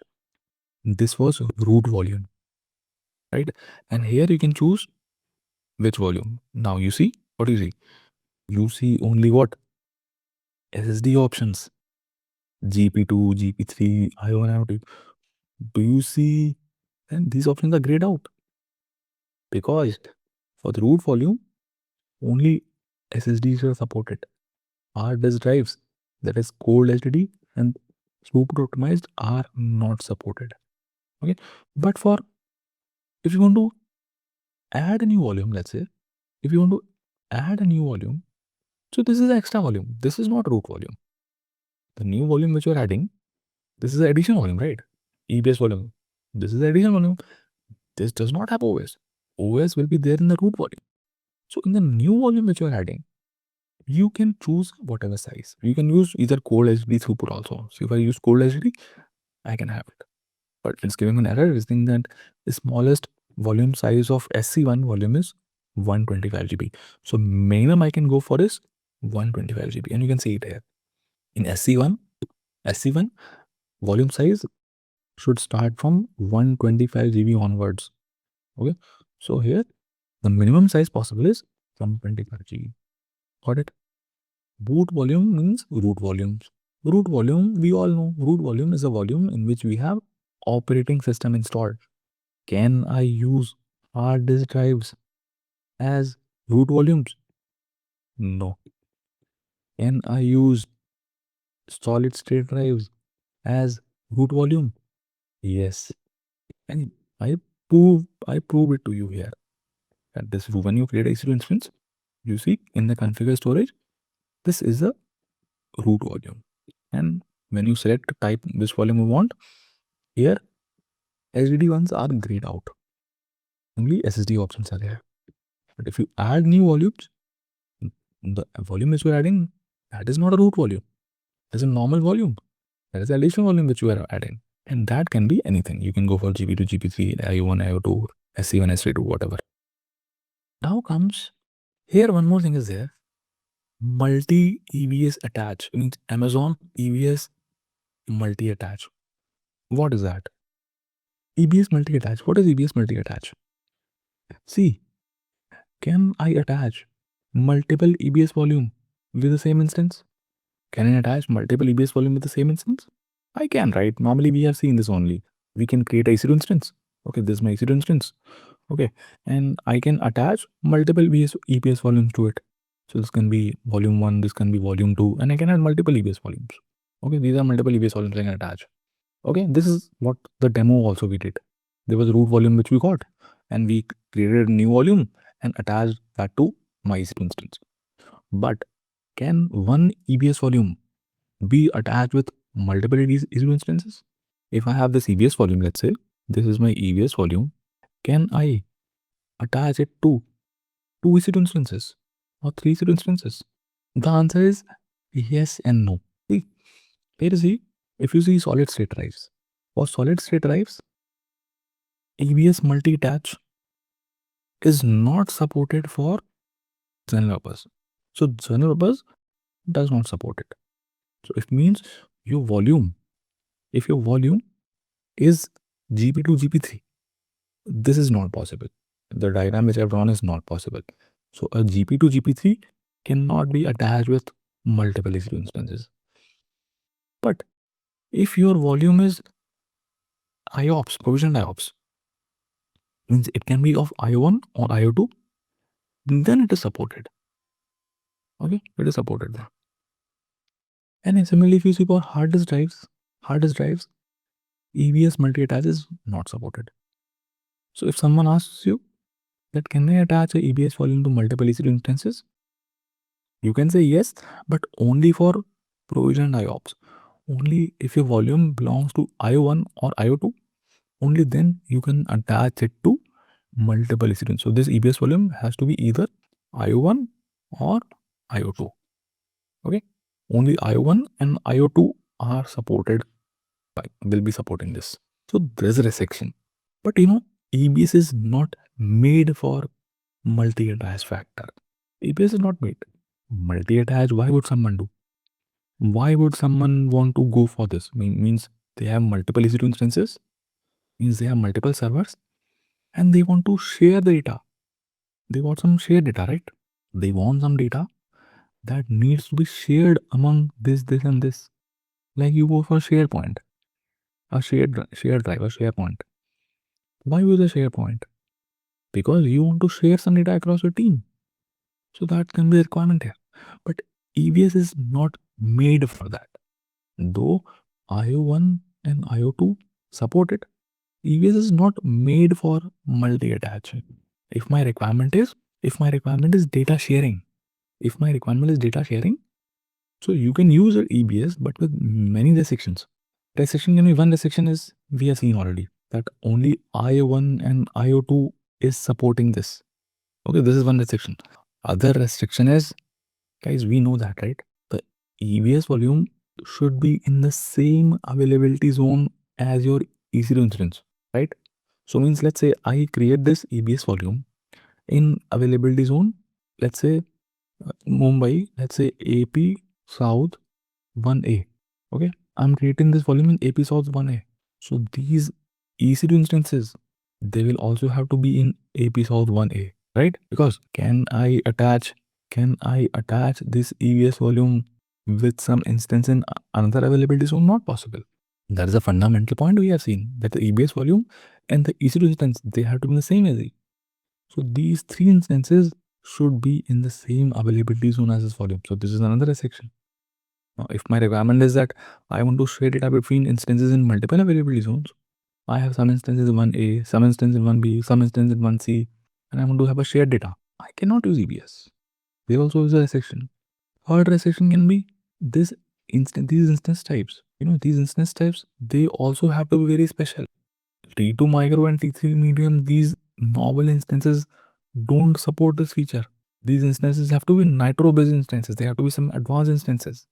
Then only this feature is supported. So in short, what I'm telling you, I'm trying to tell you that though EBS supports multi-attach in a very restricted way, it's a very restricted way, lot of limitations. EBS is not made for data sharing. So now if you have a use case that you want to share the data between many EC2 instances, you have 20, 30 EC2 instances, imagine, and these EC2 instances are lying in different availability zone. Some EC2 instances are lying in 1A, some in 1B, some in 1C, and you want to share some data. You want to have a common data which can be referred by multiple EC2 instances. In that case, block storage you will not use. What you will use? You will use file storage. So file storage will be used in this case where data sharing is a use case. Okay, so file storage is that storage which can be used for, you can use it with multiple EC2 instances, and you can use in file storage, you can share that between multiple EC2 instances. So there are two types of file storage services in AWS. One is EFS, other is FSX. Okay, so these are the two file storage options you have in AWS. Till here, does it make sense? Yashwant is saying, even if EBS, IO1 and IO2 have higher root volume, will it be shared between multiple instances? Yes. Okay, you can, but not normally used. If any use case says data sharing, normally EBS is not used in that case because there were a lot of restrictions, right? So now we'll see EFS and FSX. Okay, we'll see what is EFS, what is FSX. Kishore is saying if instances of different type. So depending on that, so instances can be of only few instances supported. Instance can be of different type, Instance can be of different type, doesn't matter. But only few instance types are supported.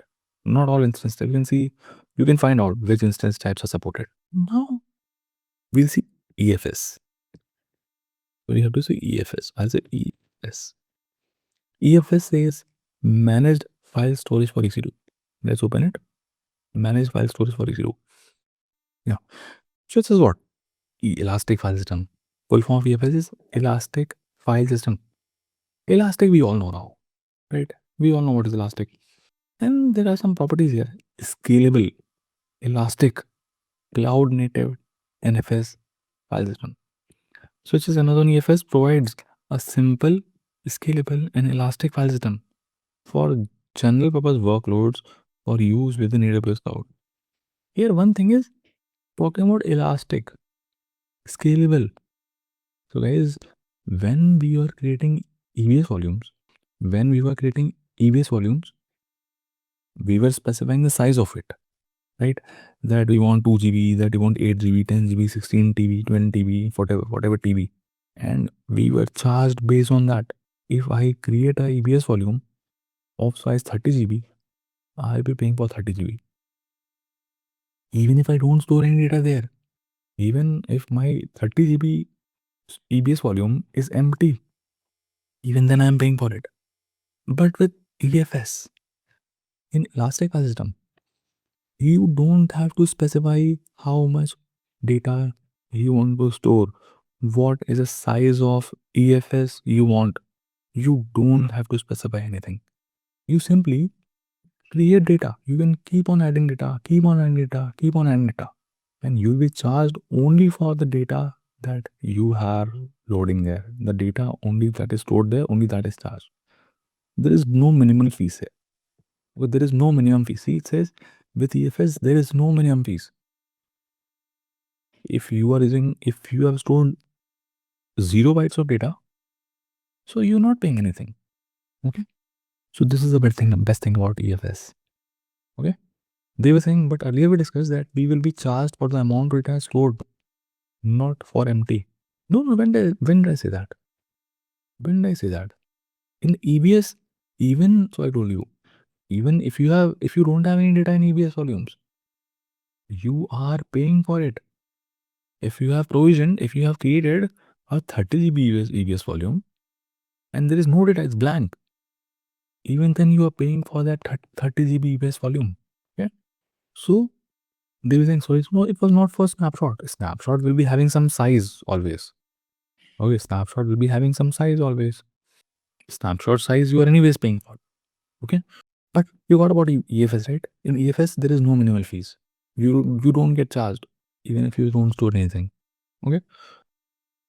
Some benefits. It has dynamic elastic. It is very elastic.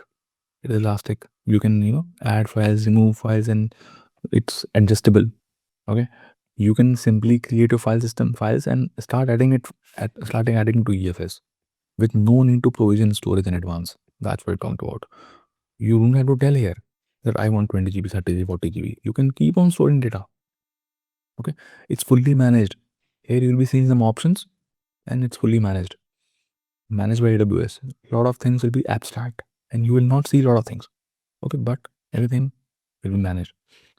Scalable performance. Storage, it's a shared file storage. This will answer you. If you want to have a shared file storage, you can go for EFS. Shared file storage means if you have some data that you want to share between multiple EC2 instances. Let's say in your office, you have 100 employees. In your office, you have 100 employees. Now, those 100 employees, okay, for those 100 employees, you want to have some shared files. You want to have some shared data. Okay. In that case, you can use what? You can use EFS. Okay. You can use EFS in that case. Okay. You have multiple EC2 instances. I have 100 EC2 instances, and these instances are distributed across availability zone. Some instances are in 1A, some instances 1B, some instances 1C. And I want to have a shared storage, like SharePoint. I think all of you have used SharePoint. So the shared storage. So I will just create a EFS. This is EFS, and I will just mount this EFS on these instances. I'll just mount it on these instances. Okay.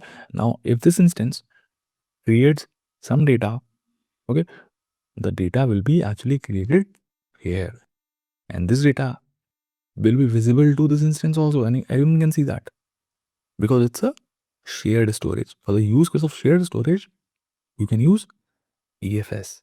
I'll show you the demo. Don't worry, Abhishek. Demos and everything we'll see. I'm telling you the concept right here. Okay. Now, can you tell me, can I use EFS as a root volume? Can I use EFS as a root volume? No, you cannot. EFS cannot be used as a root volume. If you have a use case of a root volume, what will you choose? If you have a use case of root volume, which one will you choose? EBS. Did I answer you now? So you have so many different type of options from AWS, and you have to choose as per the requirement. Okay. So let's continue that. Now let's create EFS. So more details you'll understand when we are. So I'll say create file system. Okay. You have to give a name to it. You have to give a name to it.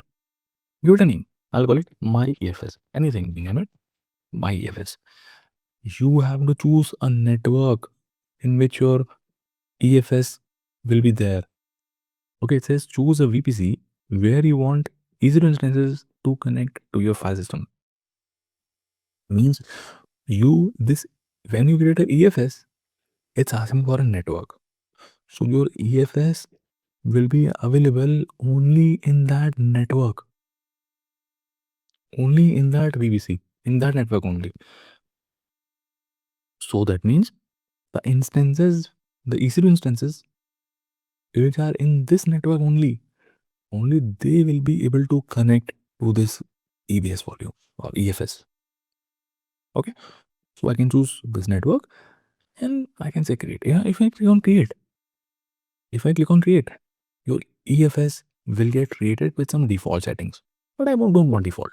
I want to show you each and every option in that. So I'll go to customize. And I have 4 steps to create a EFS. We have to follow 4 steps. Okay. In step number 1, you specify some file system settings. These are some general settings. Now these settings, where you specify the name. First is you specify the name. Name is my EFS. Okay, you can name it or whatever. Now comes file system type. And here you have 2 options. Regional or one zone. Now description says it properly. What is the difference? So regional says that offers the highest level of availability and durability by storing file system data across multiple availability zones within the AWS region. Okay, means if you choose regional,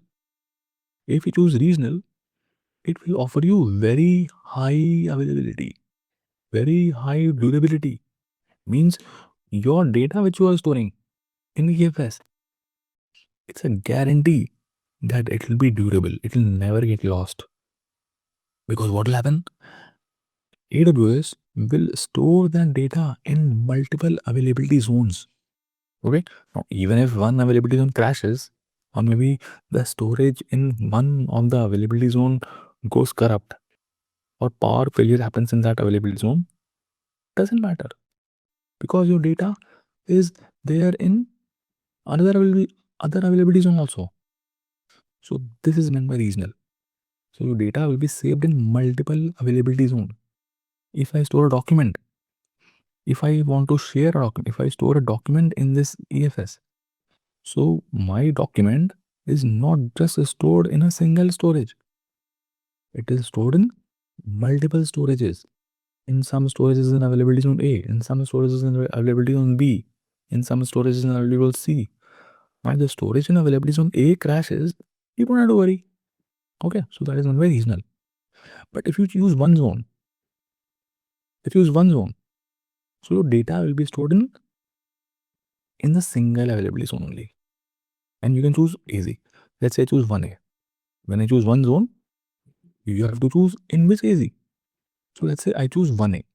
So my data, whatever document I am storing, Whatever document I'm storing, that document will be stored in AP Northeast 1A availability zone only. Okay, there will be multiple copies of it.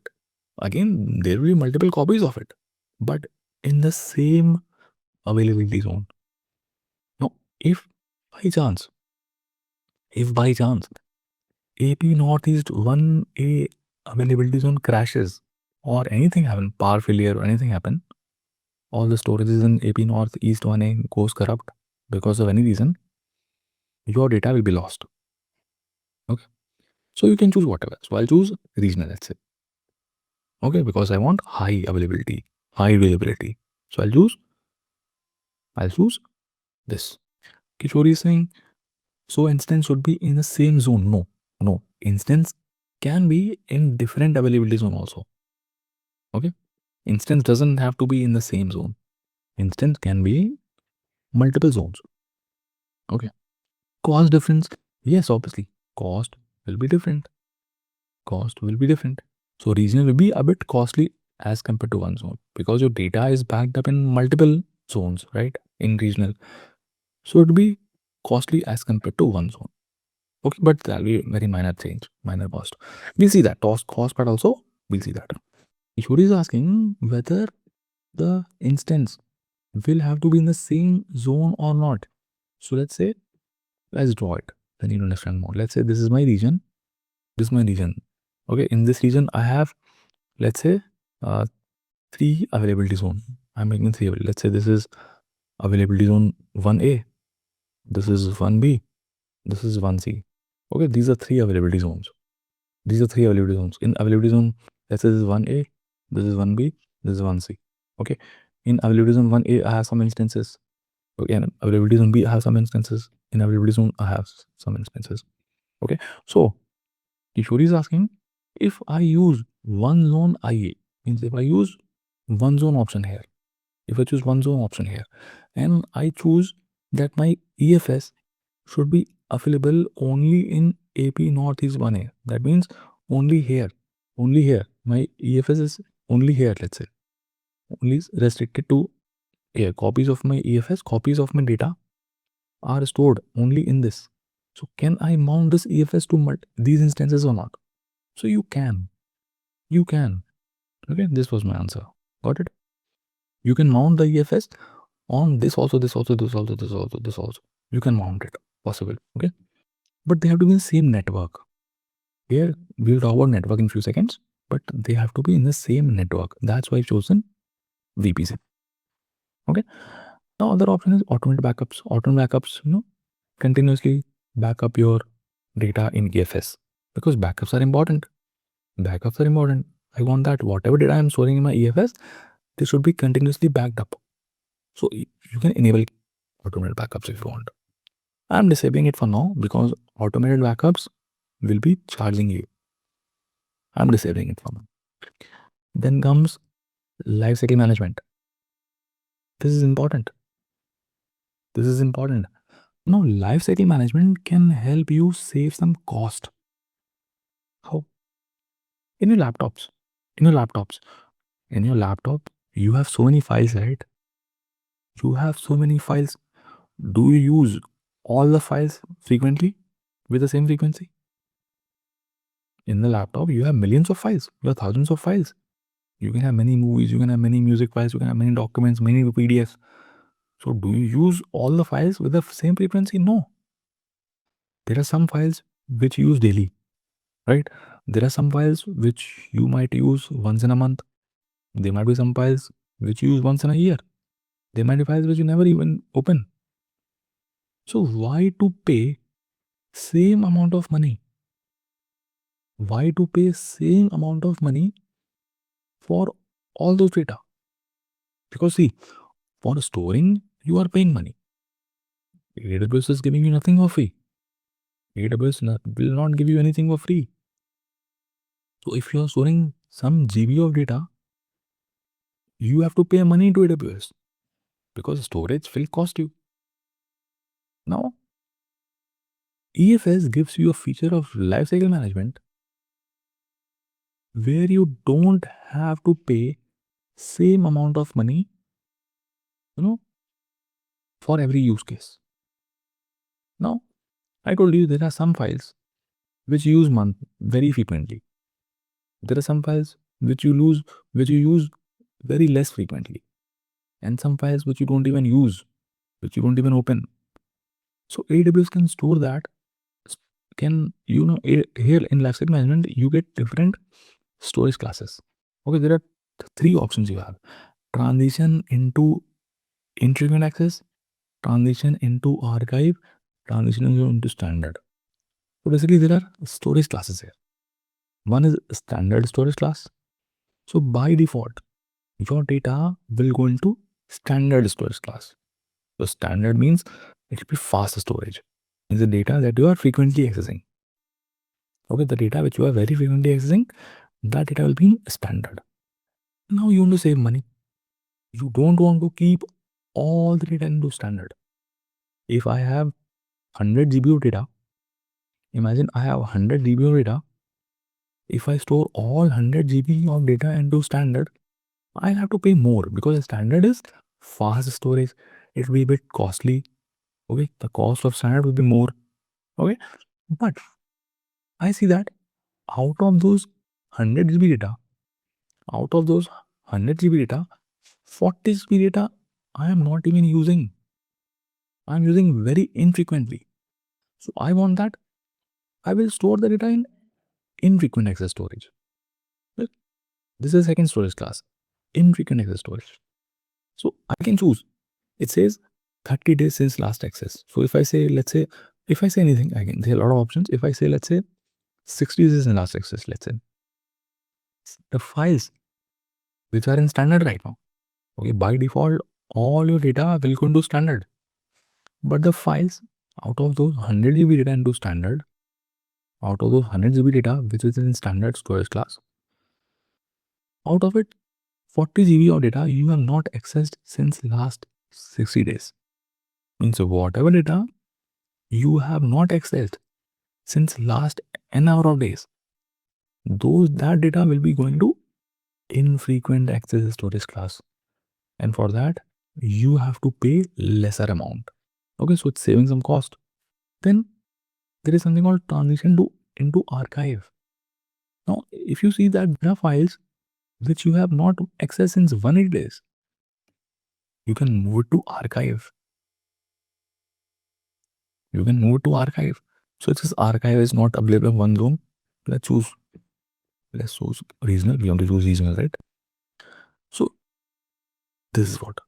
These are the three storage classes available in EFS. You have standard, you have infrequent access, you have archive. By default, your data will go into standard. Okay, but you can set up a life cycle. You can set up a life cycle where you can say that the data that has not been used since the last 60 days, I want to move it to infrequent access. The data which has not been used since last 180 days or something or anything, 270 days, I want to move it to archive. So the data stored in infrequent access and the archive will be not costing you a lot. Standard will costing you more, but archive and infrequent access storage, they don't cost you a lot. And this is how you can save a lot of money. It's all about money here. You can save a lot of money here. And there's an option of transition into standard. Means if you want, let's say your files have gone to infrequent access. Okay, your files, since you have not used some files, your files have gone to infrequent access or archive storage. Now you want to bring it back. You can set up a transition for that also. You can say none. If you say none, your data will never come back. If the files have moved to infrequent access or archive, your data will never come back to standard. But if you say on first access, means the first time, as soon as you access it back again, that data will come back to standard. So you can choose these options accordingly. So this is to manage the life cycle. Okay, this is to manage lifecycle, and you can choose all. There is no such restriction to choose archive or to choose infrequent access. These are not, but you can choose all. You can choose all. So it's like managing the life cycle. You are managing the life cycle. Okay, this is what the life cycle is. So you can choose as you wish. Let's say I want that the data that I have not used since last 14 days, I want to move to infrequent access. And the data that I have not used since 90 days, I'll move it to archive. So this is lifecycle management. Your data will be first in standard. Then after 14 days, if you have not used it, your data will go to infrequent access. And if you have not used that data since 90 days, that data will go to archive. So you set up lifecycle. And do you want to bring it back? By any chance, do you want to bring that data which is stored in infrequent access or archive? Do you want to bring it back to standard? So you can say none. If you say none, it says none. You will never, you don't want to bring it back. But if you say on first access, means the first time you access that data, the data that is there in infrequent access and archive, the first time you access it, the data will come back to standard. Got it, Divya? I repeated the last point also. This can help you. This can help you to save some cost. Okay, Sanjay is saying, can the IA archive standard settings be changed? Okay, but the data that has gone into archive, that will not come back to standard. What? Which part, Divya? Which part you did not get, Divya? They were saying, if the standard transition is none, can I access IA? If the standard transition is none, can I access IA? Yes, you can. See, data is there in infrequent access and archive. It does not mean that it has deleted. It does not mean the data has been deleted. It is in the background. It is just stored in some cheaper storages, which might not give you a very good performance. But anyways, you are not using that data frequently, right? So performance does not matter to you a lot. Oh, you are archiving your data for the records purpose. You might want to access it maybe once a year or two times maybe in a year. You are archived it. Maybe you have just archived it for preserving some records. You want to collect some movies. Let's say you have a hobby of collecting old movies. Now, if I store all the movies in standard, that will be charging you a lot. So instead of that, what I'll do, I'll use archive. So I'll move the data to archive by using some lifecycle management. Got it? If you think first access in standard, I have not understood. First access in standard means when come back to standard, you can say, see, imagine my data is there in infrequent access right now. I have not, there were two files. There were two files which I have not used since 14 days. They were already in standard. Now they have moved to infrequent access. Now, do I want to bring them to standard? So if you say none, even if you access those two files, the data will not come back to standard. They will still remain in infrequent access storage class only. But if you say on first access, means on 16th day, let's say after 14 days, your two files have gone to infrequent access. On day number 16th, you just accessed it. By chance, you accessed that document. One of the document, you accessed it. So that document will come back to standard because this was the first access. Got it? Did I answer you? So I'm saying only one time we can access to standard on first access. Yeah, if it's come back to standard, that's fine. It has come back to standard. It has come back to standard. Now again, if you don't use it for 14 days, it will again go back to infrequent access storage class. So lifecycle is just managing the lifecycle, how your data is moving from between these tiers. So these are the three tiers. These are the three tiers: the standard, archive, and infrequent access. And with the lifecycle management, you are governing how your data is moving between these storage classes, which is helping you to save some cost. So you can add it to your cost saving points. So normally in interviews, sometimes interviewer asks, what have you done in a project to save some cost? Tell me some cost optimization methods on AWS. How will you save some cost? Because cost is very important. Everything is about money, right? All the businesses are running to make money. So cost is very important. So this is helping you. Lifecycle management in EFS is helping you to save a lot of money. Okay, I hope lifecycle management is clear. Balancing archive access means throughput. No. Throughput and IOPS are different. Throughput and IOPS are performance. They are the attributes. Standard archive and inherit access, they are storage classes. Oh, these are storage classes.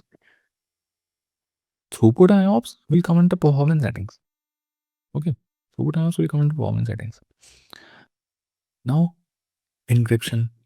Encryption means, do you want to encrypt the data? Encrypting means, encrypting you all know, right? Encryption you all know for data protection. So you can, if you want to enable encryption, you can enable encryption for purpose of security, correct? For the purpose of security. Maybe if someone gets the data, gets access to your EFS, he will not be able to access it. Okay. So you can, if you want, you can encrypt it. So I'm not encrypting. Okay. I'm not encrypting. Then comes performance setting. In performance setting, you are seeing two options. Performance setting is obviously talking about the performance of your EFS. Okay. Here you get two options. Throughput mode. Okay. Here you desire throughput mode. Two options you get: enhanced or bursting. So bursting is very straightforward. So bursting, this was not supported. So transition into archive is not supported to bursting. For that, it should be enhanced. Okay, it should be enhanced. So I'll make it none. Okay, it doesn't matter. These are just settings. Okay, now here I'm talking about throughput mode. Here you have two options: enhanced and bursting. Now bursting, it says, provides throughput that scales with the amount of storage for the workload with the basic performance requirements. Means if you use bursting, the performance you'll be getting, the throughput you'll be getting from EFS will scale with the amount of storage. Means if you store 10 GB of data, you will be getting some throughput, X amount of throughput. But if you store 100 GB data, you'll be getting more throughput. If you store 1000 GB of data, you'll get even more throughput. If you store 10,000 GB of data, you will get even more throughput. So in bursting, the throughput scales with the amount of storage. Okay. Or you can go for enhanced. In enhanced, you have two options: elastic, provision. See, no need to remember this. No need to, when you are creating EFS, you can come here and see what is the requirement. Simple. No need to remember that, okay, in performance settings we have enhanced, bursting. You should have an understanding. What does enhanced mean? What does bursting mean? In which cases you will go for bursting? In which cases you will go for enhanced? So this you should have information about. Now enhanced has two types. Enhanced has two options: elastic or provisioned. Elastic is recommended from AWS. AWS recommends use elastic. What is provision? Provision is where you already know the throughput requirement for an application. Let's say I know. Let's say I know. Let's say I know that for my application the throughput requirement is 50 Mbps. For example, my application requires a consistent throughput of 50 Mbps. So I will choose provisioned. I know that. And throughput will be charged extra. Throughput will be charged extra in addition to the storage. Storage cost will be fine. Storage cost will be there always. The data that you're storing, 20 GB, 30 GB, 40 GB, data storage cost you have to pay. But for throughput, you have to pay additionally. For provision, if you choose provision, means you already know when you will go for provision. You will use provision if you already know that my application needs this amount of throughput. My application consistently wants 50 MB of throughput, 40 Mbps of throughput, and you will get a cost also associated with it. So for example, 50 MB will charge you $360 per month, and you can change the cost and you can see 500 MB will charge you this amount. Okay, but AWS recommends to use elastic. Elastic means where you cannot predict how much IO you require. Let's say I don't know. I don't know my throughput requirement. I don't know my IO requirement. I don't know. Maybe in many cases you'll be facing this. You don't have any idea. You might not have any idea what can be a throughput. How many people will be reading from a EFS? How many people will be writing to your EFS? How many people will be deleting, updating your or making request to your file system? In that case, you can go for Elastic. Okay, and you'll be charged for whatever you are using. Okay, sometimes maybe when there is more requests coming in, you will not charge anything. You will not be charged for anything. If there is some request coming in and you are utilizing some throughput, you'll be only charged for that duration in which you have used that throughput. Okay, but in provisioned, you'll be consistently charged for this throughput, whatever throughput you have. So Elastic is recommended. That's why. Got it? Throughput mode does it. Performance settings. So in performance settings, you are managing the performance of your EFS. Simple. You're managing the performance settings of your EFS. Okay. This was step number 1. This was step 1. Now coming to step number 2. Just a quick info, guys. Intellipaat brings you executive postgraduate certification in cloud computing and DevOps in collaboration with I have Divya Sampar, IIT Roorkee. Through this program, you will gain in-demand skills like AWS, DevOps, Kubernetes, Terraform, Azure, and even cutting-edge topics like generative AI for cloud computing. This 9-month online bootcamp features 100+ live sessions from IIT faculty and top industry mentors, 50+ real-world projects, and a 2-day campus immersion at IIT Roorkee. You also get guaranteed placement assistance with 3 Azure job interviews after entering the placement pool. And that's not all. This program offers Microsoft certification, a free exam voucher, and even a chance to pitch your startup idea for incubation support, up to rupees 50 lakhs from IAP Divya Sampark. If you are serious about building a future in cloud and DevOps, visit the course page linked in the description and take your first step toward an exciting career in cloud technology. ChatGPT, the first non-human to enter Nature's list of the top 10 people who shaped science. From its launch back in 2022, ChatGPT has shown a massive growth rate. So much so that in January 2023, it was labeled as the fastest growing consumer software application in history, with over 200 million weekly users in just 2 months. These stats clearly demonstrate that ChatGPT is going to become a tool that many rely on in the near future. But its real breakthrough is its ability to assist with different topics and technologies, such as AWS. But how does that work? How can ChatGPT act like a personal tutor? Well, that's exactly what we'll be covering in this video. I'll take you step by step through the process of using ChatGPT to learn AWS. You can find the prompts that I'll be using in this video on my GitHub. Link will be given in the description down below. But before we start, if you want more such content, then make sure to subscribe to our YouTube channel and hit the bell icon to never miss out on any updates from us. AWS has over 200 services, so naturally, you don't need to master every single one of them. Instead, we only need to study the AWS services which are used frequently.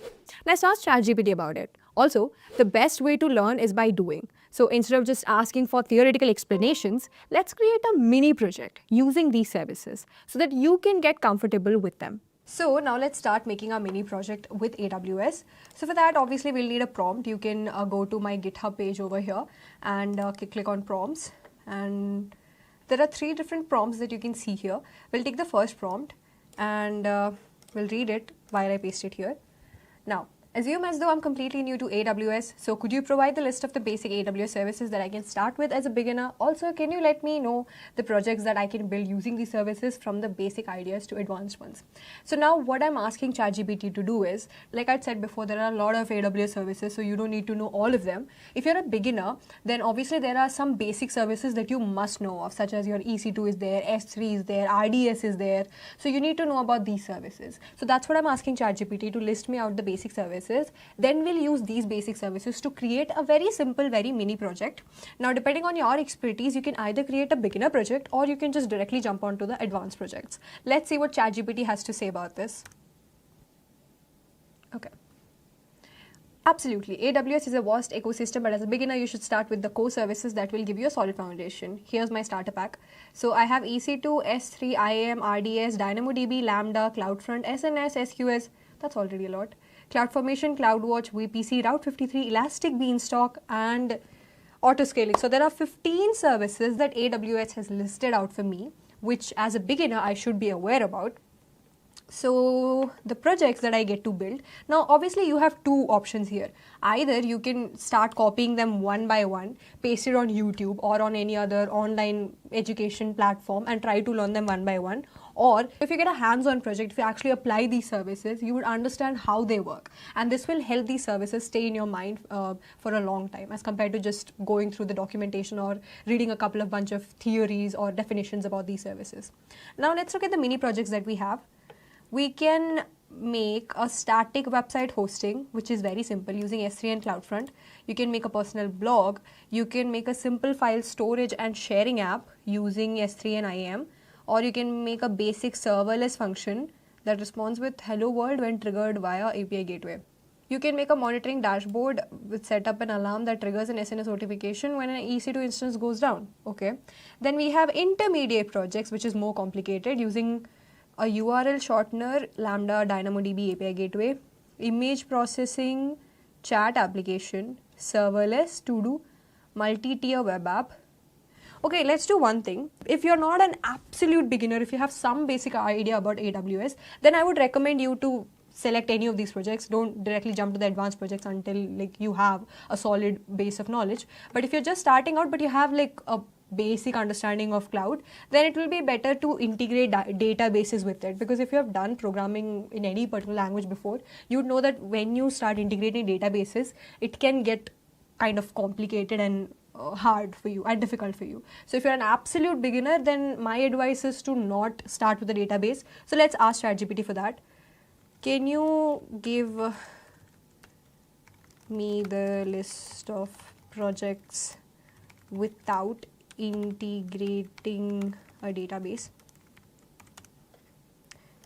The reason why I'm asking ChatGPT to not give me a database is because if you integrate a database, then the thing is, if you're an absolute beginner, then I am assuming that you must not have much knowledge about AWS's interface in general, and you must not have worked with any service to begin with.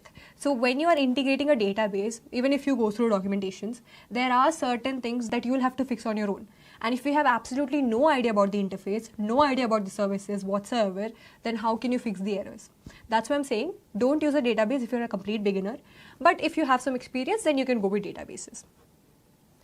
Okay, so we still have static web hosting, personal, serverless, hello, and simple send notification. Image resizer, we have serverless. Okay, let's try doing this one, serverless URL shortener. Now the next prompt that we have is, let's build a project. So copy that, paste it here. Now let's build your project name. Why did I write name? It's not supposed to be that. It's name. Okay, let me save that.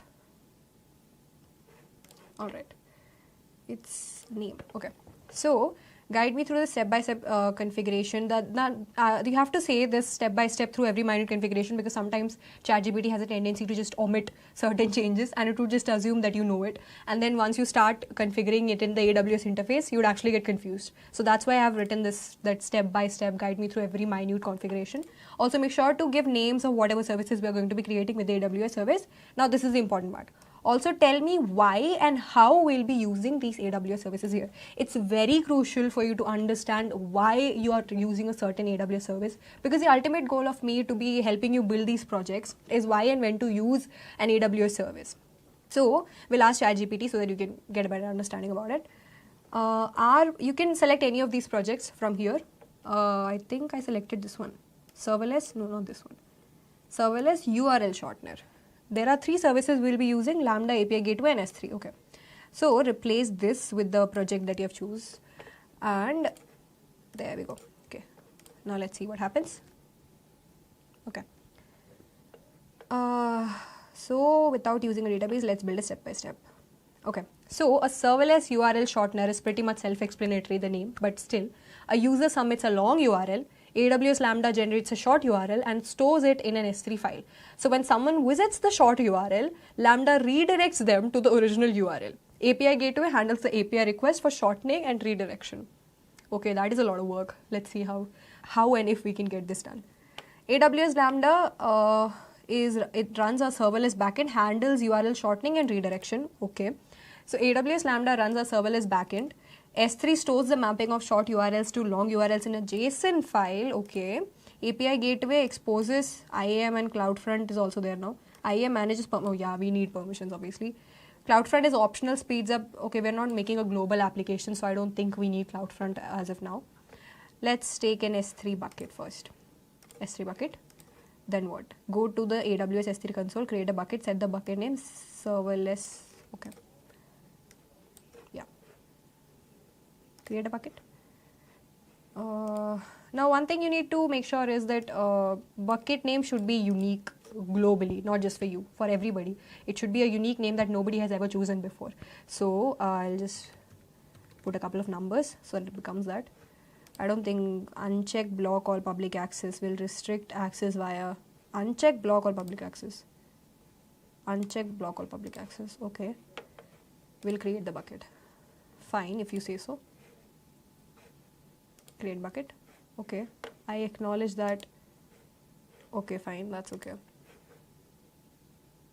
Next what? Create a JSON file. Since we're not using databases, we'll store the URL in the JSON file. Create a JSON file urls.json with an empty object. I'll need to create just this. Okay. I'm not quite sure where this is going, but what was the name of this thing? urls.json. Okay. Now you're a JSON file. Upload it to the serverless URL shortener. Upload it here. Let's upload. Upload. Add file. Okay. There's my URLs file. Nothing else, right? Yeah. Upload it. That's it. Okay. Let's just upload it. It's uploading.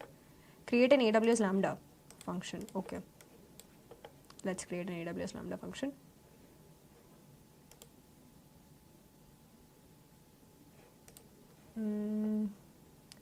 Function name is URL shortener function. Copy that. Author from scratch. What's the runtime? Runtime is Python 3.9. Okay, I'll keep Python 3.9, which is not there. Create a new role with basic Lambda permissions. Okay, let's see. Create. Do we have Lambda? Ah, there. That's it. My role name. Lambda role. I hope that's correct. Grant Lambda access to S3. Update IAM for go to IAM console role. Okay, now we need to go to role. Still creating. Okay, let's wait for this to get created. Okay, it's done. Let's go to IAM. And what? Search for this role. What was the name? Lambda role. Okay. Roles. There it is. Find the role assigned. Click attach policy. Create inline policy. Okay.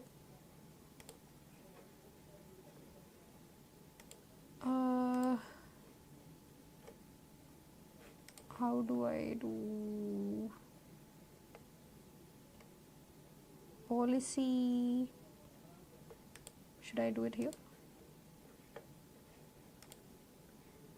Modify permission. I don't think it's a permission, it's more like a policy. Can I not edit it directly? Ah, attach policy. Oh wait, no, it was not attach policy, it was create inline policy. Yeah, leave. Create inline policy. Now this, see, this is what I'm telling you. Sometimes it gives you stuff and you can only do it if you are actually familiar with AWS's interface. If not, you will get confused. So, okay, next. Now what policy name? URL shortener S3 policy, and save it. And create it. Okay. Go to Lambda code, paste this code there. Do I need to replace something? Everything is same. Click deploy. Okay. There's the code in Lambda. Paste it here. Deploy. Is it deploying? Yeah. Successfully updated. Next, create API gateway. Create API, HTTP, API, okay. API gateway.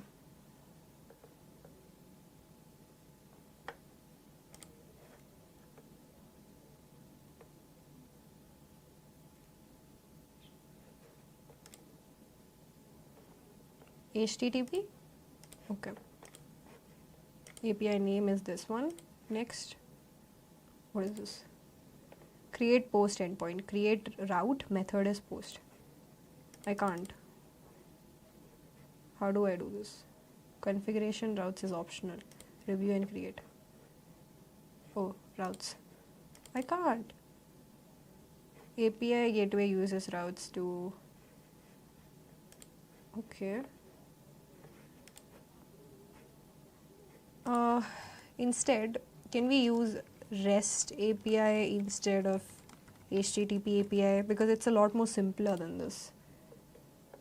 Okay, let's go back. Let's create a REST API. Where is it? Build.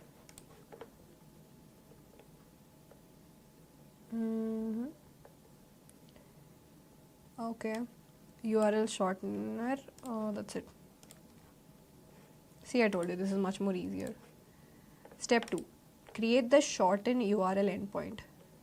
In the API gateway, create resource, shorten. Okay. We need to create a resource. Create resource. This one.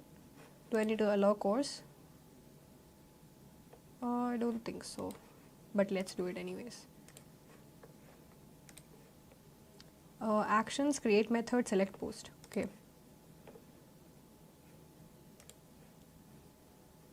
Actions, where is actions? What am I supposed to do? Oh, I need to create a method, okay. A post method. Integration type lambda function, okay. Integration type lambda function. And I'm checking in this thing also. Create method. Click save and then okay. Click create the redirected endpoint. Actions, create resource. We already did. Short code. Okay. I need to create another resource as well. Okay. Is it supposed to be like? No. It's supposed to be like this. Click actions, create method, get. In here I need to create a method get. And integration type and everything. Lambda function is, there's only one lambda function, redirect function. Did we create a redirect function? I didn't see it though. It's only URL shortener. There is no redirect function. Oh, it is there. There is a redirect one also. Okay, wait. We need to create another one, which is redirect function. Python. Do we need any role? Create another lambda function. I suppose they're not talking anything about the roles and stuff, so create function.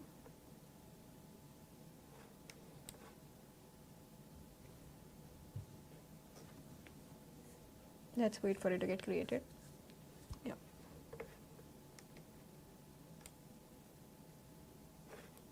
We have the code.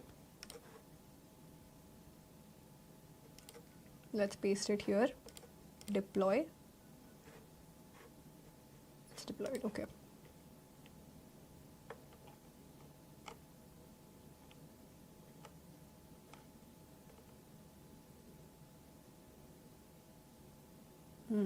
Okay.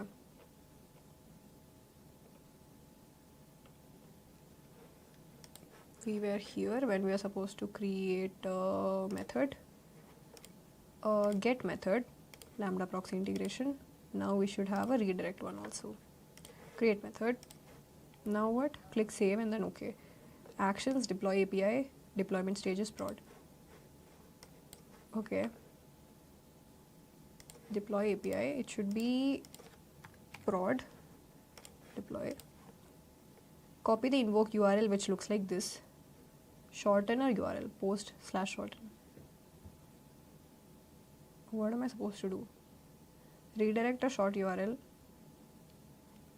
I didn't understand what this is happening. Send a post request. Acha. Okay, got it.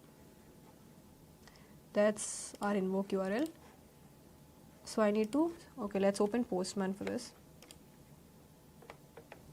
I need to send a post request to this and hope it shortens the link. Okay, we need some link also, right? We'll take GitHub link.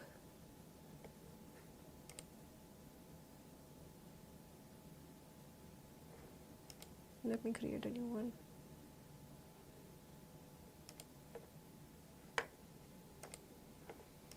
We're gonna make a post request to this link. It should be /shorten, okay? And the body should include a URL and we should get a shorted URL. Okay, let's see. So I will take this and put it here. It's okay. Now let's see. And we're getting bad gateway. Let's see what went wrong.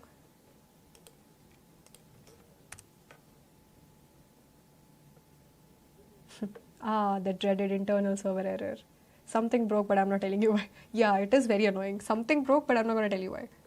Don't worry, let's fix it. Okay, check the CloudWatch. This is what I was trying to tell you. If something goes wrong, CloudWatch is your buddy. Now let's hope that CloudWatch has saved our logs. CloudWatch automatically saves logs sometimes. So let's hope that it has done it so that we'll know what went wrong. Missing permission for S3. If the error is access denied, you forgot to give lambda serverless URL shortened, it is there. I don't think we gave this. We didn't give this permission. Let's see. Log groups. Yes, it is there. Okay, thank God it's there. Let's take that and I don't know what failed, but let's just copy the whole thing. Paste it here. Now tell me what's wrong. Your issue. The S3 bucket does not exist. Oh, wait. I know. We changed the name of the S3 bucket. God. And we didn't upload it. We didn't change it. Yes. We must have used it here somewhere. Serverless URL, not this one. That's the name of my bucket. There. That's the issue. It's still referencing, but your actual bucket is this one. Serverless URL shortener bucket. Which function is referencing to that? There. Let's update it there. We have another lambda function. Let's just take that one also. That was, okay, this one.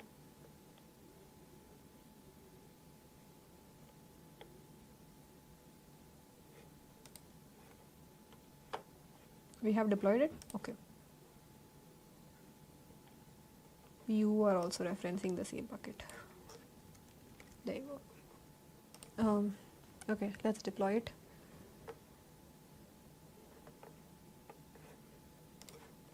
Nothing else, right? Okay, let's see. Again. Nope, still not working. Let's go back and see now what's wrong. Let me just copy paste this. Still we're not getting it. I don't know why. Check this.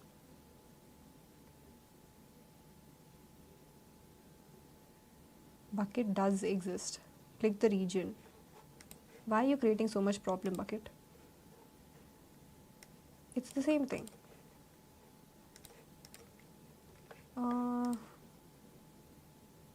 Hard code to bucket name for debugging. Modify your Lambda function to print the bucket name before calling S3. Oh yeah, good job. Which one is this? Shortener.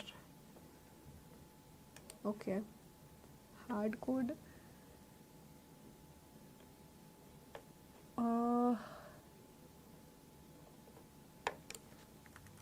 Which Lambda function am I supposed to change? You're supposed to change the URL shortener. Okay. This one.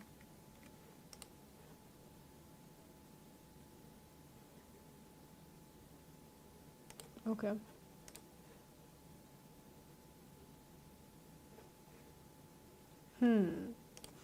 Now I know what's wrong.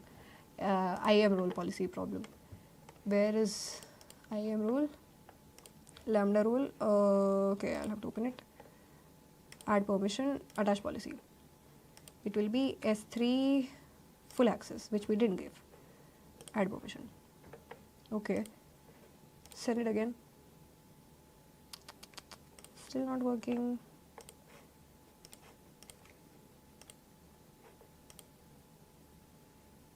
Now we have the permission issue. The error is clear.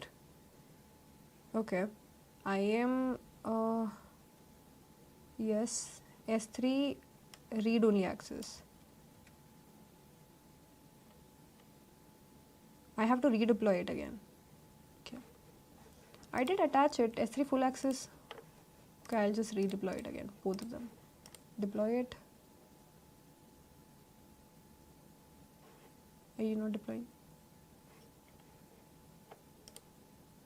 No changes to deploy. No changes to deploy. It's not deploying. Okay. I don't think we got the response. Were we not supposed to get a response? I just got this. But you're getting an yeah, why? Obviously it's empty. Check the file. Let's go see. Can I open this? No.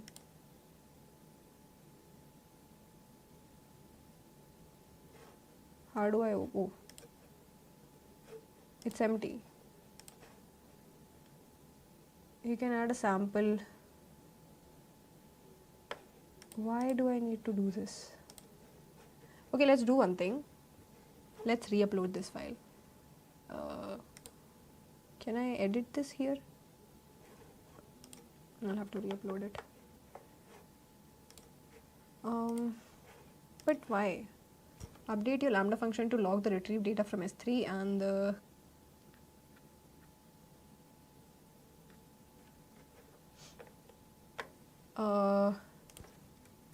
should my urls.json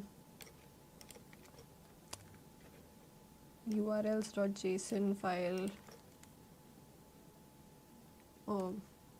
contain data? What am I doing? Contain data. Isn't it supposed to store the shortened URL on its own? You're absolutely right. Okay, fine. Initial state should be this. Checks the Lambda function receives a URL. It checks file in the S3, retrieves any existing URL. It generates a shortened version. Okay. Is empty. It will work as long as the function is designed to start with an empty object. Make sure your Lambda function is properly updating. Which Lambda function is this? URL shortener. Okay, so this is your URL shortener. Let's update it again. Deploy. Okay, now let's try to send it. starting indices must be integers, not strings. Okay, that's a very weird thing to get.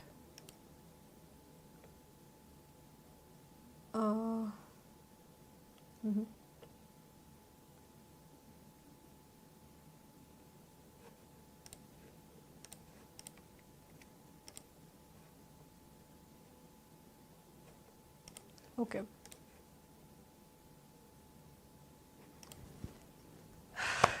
Finally, we have our shortened URL, and hopefully it should be updated in the S3 bucket as well. Let's go, let me just reload it, and then let's go check it out. Open it. Oh, you saved it? Okay, that's also not bad.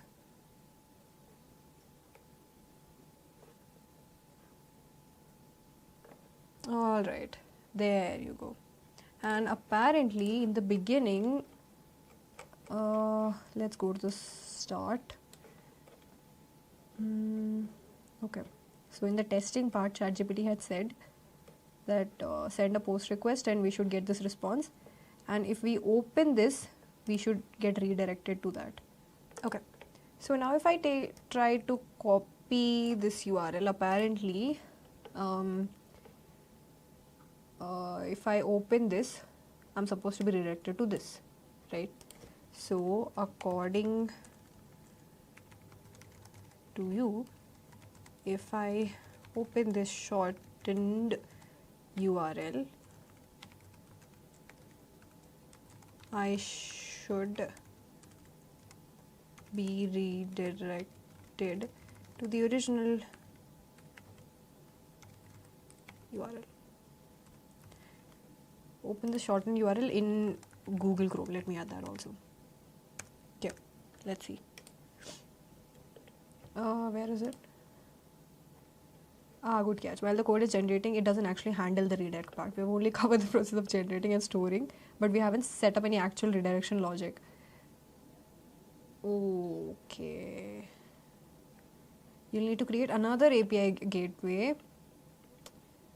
Okay, so right now, if I just, so as of now, if I just give any URL, it will get shortened, but it won't be able to, I mean, okay, fine, won't be able to do it. So we'll need to configure another API lambda for this. So as of now, if we give it any particular code, say if I give it this particular prompt, it will give me the shortened version. Now you have the code over here for how to implement the redirect logic as well. And I would leave it up to you guys to implement the redirect logic. Meanwhile, I will share this whole chat with you guys. Is it exported? I'll upload it to my GitHub page so that you guys can take it from there. There it is. Download data export. I suppose that should be here. I will upload this file to my GitHub and you guys can access it from there. Now additionally, there are a couple more prompts that we were missing. We've done the second one, and let's look at our last prompt. Now that I have a thorough knowledge of the basic AWS services, let's move on to the more advanced sections of AWS. Tell me about the advanced projects that I can build using AWS Cloud. Similarly, the same way as you did with your AWS basic projects, you can still go around and make advanced projects as well. And here we have a bunch of them: scalable real-time data processing, KindSS plus Lambda, Route 53 S3 EC2, SageMaker again, Lambda API gateway, and also try integrating databases here. And the most important thing I would ask you guys to do is document your every step. So right now we made the application, but I didn't document it. But I would highly recommend you guys to document it. Like every single time you're like, okay, I had to attach this particular policy, I forgot about it, or I updated the bucket name, but I forgot to change it later. If you kind of document it, or even if you write it down using a pen and paper, it would actually help you a lot with your brain processing, with your understanding. It will largely benefit you. So please try incorporating that. And similarly, we have a bunch of other project ideas that you guys can do, and I'll just add this one also to the advanced projects. Oh no, I don't have to share this. Okay. Meanwhile, I'll export this one also. I'll just export the whole thing together. Confirm export. And I should get another email. Yeah.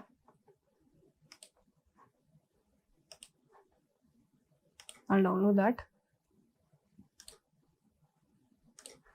Go to the folder. I don't want this one or this one. Not this one. I'll extract it here. Okay, I need to convert this HTML document to PDF. I'll convert this file.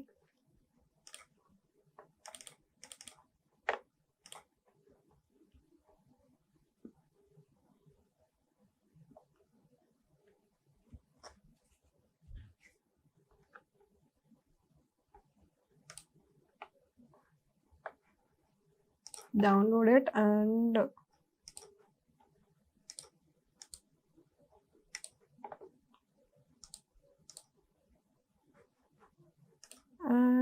upload a file here. There.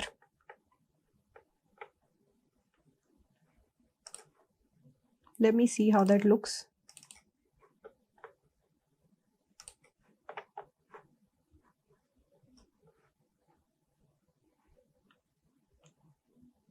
Okay, so you get the entire chat over here. I've uploaded this on GitHub and you can take it from there. All right. Now that was it for the hands-on part. Keep in mind that although building projects is extremely crucial for your understanding of the services, when it comes to landing jobs, the important concepts becomes, why are you using a certain AWS service? Like, why did we use SNS? Why did we use S3? Or why did we not use EBS, etc.?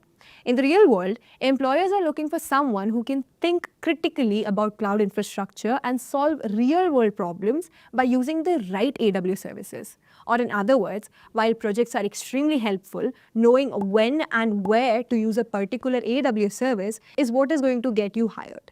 So, after you feel comfortable enough with AWS, try building projects on your own. You can ask ChatGPT for ideas and even debug your errors along the way, but try to design the architecture on your own. Additionally, as a cloud engineer, you'll also be expected to automate app deployments. So get yourself familiar with the CI/CD pipeline, with AWS CloudFormation and Code Pipeline. Alternatively, you can even go for Terraform and Jenkins as well.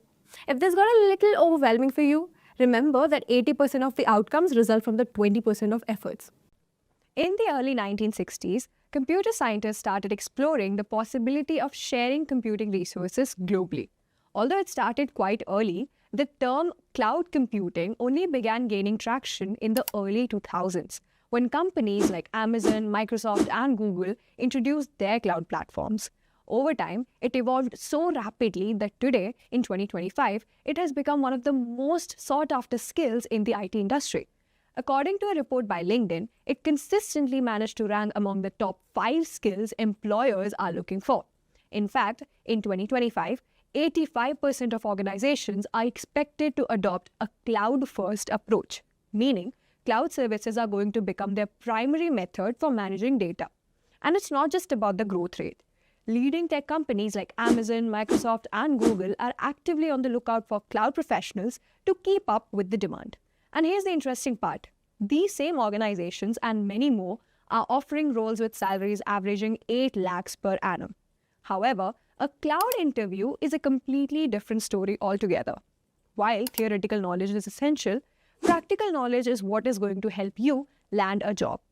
In this video, we'll dive into the top 5 practical and beginner-friendly cloud computing project ideas that will give you enough confidence and expertise to stand out from the crowd.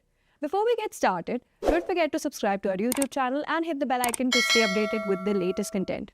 Now, without any further ado, let's jump right in with the first project on my list. Personal cloud storage. Let's use Google Drive as our idol for this project. Starting with the requirements, our personal cloud storage should allow users to upload, download, delete, and list files.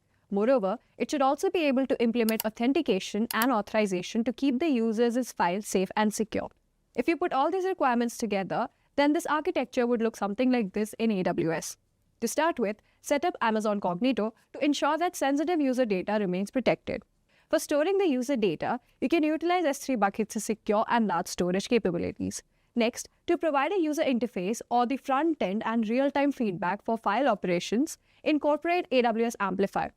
Add AWS Lambda for custom backend logic such as file upload, download, delete, and listing from the S3 bucket. Now, to connect this backend logic with the front end, you need APIs, which you can generate using Amazon API Gateway. Finally, deploy your application on AWS SAM or Serverless Application Model.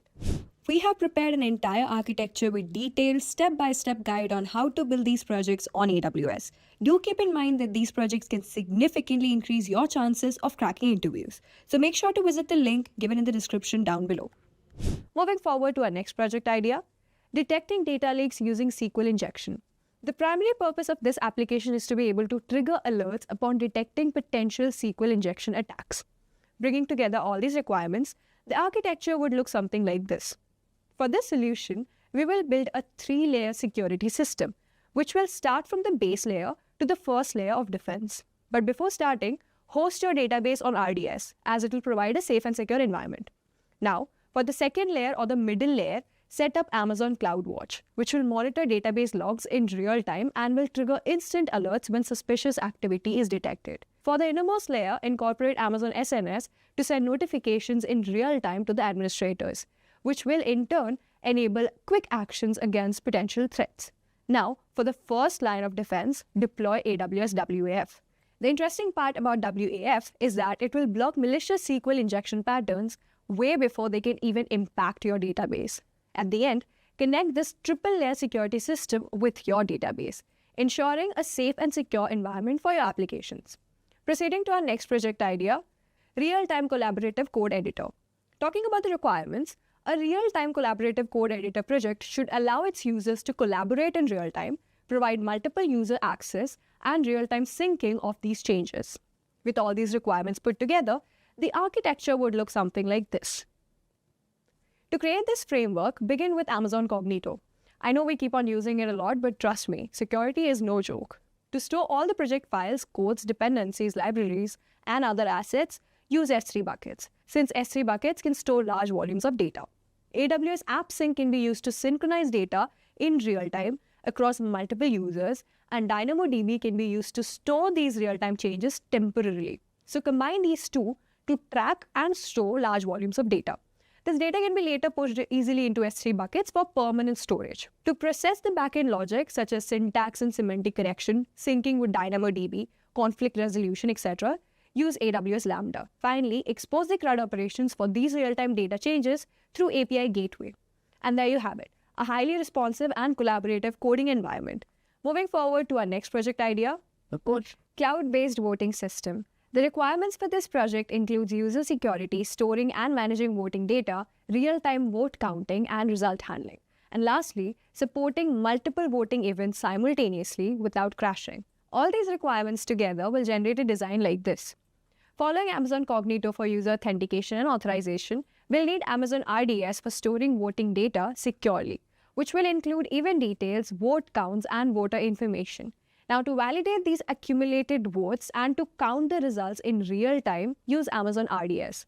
Optionally, if you want to add an option for monitoring votes in real time to add transparency and a layer of protection, you can use Amazon CloudWatch. To allow users to cast votes and fetch the results from RDS, utilize API Gateway to generate APIs. Finally, deploy your application on Amazon CloudFormation. Moving on to our last project idea, cloud-based language translation service. The requirements for this project are quite straightforward. All you need to do is translate text or documents between multiple languages. For that, you need to provide APIs for text input and translation results. Considering these requirements, the architecture would take shape like this. After Cognito, implement Amazon Translate for real-time language translation and to dynamically set the source and target language based on user input. To handle backend logic such as processing language translation, use AWS Lambda. To connect the users with the backend services, you need APIs, meaning API gateway.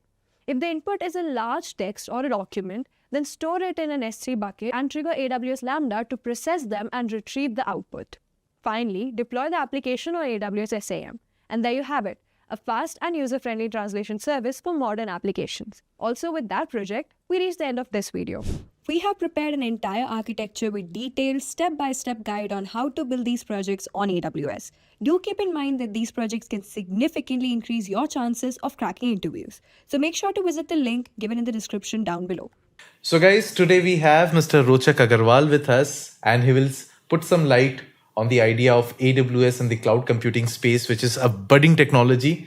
And I really appreciate his time to share the insights from his experience. So Mr. Rochak Agarwal, welcome to our show. Thank you. Thanks for having me. Okay. So Mr. Rochak, since cloud computing, when we hear, we generally don't understand what exactly the cloud computing is. The space is very new. I like to know more about cloud computing, and I want to know how you decided to get into the cloud, the space of cloud. How did you plan? So kindly help me with your the career journey. Okay, sure. So first I'll start with your first question, that what is cloud computing? So cloud computing is basically computing over the internet. Okay, so let's say, for example, if I say in a very layman terms, B guys are using Google Drive. Okay. So Google Drive is also an example of cloud computing, basically. Okay. So anything that we are on, so it's an example of on-demand computing that we are accessing over the internet. Okay. So it's on the very layman terms. We can obviously have private clouds and all, but something over the internet, over a network, and it's on-demand computing. Okay. So Mr. Rochak, I'd like to know, how did you get into this platform? Because when you might have started your journey, cloud computing might not have been in the notion of the, young engineers. Correct. So how was your journey? Okay. So I started with the Infosys Limited, and I was working there as a system administrator. Okay. So basically I was working on various middleware technologies. So middleware is like where our application get deployed. Okay. Okay. And then around 2014-15, DevOps was a very buzzword these days. Okay. So I was very lucky to start working in the DevOps area from the very beginning. Okay. So I started with DevOps, implementing continuous integration, deployment automations and all. Then around 2016-17, things were started moving towards the cloud area. Okay. And AWS being the first mover advantage, it has the oldest cloud. Okay. And recently we have Azure and GCP also catching up. And I've been fortunate enough to work on all these clouds. Okay. And majorly I've been working on the AWS cloud. So then from the DevOps. So basically, previously, we were working on the on-premises servers. Okay. Your application is getting deployed on the virtual machines, which is hosted on the customer's data center. Okay. Okay. So the cloud computing, so AWS, Azure, these are the cloud computing providers, cloud service providers, basically we can say. So they actually helps us to host these virtual machines on their data centers. Okay. So when we use cloud computing, we are hosting our virtual machine, our application on their data centers.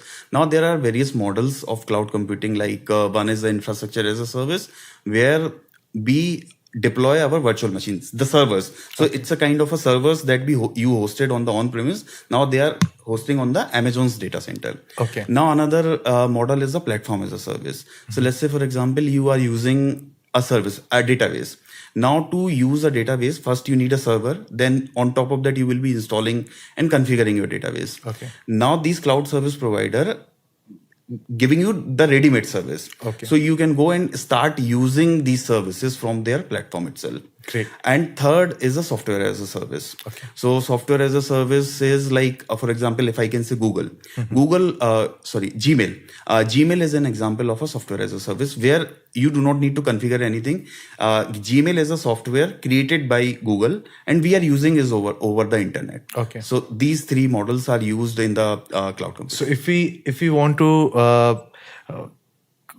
conclude it in a nutshell, so we have three different sort of cloud services. Correct. So starting with the first one is Infrastructure as a service. infrastructure as a service. Then the second one is Platform as a service. platform as a service. Then third one is Software as a service. Software as a service, great. So, just out of curiosity, I want to know, since you had a background of IT, you did your bachelor's in information technology.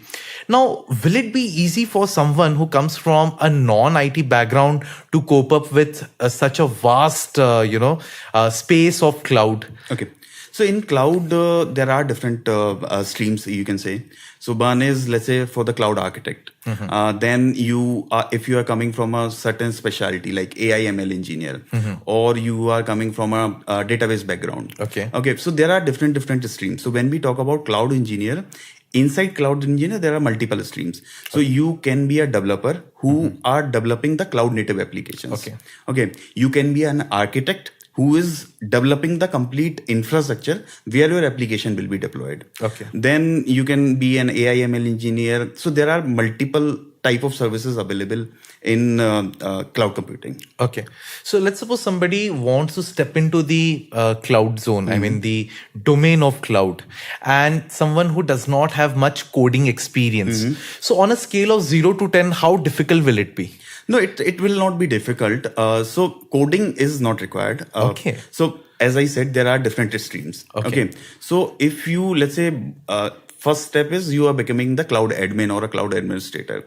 So for that, coding is not required extensively. But when you will be working with cloud, you will be doing certain automations, multiple automations you will be doing. So then you would be needing a coding language. Now that will completely depend. There are each cloud will support multiple coding languages. So if you know any one of them, that will work. And if you do not know as well, then you can start with the basics. And then you can step up, because these cloud, they have a complete set of services. So for example, if I talk about AWS, in AWS, if you want to create your infrastructure, in creating the infrastructure, you will be creating your databases, you will be creating your virtual machine networks.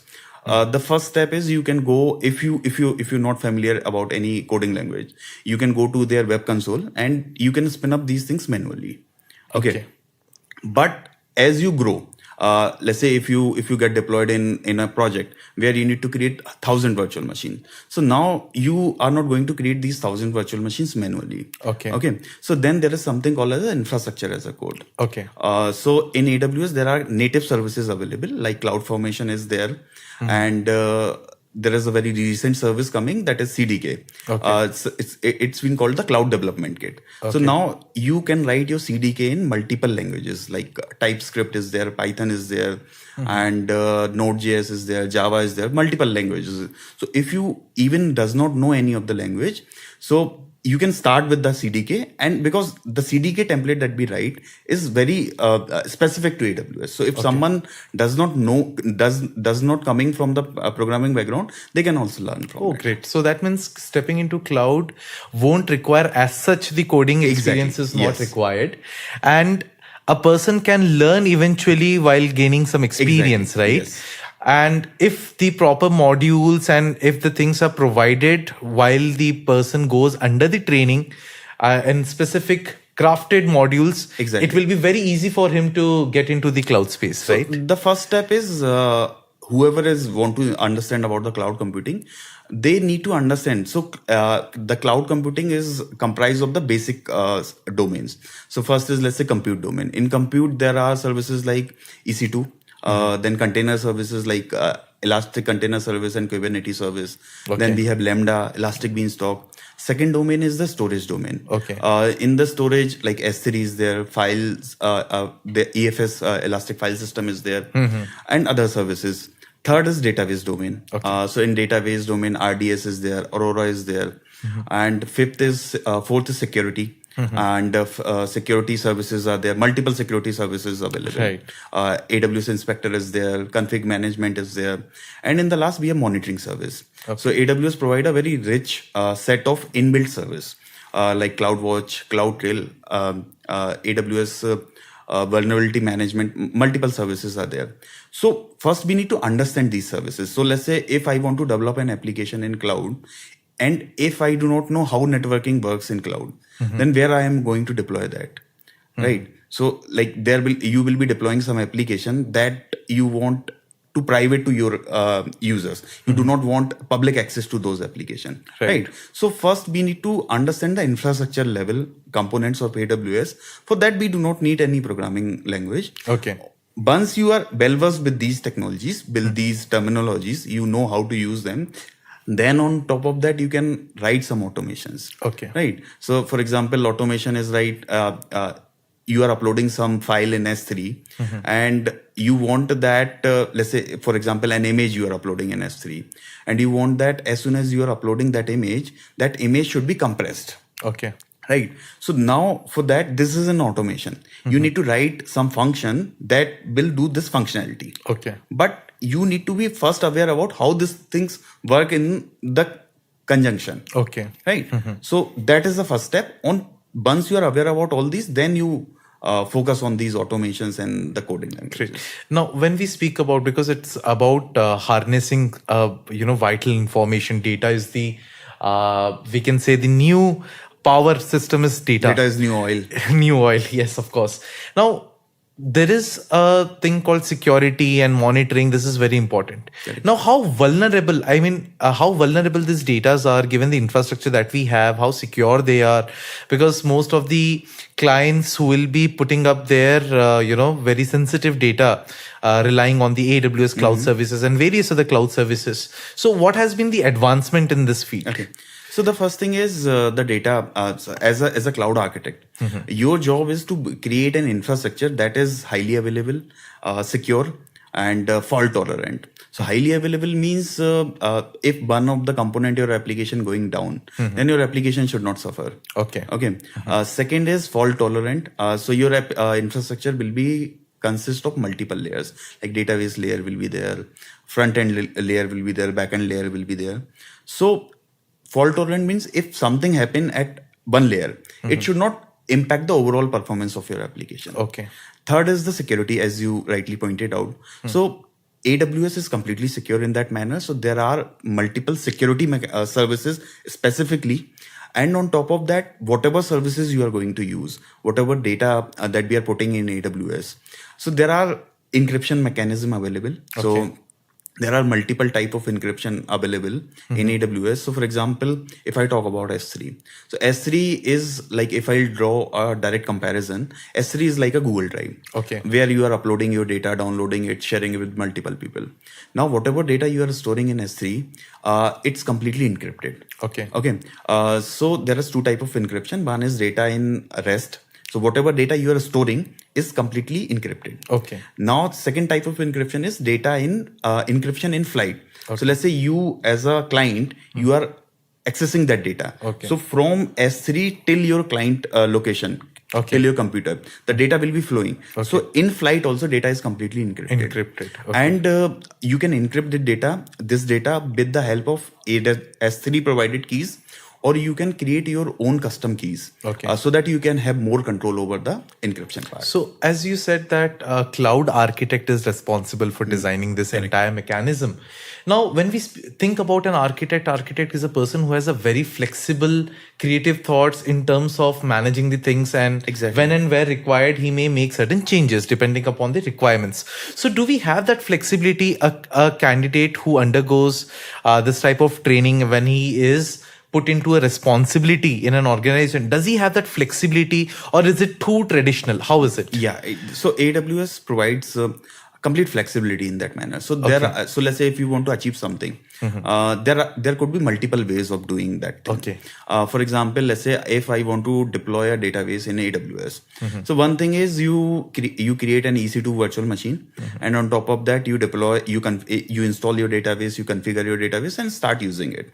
Right. And second way is you directly go and use the RDS, AWS RDS. Okay. Now you can do this both way.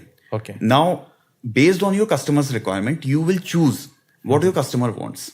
Okay. So that way, AWS provides complete flexibility, and not about in terms of the infrastructure, implementation also. Like you can use CDK, you can use cloud formation. So it's completely flexible in that manner. So most of the candidates who have that, idea to explore, because brainstorming, at times there are candidates who like to brainstorm and to do something different from the basic tradition. I think they have this good option to explore in the cloud. They will be able, because problem solving approach is different from individual to individual. Everybody has a different thought process when it comes to a problem statement. So as an architect, our first requirement is to understand the customer's problem. Then based on the customer problem, we will be developing the architecture. So for example, let's say if I continue my previous example, now the customer want to have a database. Now they are saying they want a complete control over the operating system. So then in that case, you might not go with the platform as a service, because there you will use as a product. But if you want the configuration and customization options, then you should go with the former options. Okay.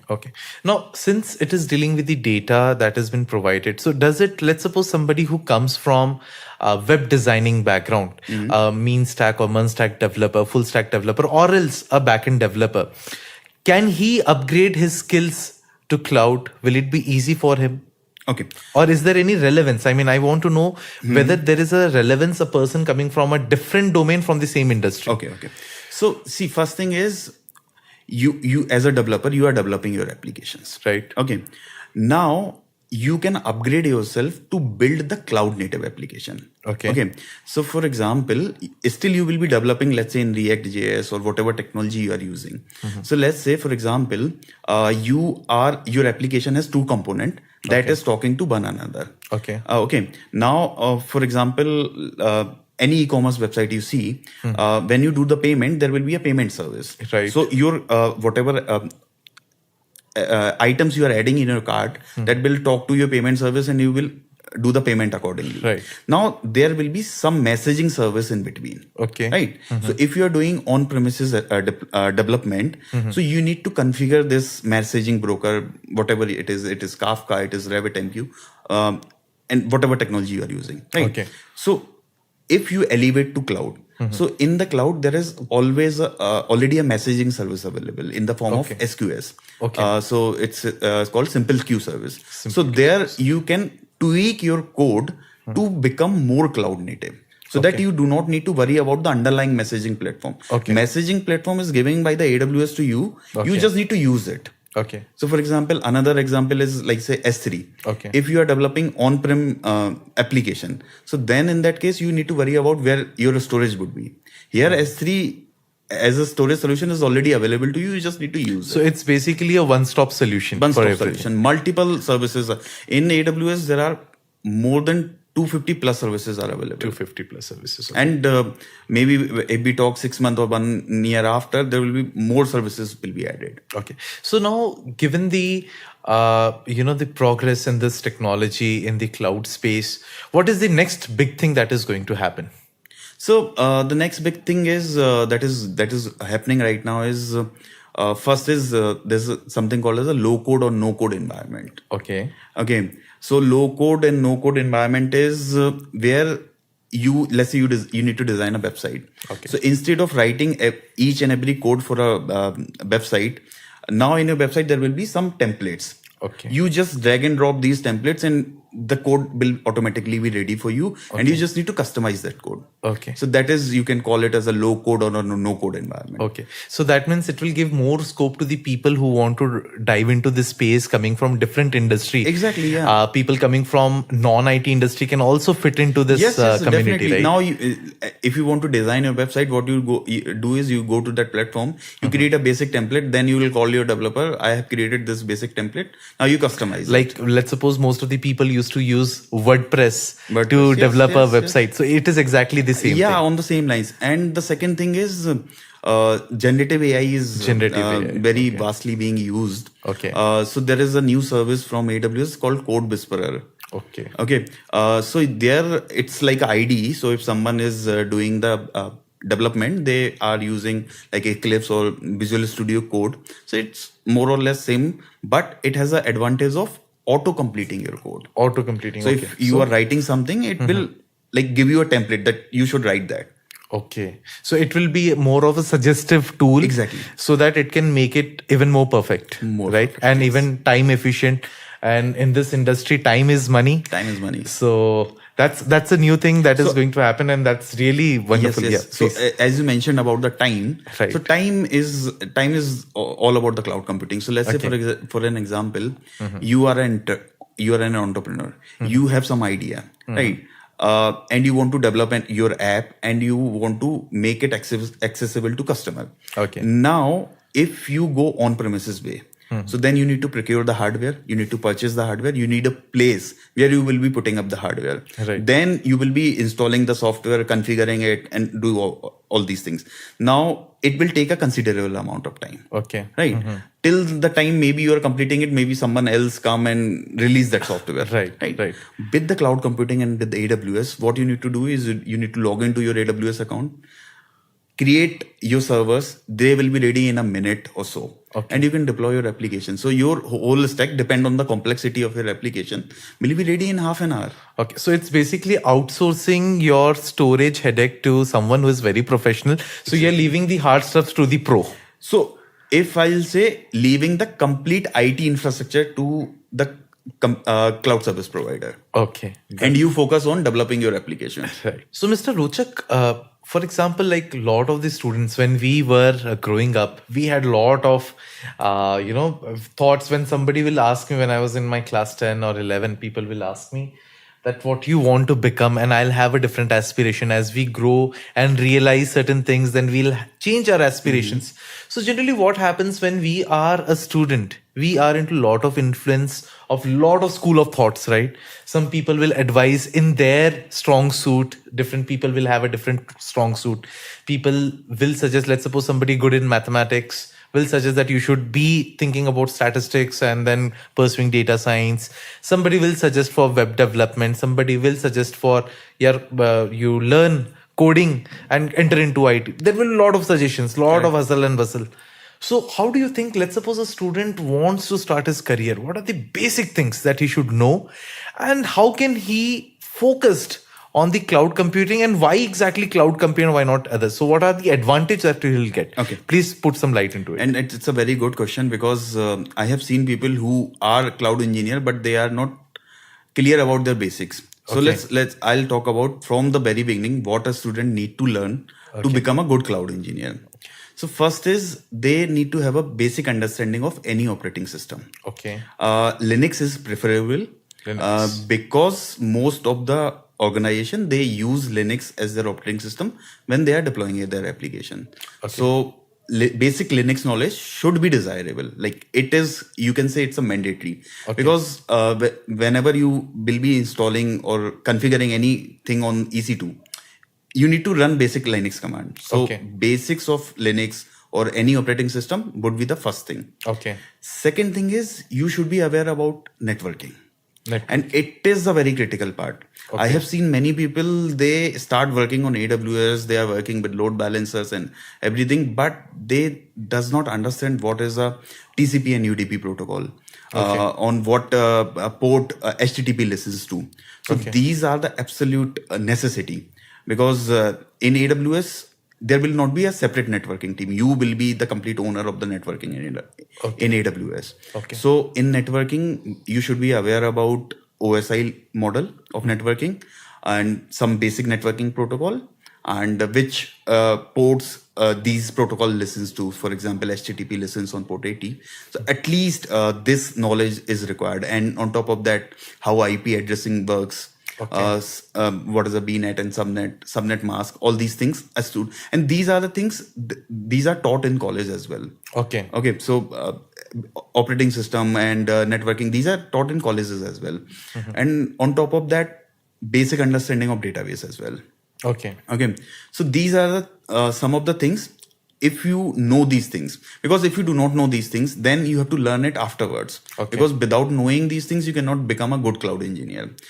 You can create a virtual machine, go to console and create a virtual machine, but whenever an issue comes, and if you do not know, if you are not clear about the basic, then you will be like haphazard in a haphazard situation. Right. So these are the things, and if you know any of the scripting language, that will be like cherry on the cake. It's not a prerequisite, but it's good to have. So either Python or Shell will also work, because when you are doing your daily day-to-day works, you want to automate certain things, and you can automate these things if you are. So that means, in a nutshell, we will require 4 things.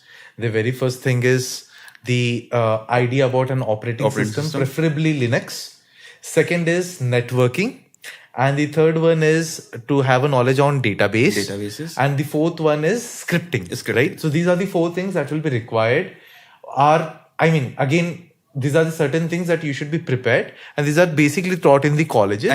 And there is one also common question that we get is programming knowledge required to become a DevOps or a cloud engineer? Okay. So initially, you do not need a programming language experience to be a good cloud engineer as well, until unless you're not specifically working on the application development side. Okay. So what is that application development? So application development side is, let's say you are developing an application. Then you need a programming language experience. Okay. Otherwise, if you do not know, because there are so many programming languages, and you cannot know every one of them. So right. Being a DevOps engineer, you will be good without the programming language as well. So how competitive this space is? I mean, let's suppose how a person will start his journey when we think about a corporate hierarchy. So a person having this basic knowledge, where will he start and where will he end? I mean, from zero to hero, what is the journey? Okay.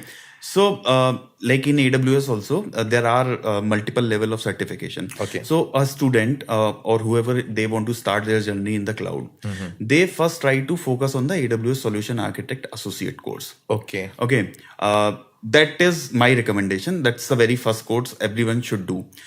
Unless you are a developer, there is another course that is AWS Certified Developer Associate. Okay. So if you want to develop your application, then you can go for the Developer Associate. But for the general audience, Solution Architect Associate is a good way to go ahead. These courses will lay your foundation. They will build your foundation.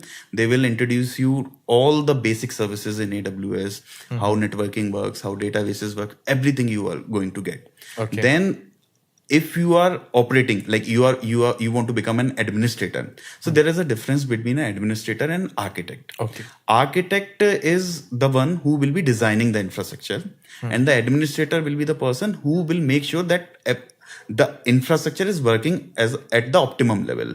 Right. Okay. So for that, they can go for the AWS SysOps Administrator course. Okay. Now that is also a very good course, in that a student has to go through MCQ as well as the practical labs as well. Okay. So there will be like given the scenarios, and you need to perform those scenarios. Then only you can pass those examinations. So that's about the basic level. Okay. Once you are done with the basic level, then you can go on the higher level.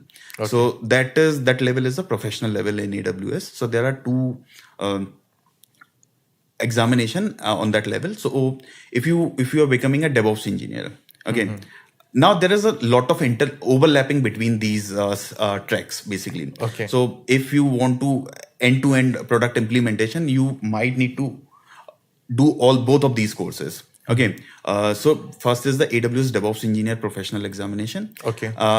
That a developer can also do, or a DevOps engineer can also do. That will help you to do the complete automation of deployment of your application from starting, like developing your code, then how the code is getting built and how it is getting deployed to AWS servers, and the complete monitoring and everything. It's a very good course.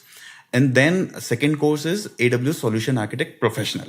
Okay. And that is the extension of the first basic course. And here you will go in depth about each and every AWS service. And the highest level is the specialty level. Specialty. So in the specialty, let's say there are multiple specialty exam. So if you want to become a database engineer, focus solely on the database side, so then you can take AWS Certified DevOps Database Specialty exam. Similarly, we have machine learning specialty exam, we have security specialty exam, and networking specialty exam. Okay. Now, speaking about this certifications and examinations, definitely there are a wide range of exams that you need to qualify in order to get into a specific position and the job roles, right?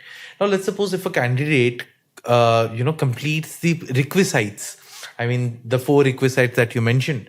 is it necessary to undergo a certification, or he can expect himself to be placed in an organization by clearing the group discussion GD, personal interviews and technical interviews? Will that be sufficient? Okay. And if not, how important the certificates will play a role, and what is the relevance in terms of getting into the first job? Okay. So see, the certification is basically if you're learning something. So AWS creates the certification path in a very good manner. Okay. So that way it will help you to channelize your studies as well. Okay. So that is like, apart from getting the credentials, it will help you study. Like if I go and search for the AWS documentation, how should I know which service I need to learn? Okay. Right. And let's say if I'm learning EC2, then what topics I need to learn at a basic level.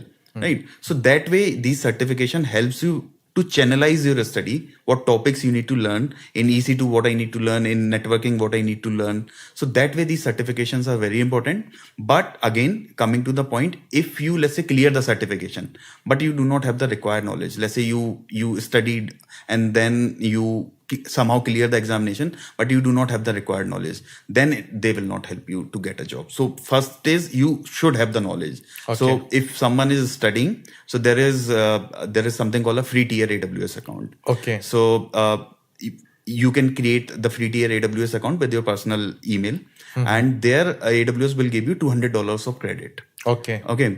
So that you can play around with AWS services. All right. So each and every type of services you can play around. There will be, of course, some limits put on them, and to learn the technology, these limits are sufficient. Okay. So that is the more important thing. Okay. So in the cloud space, we have seen so many options available. Like there is GCP, there's AWS, there's Azure.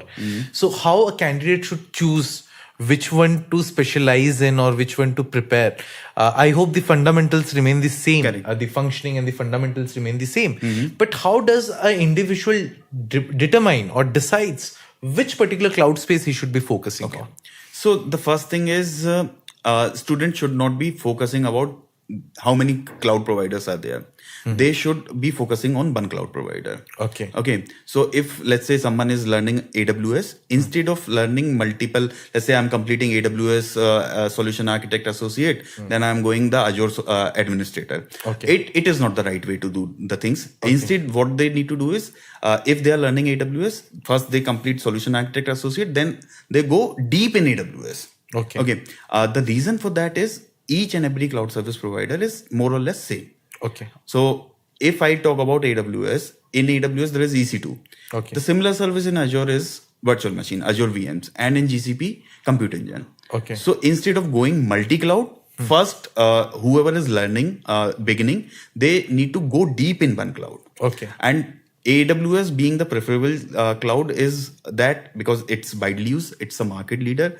There are multiple services that is not present in other cloud service provider. Leading companies are using the AWS, and there is huge demand on So that means AWS if somebody focus on AWS, the absorbability of that particular candidate into the professional space is greater in comparison with the other cloud options available. Exactly, yes. Because most of the enterprise Fortune 500 companies, they are using the AWS products, AWS services. And if you know AWS well, you can easily, let's say, tomorrow the requirement change, your customer is using Azure as well. So then you can easily adapt to other cloud service providers as well. Right. And now, given the situation, how volatile the market is, how competitive the market has become.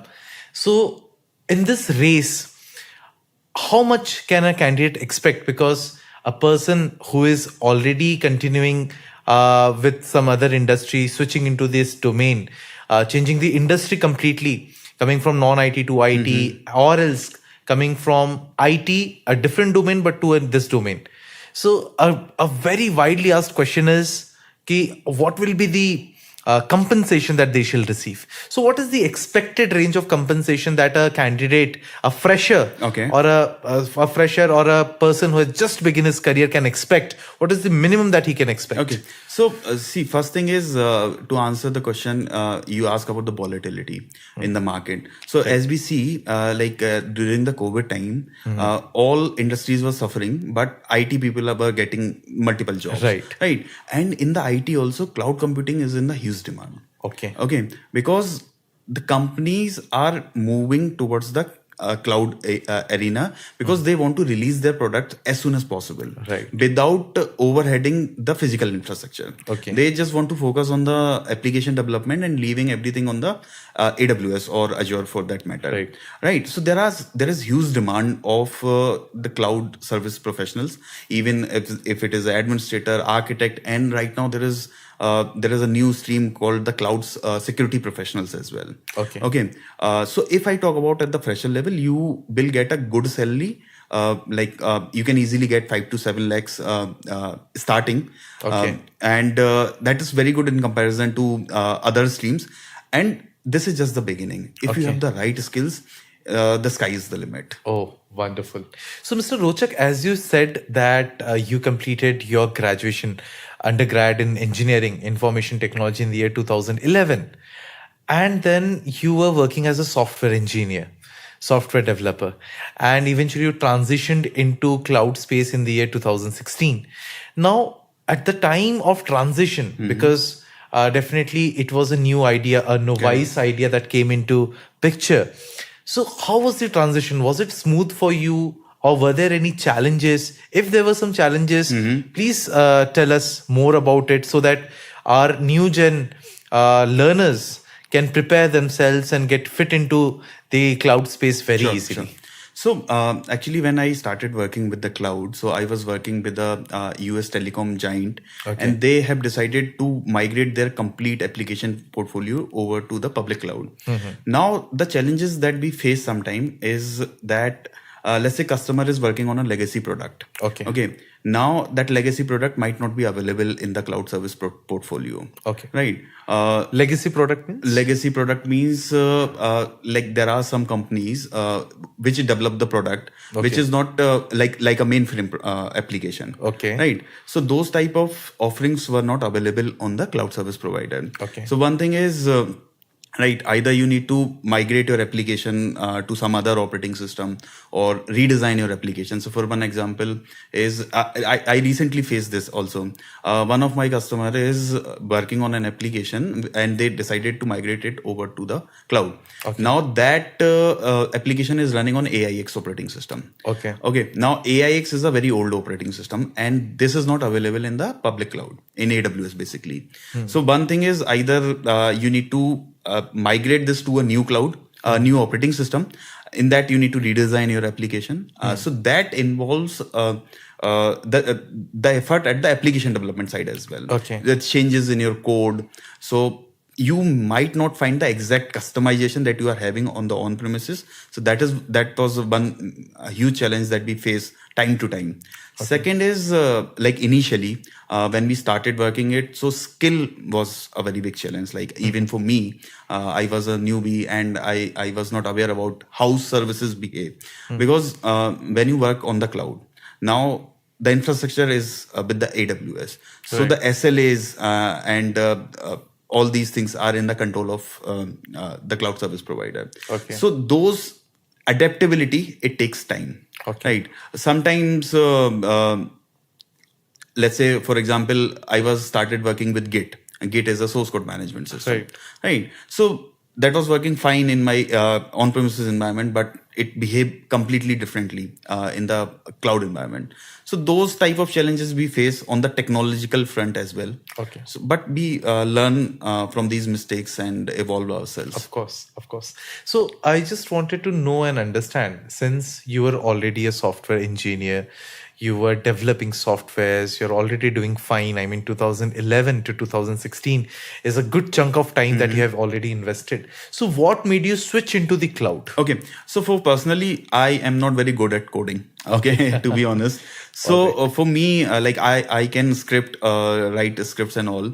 So that way, I found cloud very interesting. Okay. Because here programming is not a prerequisite. Okay. And here you will be creating complete infrastructure. It's like an architect. Like you are creating a complete building. Okay. Right? What are the blocks of it? So that very excites me. Okay. And since I do not want to do coding as well at a very extensive level, so that way, like I find it very good. And whatever programming here we need to do in the cloud. So for example, let's say Terraform is a very prominent tool nowadays. Okay. And the reason for it is Terraform is cloud agnostic.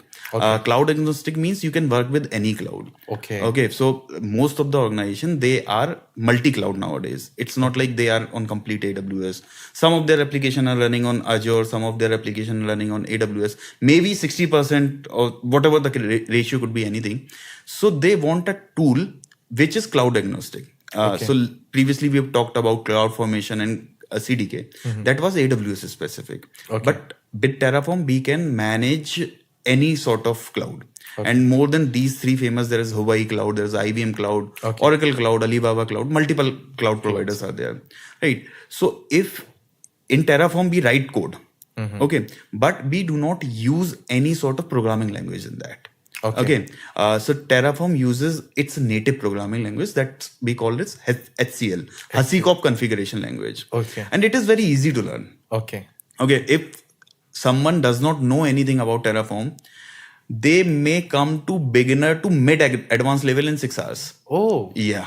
So the learning curve was also very quick. Very quick. Of course, like many things you will learn when you like implement the things, but you will come in a shape that you can start writing the code. Now, speaking about the implementation, of course, having a transition also should have a good portfolio to fit into the responsibilities of an organization who will be hiring for a cloud professional, be it be a cloud architect, be it be a engineer. So how and what are the projects that one should have so that it can frame into his portfolio? What are the, good project examples that you can help our audience?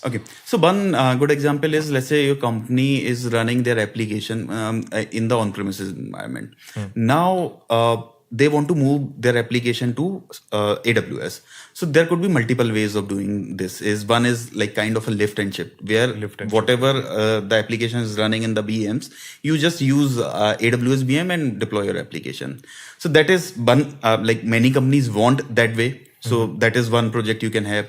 Then let's say you can do some modernization in your application.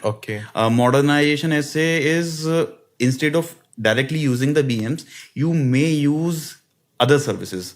Like for example, if I talk about in one of my recent engagement, there was one web application that was running on the customer virtual machines.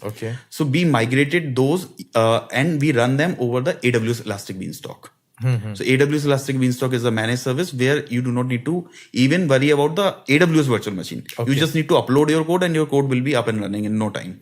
So those type of migration is very necessary to have. And third is you can have a DevOps project in AWS. Right. So once your code is in AWS, now because the code development is an eventual process. It's not like you develop all the code at once. The maintenance and the enhancement keep going and going.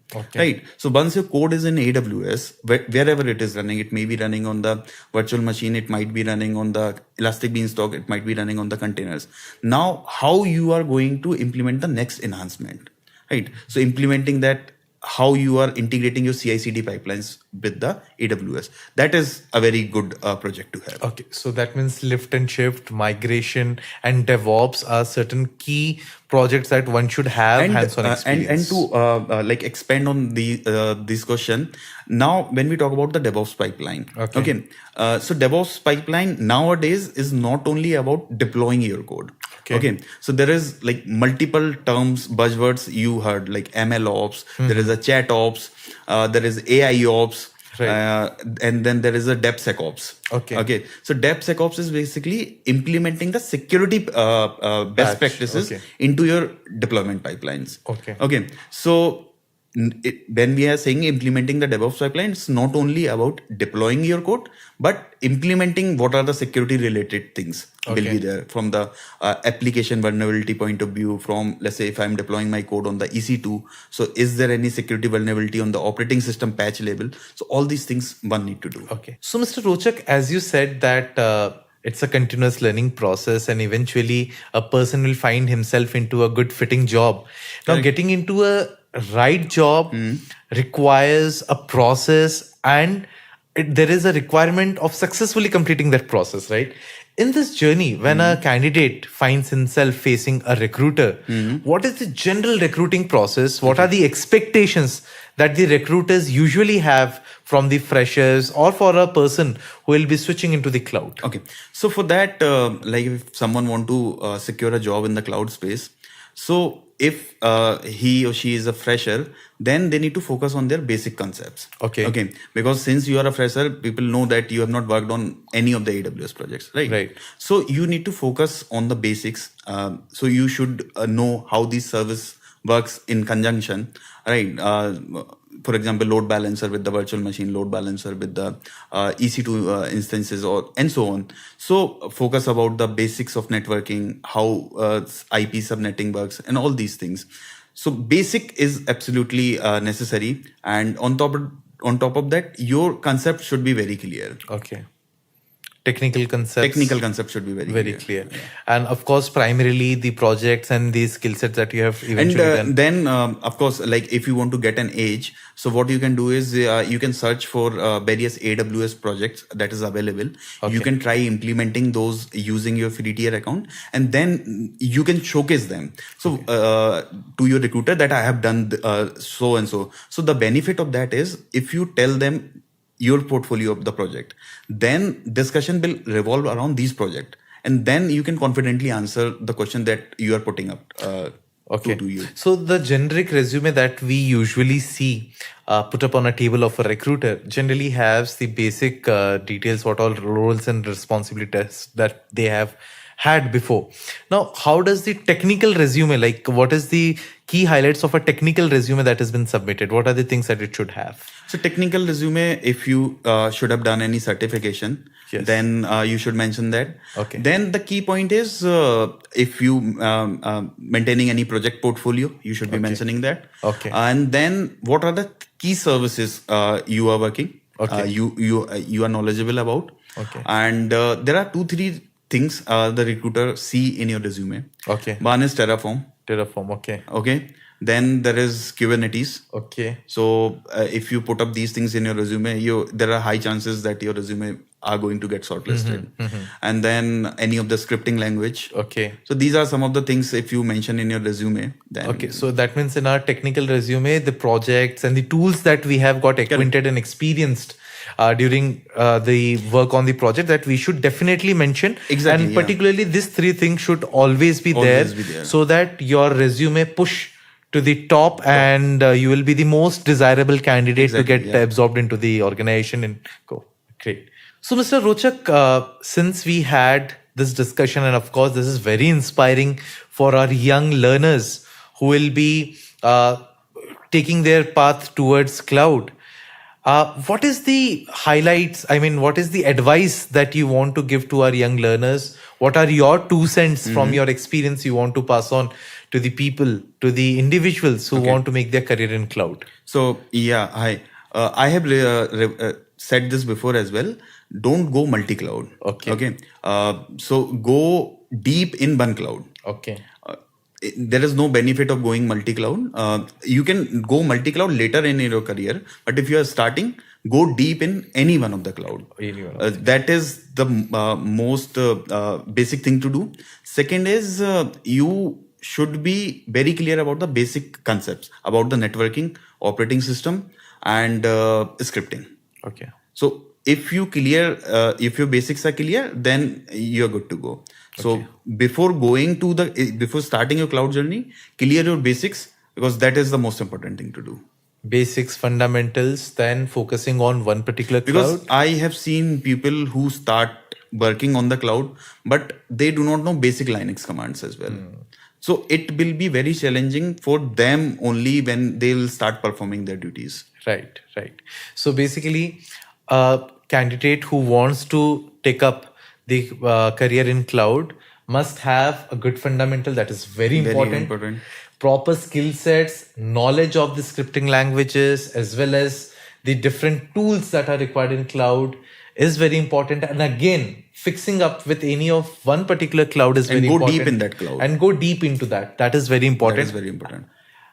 Rather than investing in their time in learning multiple languages and confusing themselves. Exactly. And overburdening.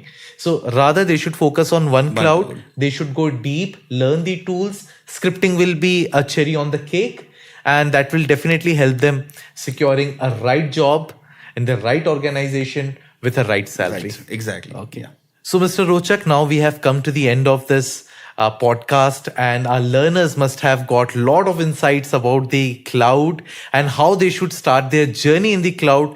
Your journey was very inspiring, and I'm very sure this will boost their interest in the domain of cloud. And of course, the insights that you have given, the advice that you have given will make their career go skyrocketing. I thank you very much once again for giving us your valuable time. Thanks for having me. I hope this conversation helped our learners in a good way. Of course. Thank you. Thank you. Just a quick info, guys. Intellipaat brings you executive postgraduate certification in cloud computing and DevOps in collaboration with I have Divya Sampar, IIT Roorkee. Through this program, you will gain in-demand skills like AWS, DevOps, Kubernetes, Terraform, Azure, and even cutting-edge topics like generative AI for cloud computing. This 9-month online bootcamp features 100 plus live sessions from IIT faculty and top industry mentors, 50 plus real-world projects, and a 2-day campus immersion at IIT Roorkee. You also get guaranteed placement assistance with 3 Azure job interviews after entering the placement pool. And that's not all. This program offers Microsoft certification, a free exam voucher, and even a chance to pitch your startup idea for incubation support, up to rupees 50 lakhs from IAP Divya Sampark. If you are serious about building a future in cloud and DevOps, visit the course page linked in the description and take your first step toward an exciting career in cloud technology.